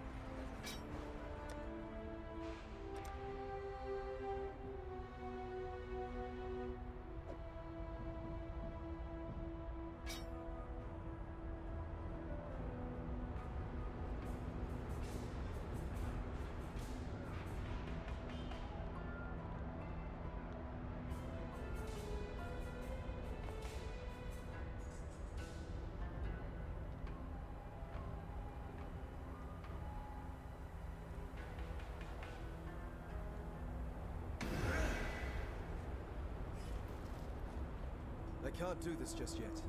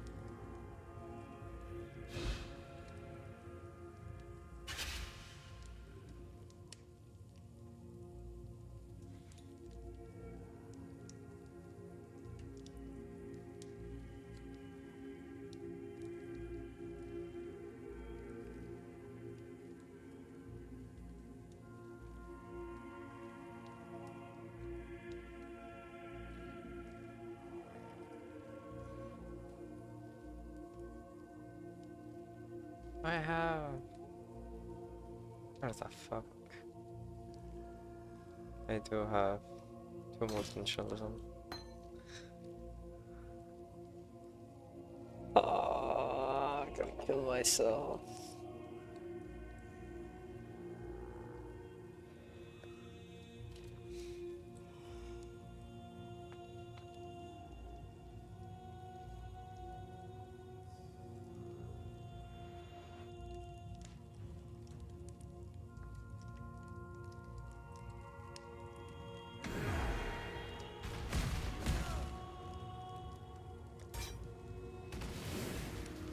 I can't do this just yet.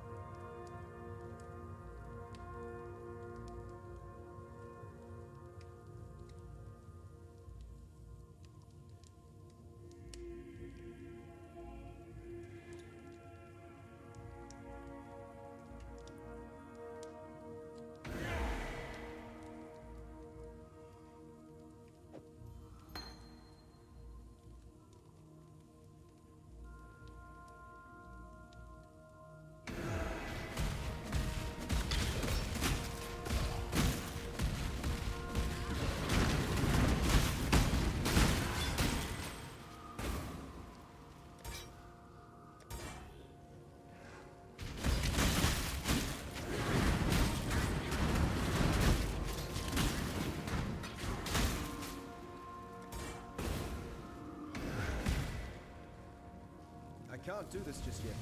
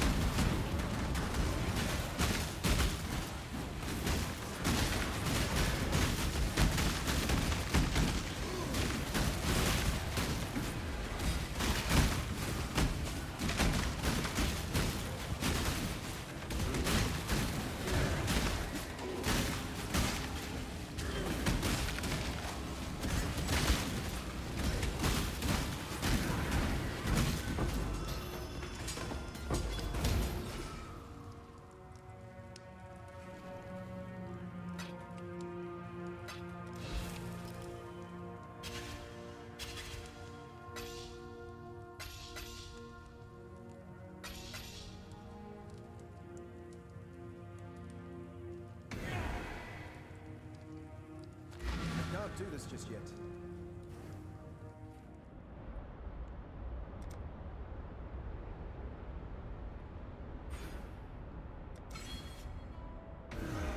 How's the trail?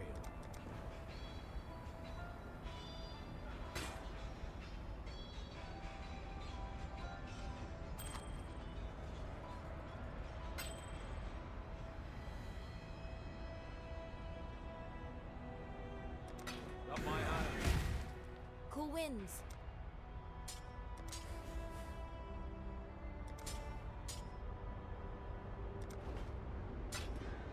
Blessings.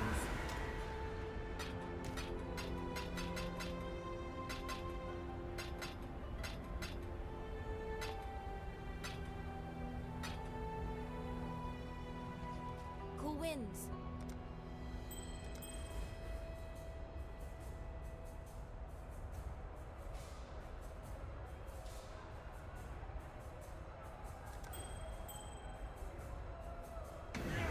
Cool winds. Keep your eyes sharp.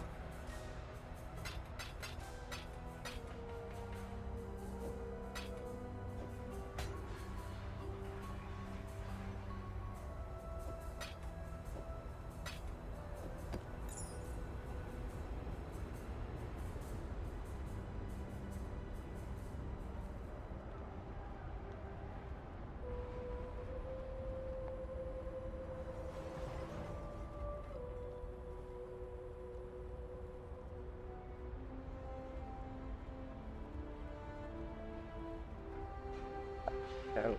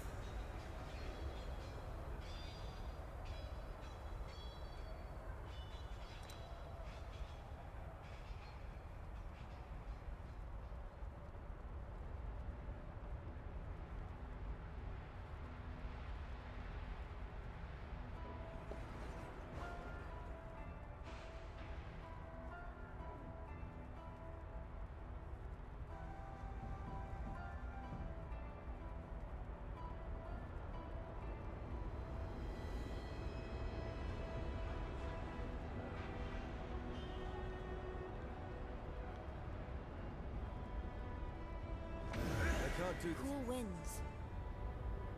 Keep your eyes. Glad to see you.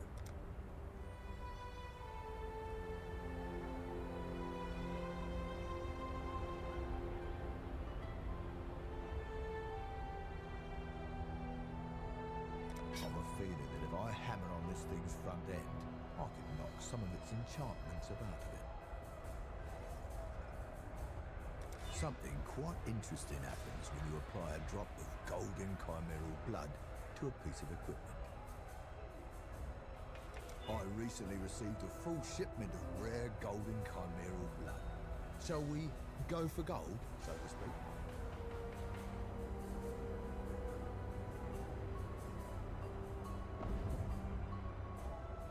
I've a feeling that if I hammer on this thing's front end, I could knock some of its enchantments about of it.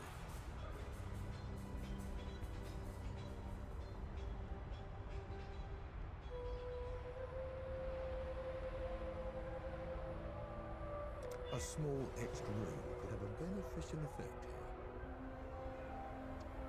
here. Is that the fire? I've a feeling that if I hammer on this thing's front end, a few small rooms in the right places could do wonders here. A small extra room could have a beneficial effect here.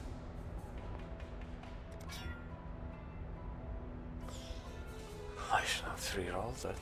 Okay. Oh, now I know how that works. Don't eat the mushrooms. There for a deal?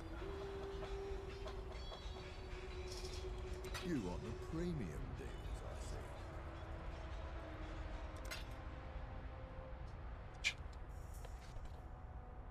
You want the premium deals, I see.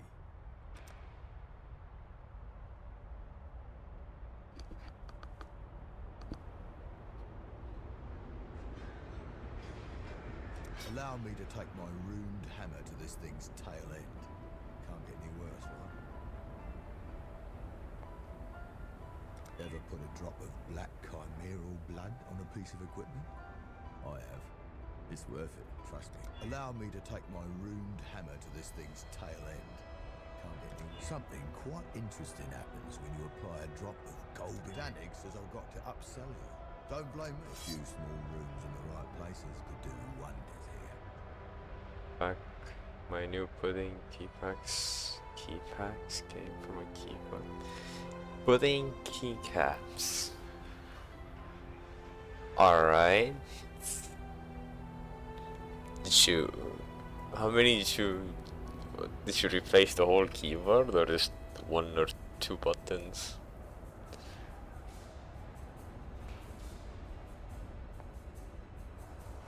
A few small rooms in the right places could do wonders here. It's your lucky day, exile. All the keypad. Ha! That, I can't imagine how it looks right now. Oh my god. A few small rooms in the right places could do wonders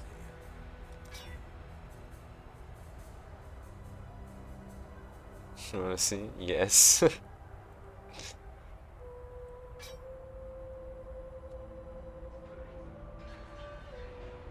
Don't eat the mushrooms.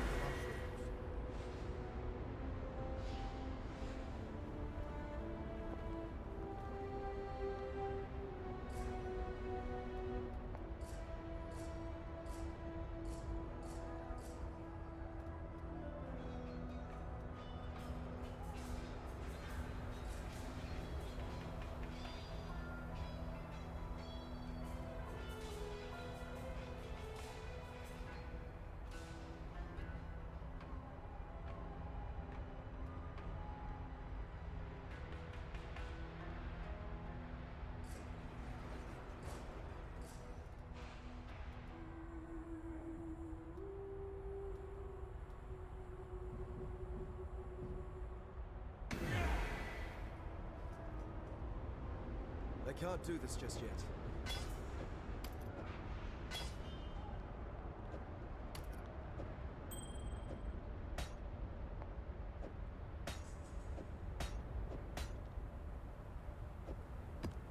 Hello.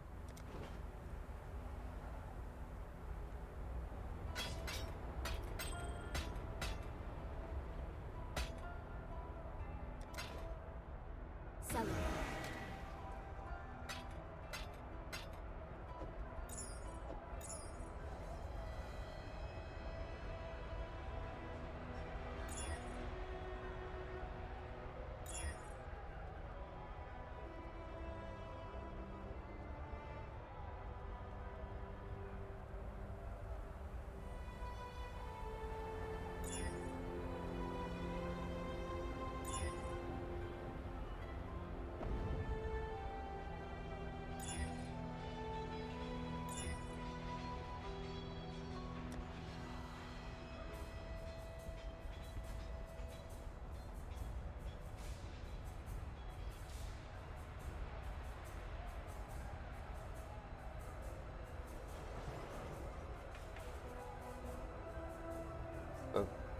Alright, let me check.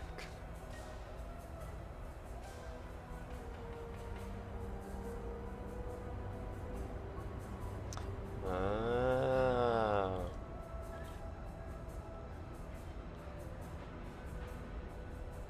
You know, I'll send you what I had in mind. Hold on.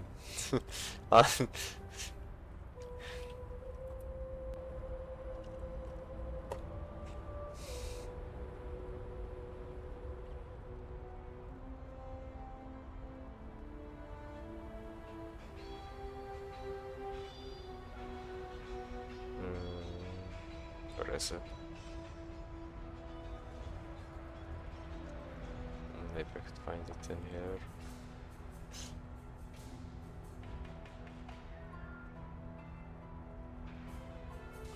So pudding keepers just on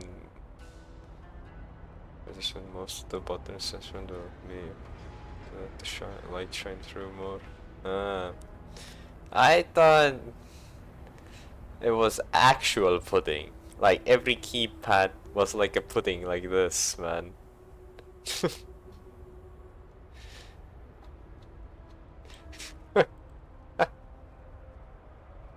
I'm like pudding. Oh what? What the fuck?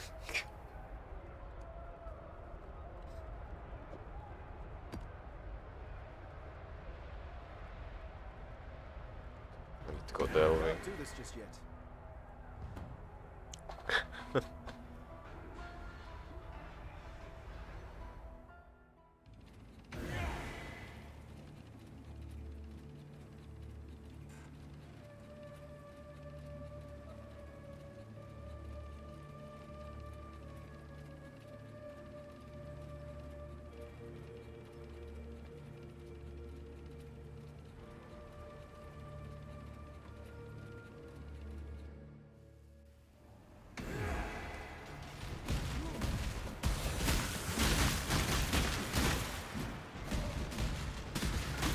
Spirit is spent.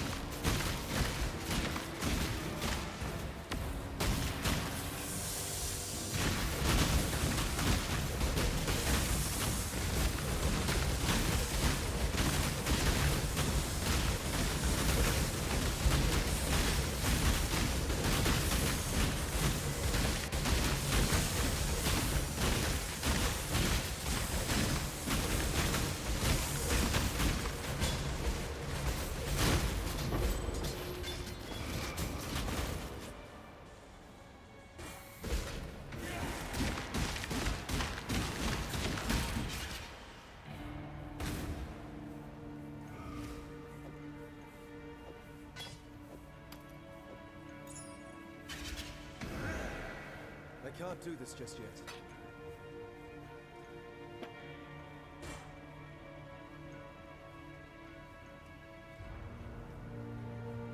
Ash.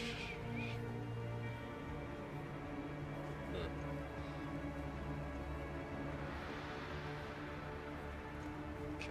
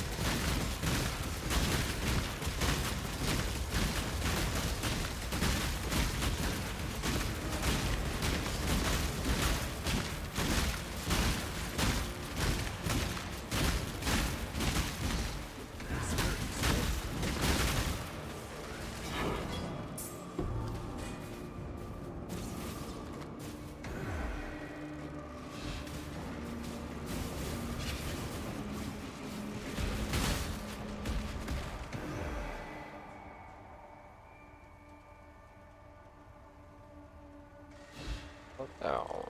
Go.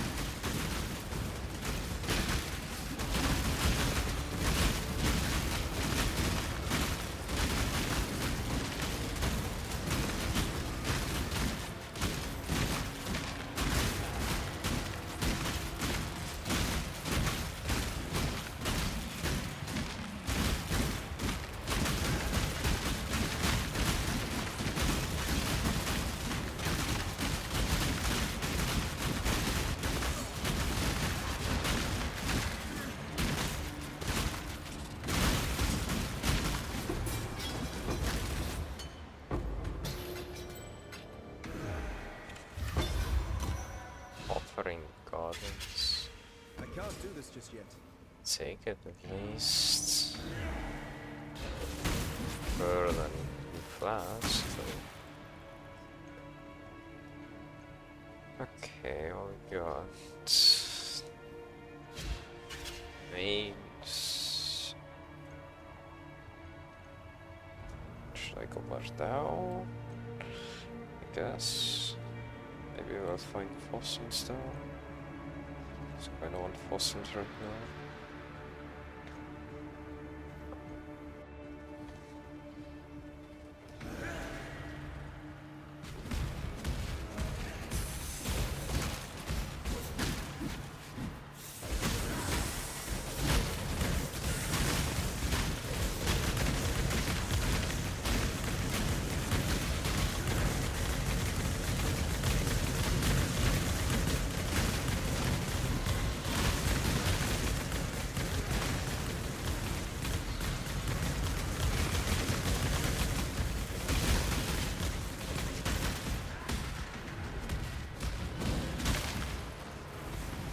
My spirit is spent.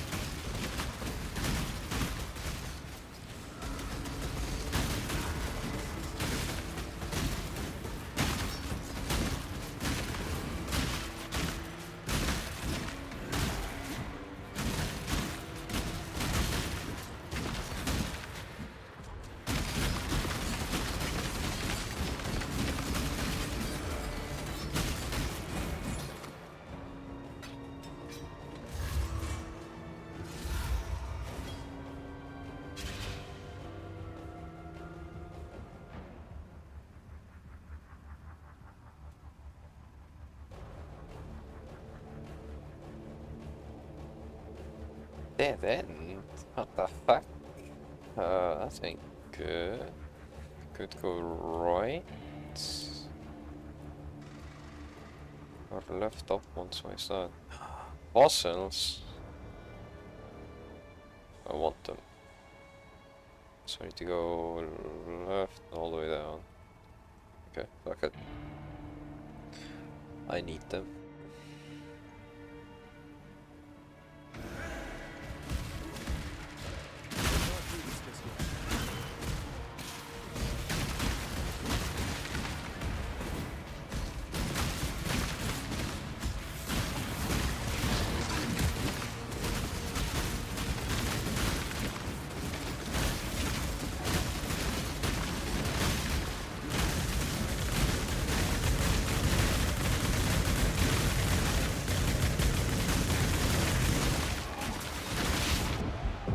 Alright, that was something. Oh, what the fuck? I was overwhelmed there. What the fuck? So many rare monsters.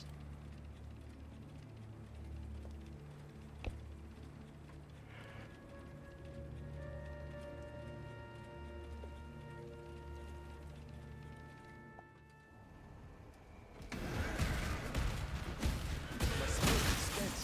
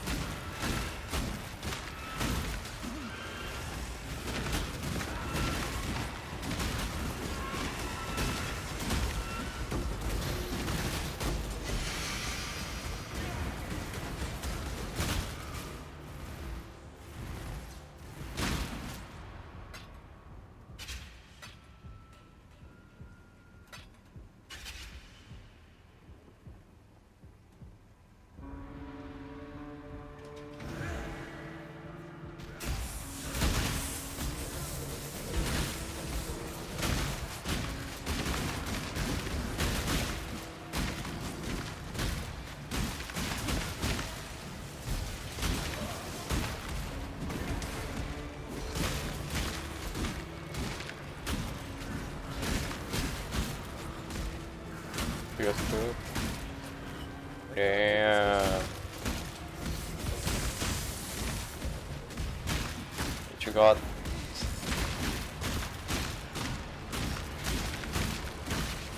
Right fish. Meh.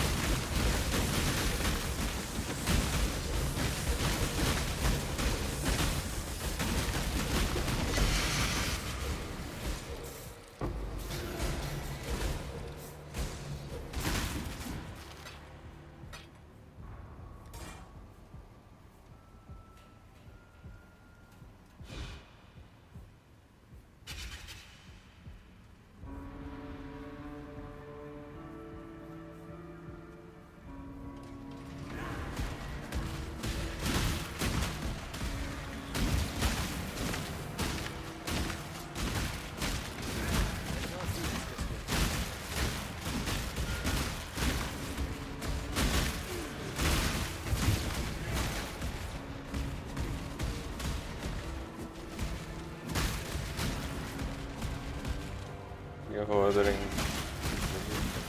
Dude, I was thinking the same thing. Maybe here, like burgers. But I can't order anything. I would have to go after them myself. Maybe I could actually. If someone's awake this late. Although I only have McDonald's open in our country. It's the only thing that's open all night long. Nothing else is.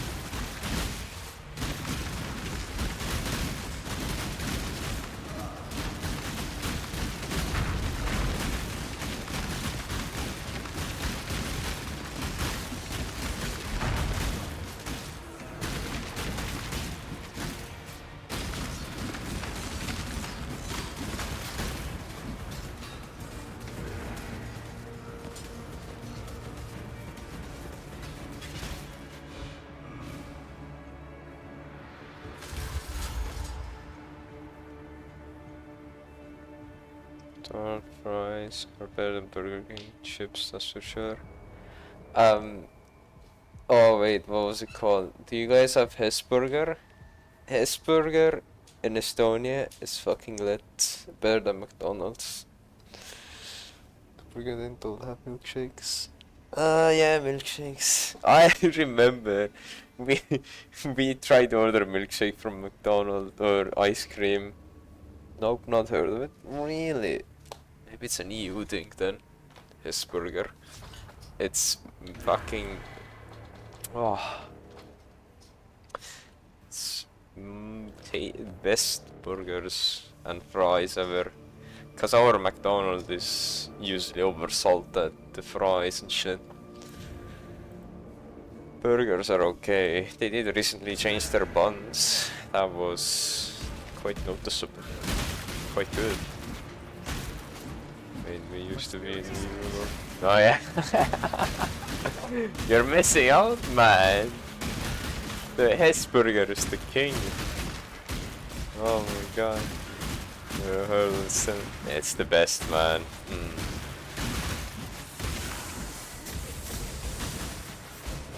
Sounds Mexican. No. No, definitely not. It's, I would say normal.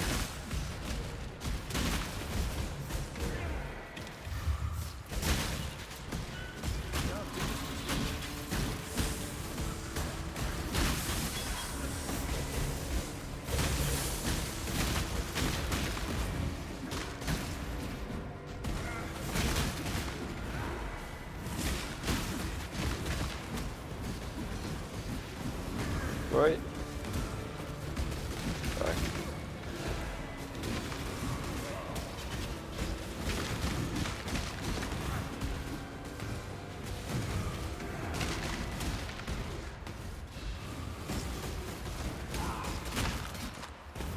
Oof. Do you have Nando's? Nando's? I don't know what that is.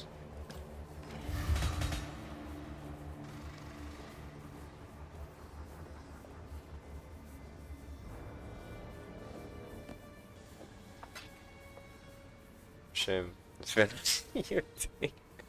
Alright, but let me Google what Nando's are. Maybe it's a different thing. Nando's. Nando's Restaurant Company? Definitely never heard of.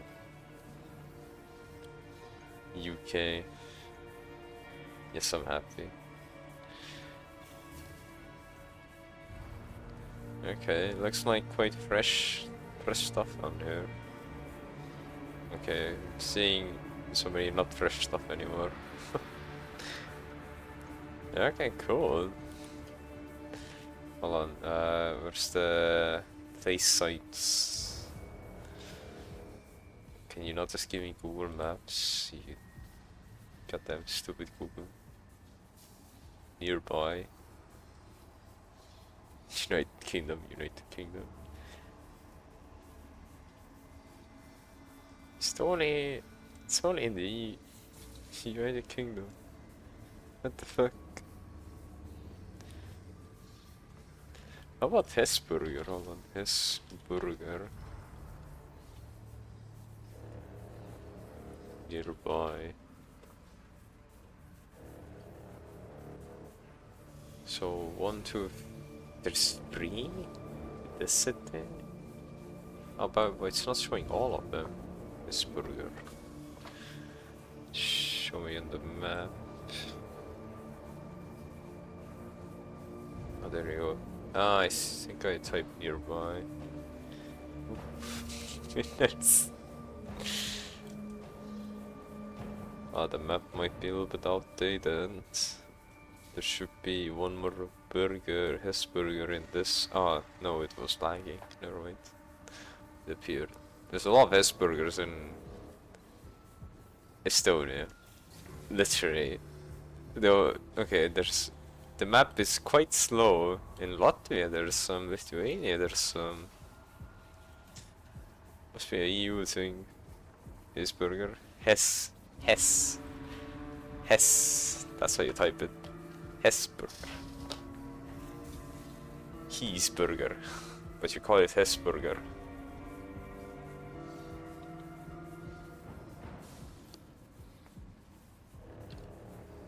Let me look at Nando's again. Maybe the map wants to update this time.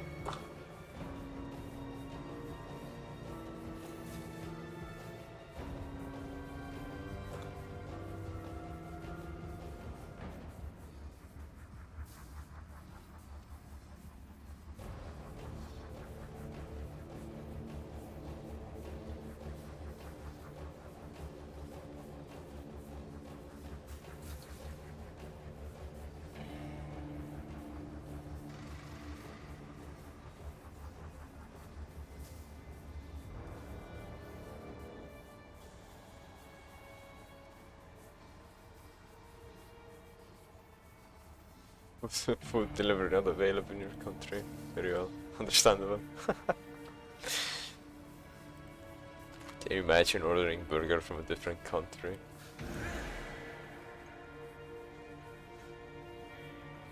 I can't do Must be this the just yet. best burger ever if you're ordering from a different country, man.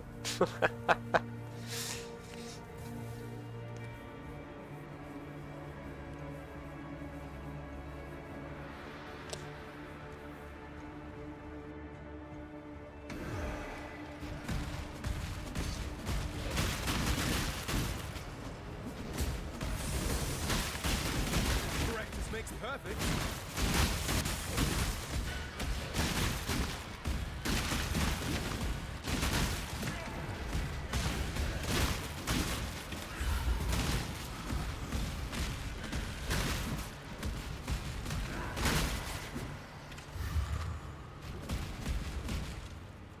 If I move to a different country, but definitely have to order my tea bags and special. Oh, that sucks. You know, I'm going without my beachy tips.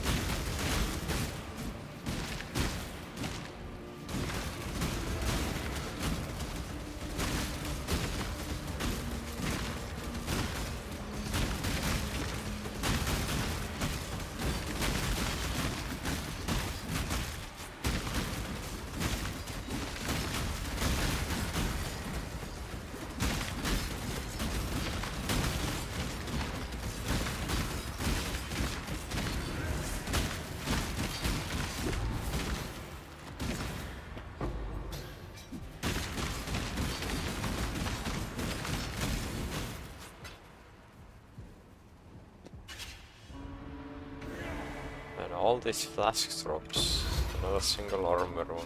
Well, there was one, but not for me, man. Not for me. Cursed navigate. It's gonna be.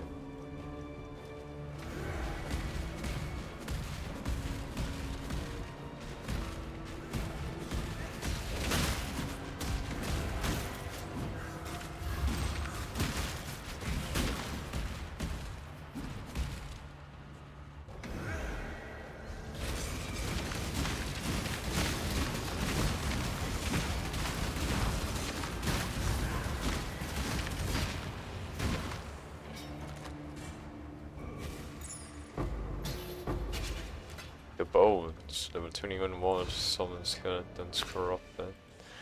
And the bones. Oh no no no no. That's nice.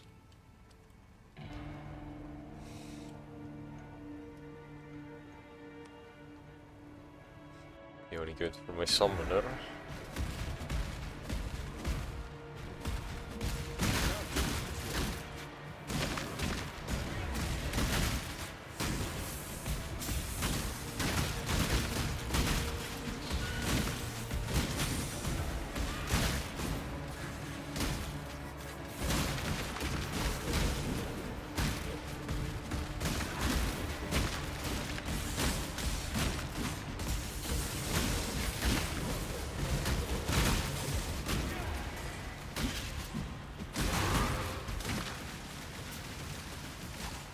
Oh my god, finally a Forbidden Dome.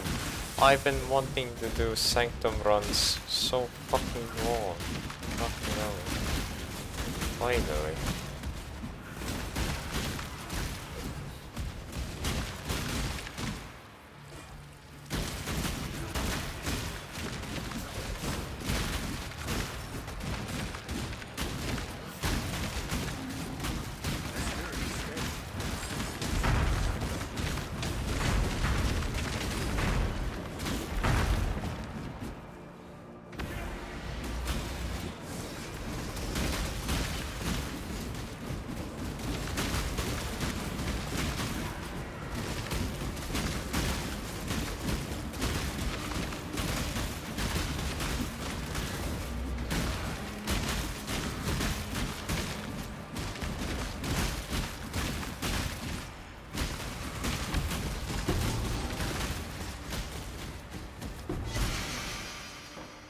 I believe in traveling light.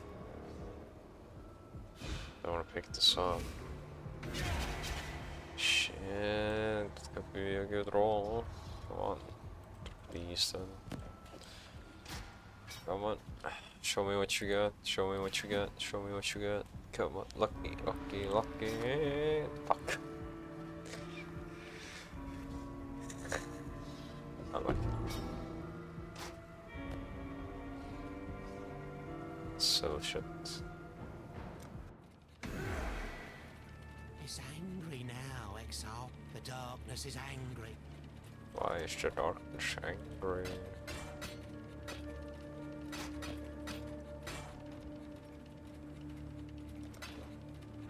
Sanctum, finally. Fucking lovely. It's been like fucking a month since I've last gotten that.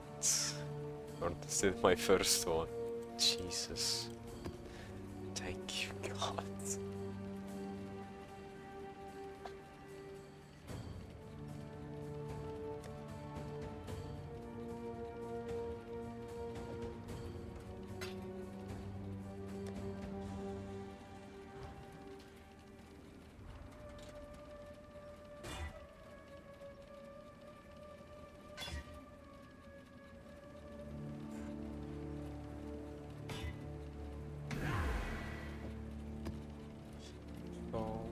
Is the deal with you? Why are you not active?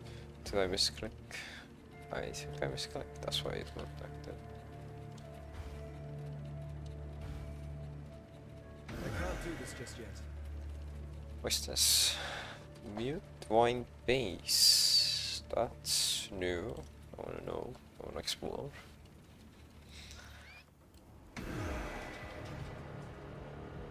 Which way? Down. Okay.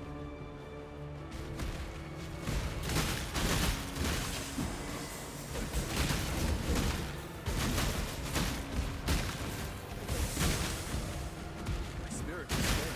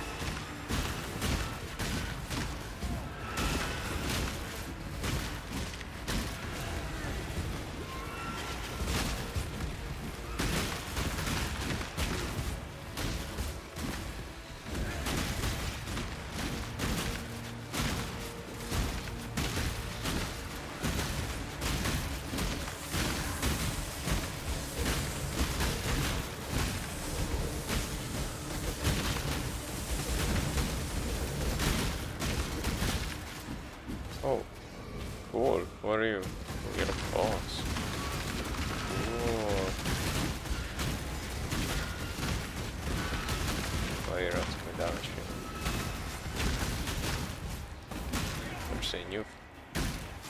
First time seeing you. Come back. You're doing some attacks.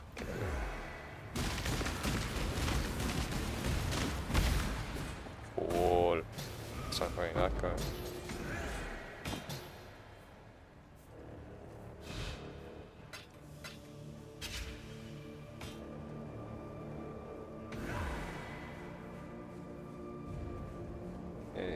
You join base.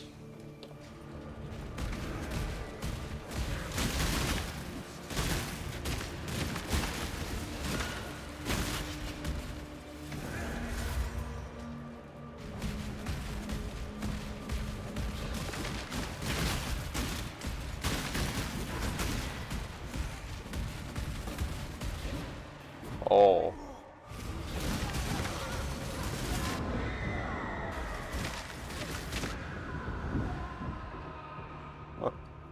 Wasn't that bad. A lot of scary guys, that was it.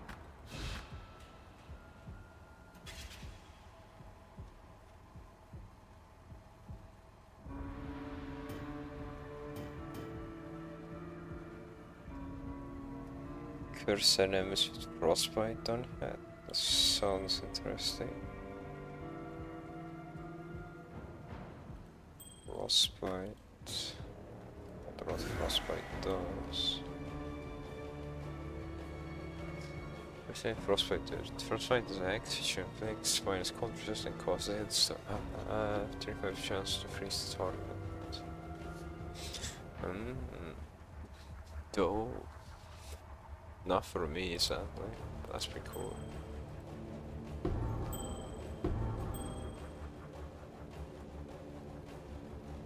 Okay, this is a dead end. If I want to get lower, you need to go left, down.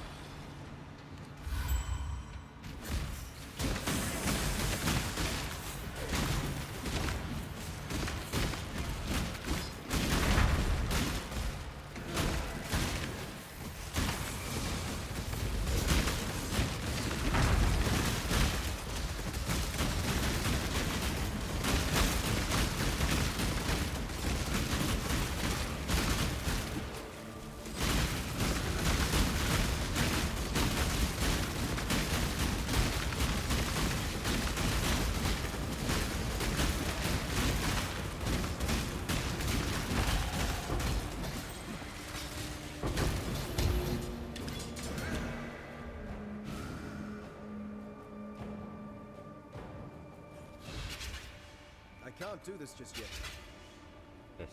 Where is my armor flask? Damn it.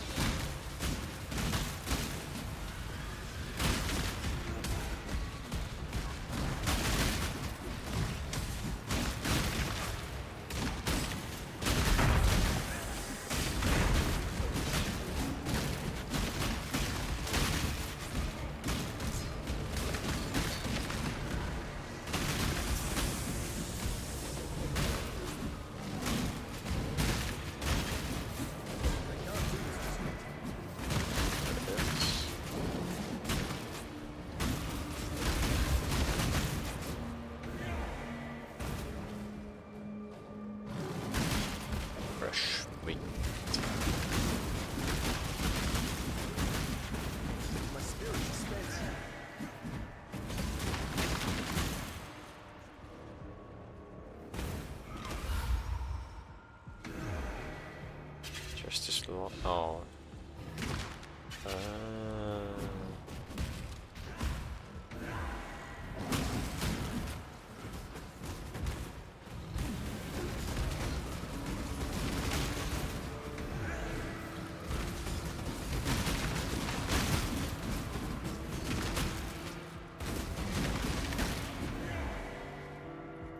The other ring cow.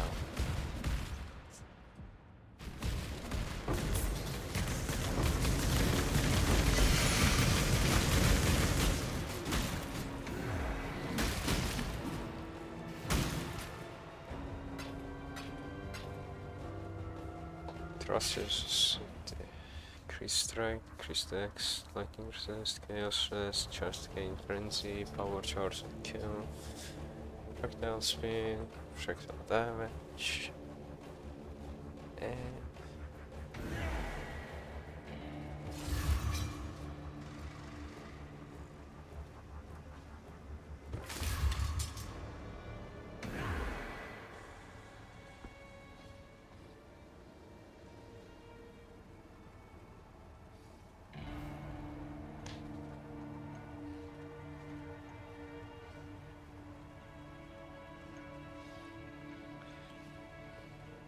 right, I need some fight. Yes, left, right, but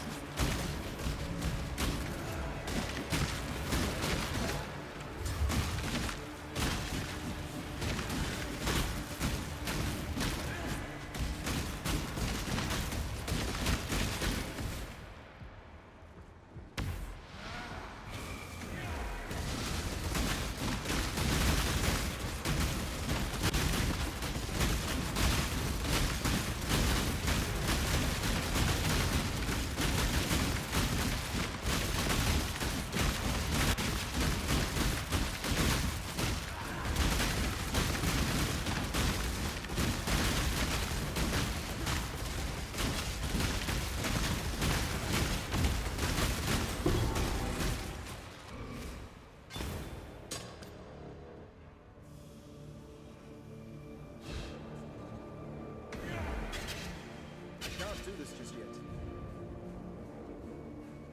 gems. Interested.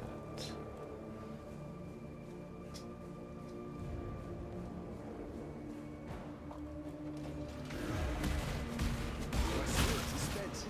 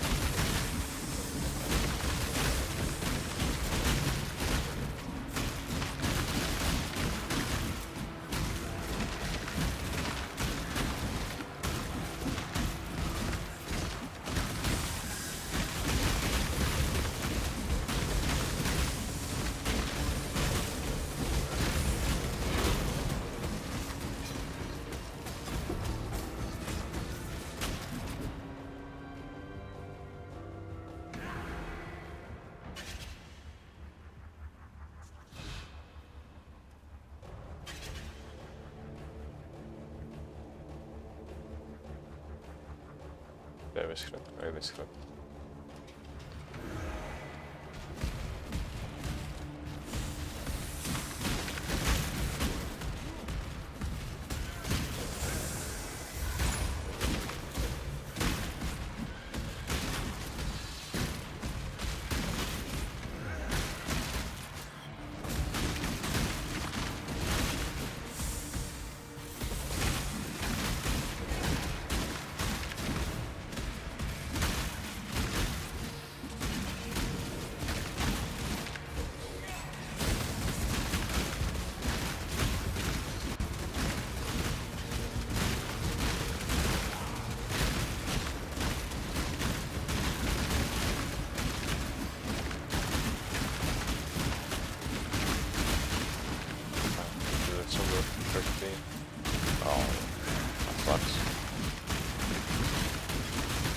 anything now?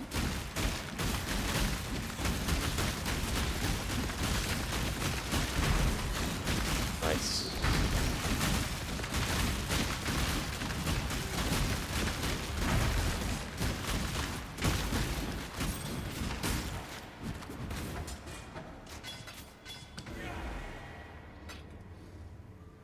No flask. I can't do this just yet. Let's go deeper then. Was still close in 2 hours, so I had to send something fast. Oh.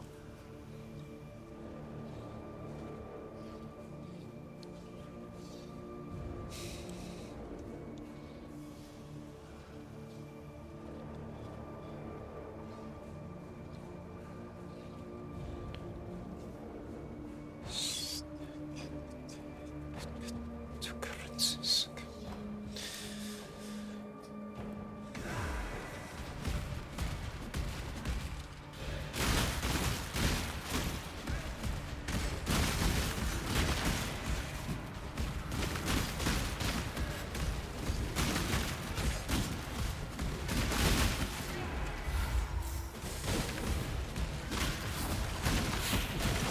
Also a ringer, was like in the bell.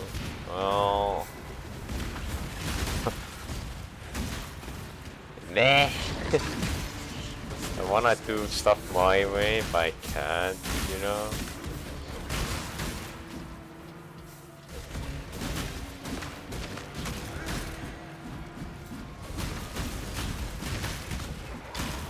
I mean, I feel like Fortify is only useful for normal enemies. Also, it doesn't. I'm pretty sure it doesn't trigger on uniques or something. But I'm not sure. I don't know if I'm right or wrong right now.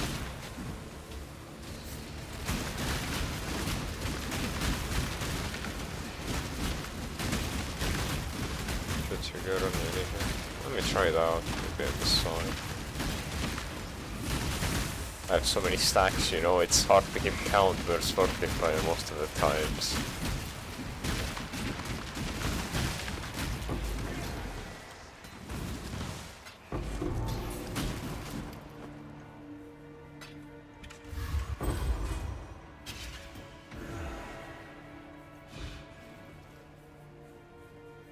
Okay, take me to my hideout. Do a map and check. Oh, perfectly for the map. I got a Sanctum fucking thing finally. For fucking months I haven't gotten one. Finally. Ah, oh. God. Been waiting for this. Months? Okay, 1 month. Long day. Ish. Job never ends. It felt months to me. Have you played for 1 month one? I'm pretty sure. Maybe. Do a easy map-ish, I guess. Take this. I guess take Eco as well.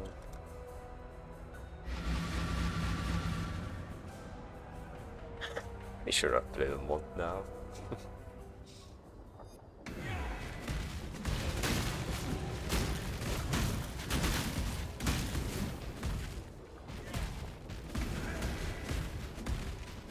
Oh, that lag.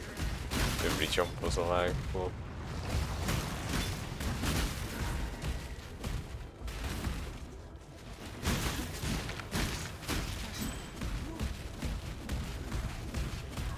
The single round calendar returns.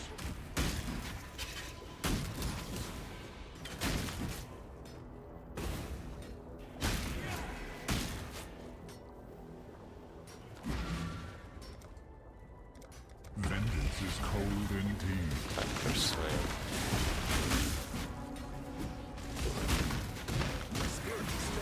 Deep.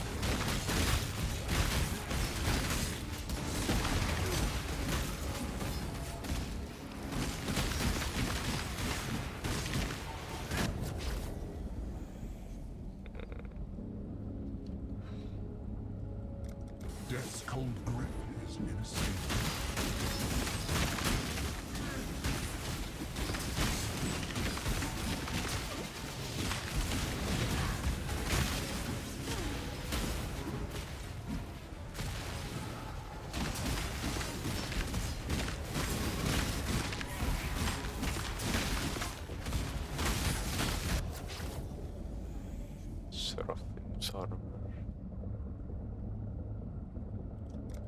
Stray too far and find pain.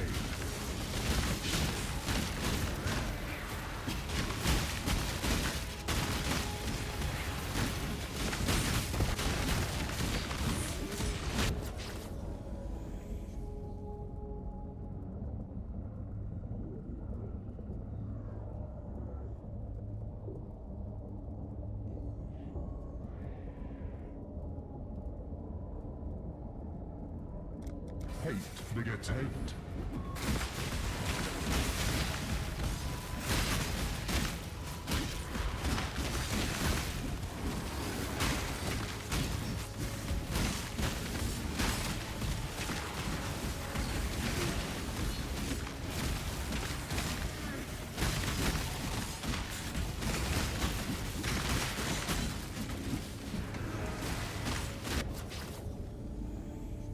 Thousand teeth. Increase the acceleration, 8% damage from heads taken as chaos damage. Increased evasion, max life, physical damage, releases life, 10% to block, reflect 1000 to 10,000 physical damage to attackers. That's a lot of reflect damage actually. Jesus. Damn. The safe choice. I can't do this just yet.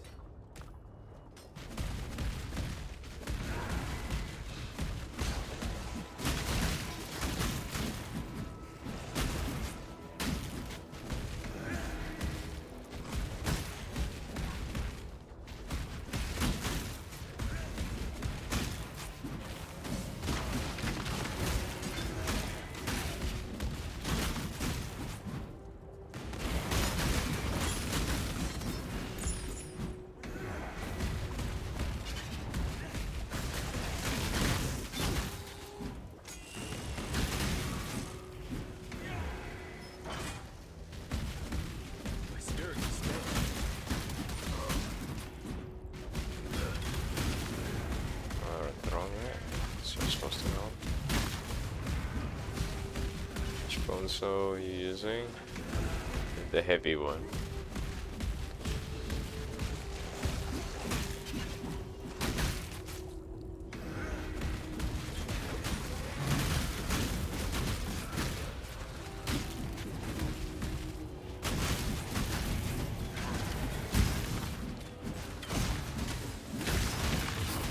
So how do you go?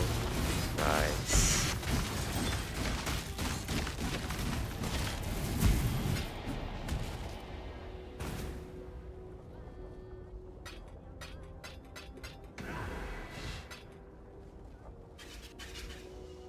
We have minions here. Yeah. Kill the minions first. Just test my TV.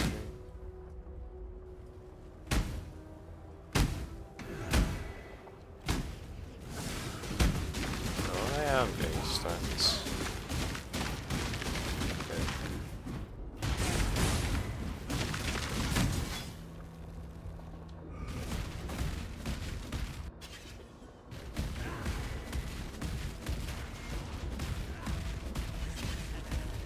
Hello. Map.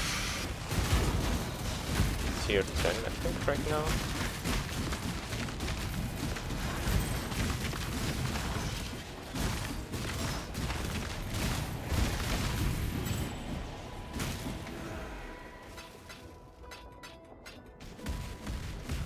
Bastard sword.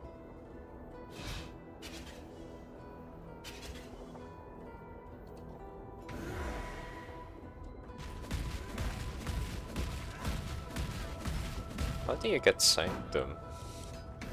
Or like the Forbidden Domes.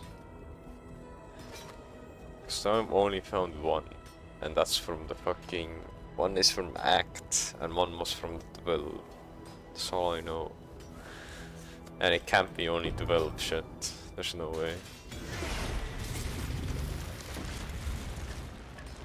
What the fuck is this?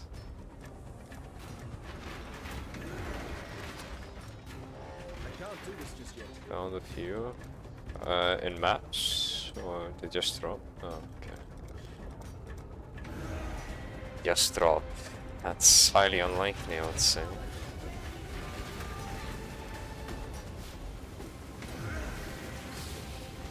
Not sure I'm filtering them out.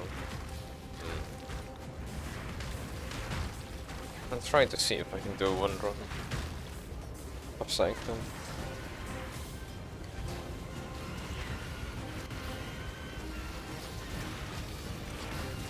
Oh no. Maybe you're supposed to get one Sanctum and keep running it, and you're supposed to get more Sanctum runs in that Sanctum run. So you keep repeating it. So you're stuck in an endless loop.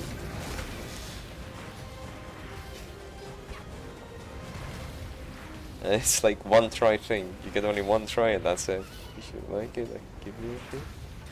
I mean, I've only done one run. What the fuck?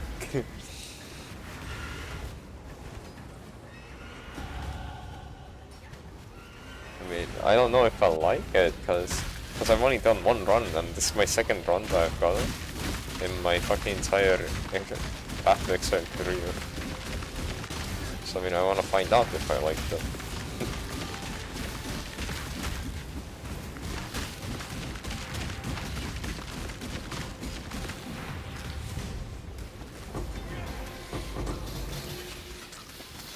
Maybe I will like them, but what's the chance I'll like it though? Bye, though. Archive, molested mode.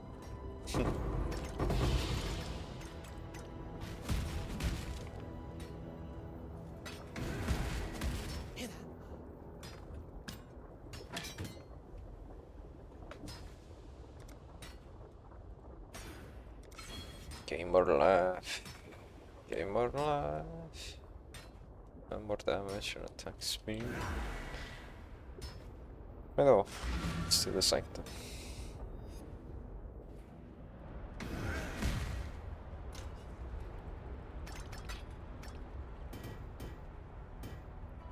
Got touched. Snake. Dude, that made me shit my pants when I saw it. I thought I was dead, man, the second I saw that fucking guy come up. Do you know what that means? Yeah, I do. Yeah, sure.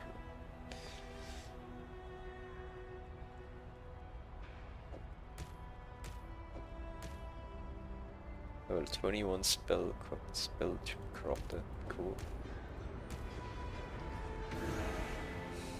I can't do this just yet. So I need to go here.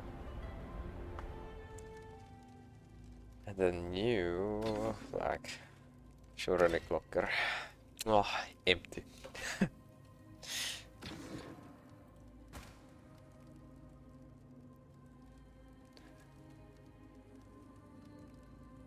Is this complete Sanctum? Complete. Okay, do something. Where'd the lore go? Why, we're taking a break. Too much lore. Tracts. It's nice you can choose like your own fucking difficulty in here though. 2 moments speed.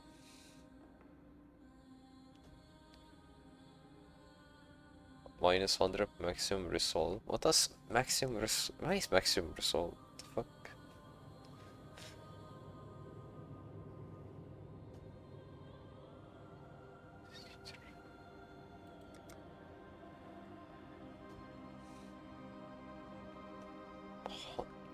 You're looking for golden merchants? I'm looking for anything.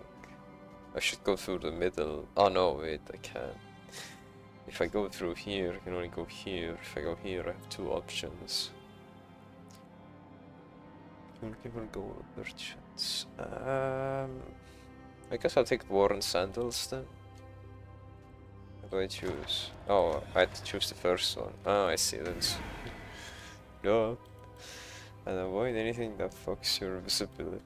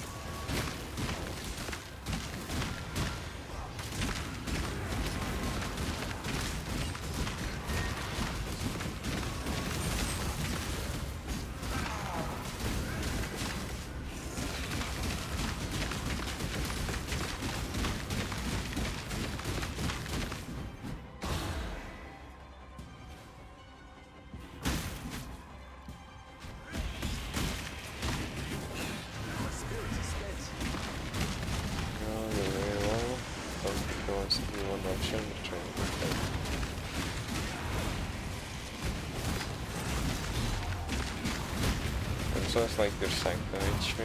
Oh. How did I know this?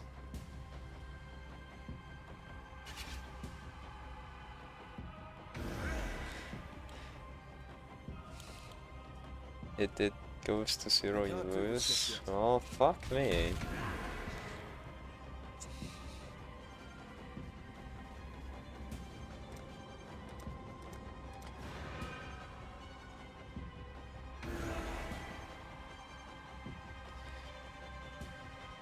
You got health HP. Nice. Good. Good. That would explain what 100 maximum result does now.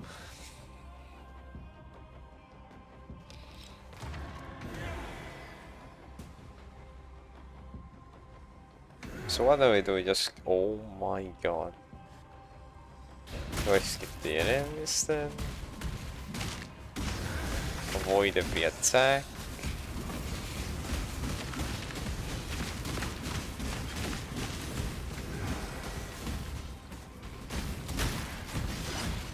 Templar Hash seems to be quite... Can I skip this? Is this how you do it? Oh no, I need to kill. That's good.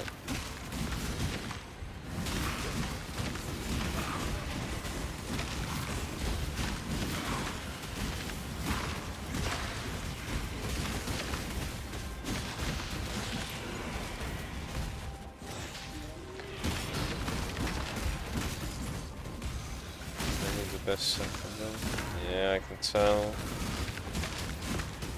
Ranged or minion build would be really nice for this.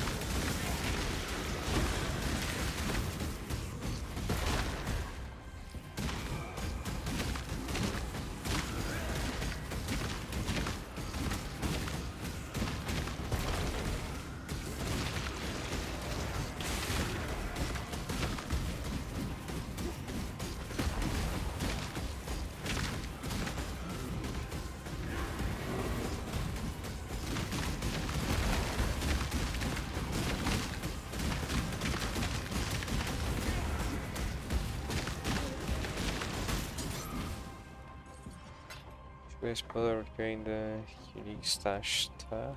Unique stash tab. I didn't, but it could be useful depending. If you collect a lot of uniques.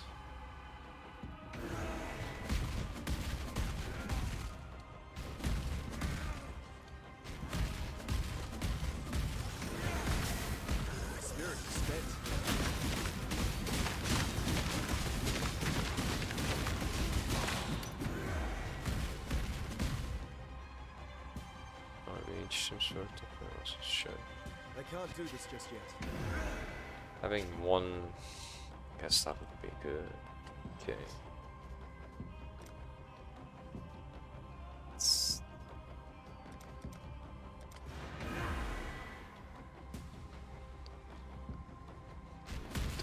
god, the mobility. Makes you with blunt swords. You and your minions deal 40% less damage. Contains benevolent mountain.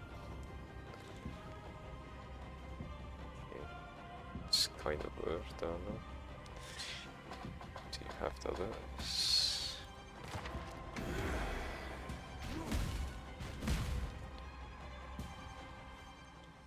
Others are more important. Yep. Wait.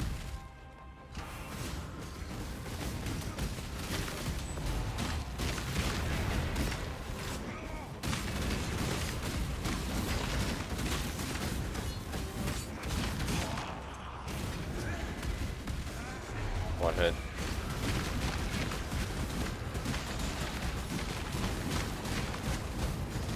For sure.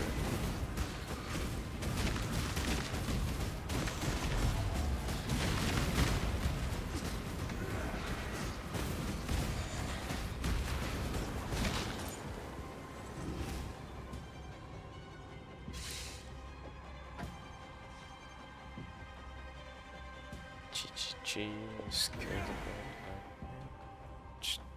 touch. Drag a skill.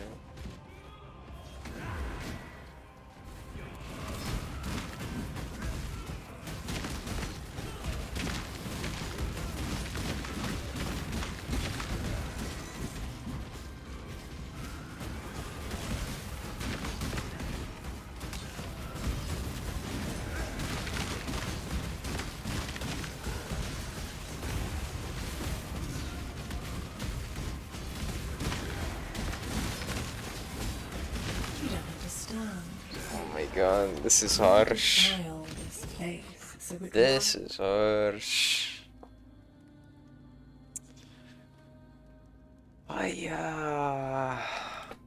Well met. That is harsh.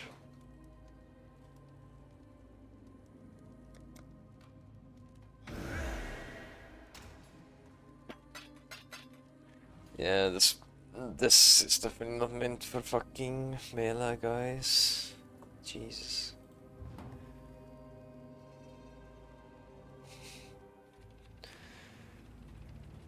Oh, what? White tap be nice. Quad tap? Oh.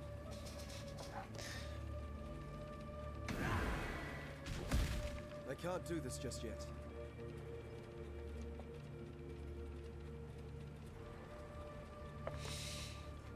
I mean, the more you get into mapping, the more stash tabs you're definitely gonna need. And depending on your playstyle as well, what you like doing, I would say.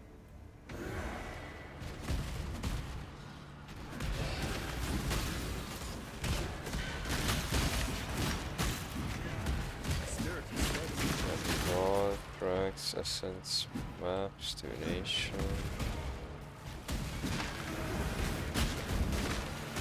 Do you even need anyone? You sure have more than me.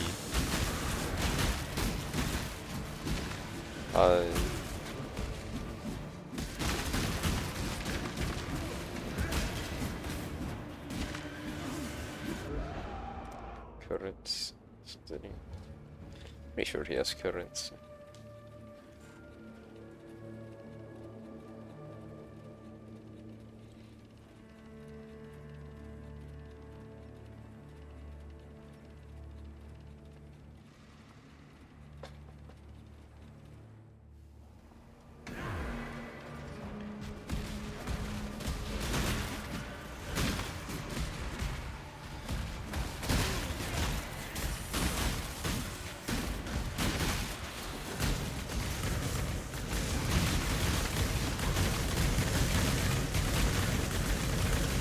Practice makes perfect.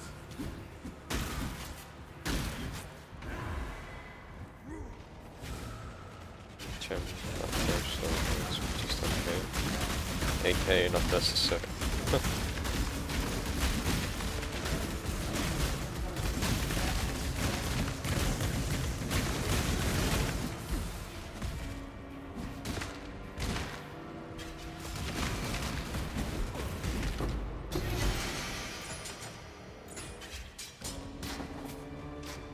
18 quality. God damn. I don't need it though. Oh, my armor flask.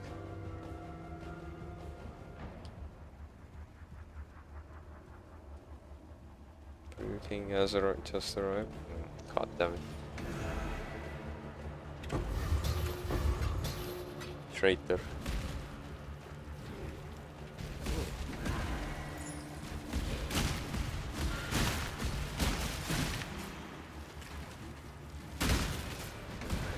But it's okay. Never had it.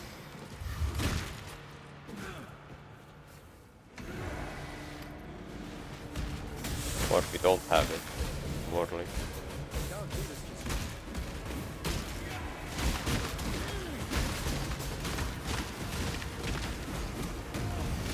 I'll have to take the stuff. Oh, I don't know.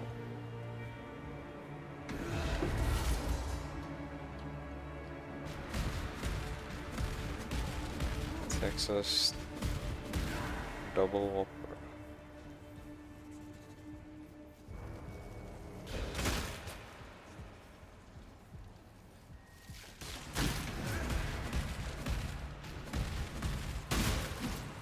Oh, you guys.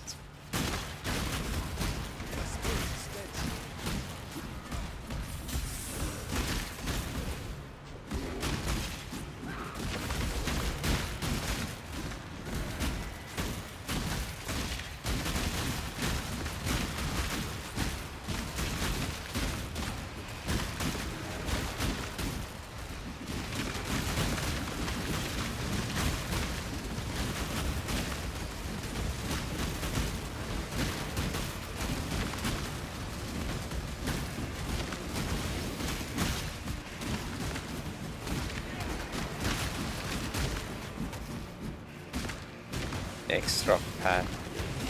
Y'all have things. She's picked up. She's for. Damn. Cream patties. Sheesh. That boy getting fat today. It's 22 is higher roll. Okay, I guess I'll switch it out. 37 is a higher roll.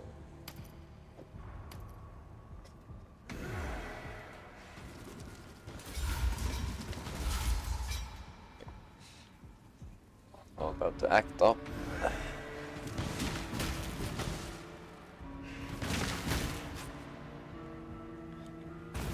What's this? Contains mineral aura items. Interesting. I feel like 12 is for melee characters then, and Sanctum is for ranged characters. My high school got triple meat burger, large rice, and a large chili for medicine. Guys, my mouth is watering, please.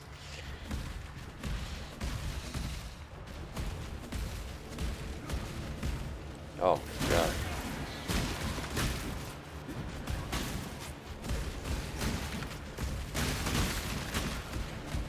Back out.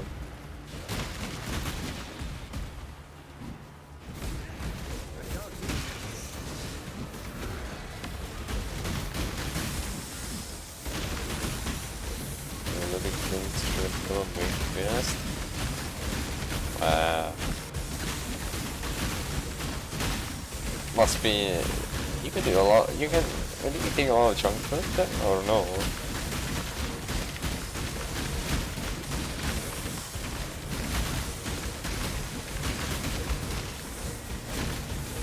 Not bad.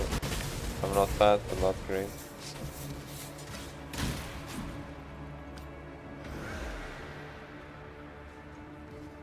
Yeah, super high metabolism. I'm not sure. I would say my one's medium. I don't know. How the hell do I know?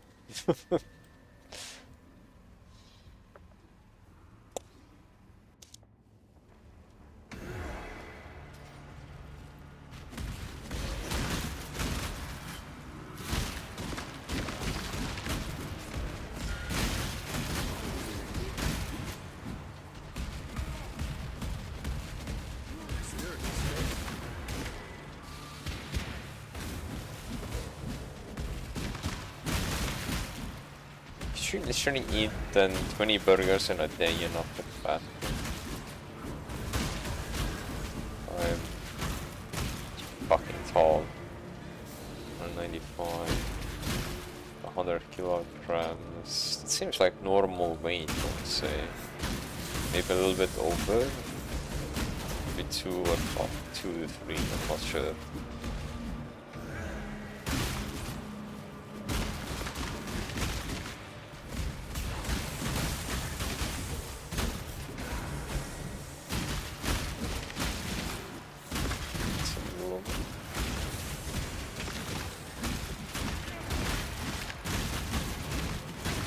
Dude, you're fucking tall. You're 20 centimeters taller than me, that is crazy. Fucking hell. Fucking Texas.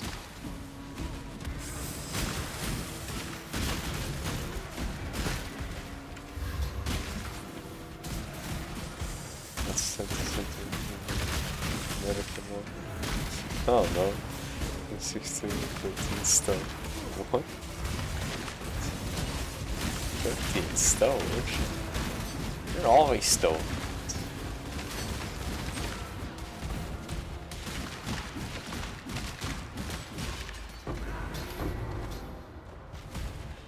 Fuck, this is stone. Wait. It's weight? No fucking way it's weight. You're fucking missing. Fucking missing this. Am I kidding? No, I'm not. Fuck, it's a stone! No fucking shot. We have stone, you came. Didn't you guys have pounds or something? 13 stone? I can't do this just yet. What the fuck is... what the fuck is 13 stone?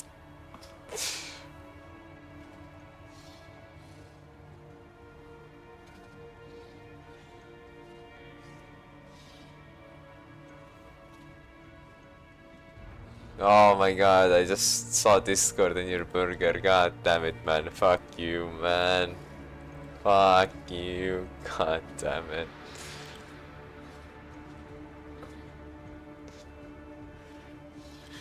Never heard stone as a measurement before. It's interesting.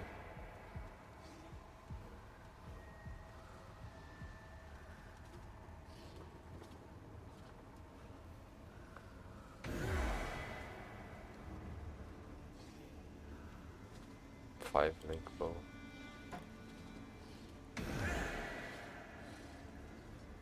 It's a thing, but it's unremembered. Oh no. 6'2". Oh, it's just that in centimeters, let's see.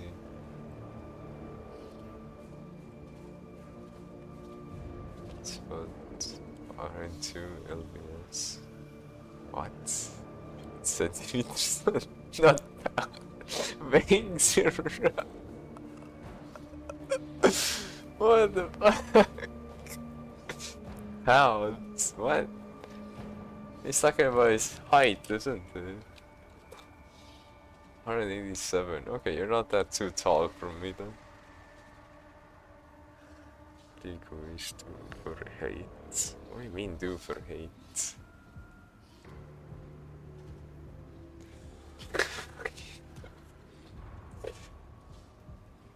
What do you mean what do I do for hate? I can't grow any taller, man. What do you want me to do?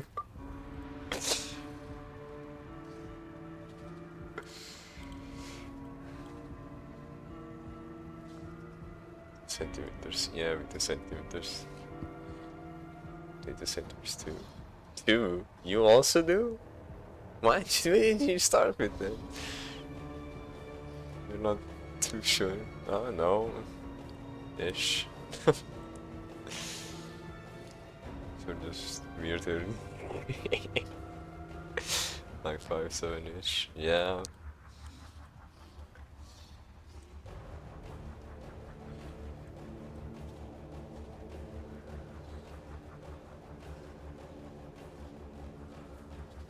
saying hey the short load, motherfucking. A centimeter or even. But the exact detail would be 175.5 if I remember that correctly.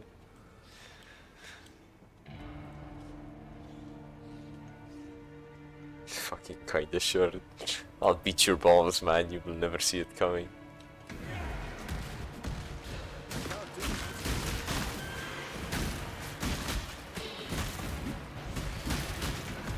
My spirit is spent. I'm not 5'7", I'm not 5'8". Awesome. I'm perfectly balanced.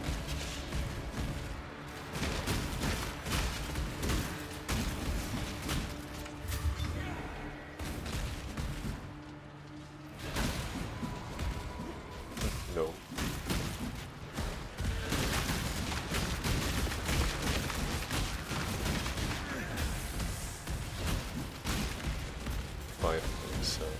So like 5'9", I think. This is starting to get confusing now.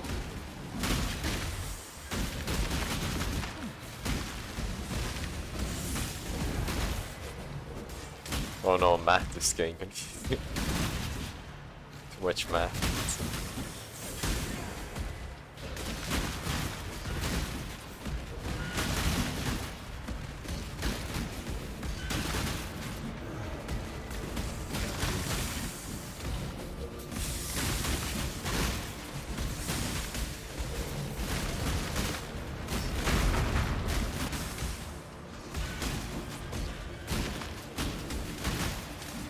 Yeah, you're a bit older, 5'9".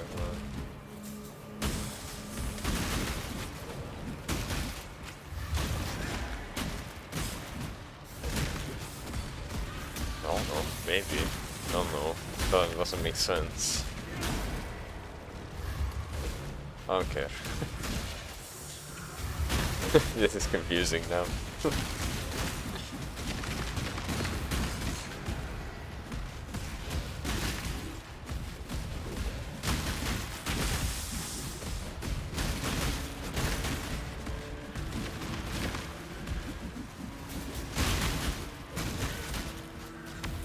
We did the math one.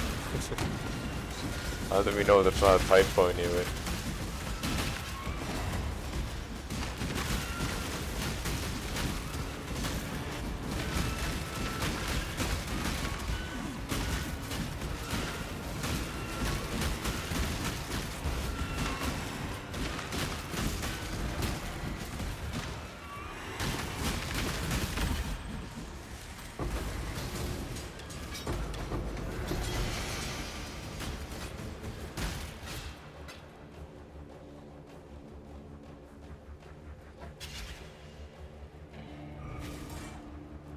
Huh.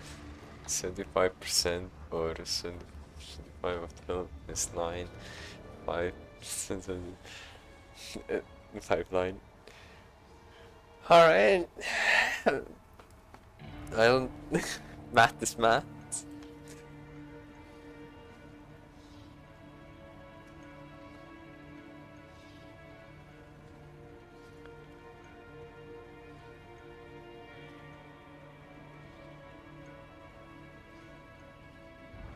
Snark wejdę do szkoły.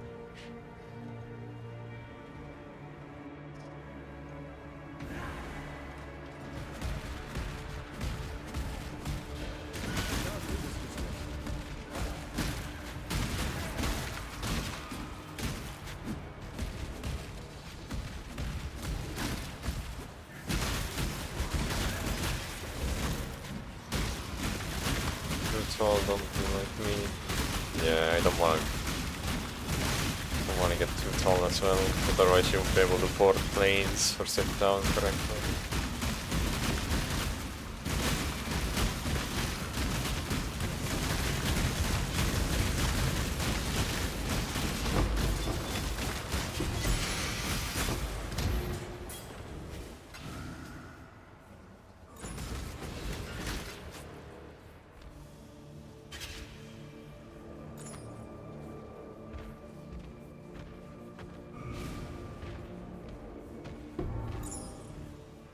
being told.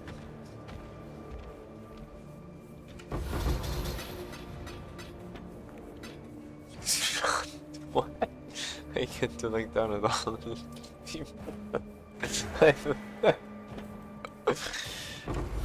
Lol.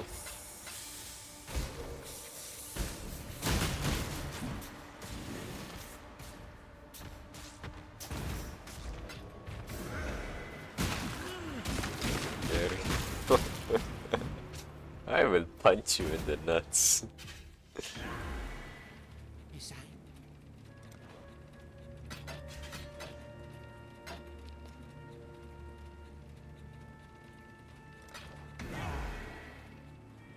You know, tall people or most people are just shorter than me. Well, I would say most people in Estonia are around my height. Some are taller and some are shorter. Mostly the old people are shorter.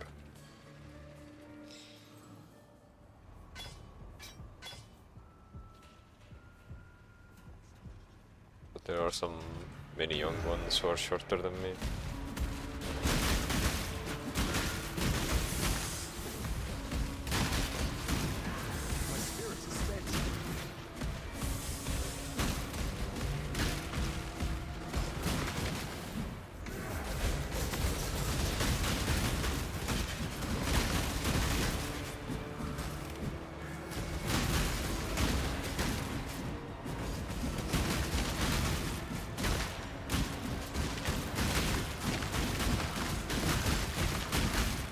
They were so terrifying.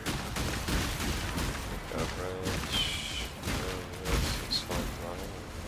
Just 5 cents. First. My fist wife was 5'2". You fisted your wife? Why the hell did you fist your wife? The hell? I can't do this just yet.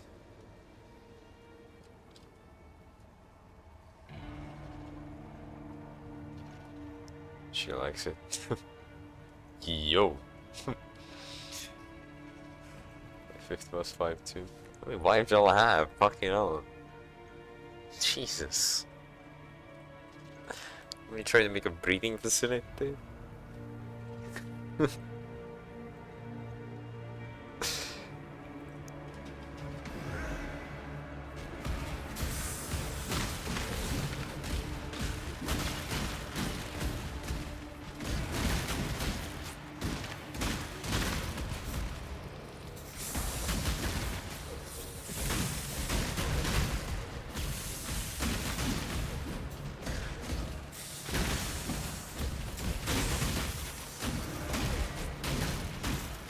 Married twice, I got married at 19, my high school girlfriend.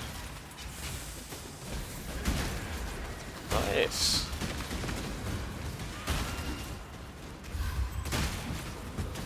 2 years later, had a kid and she left. What? Just like that? She was like, alright, my kid, bye. But I have the kid, so what? She had the kid, left the kid. What the fuck? What kind of a fucking what? Where do I go from Bob now? Go down here, or here. How many points can I get? Ah, shit.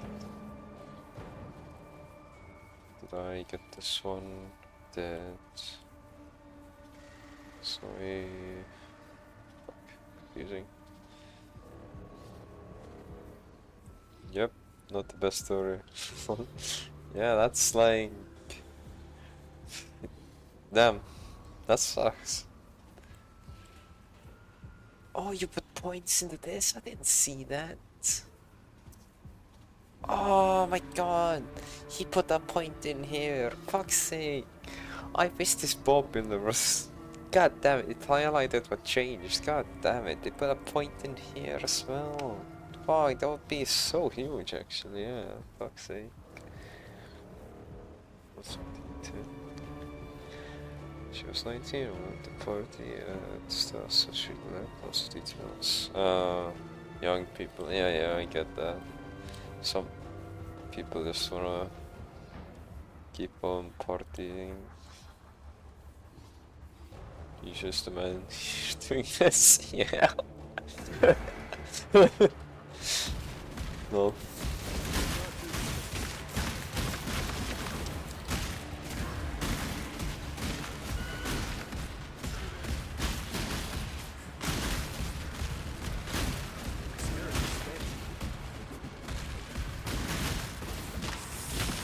Other 3 wants bonk.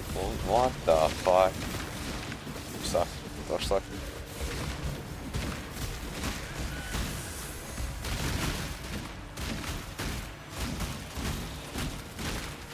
Nah, he sucked up. What the fuck?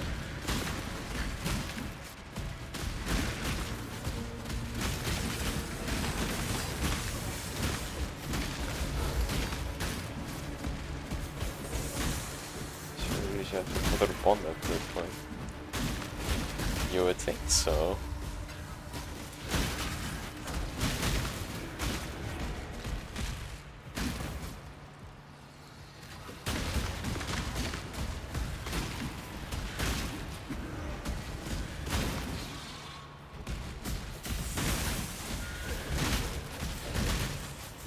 I'm not supposed to hurt them pressure. From what? From having the kid?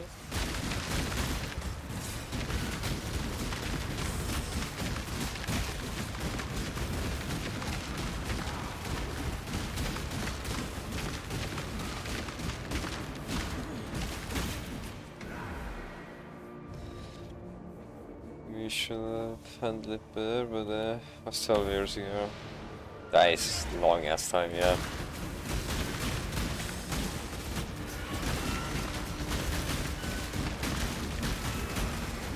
That happens sometimes after having a baby. Oh, interesting.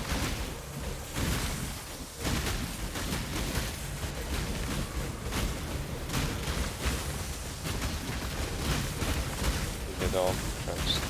Oh, interesting.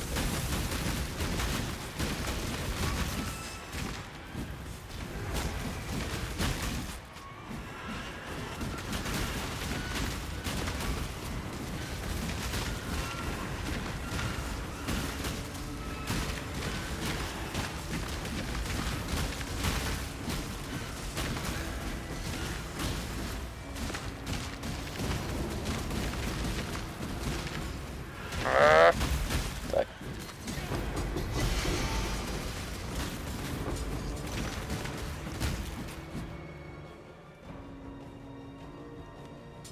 I can't remember the song. Ah, yeah, I do remember that.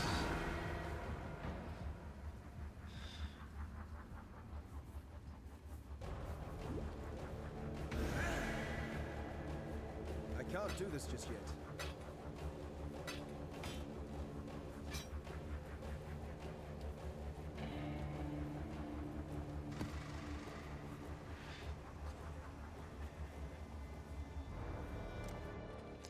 Your wife has been around since she was like 2.5, that's her mom. Not the other lady, her real mom hasn't been around much. It's angry now. Ah, 2.5-ish. Ah, I see, okay. See.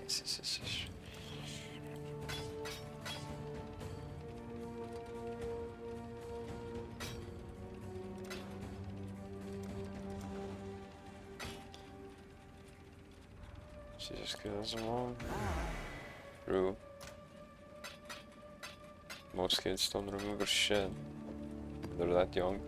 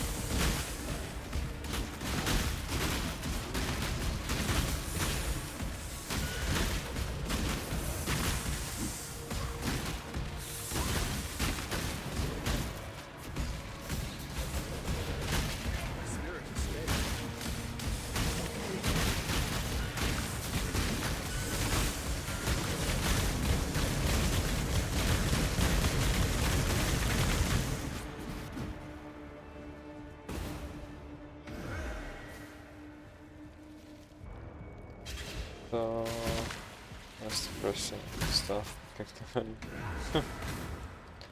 Yep.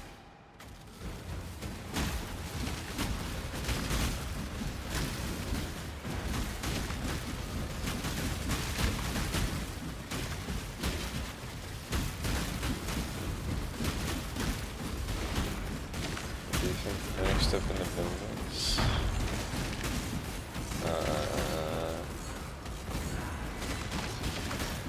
A 6-link body armor.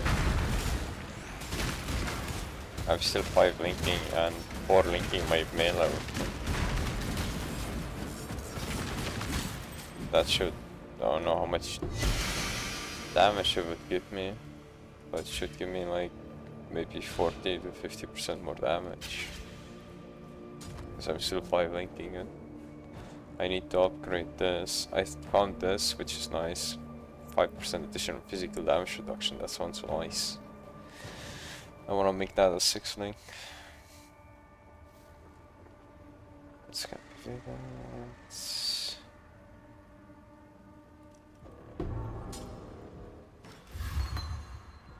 That's good. Oh my god, he finally said that's good. Oh my god. Oh my god. Okay, I wanna make the change to mage bot. Things. I can't do this just yet. Do you have like a specific build that you can't change it or something?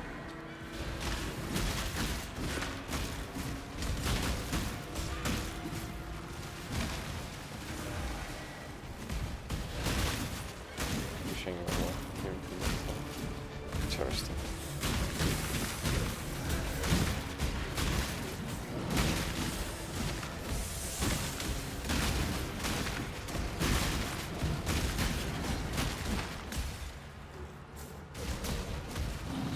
Get the rest flasks.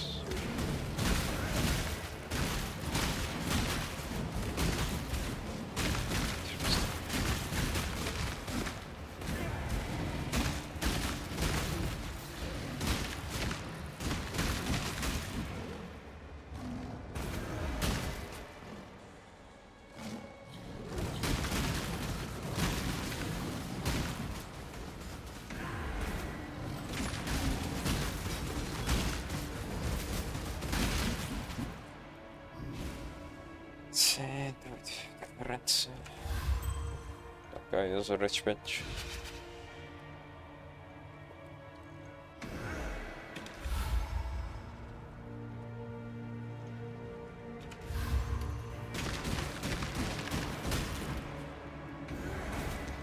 Came to time to search market.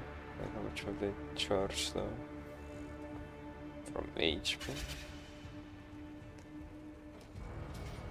Yeah, 142. I'm gonna guess the price around 200 there, but I'm not sure. I could be wrong.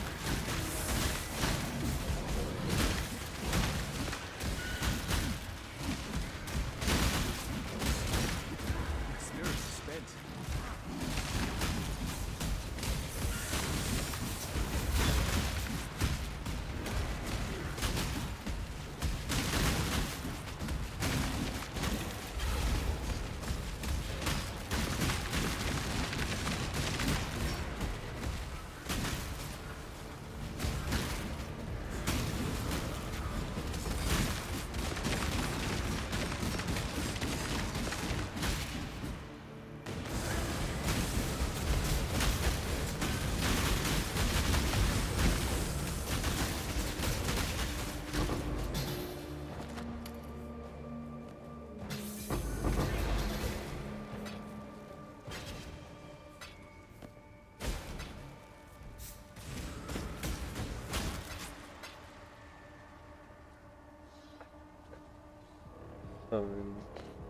You need to make 1075 then killing orbs. We have to replace one with the rest fast. I'm nodding, I don't understand.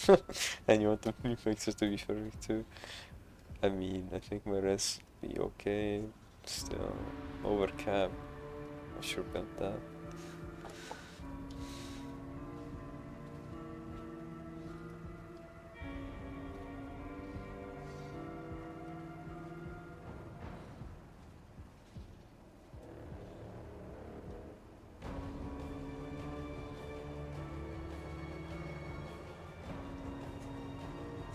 this one to replace.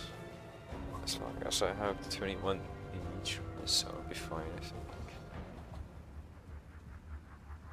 21 in each. Okay. Mage Blood build, I mean? Oh, Mage Blood doesn't have any. I don't think Mage Blood has any fucking resistances. But I could be wrong. Mage Blood no res. Yeah, it does. What?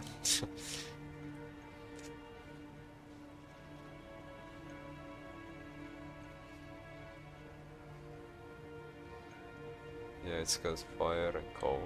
I mean, if you only need fire and cold, then yeah, take it. If lightning stays good, then God no, that's the worst part. Fire and cold is what is on my build I got on now, so it works. Ah yeah, then it works. For sure. Go 4 class. Flashku. How do I get down fast? Which points do I have? A lot. Wait to get eco.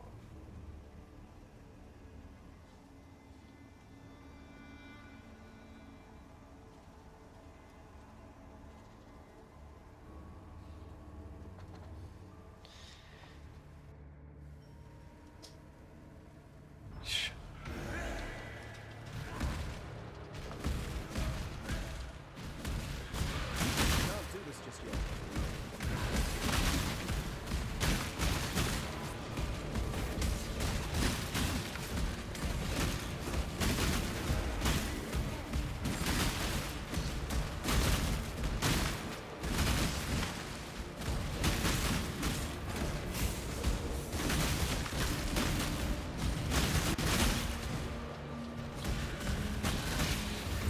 Spirit is spent.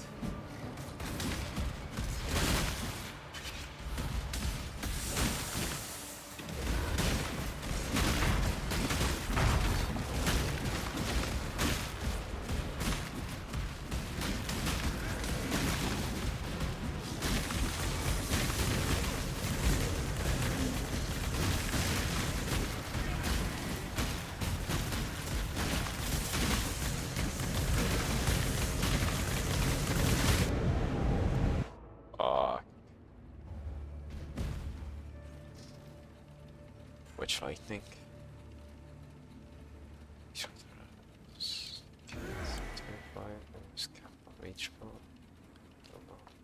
Oh, popped on now. Guess you're fine, just that. Oh, okay. 35 isn't that bad.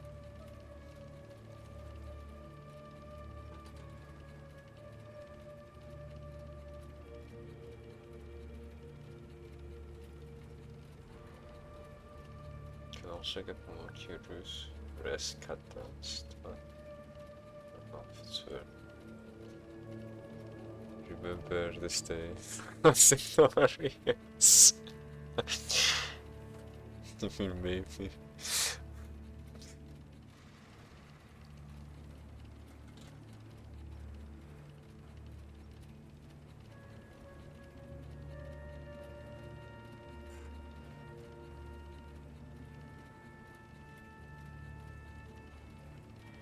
The rest isn't the important part.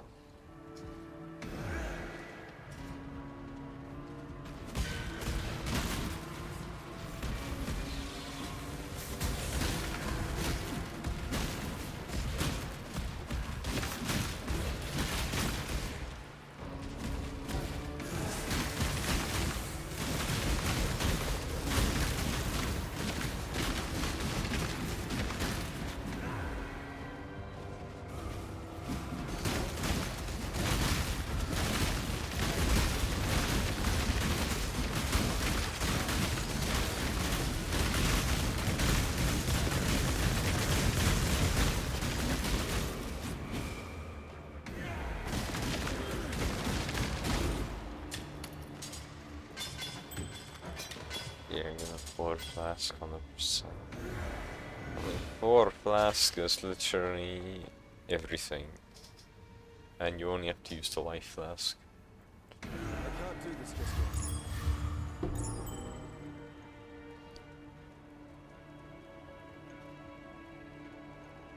Cannot be ignited? That's an interesting point. Cannot be ignited.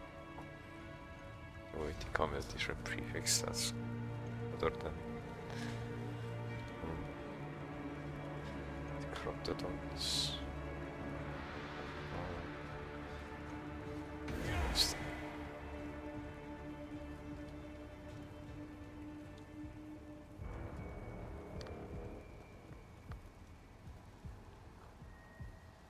You need strength though. Can you drop the big no?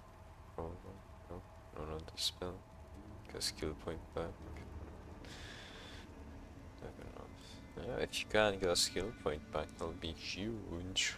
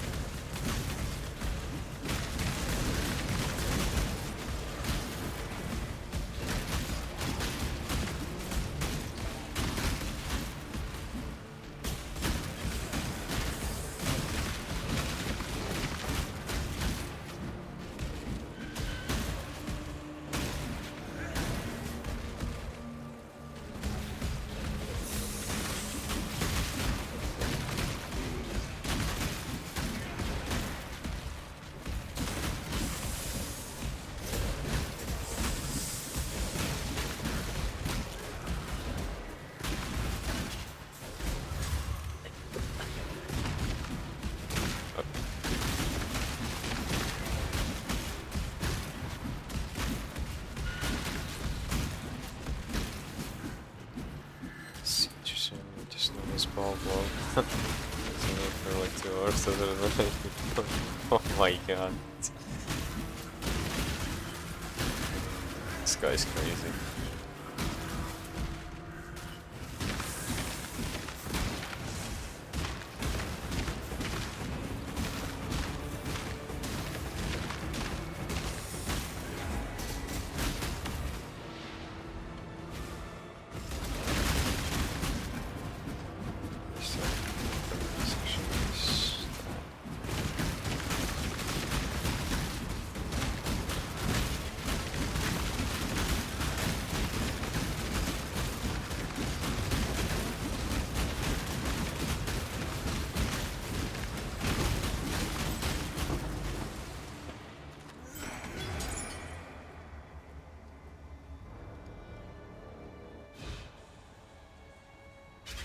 I can't do this just yet.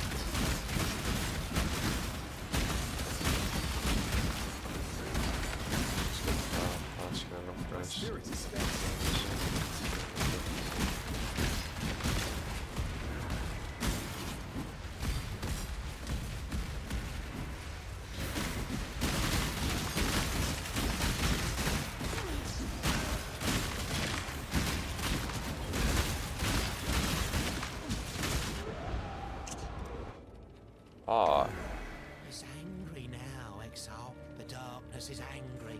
Angry that you're walking among it, alive.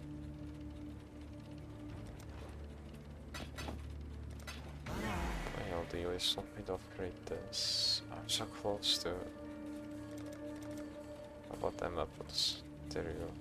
Happy.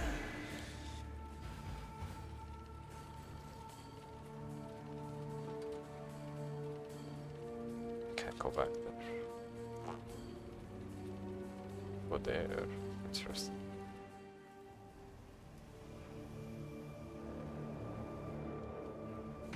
No, I can't go back now. Sucks.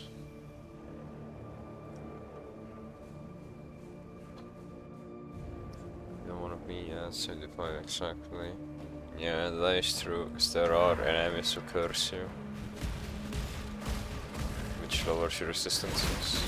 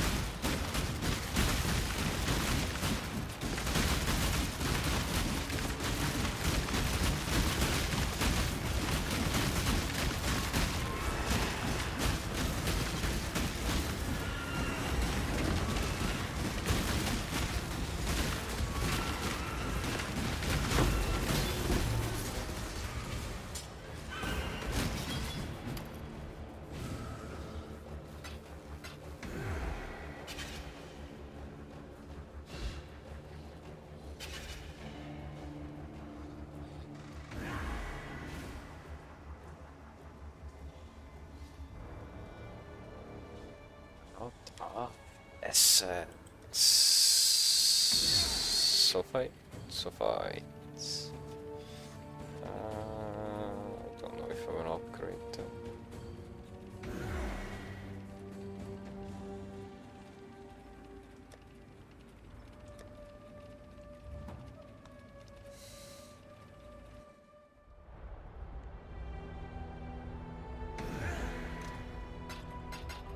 Right, I am feeling overconfident. I'm gonna do a tier 14. Corrupted.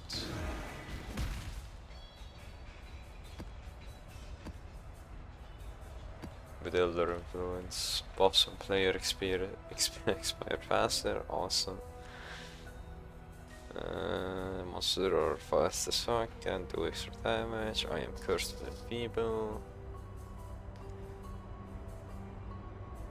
Wait, you wanna level first?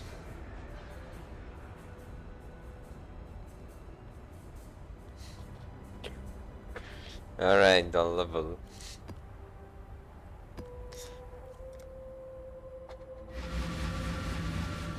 But the second I level up, I'm going in. So that's not gonna be perfect, but it's corrupt. YOLO. It's for YOLO now.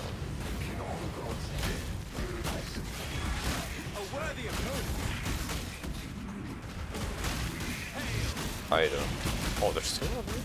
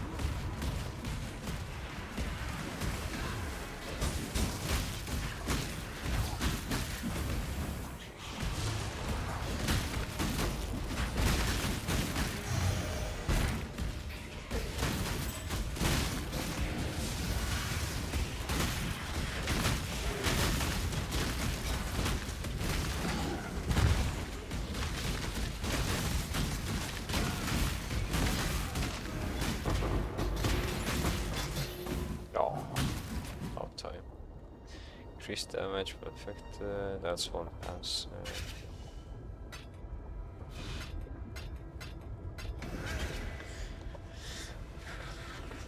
For 1 to 2 weeks, the same success, but prefix should be 3 by increased effect. Duration doesn't matter. Yeah, duration doesn't matter. Progression doesn't matter. The body. Give me your body, baby. I will touch you. My spirit is spent.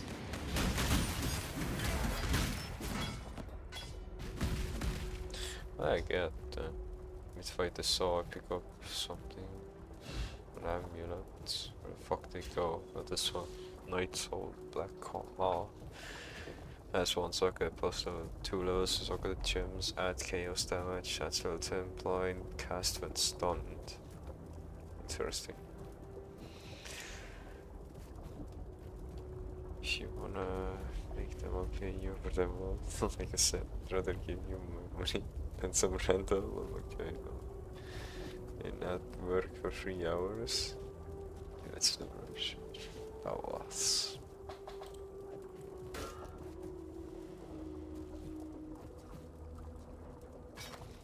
Increase physical damage, attack speed, accuracy rating, attacks have a chance to cause bleeding.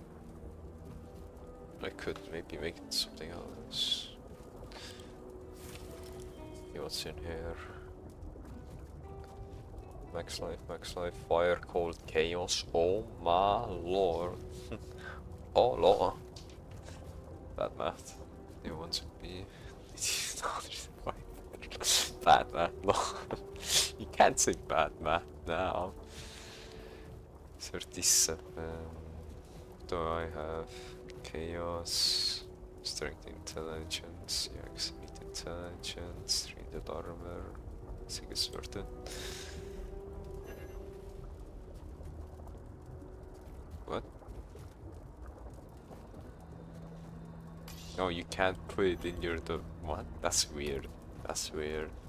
That's maybe a bug or something. 70 plus 25 isn't 105. I hate.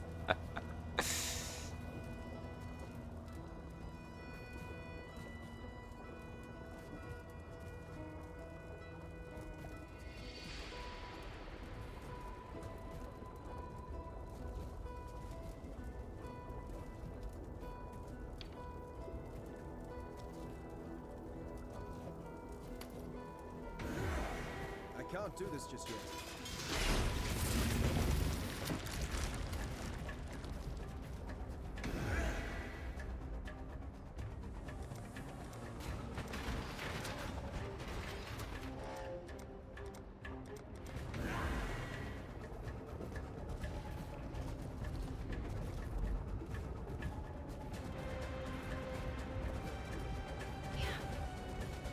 The blight is trying to spread!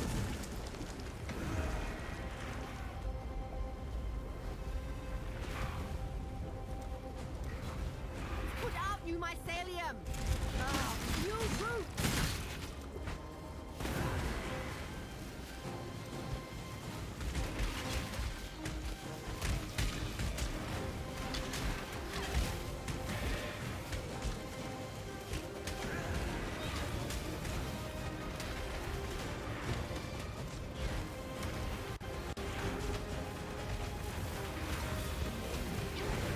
Spirit is spent.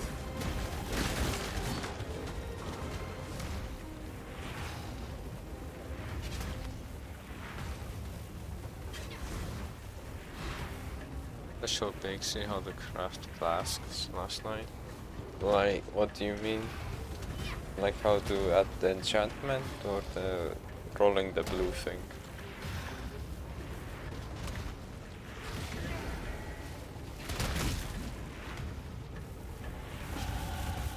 Level up. Now where do I at this point again? Oh yeah, here. Cool.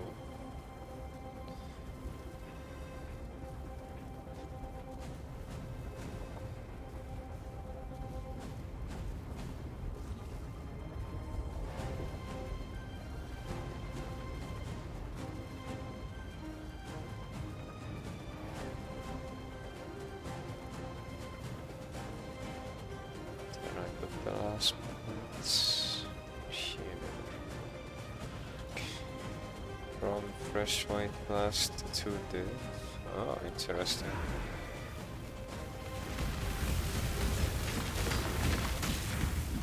Are people that lazy to craft them? How the fuck is a glass worth 2 divine? Don't get it.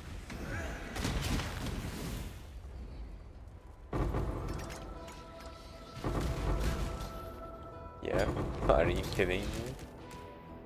People lazy? Oh my god.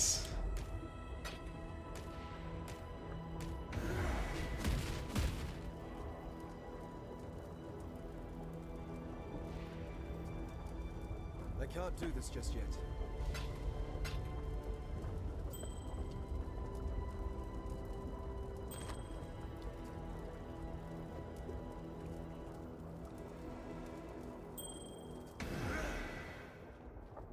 That's under a dive rink. It cost me like 10 to crab. What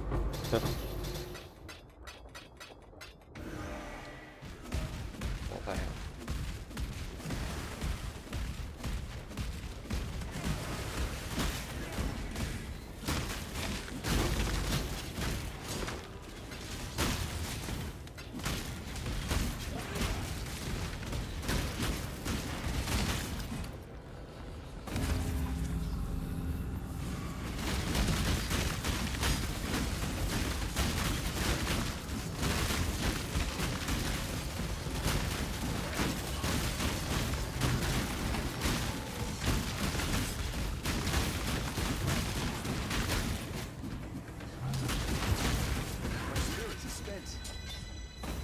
People are lazy and rich. Don't know how. Didn't know how I'm rich. Some people just get handed God's food on the platter. Onyx amulet, cornet short, all attributes, all resistances, physical damage leech, increase total life, extra core, extra damage when leeching. I think this is good for me. I think, do I need this? Oh god, I need to make sure I'm safe. Their name is Eric. Bro, what do you mean?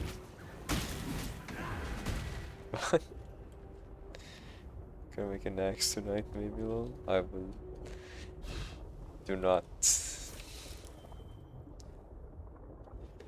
And check, do I need this?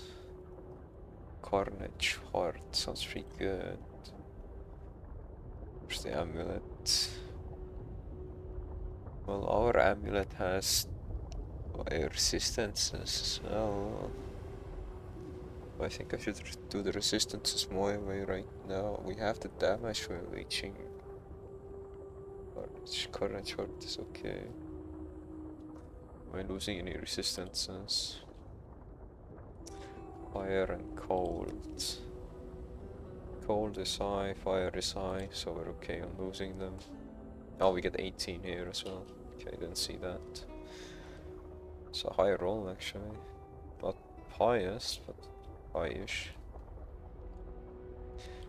Do need the damage from the... because it says in the build. Oh, Mama! You have all the resistances. Mama, kiss me. Goddamn.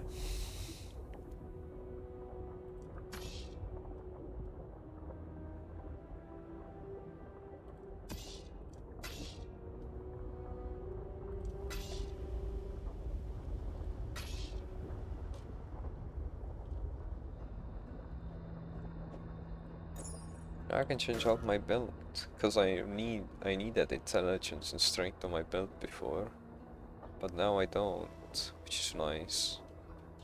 So I should be able to switch it out. Oh, I check card first. I did. It was life armor. I don't think that's any good.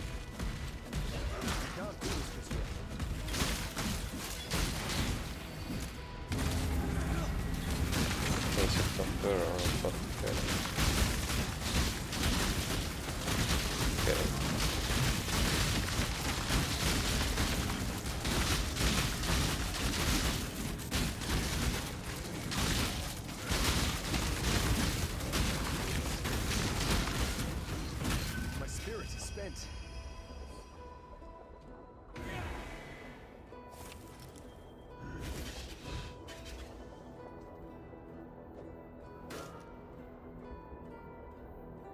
think the bottom like 50 divine and 20 ish.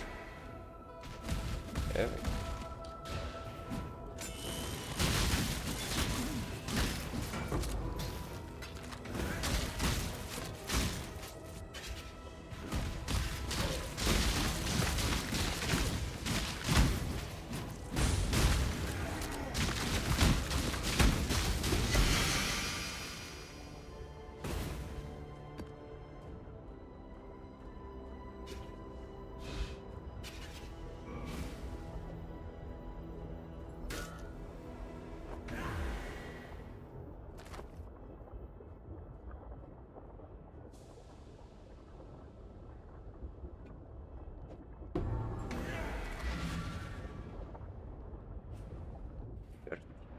Okay. How's the trail?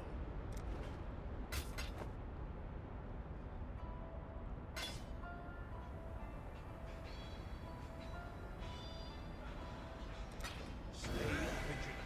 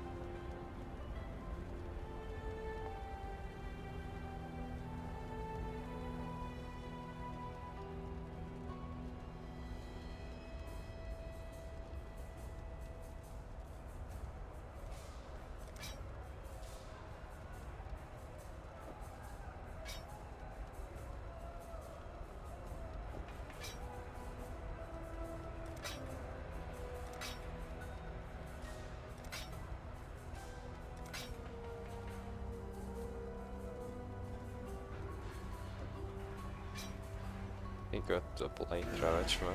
Right there. When? Did I? Can't do this. Where?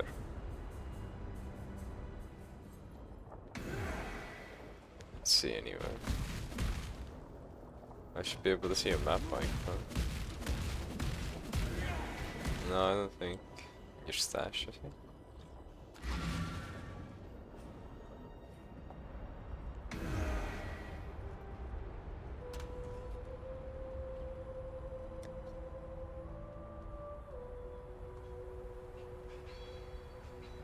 No. I didn't put a map in my stash.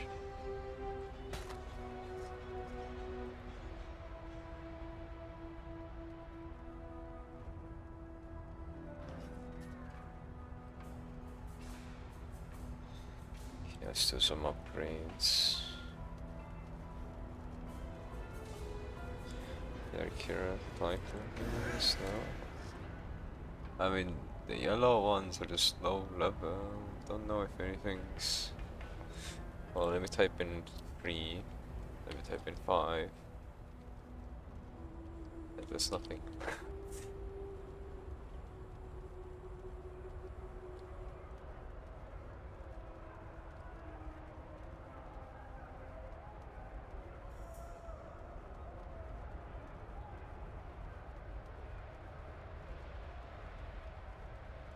No, I don't have.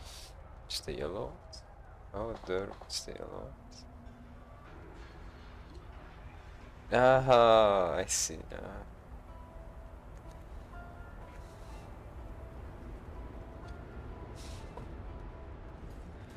It's my body armor right now. Armor. Return life cold. Current one has cold. Fire chaos.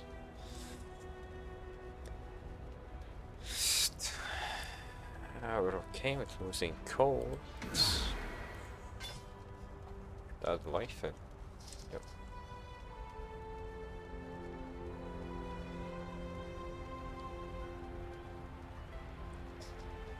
Still, supply trash, man.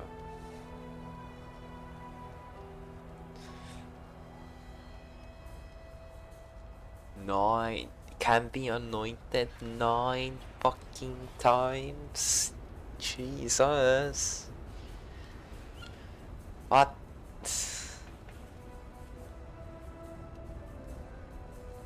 It has some kind of rewards as well. Interesting. Blind ravage maps can drop a few unique items close to blind, and blind ravage maps upon completing the pump. That you had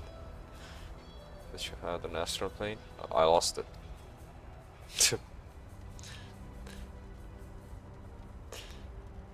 Can have a second enchant modifier on letter plus increased storm fire resistance, reduced cold resistance, reduced lightning resistance. Interesting. Same shit, different values, same shit. Increased armor, all resistances, attack and cast speed, create a blind spore when your skill level minions kill a rare monster. Interesting. How the hell does that work? Stampede.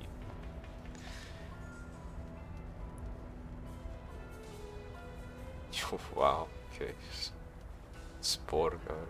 Trigger level 10 contaminate and kill an enemy.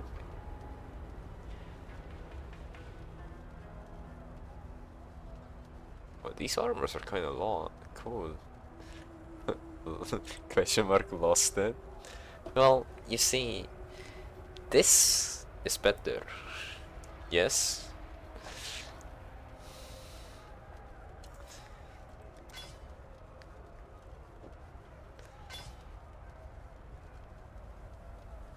True. That's why we say lost it in quotes. Can I add anything in here? Okay, maybe armor and stuff. No? Oh, I can't. Oh, it's armor.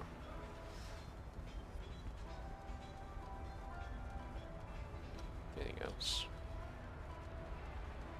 Probably should get the armor evasion rating.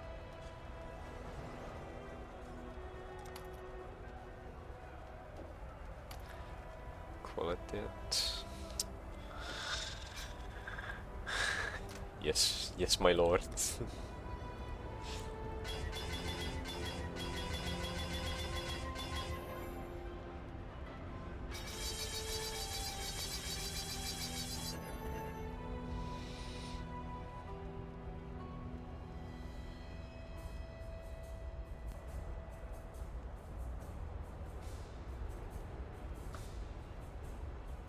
Don't stay.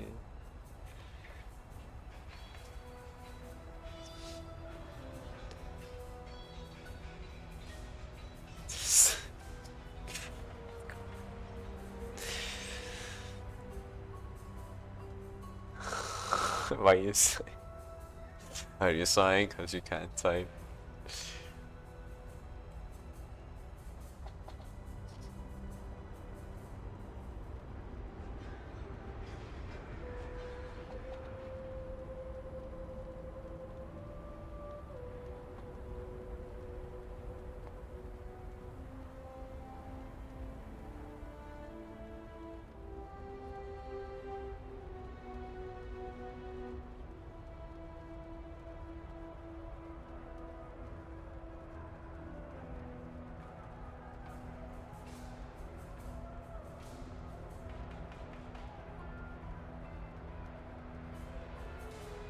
I can't do this just yet.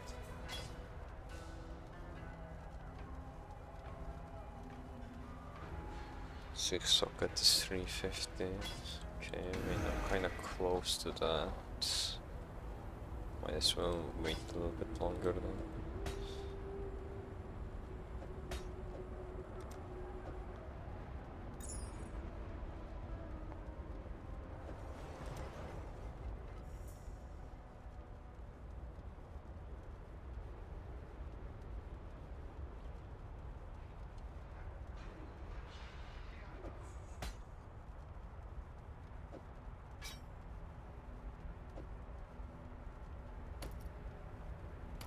Perfect.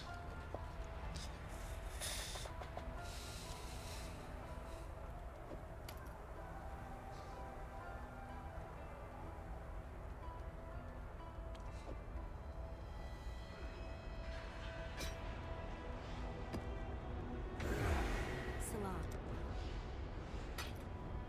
That's all you're giving me for my belt? Okay, makes sense. Corrupted run. We have a slot open.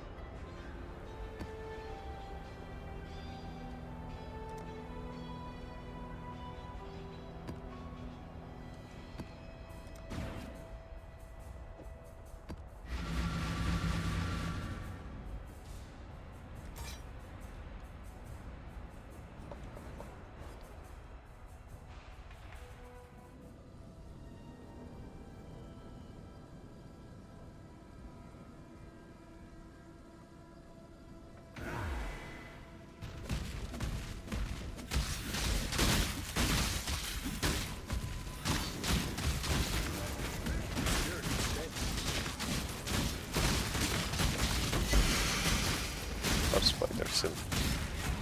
Every time I start playing higher tier relevant spiders appears.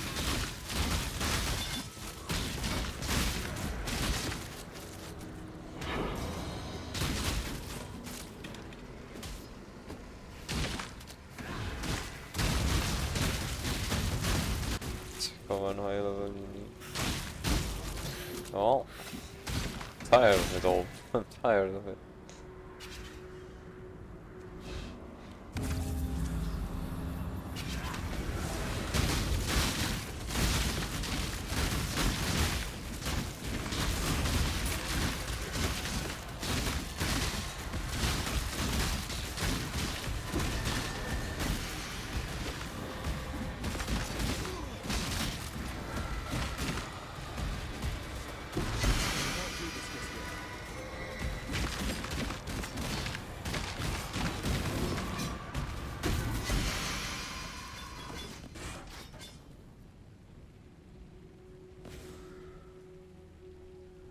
Third out. No.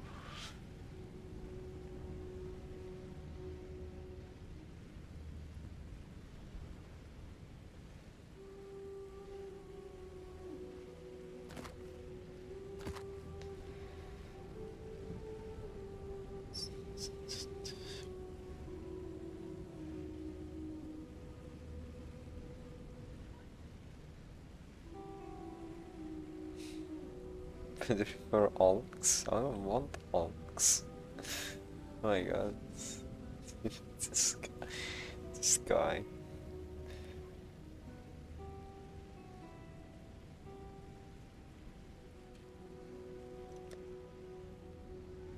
I have so much fucking cold resistance, fuck, you know.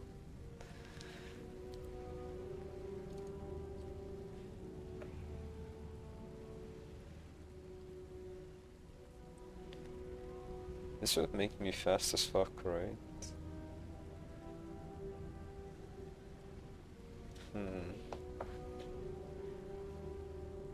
40% lightning resistance. On where she can change a cold to a different biome.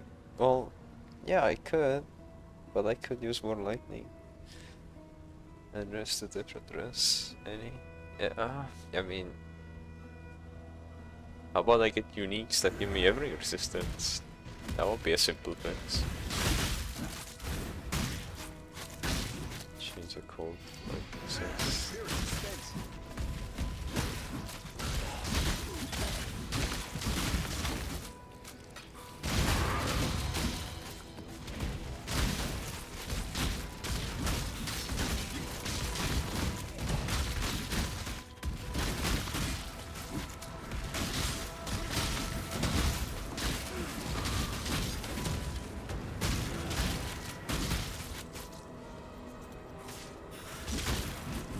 Harvest bench for 100 harvest juice. Oh, on the harvest bench.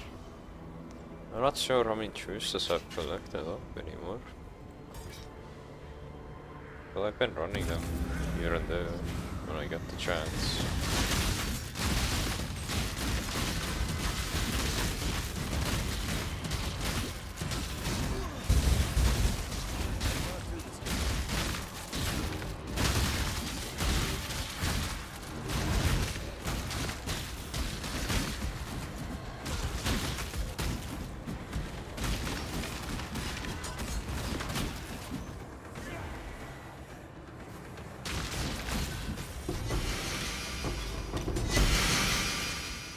I got a quartz flask. Cool. 200 sword, an astral plate. Okay.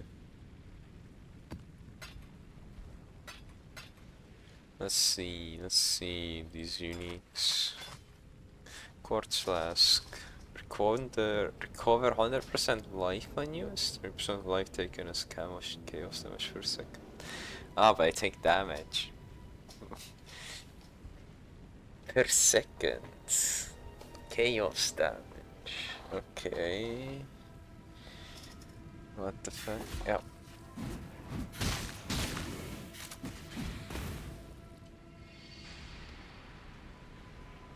Within taste.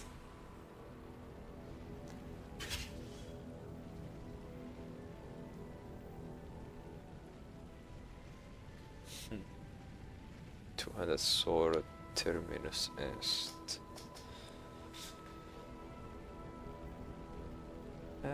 Alright. Oops, need to close it. No damage roll. Where's this astral death out? Trigger level 20 death aura when you killed. 50 to all attributes, increased attack speed, increased armor, maximum life, 1% of attack damage is life. You take 450 chaos damage per second for 3 seconds on kill.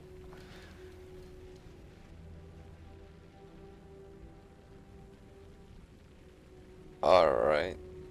That armor is a cool build. A cool build.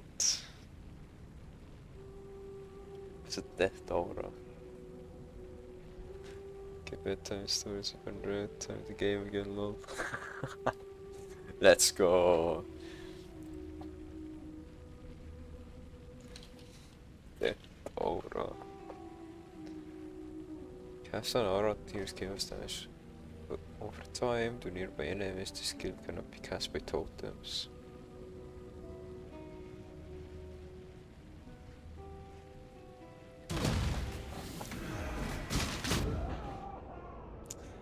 Fucker came out of nowhere, fucking hell. Scared the shit out of me. Fucking hell.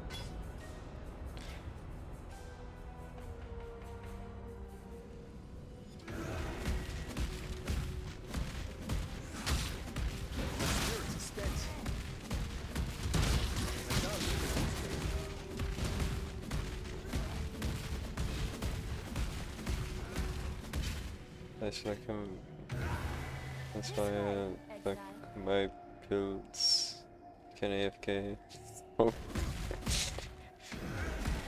Well, yeah. I thought I was safe, alright? I didn't think that guy would come walk next to me.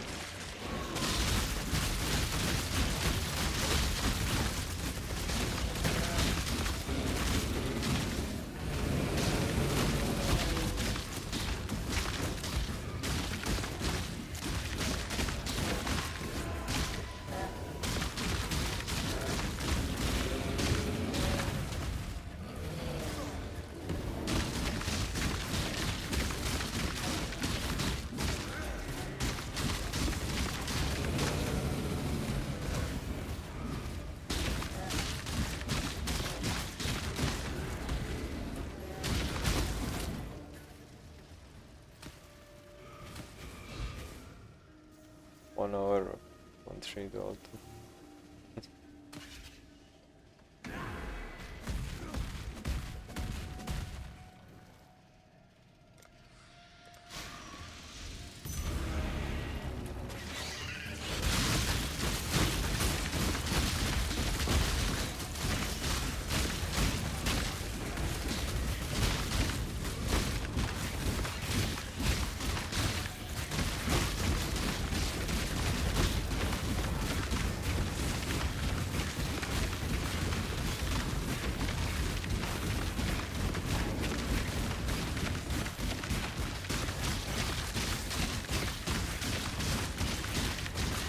So fucking tanky.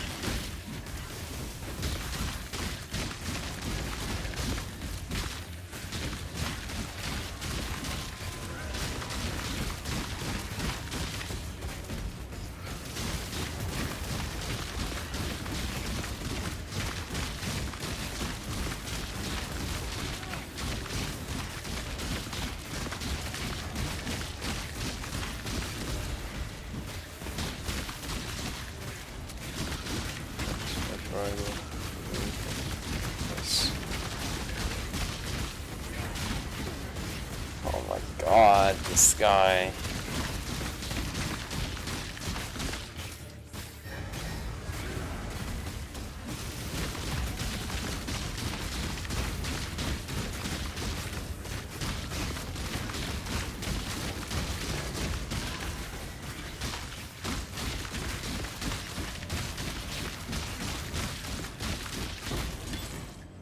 Jesus.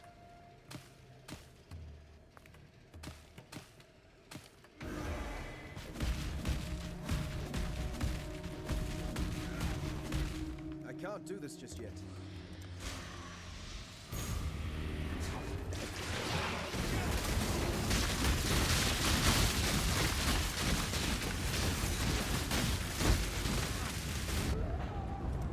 Damn, that is crazy. The harvest. Scary.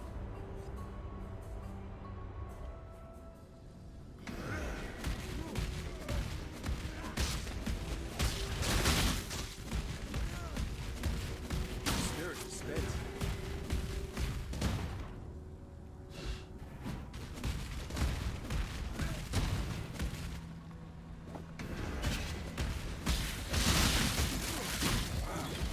But this is so scary, man. Because of the fucking skeletons. Oh. Hello. If you the step what access is better than my current one, I'm a bit very fucking mad.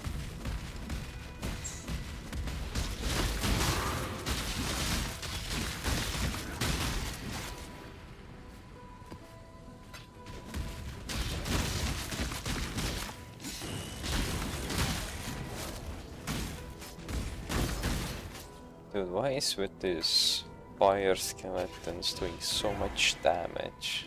Like, what the fuck? Okay, let's see. Gems are supported by level 145. Oh, no. Not really interested in that. Can I re-roll that into something else?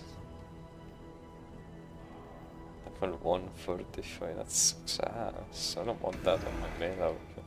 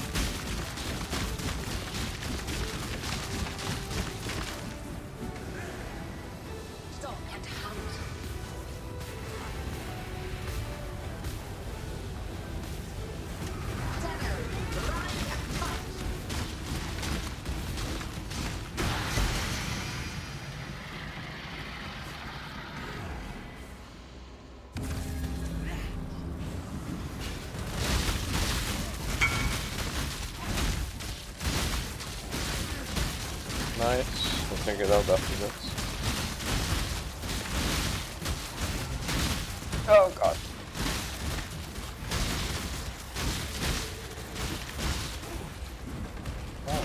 bosses now. Yeah. Those buffs now.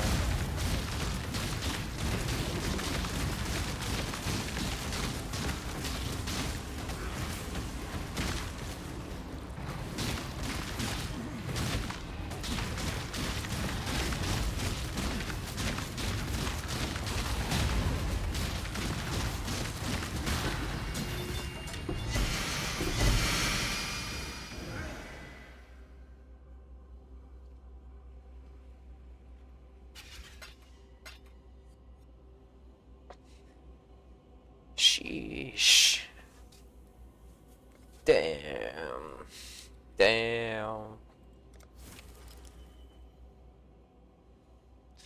Why those US? I was like, what the fuck?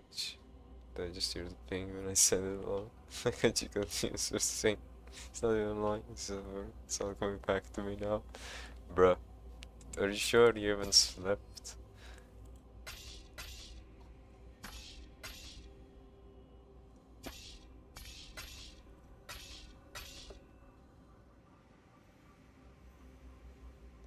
It's making much kids.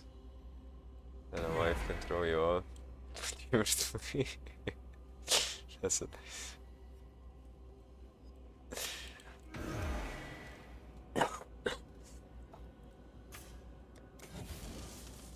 I can't do this just yet.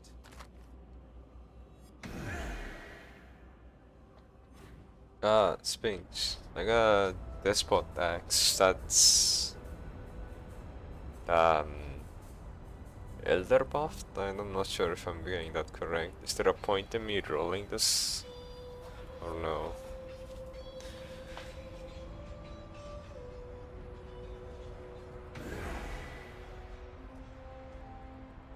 Exile. So pay for flask and pour again, but super gear. That is true. You would have the strongest guy. Warm nights.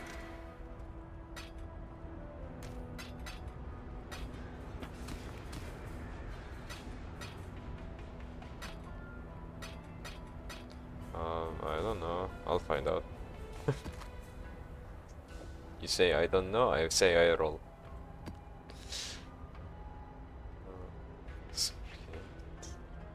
No.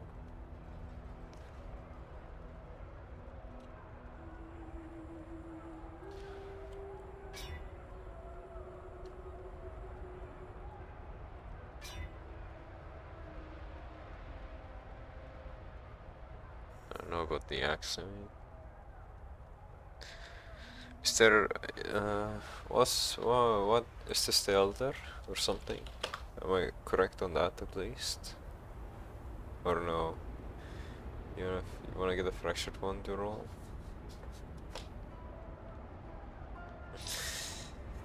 A fractured one to roll? Roll what? My ass? Oh lord.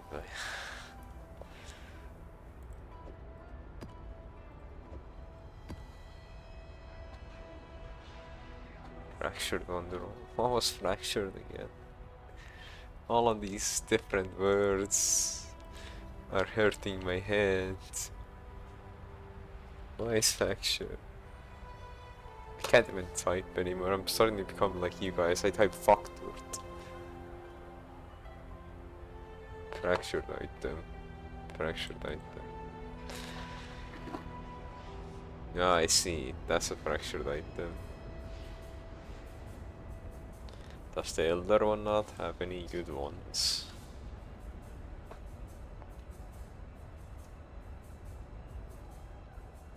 How do I see the...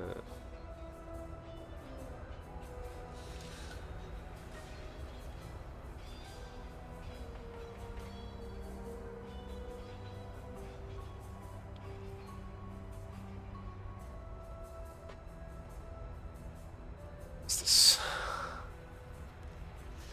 A site I have to log in?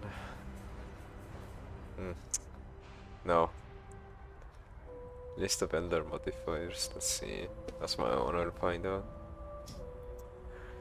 Projectiles pierce, add cold damage, increased area damage, good gems are stored up with concentrated area effects. Increased area damage, chance to Chance to defend with 200% of armor. Oh wow. That's for build only. Oh, it's for 2x. X. Insurance, something like that. It's this one. Still have to log in. You failed. The red shorts on kill. That's okay, I guess. Increase physical damage. Socket gems are supported by builds and 16 brutality. That's nice. That's not bad one. Oh, this goes quite. Oh, there's ruthless as well. Jump supported days, 10 endurance, some minutes, stun. Just looking at the base. You'll craft. I'm not sure about that. Oh. Damage, short time, really.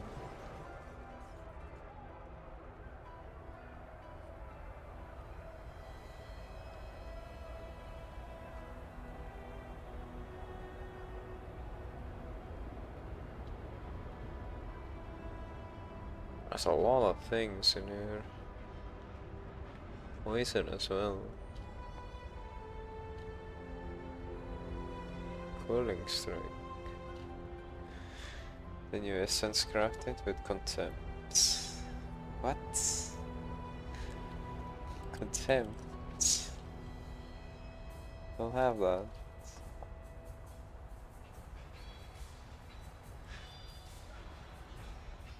Oh wait, no, I got it. Wait, my brain, I got it. This is what you meant.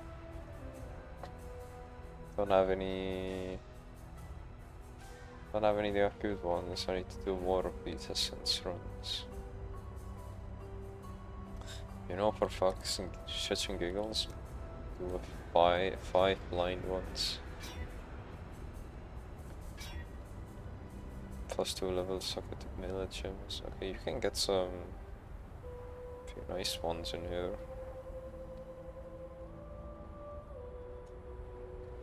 That's cool. Cold lightning, fire accuracy, quite bit well, it's fine. Does that change anything? Good.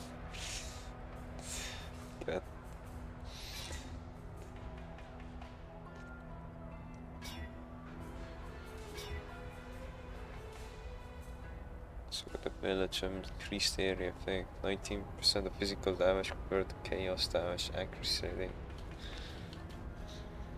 I like the area effect, plus 2 level, accuracy rating. Physical damage converted is kind of bad.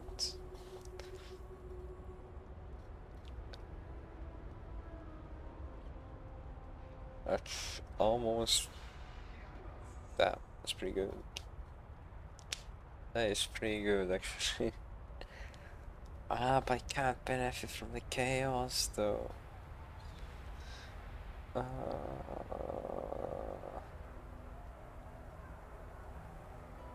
Fuck. One more.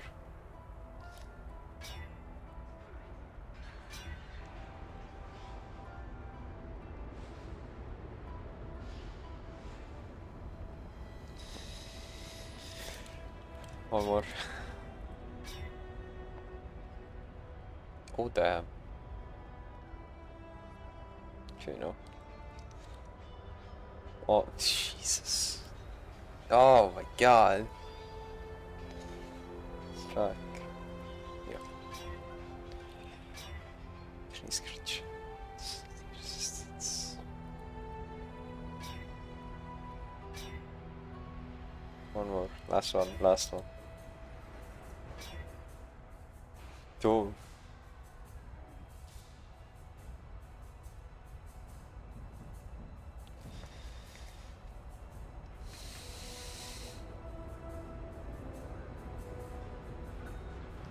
I can't do this just yet.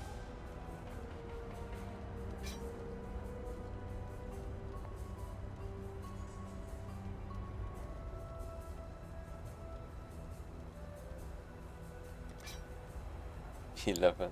Okay. 0.5. Same as this then, same speed. Ah,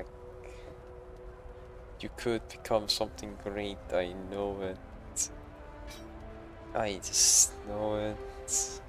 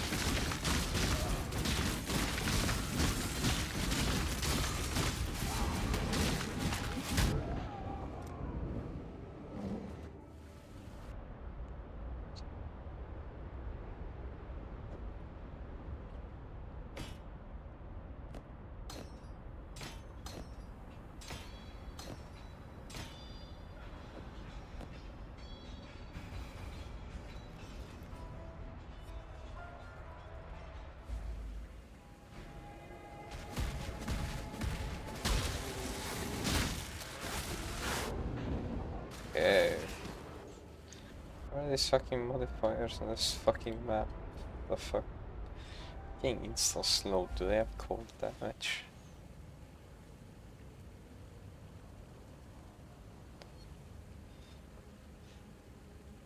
Have less accuracy. Why are they slowing it?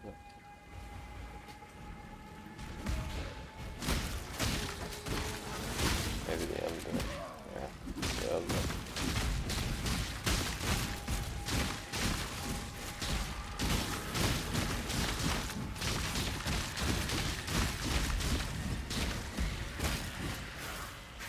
We will be best friends, Beast, until we slaughter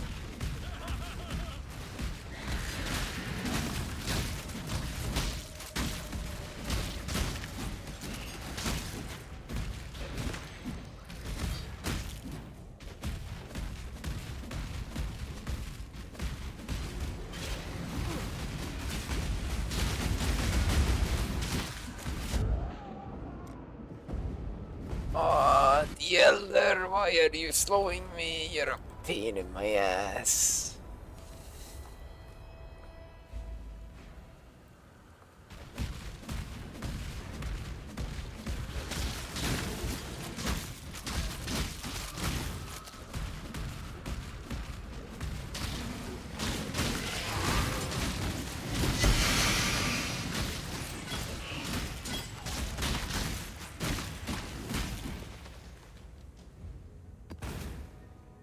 Tiger sword again.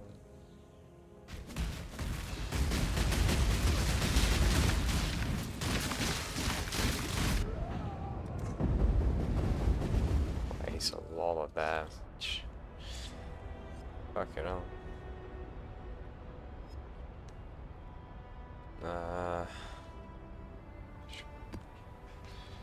Guess I need more levels.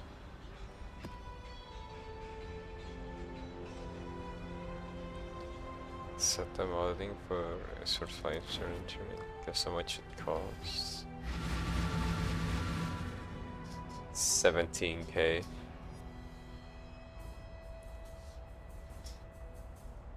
Death forces even the most determined of despots A lot to more. pass the crown. 170?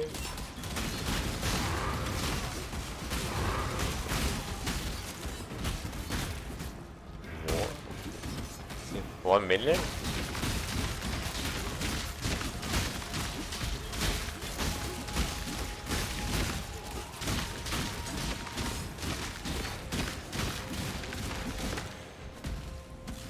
Didn't even break a sweat.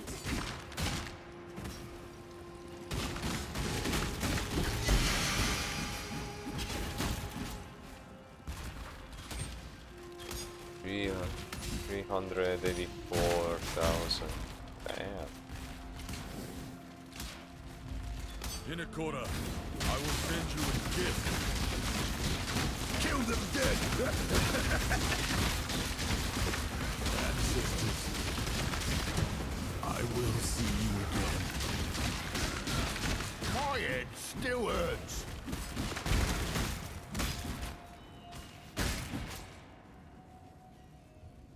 The Syndicate does not follow the Kadui way, but You.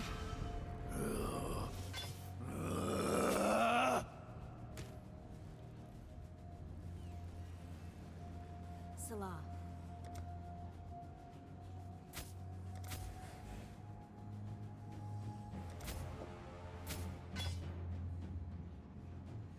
So much it costs here for spine surgery, all free.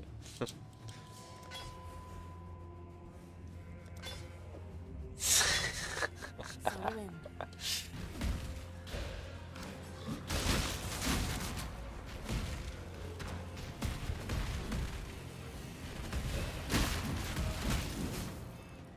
Discord. Alright. Yes, I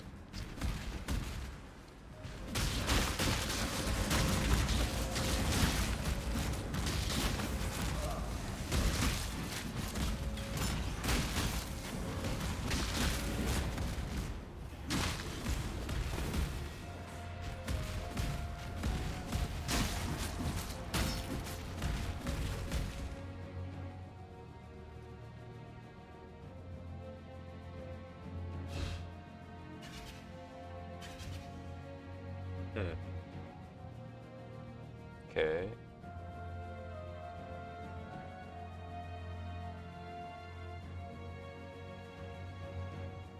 Interesting.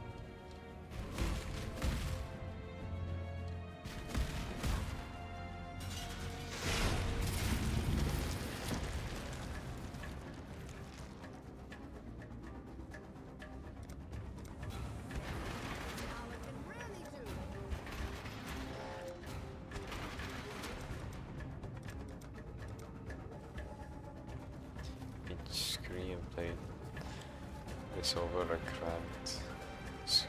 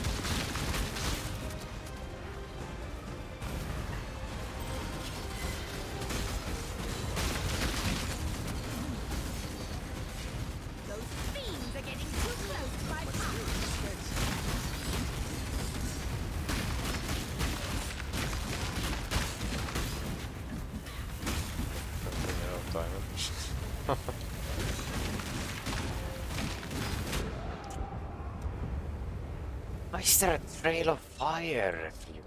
The fuck is this?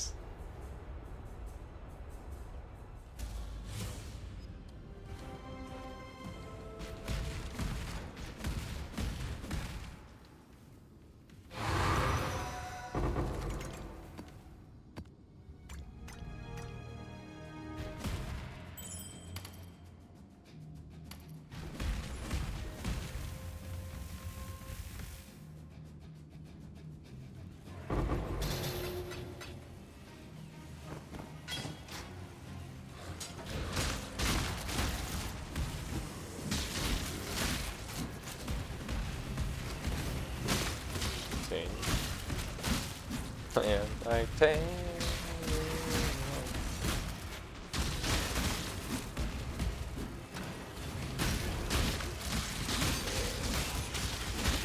I am not in the game though. So.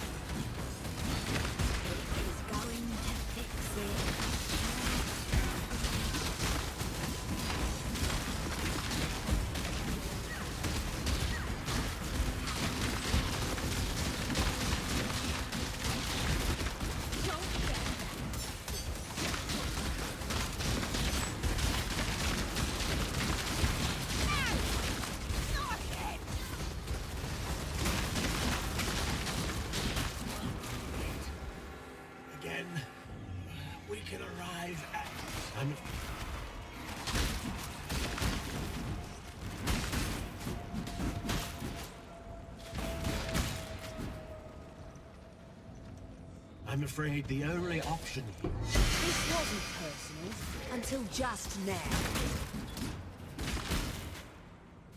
You want me to betray that thing? I'll do it, even if you weren't asking. It is so happy. It that disassembles has made its heart awaken like warm muscle. Cool winds.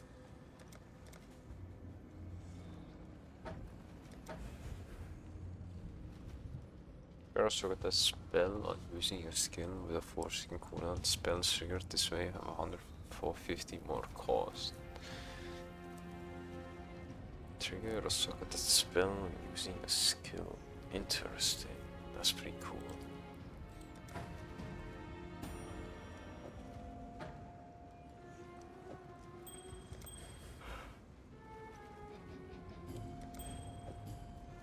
Warm nights.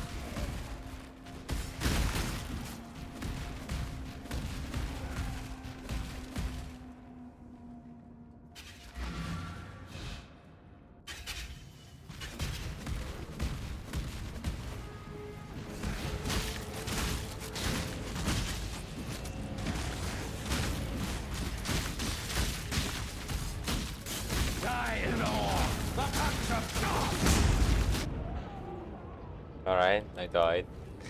I think shocked meant. I have a question. Do you think shock boosts trauma self damage? Probably, right?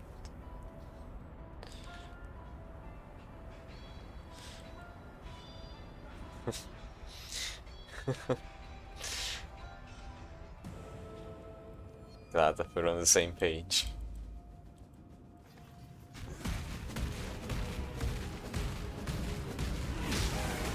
Shock is increased damage. Oh, yeah, I can see that, because I am dying. Oh, my EXP!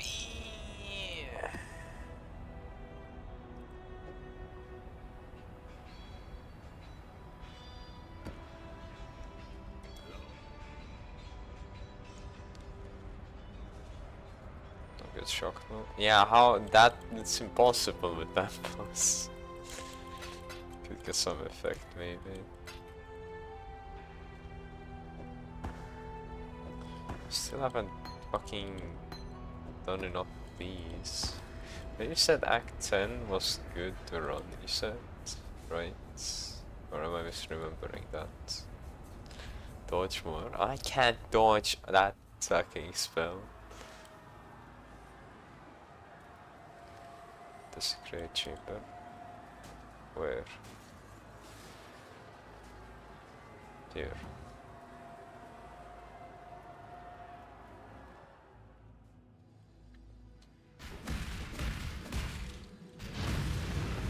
Just run these velvet. Get these points up.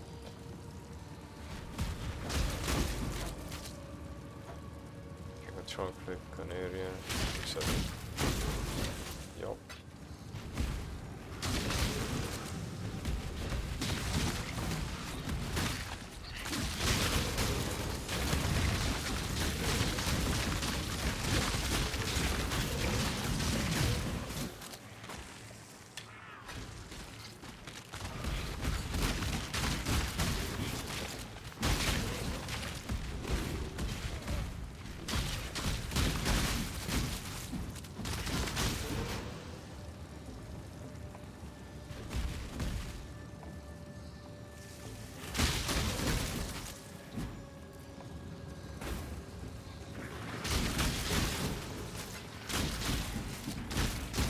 Desecrate gem after find a few nameless, and you can just desecrate and get credit. Desecrate. Okay. TP from here.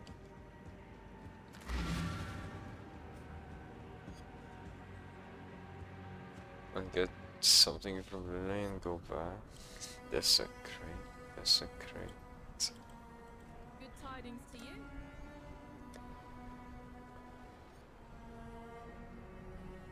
Green. Yes, I know. I've tried to do a corpse build with totems. I know some gems now. I don't know where it is though. Imagine I didn't have enough dexterity to use this place, I guess. Faster attacks for now.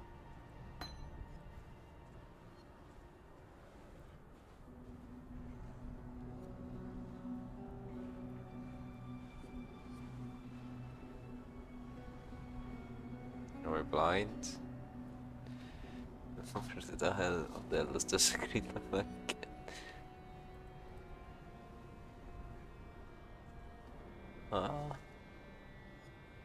Ah, I see it. I was looking all over. It was blending in so well.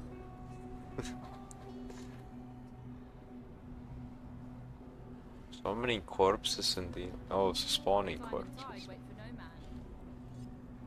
So this spawns corpses.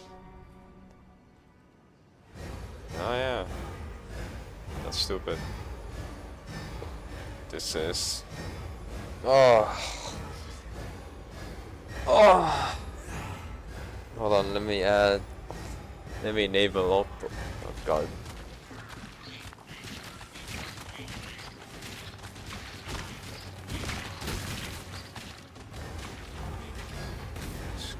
It's kind of bug, I think. Yeah.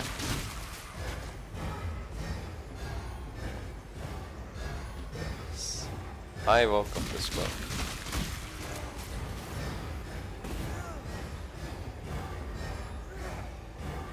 Better than finding 500 of this. Such pain to keep finding names. Yes, man. That cannot be asked to find these fuckers, man. Done it since I found out. I'll keep doing it now as well. Definitely. Try to make an auto cast. Hold on. I need something. Oh, I have a credit card. Would this work? Need to wrong button. No, wait. I squeeze you in like this. No. Come.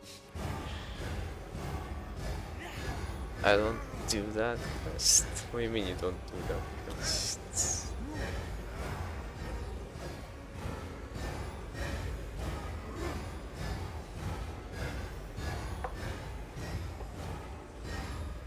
Jesus. Ah, that's what you meant.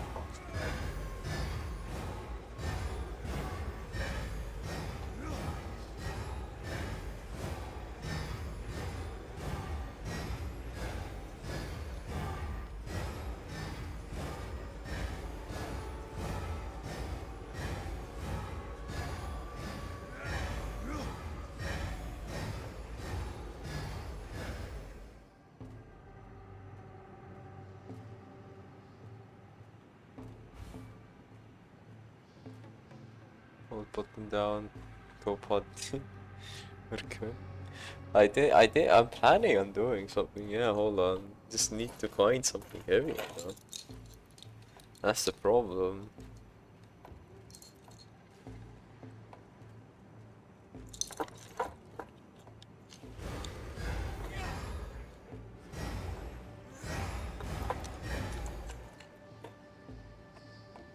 What is heavy enough in my room?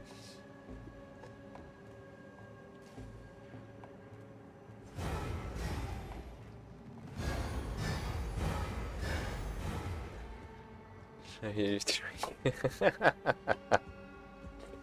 Whoosh.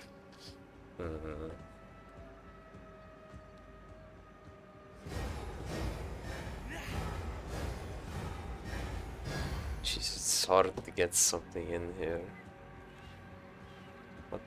What's that watch? No, those were my keys.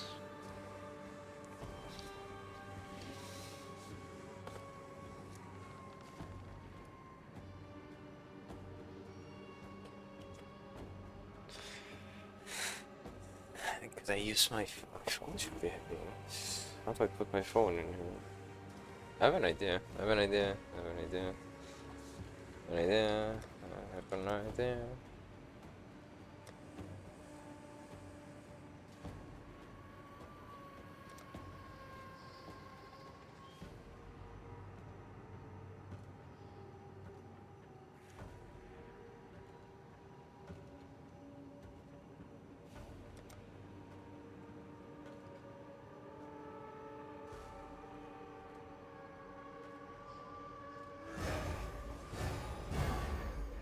Pipe works on your auto clicker, I think.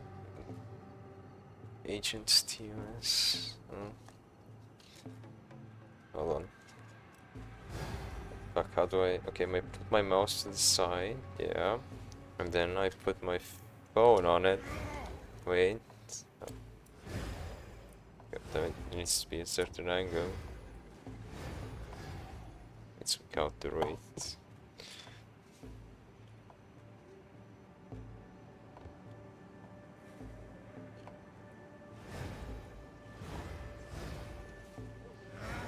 Can my mouse stop falling over? For fuck's sake.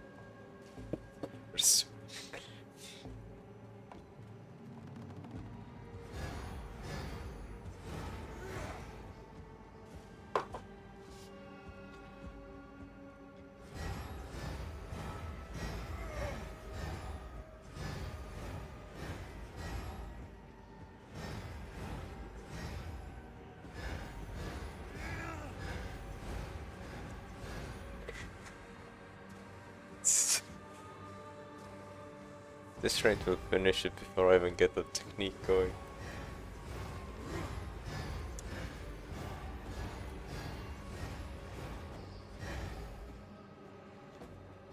Oh, I'm so close. God damn it. Wait. Come on. Get the chakra point.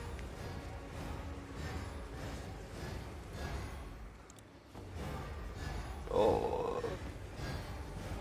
I've done it. Fuck.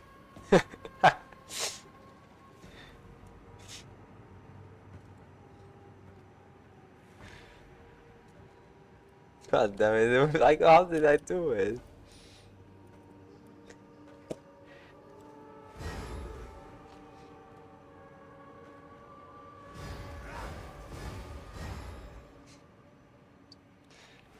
No, I didn't hit it. Gravity did its work.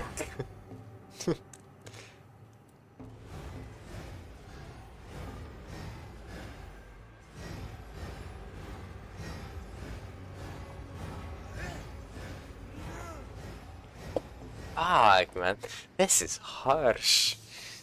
I'm fucking this. Why are you doing this? Because I'm lazy.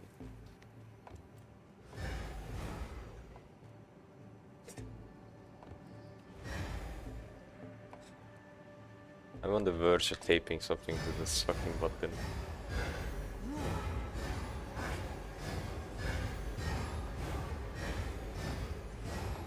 If you aren't heavy enough.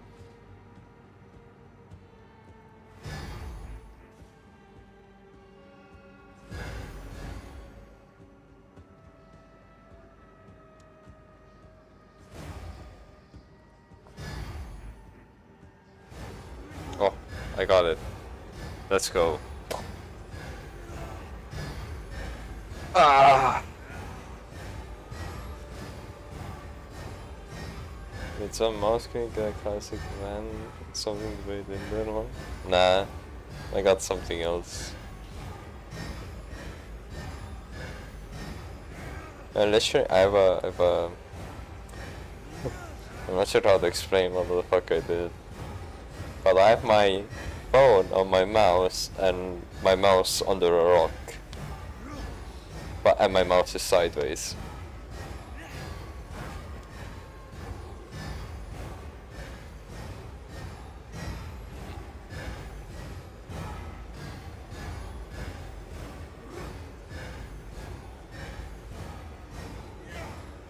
Whatever works. Yeah, buddy. Jeez, 5,000. Yeah. I think next time I'll have faster casting, definitely, and echo maybe or something like that. Those will speed that up as well.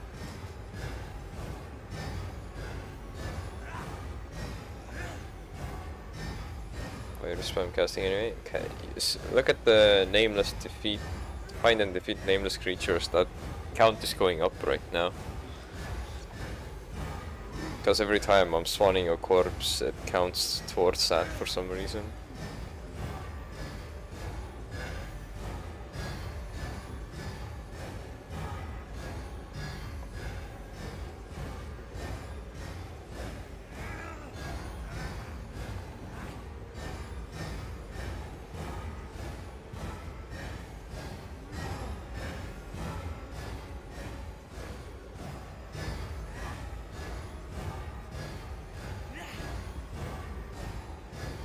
The shit-ton Huntress later. They're all dead.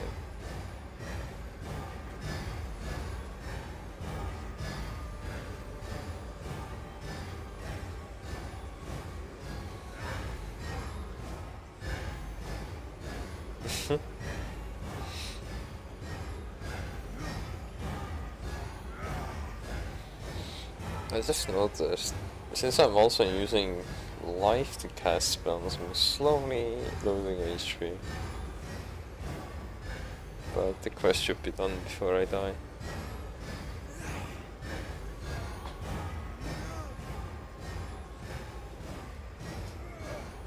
Wow, just 11 more.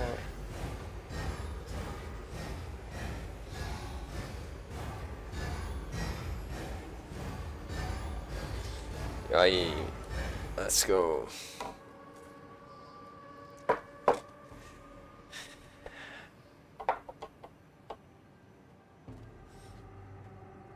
Wah.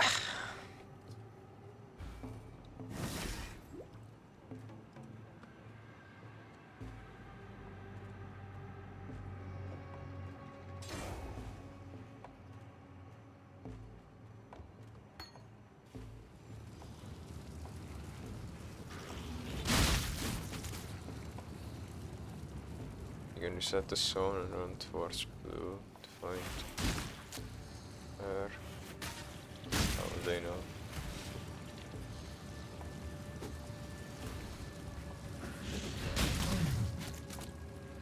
Keep learning.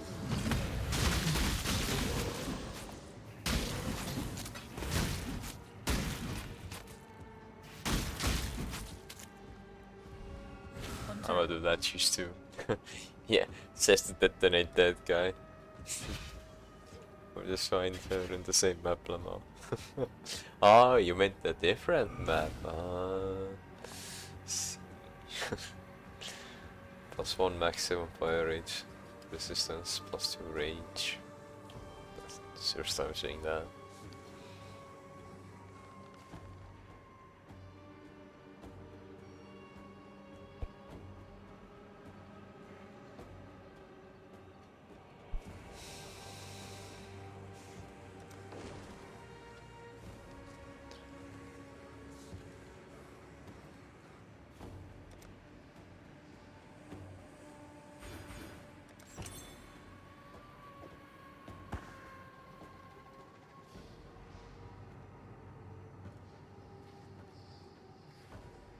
Okay.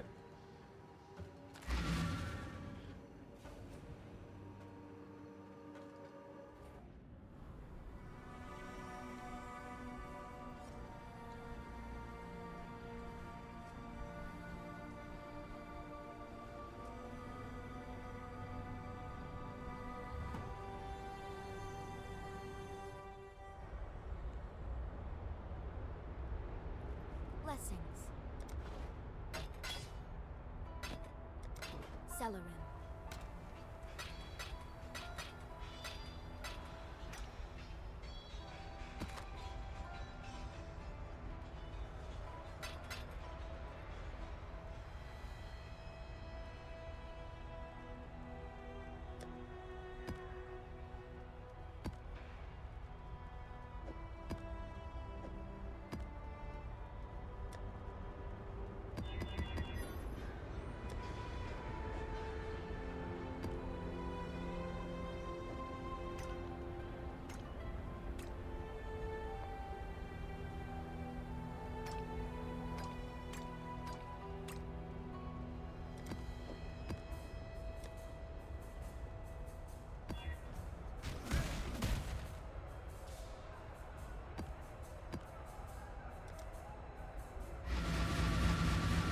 Team good.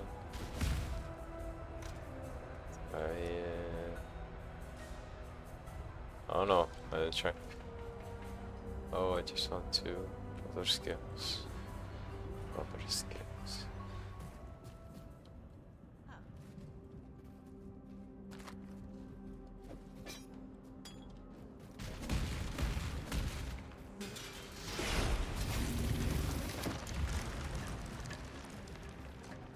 Minion noise. Okay.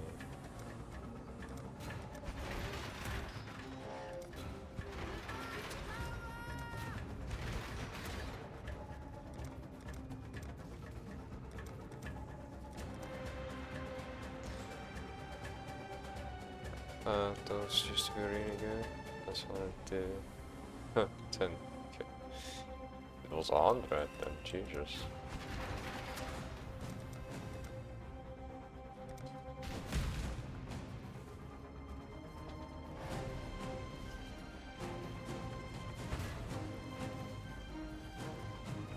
Put out new mycelium! Ugh, new roots!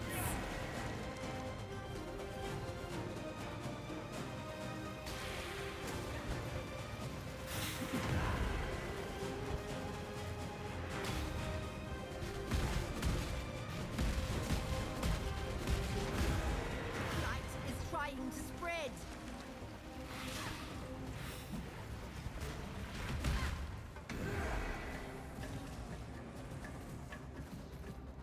Scientific protestage, change scientific sustenance. No, no more backstories today.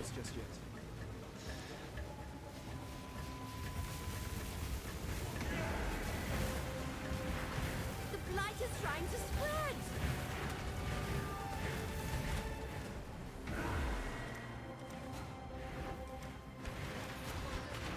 Put out new mycelium! New roots!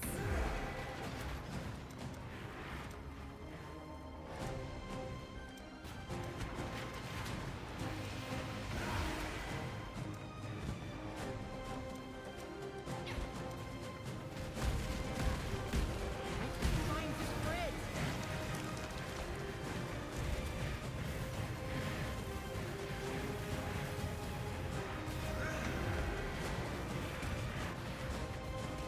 This course I mean, yes. Oh wow.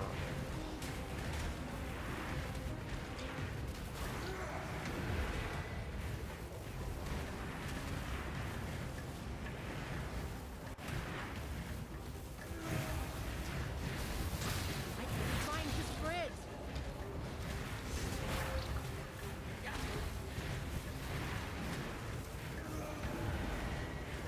Put out new mycelium.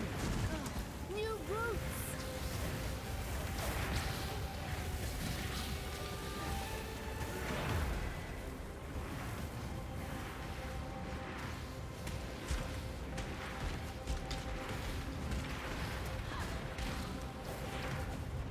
Put out new mycelium. New roots.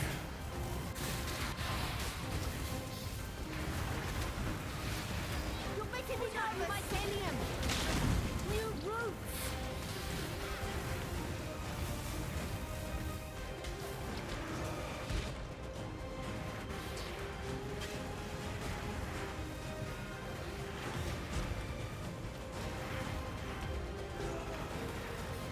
It's branching, exile!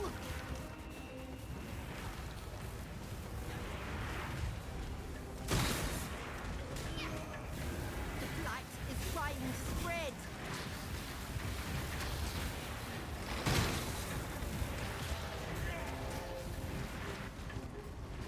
Subscribe my supporter. Don't pass us as a trigger to his brother. Dr. Thomas also great as brother's crew. He used to play a lot and he's from time to expect illness. Time.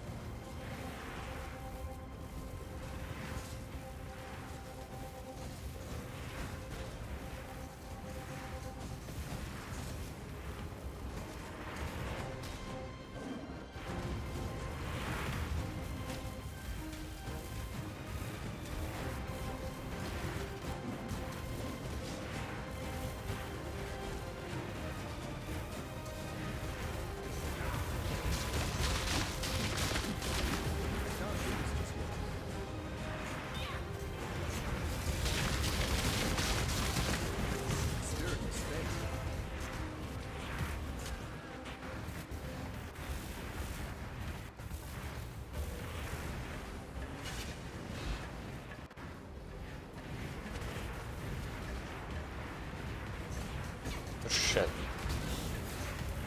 No, too late.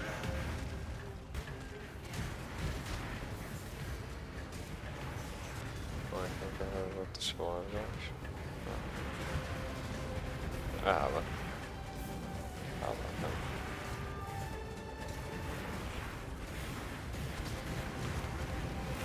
Oh yeah, yeah, confused to this. Oh.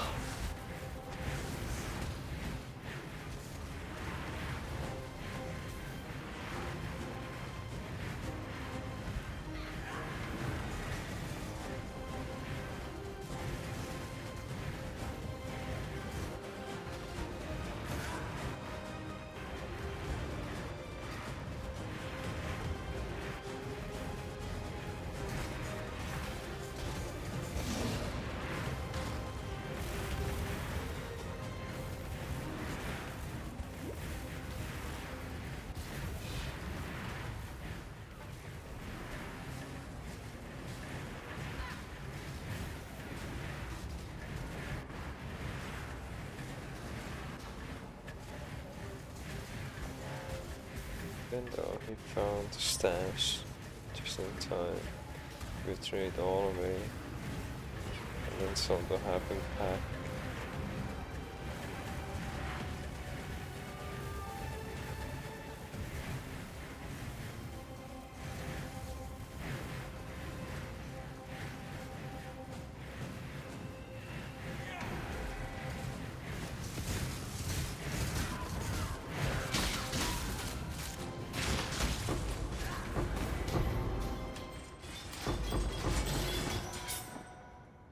Oh lord.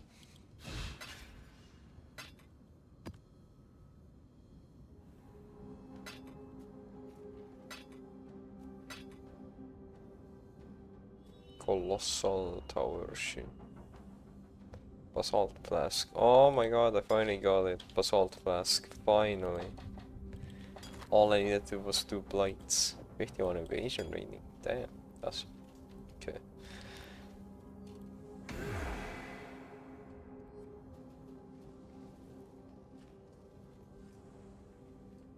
I have more armor now finally.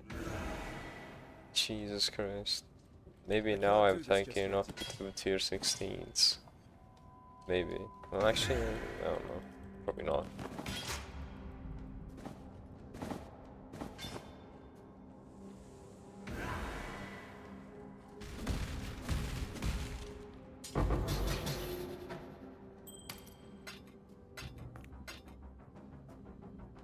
You can craft it.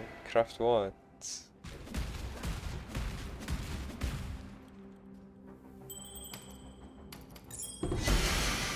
Flask. With ults? Yeah, of course. I'm not just gonna slap it on right now and be like, oh, I don't know.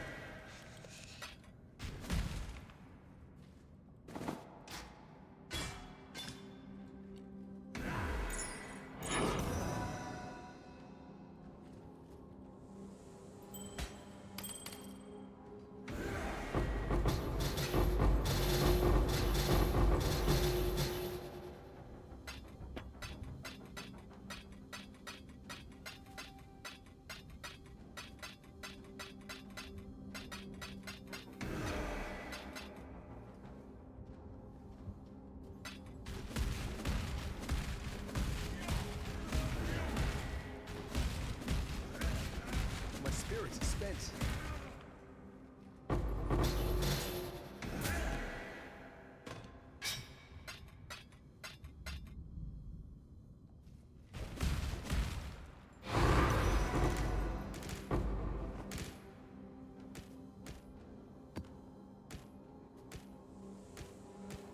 Oh, the void. Is that a gold ring? Wait a minute. I saw a gold ring. Gold ring, glimmer of hope. Don't. Cool.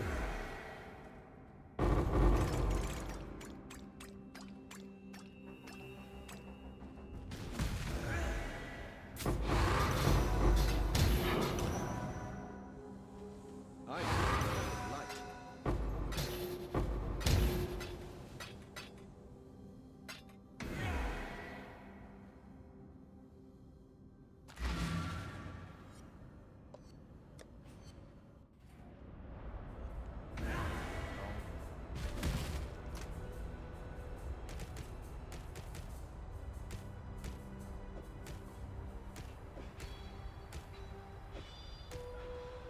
But you have tags with you. Them in stash. Right, sis. Where? Full. Full. Full. Full. Where do you want me to put them?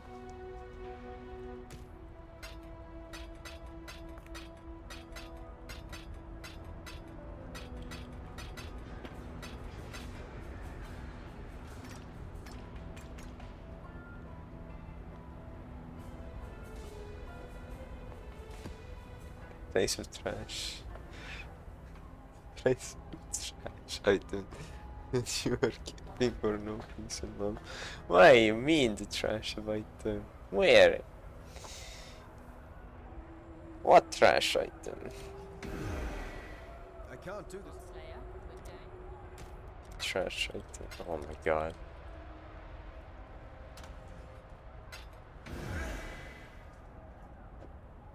Prepare.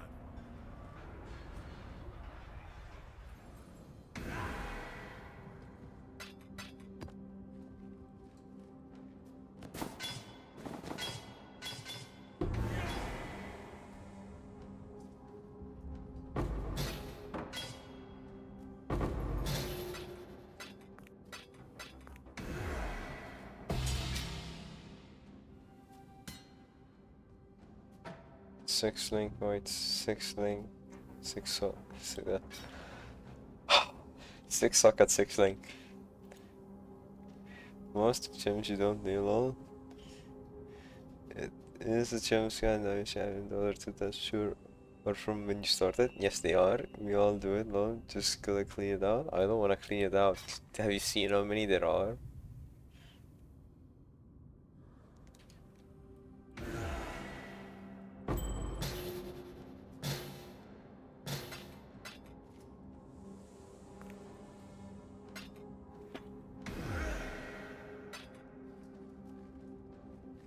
The items, I mean? No, the items I wanna try. Maybe I'll make a build. All of these items that I have in my stash is maybe because maybe I'll do a build with them. That's why. They're there for that reason. Oh hey, I got this, the blight rush one, the bad one. The bad rare ones. They aren't all fucking bad. Fuck you, man. Eat a dick. I like some of them. They might be fun. You just don't know how to use them. You noob. Not all are, but some are. Okay, tell me what are then. Tell me. Go on. Hold on, I'll show you the inventory when I figure out my stash. Inventory. Sure, you can look. I don't wanna look. I'm happy with them. If they're in here, I'm happy with them. Why do you think? You probably haven't looked in a while. Alright, let me look. Let me look then.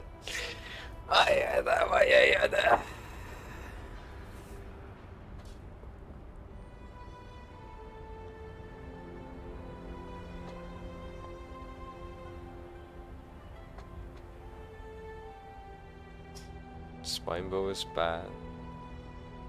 I like how I instantly know which bow it was as well. Amazing. What's the staff? Where? This one? Or this one?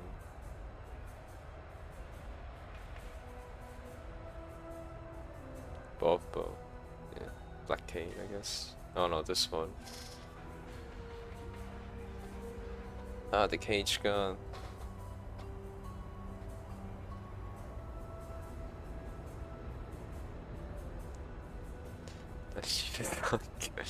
It's not about the price. It's about sending a message. Cancel it. For what? 1 chaos?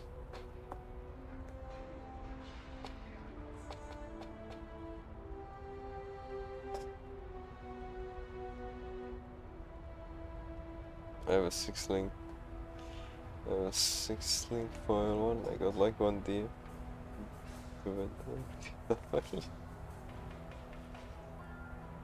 Vendor. What item is this? 75. Can become a 6-link.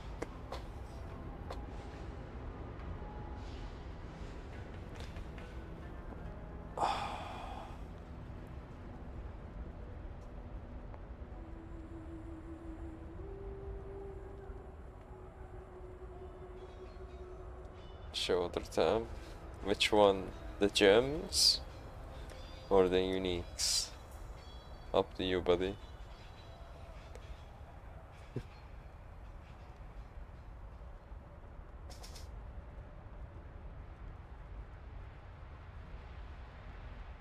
Oh, those are all uniques. Yeah, well, some of them.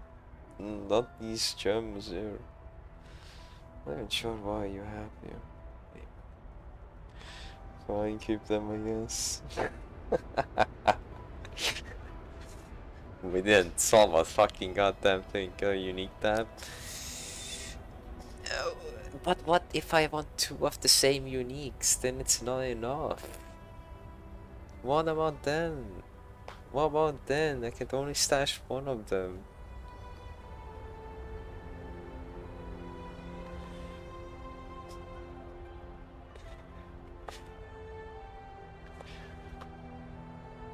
Throw away the burst roll. No, I wanna use both of them.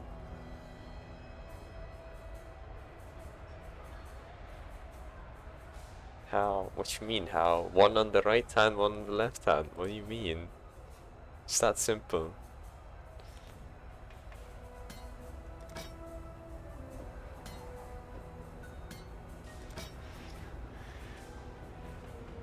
trolling us. Yes. Fucking ass me.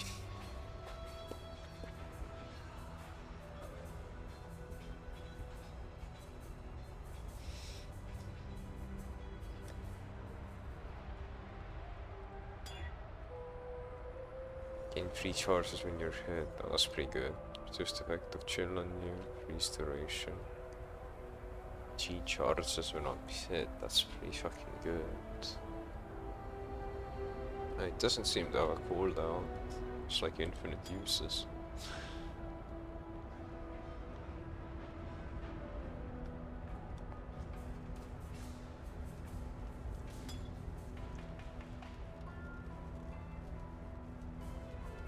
Quality it first.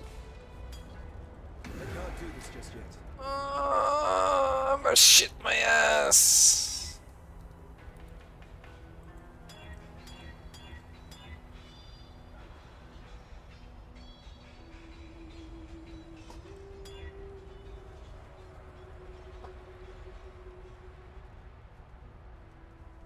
Gonna shit my ass.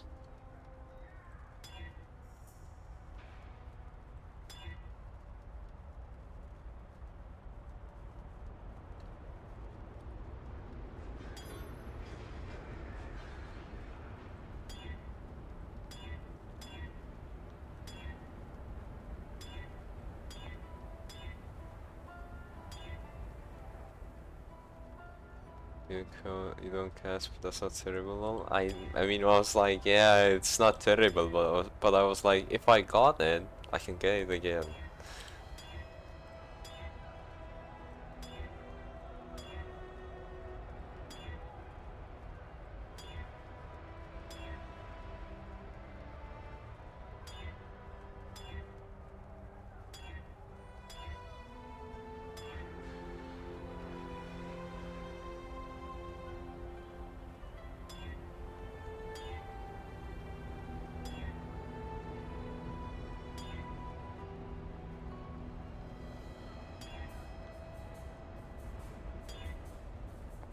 Skip the attack stream. Yeah. Lower roll.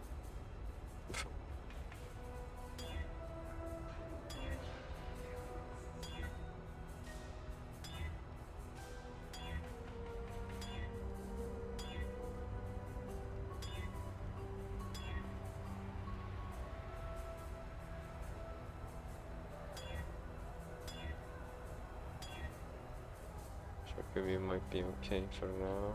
Eh. How the hell do I get shocked? Wait, being shocked 3 times in a row when you said that. Oh my god. Oh, you know.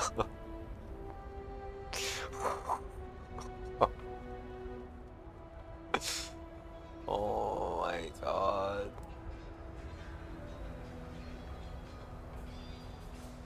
Stream client. It should be me. No, I won't accept this. Fuck you, man.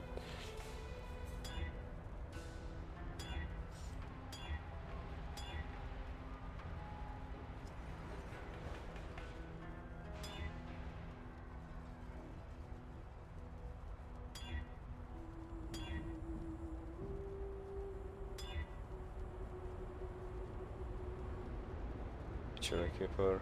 A reason to live. This. I was looking for this.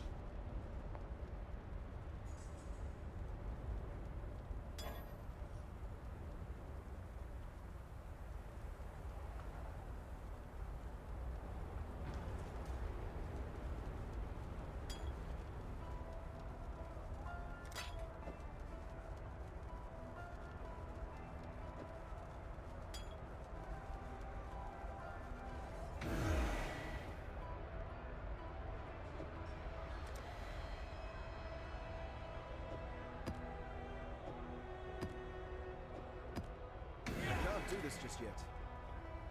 Right, I need to upgrade this map now. It's a superior blind driver city square map.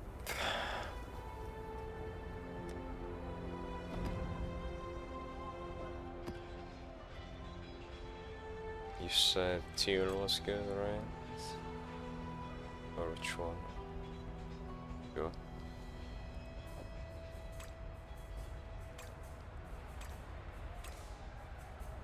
Blue? Blue, probably blue.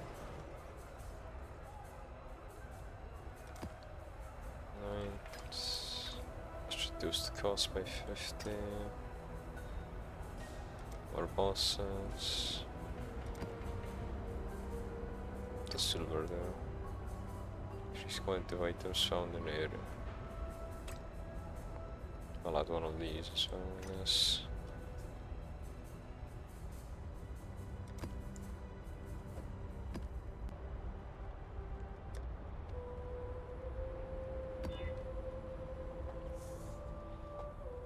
Monster level 85, 20% more monster life. Yikes, increased monster speed, right.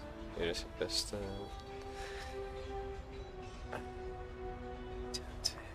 Monsters poison and hit, don't care. Monster steal, extra physical damage, don't care. Monster have a chance to cause alignments and hits, don't care. Players of the seer effect, don't care. This map gonna be rough. You have ringonoids, I have one, not the other.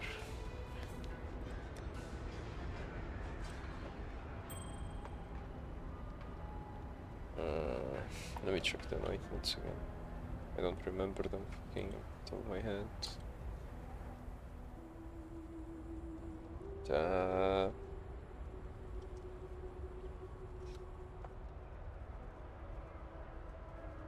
Zinc, obsolete, silver. That was for freezing turrets, right?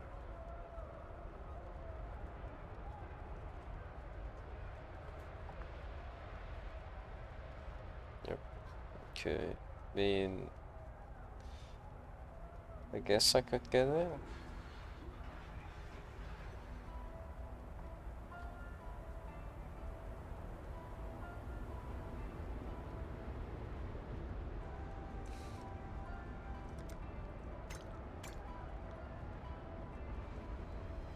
Are we gonna trade? Oh shit. You actually believe I'll stoop that low? Buffoon. Never mind.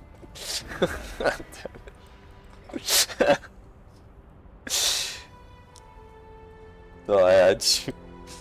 Not even close, buddy. I have been stacking up, man. I could upgrade all of these and then just be on my way.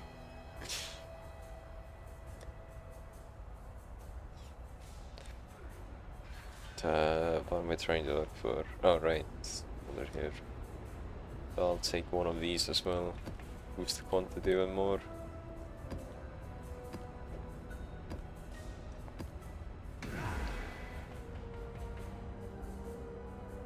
I forgot you're a blight enjoyer.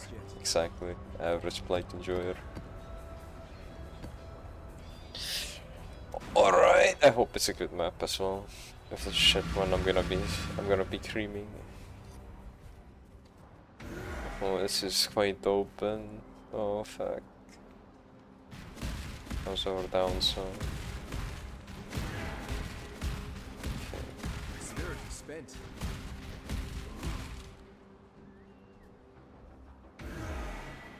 I have oils, but I'm running simulacrums. Must be nice. You have the oils. Okay.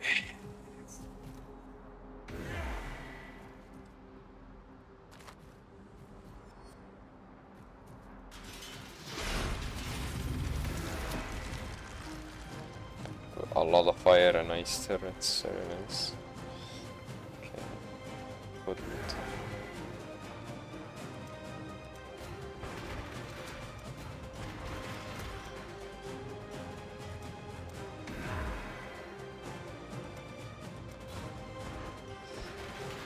We're spelling.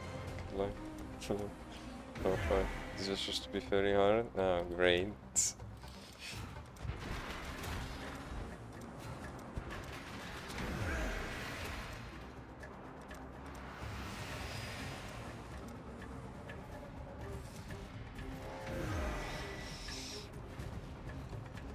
I need enough points now to build the other side. Let's see how they do. This is the first way. Which way? Branch this way, you did. Great job. If it branches only this way, I should be okay-ish. Oh, those guys are fast.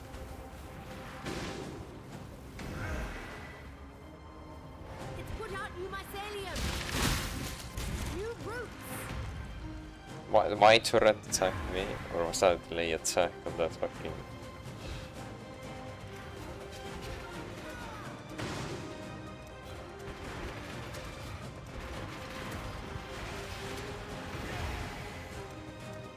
Shit. A lot of resources. Come on, buddies. Which way? Same way-ish. No, it's... yeah, it's same way. Oh no, that's quite close. What the fuck? Put out new mycelium! New roots!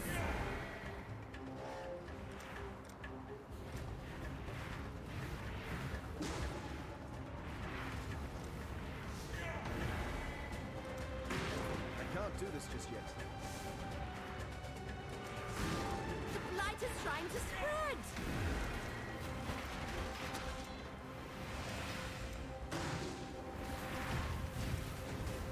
Spread that way as well. Fuck me. Oh boy, oh boy, oh boy, oh boy. That is a long road actually.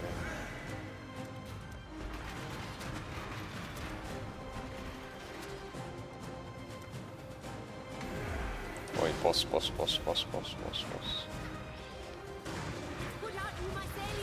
even break a sweat. Spirit is spinning.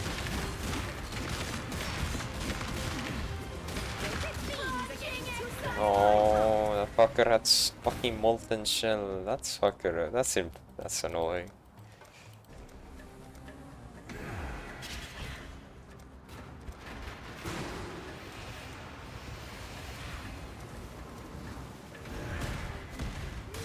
The blight is trying to spread!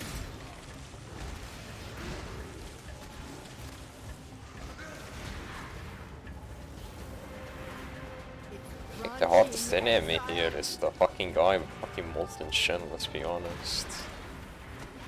Those guys like do not take damage.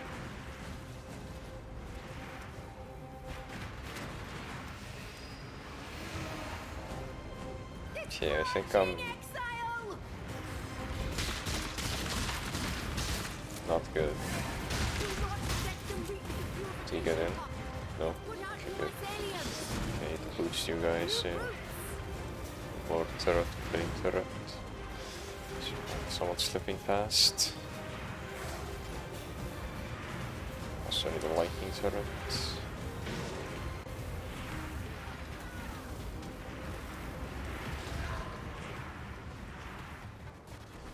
So one lightning tower here. Ow, oh, ow, ow, ow, ow, ow, ow, ow, ow. Wait, don't. Just cause I can make a lightning turret doesn't mean you can spawn lightning. What the fuck?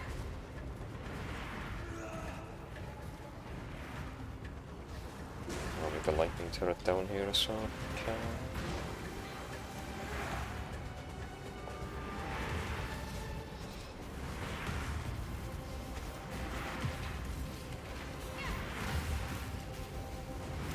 Okay, perfect. Oh dear.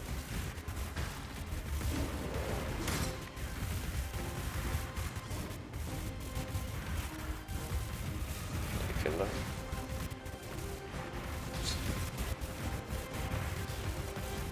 Oh god. Oh dear. Oh.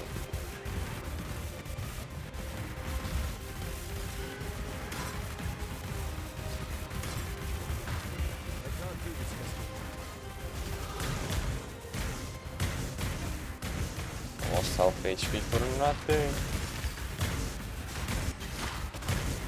Oh my god. These bosses are hard to kill even for me, Jesus.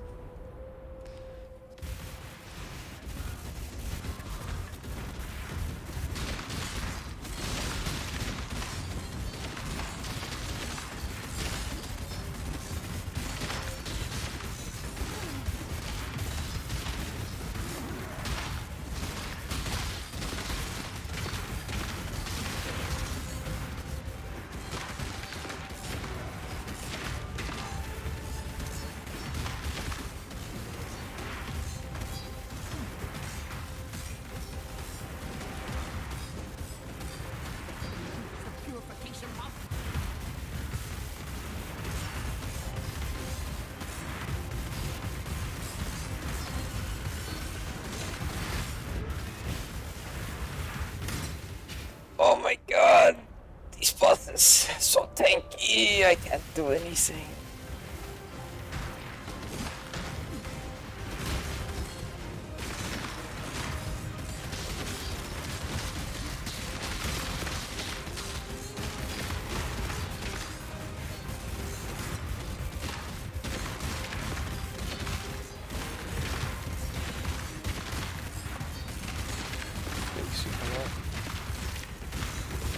A bit late for that, eh?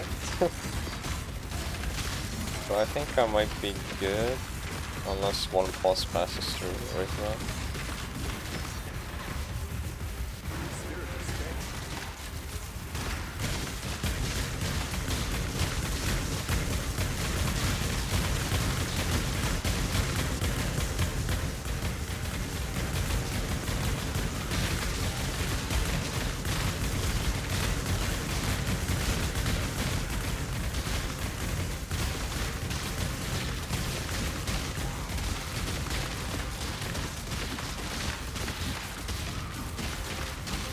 Bro, I am pickling.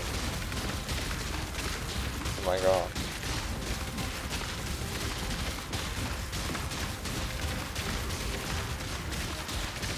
They level up.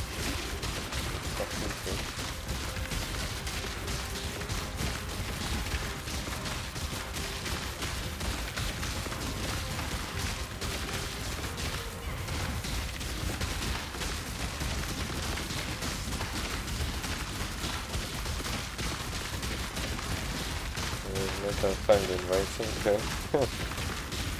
Probably. Seeing as the bosses can't move anymore. And they're not dying as well. Oh, some are moving though, very slowly.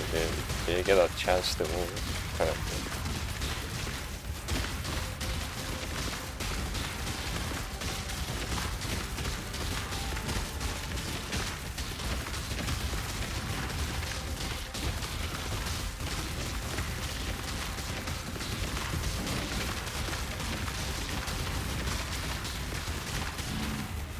Okay.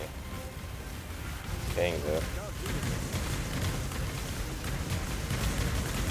I'm slowly still dying. True, and I'm not taking damage. Okay, well. Might bite my words right now. What the fuck has lightning there? There's a rare in there somewhere. I chopped in.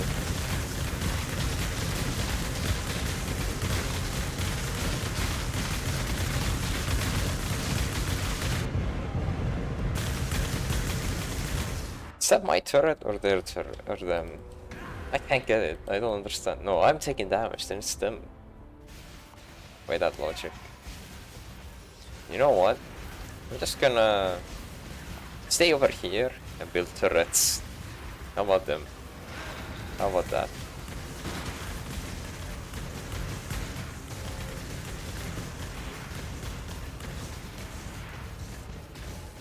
I'll do this the safe way. With tier 1 slow. They're immune to fire! I can't, it's pointless, man. All of these guys are probably immune to fire.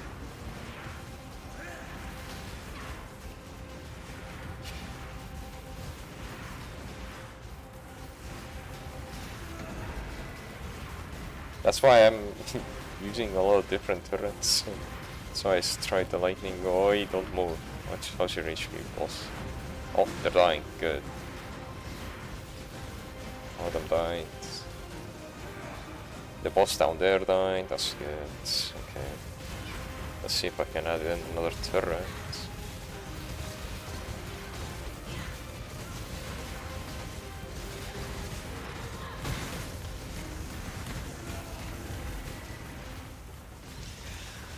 Actually, that barely be dying a lot as well. Oh, Jesus! Just gotta wait for those 4 bosses to die. I'm not going close to them. Whoever has that Herald Thunder does up my HP literally.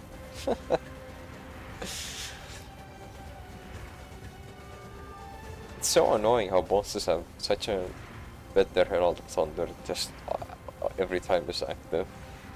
Fucking bullshit.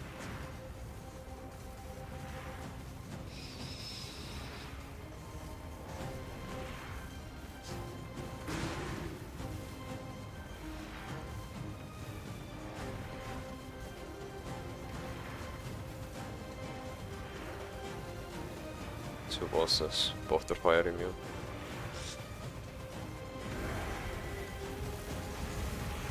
Is one of them lightning as well?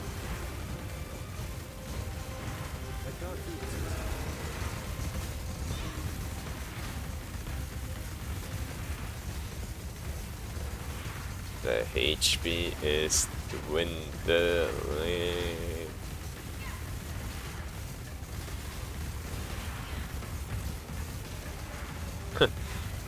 Imagine I get the uniques that I saw in the wiki page.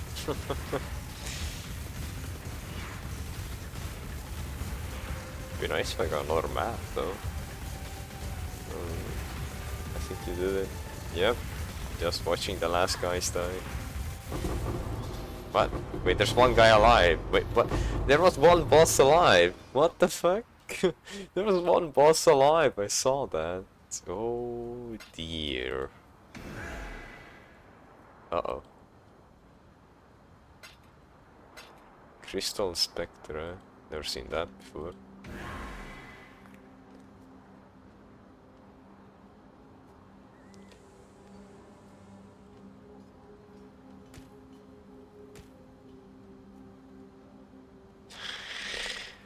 Oh boy. What is this? Staff, Crystal Spectre. Increased elemental damage, increased physical damage, adds fire damage, increased light radius, battle mage. Gain added spell damage equal to damage for your main hand weapon. Oh, cool. It's okay roll as well, I guess. I'll keep it. Is that one of the main drops in here? No, or the main drops actually in here. Where's the fucking... I have so many tabs open, I swear to god.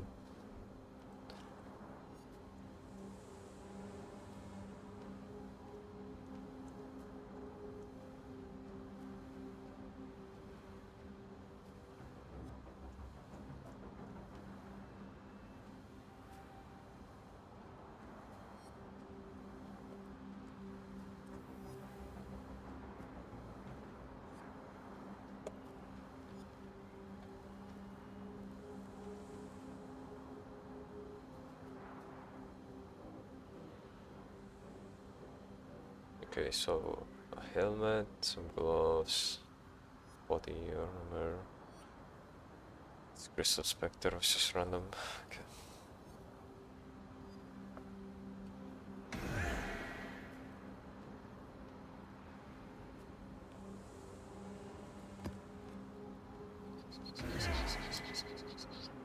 The Metal Smith gifts. Interesting. Another silver flask. It's my third time seeing that today. Jesus. Two Reigns of Chaos.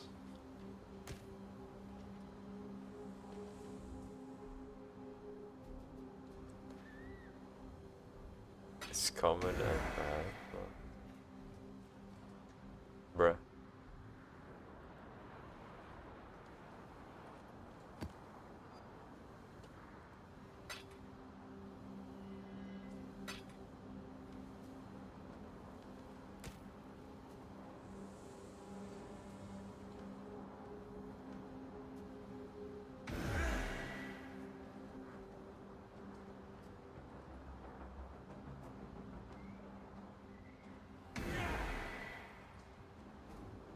You haven't opened the lane yet? Yeah, hold on.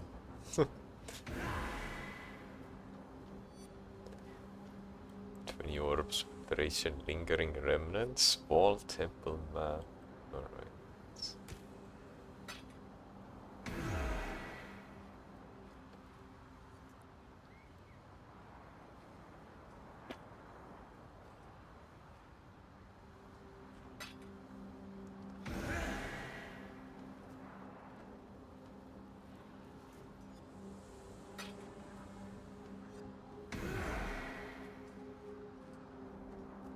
Traitor crown. Don't know if I've gone pick that up. Which last?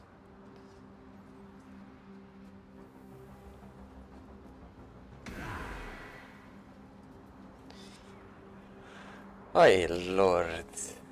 Lordy Lord.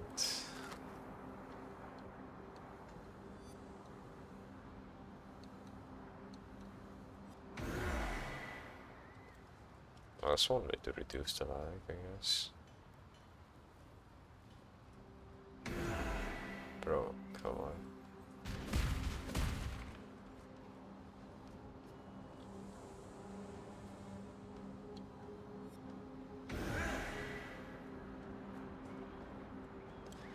No! I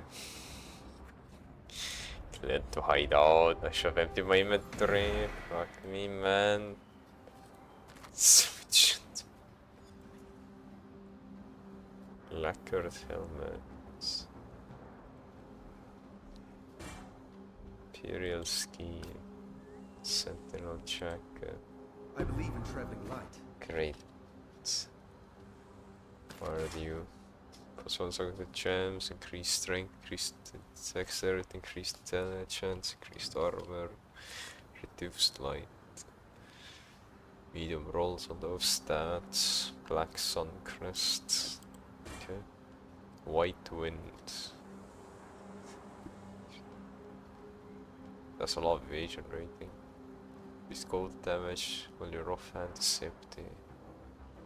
There is a chance for spell damage while your offhand is empty. Wow. Okay.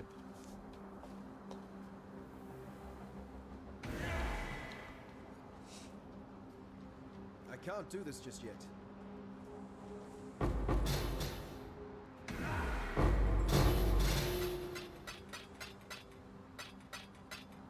I believe in traveling light.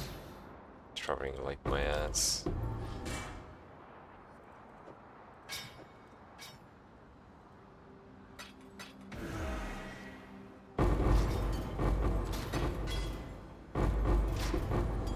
A 6-socket axe, that's tempting.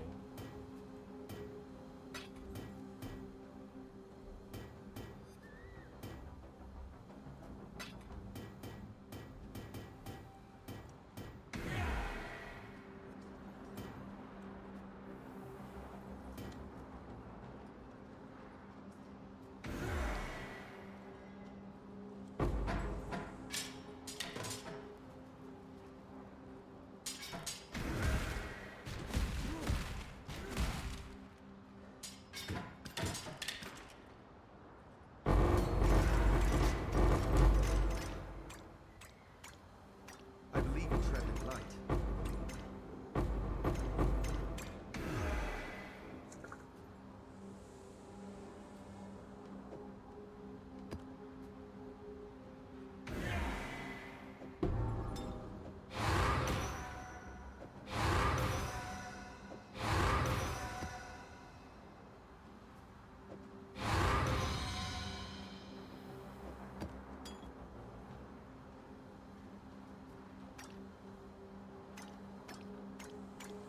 I believe in traveling light.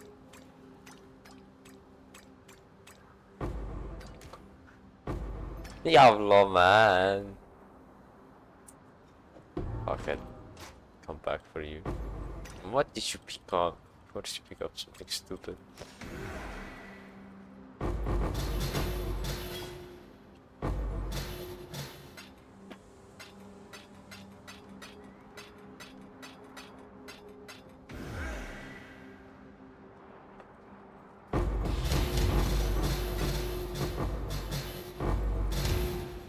If still don't run out of portals. Yeah, that's why I'm picking only the necessities right now.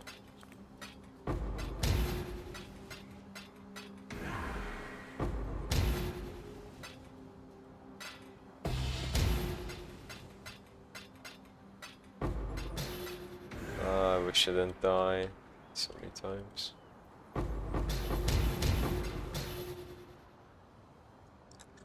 I don't need this. I don't want that.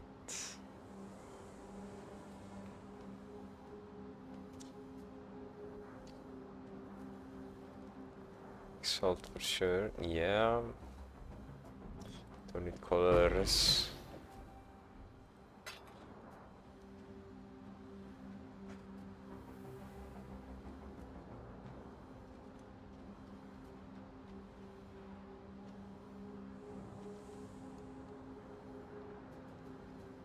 Hey, if you didn't have 2 times 4 axe with you, 2 times 4. The motherfucker knows the stats off the top of his head. Yeah, I agree. If I didn't have the axe, it would be much easier. 2 slap by 4 slap. No. First.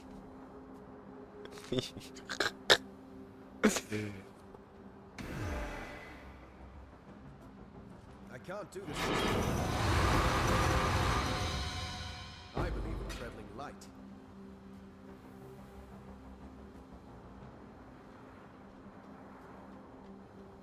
Oh, incomplete. Must get.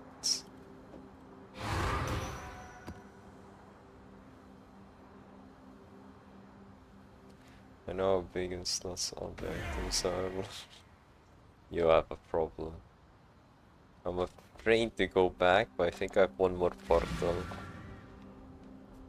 Fuck it, I'm gonna risk it. I have balls. I am right.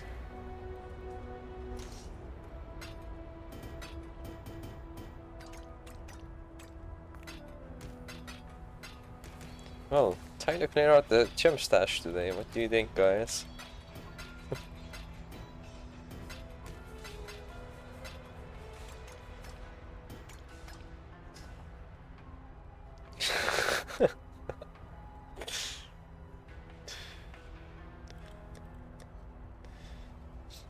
That's a 23 quality corrupted. Hold on. Clarity corrupted. I was gonna use that. Is there a quick way to delete these?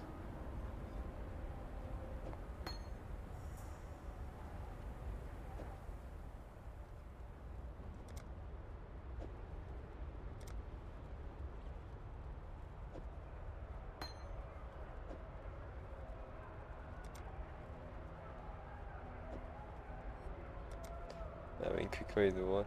To destroy them.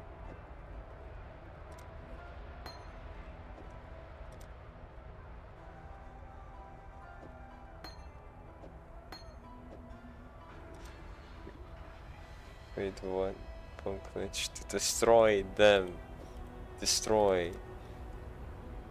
To get them out of me fucking inventory. Sell the vendor. Yeah, that's how you do it, I guess. Recrop them.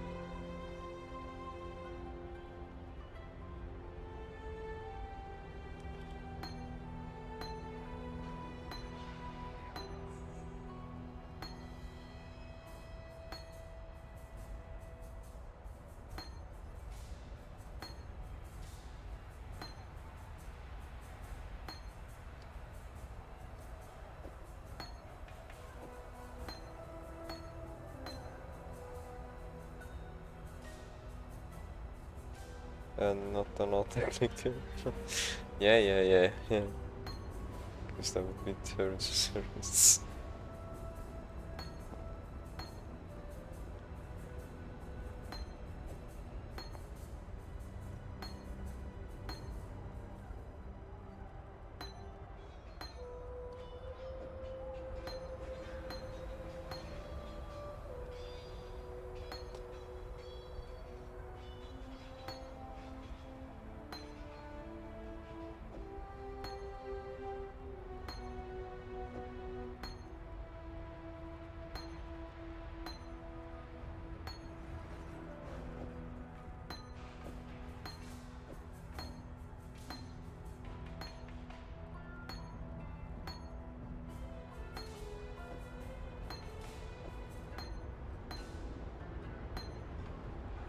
I'm just showing the guys it's all to eat. Is that basic? Smells so strong. And I smoke. It's probably Bakesy then in your garage.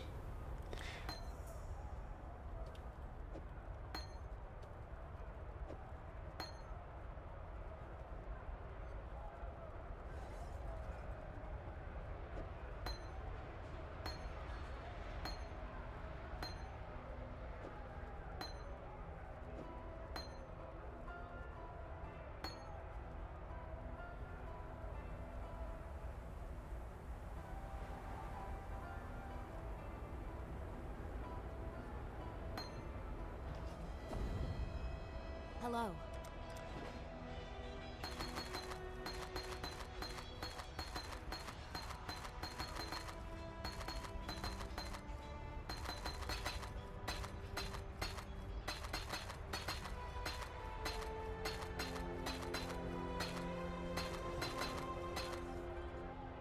I met the kid in Chim's got this prison. You don't the thing. Thanks. Sheesh.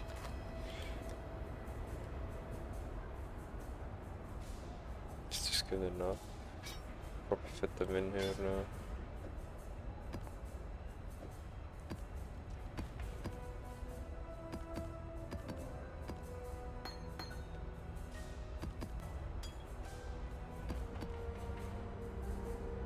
Put the scrolls as well. Okay, let's put the scrolls as well. I should take one with me. The cheesy is from certain quality photo. Okay.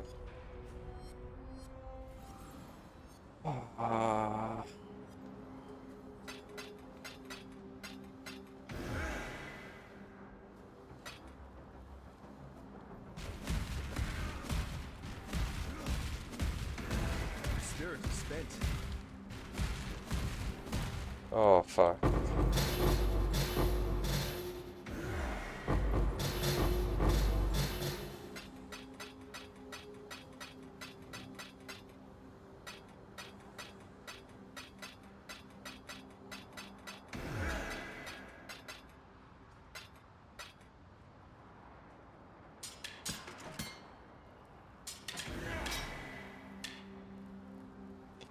Going home with you tomorrow if you're off when I get home.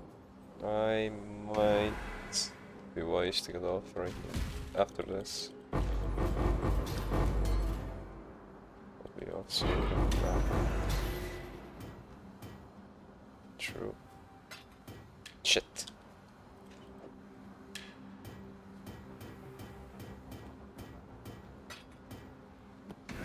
Shit.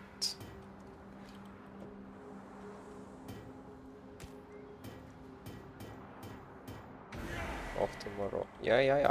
You said you have 3 days off.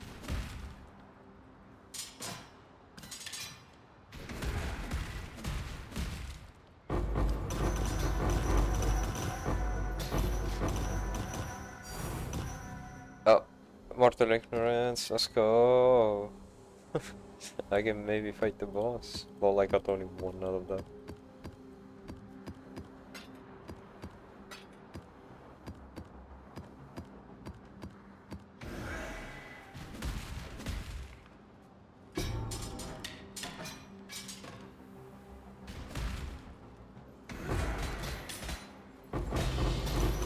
Hey, Mortal Rage, thank you.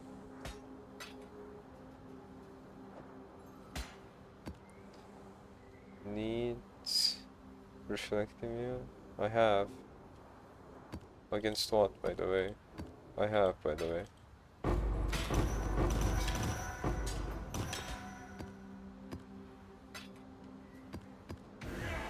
I can't do this just yet.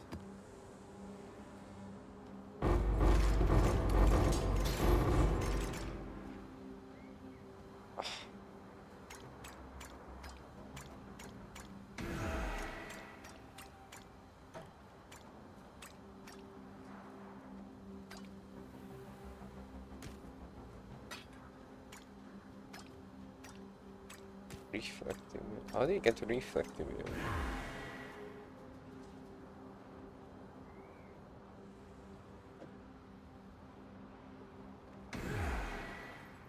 Oh fuck.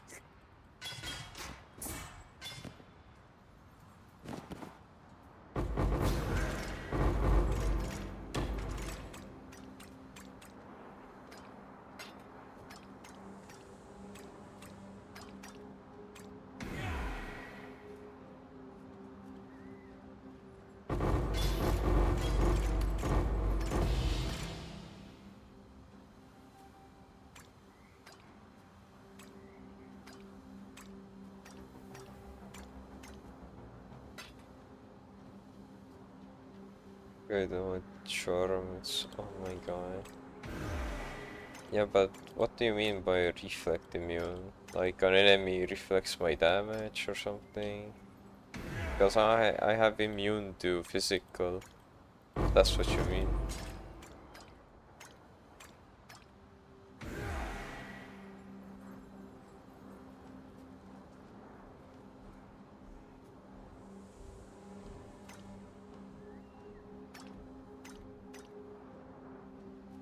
Oh, Jesus. Yes, okay. Then I'm good. Asteri does reflect. Asteri? What was that again?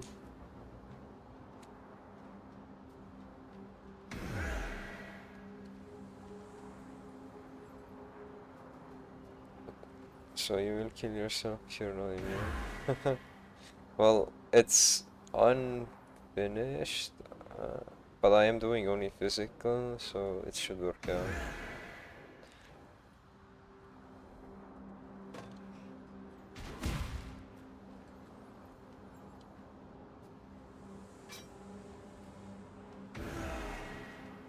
Fragments, mortal shanks.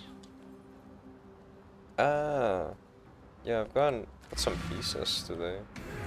I did wiki the guy today, first time per million ring. Oh, max life.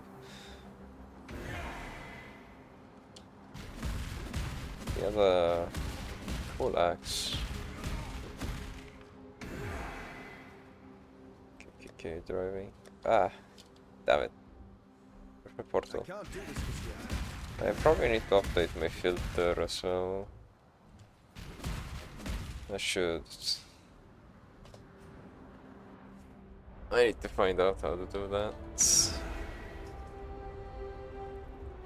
Blessings.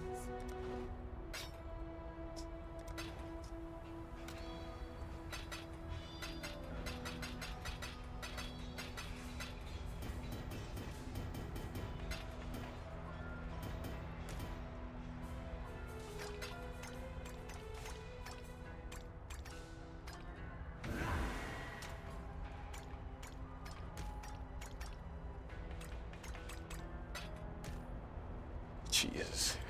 Cancer. Chaos.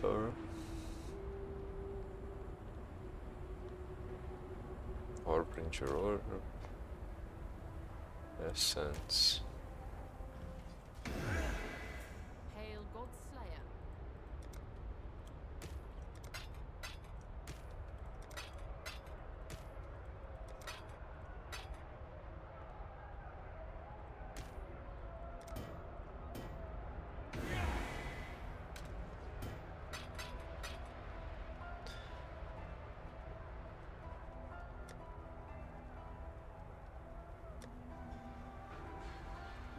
So how many of these do I have?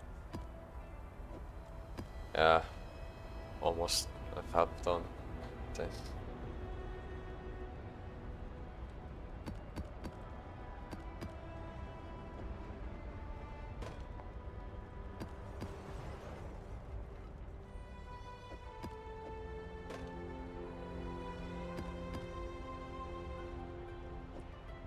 Probably use this as a fuel source.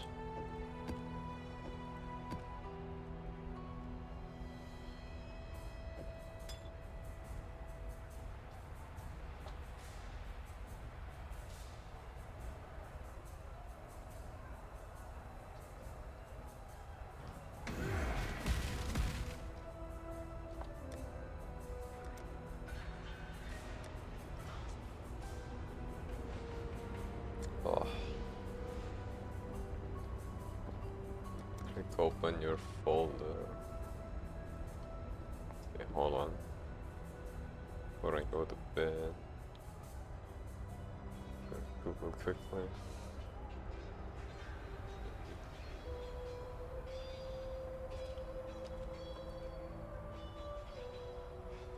How do I edit load filter?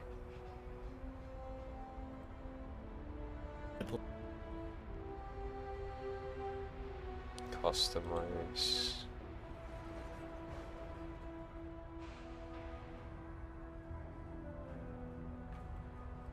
Okay, hold on.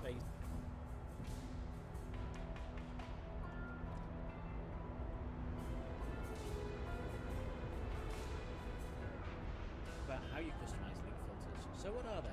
They are the nice things in Path of Exile, such as this. Why sort through these manually when you can have the machine do it based on the rules that you give it? I'm going to show you how to do this in FilterBlade.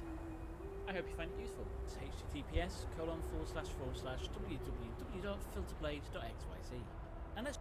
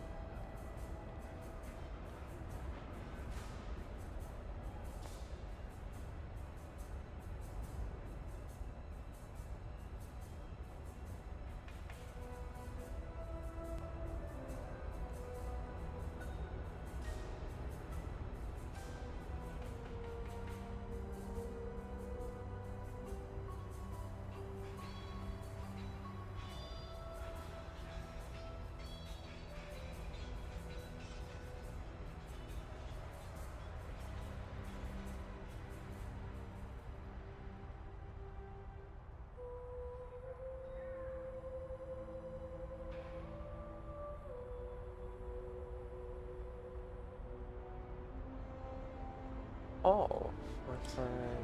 Okay, wait.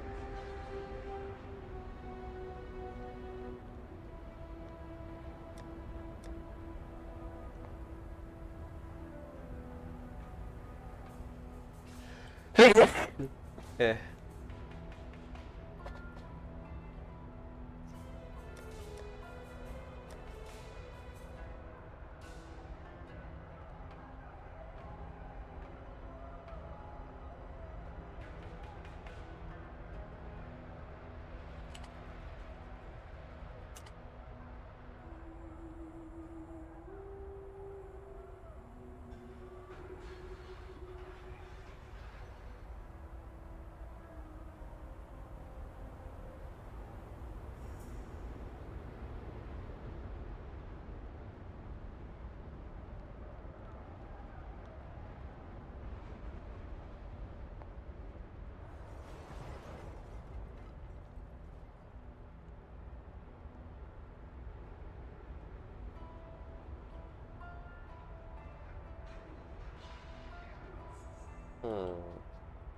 Okay, for this.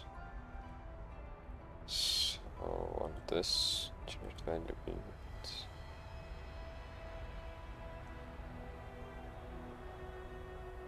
Place out.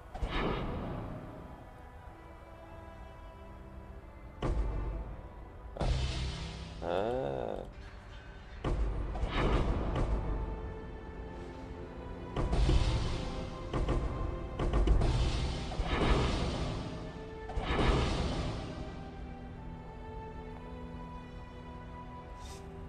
Okay.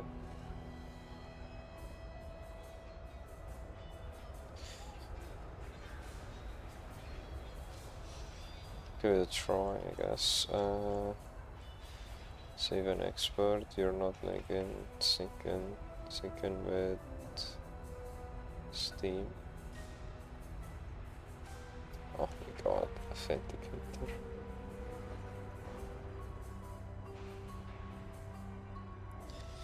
How do I for Steam?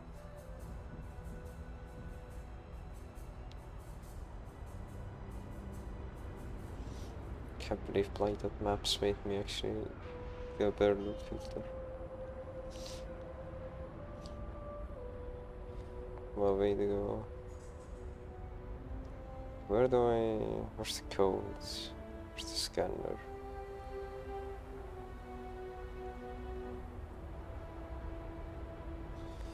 Oh, Steam, I've not used you. Oh, there you go. Found it.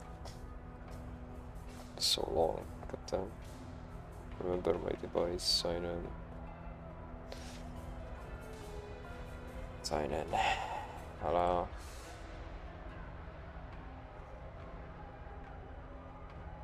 Did it sync up?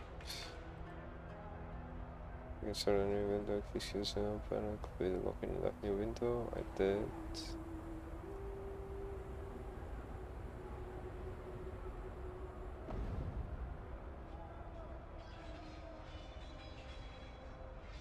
Authorize.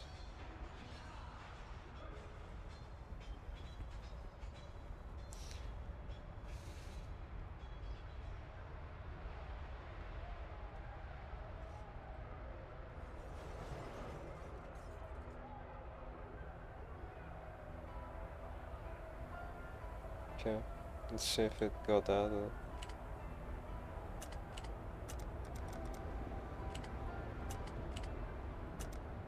No? Oh wait, what did I do wrong?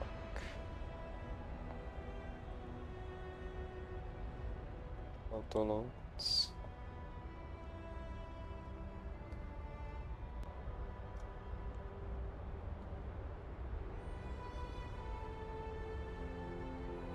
Sync.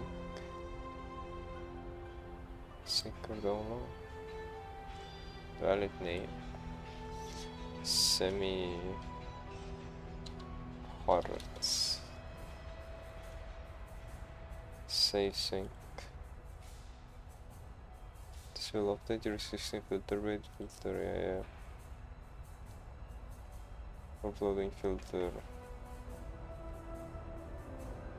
Few options, so then came sound.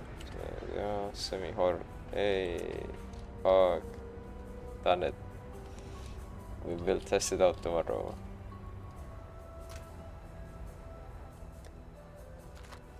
I'm growing up. But yeah, that is it for today. That was the last thing I wanted to do. But yeah. How do I, oh yeah. Bye bye.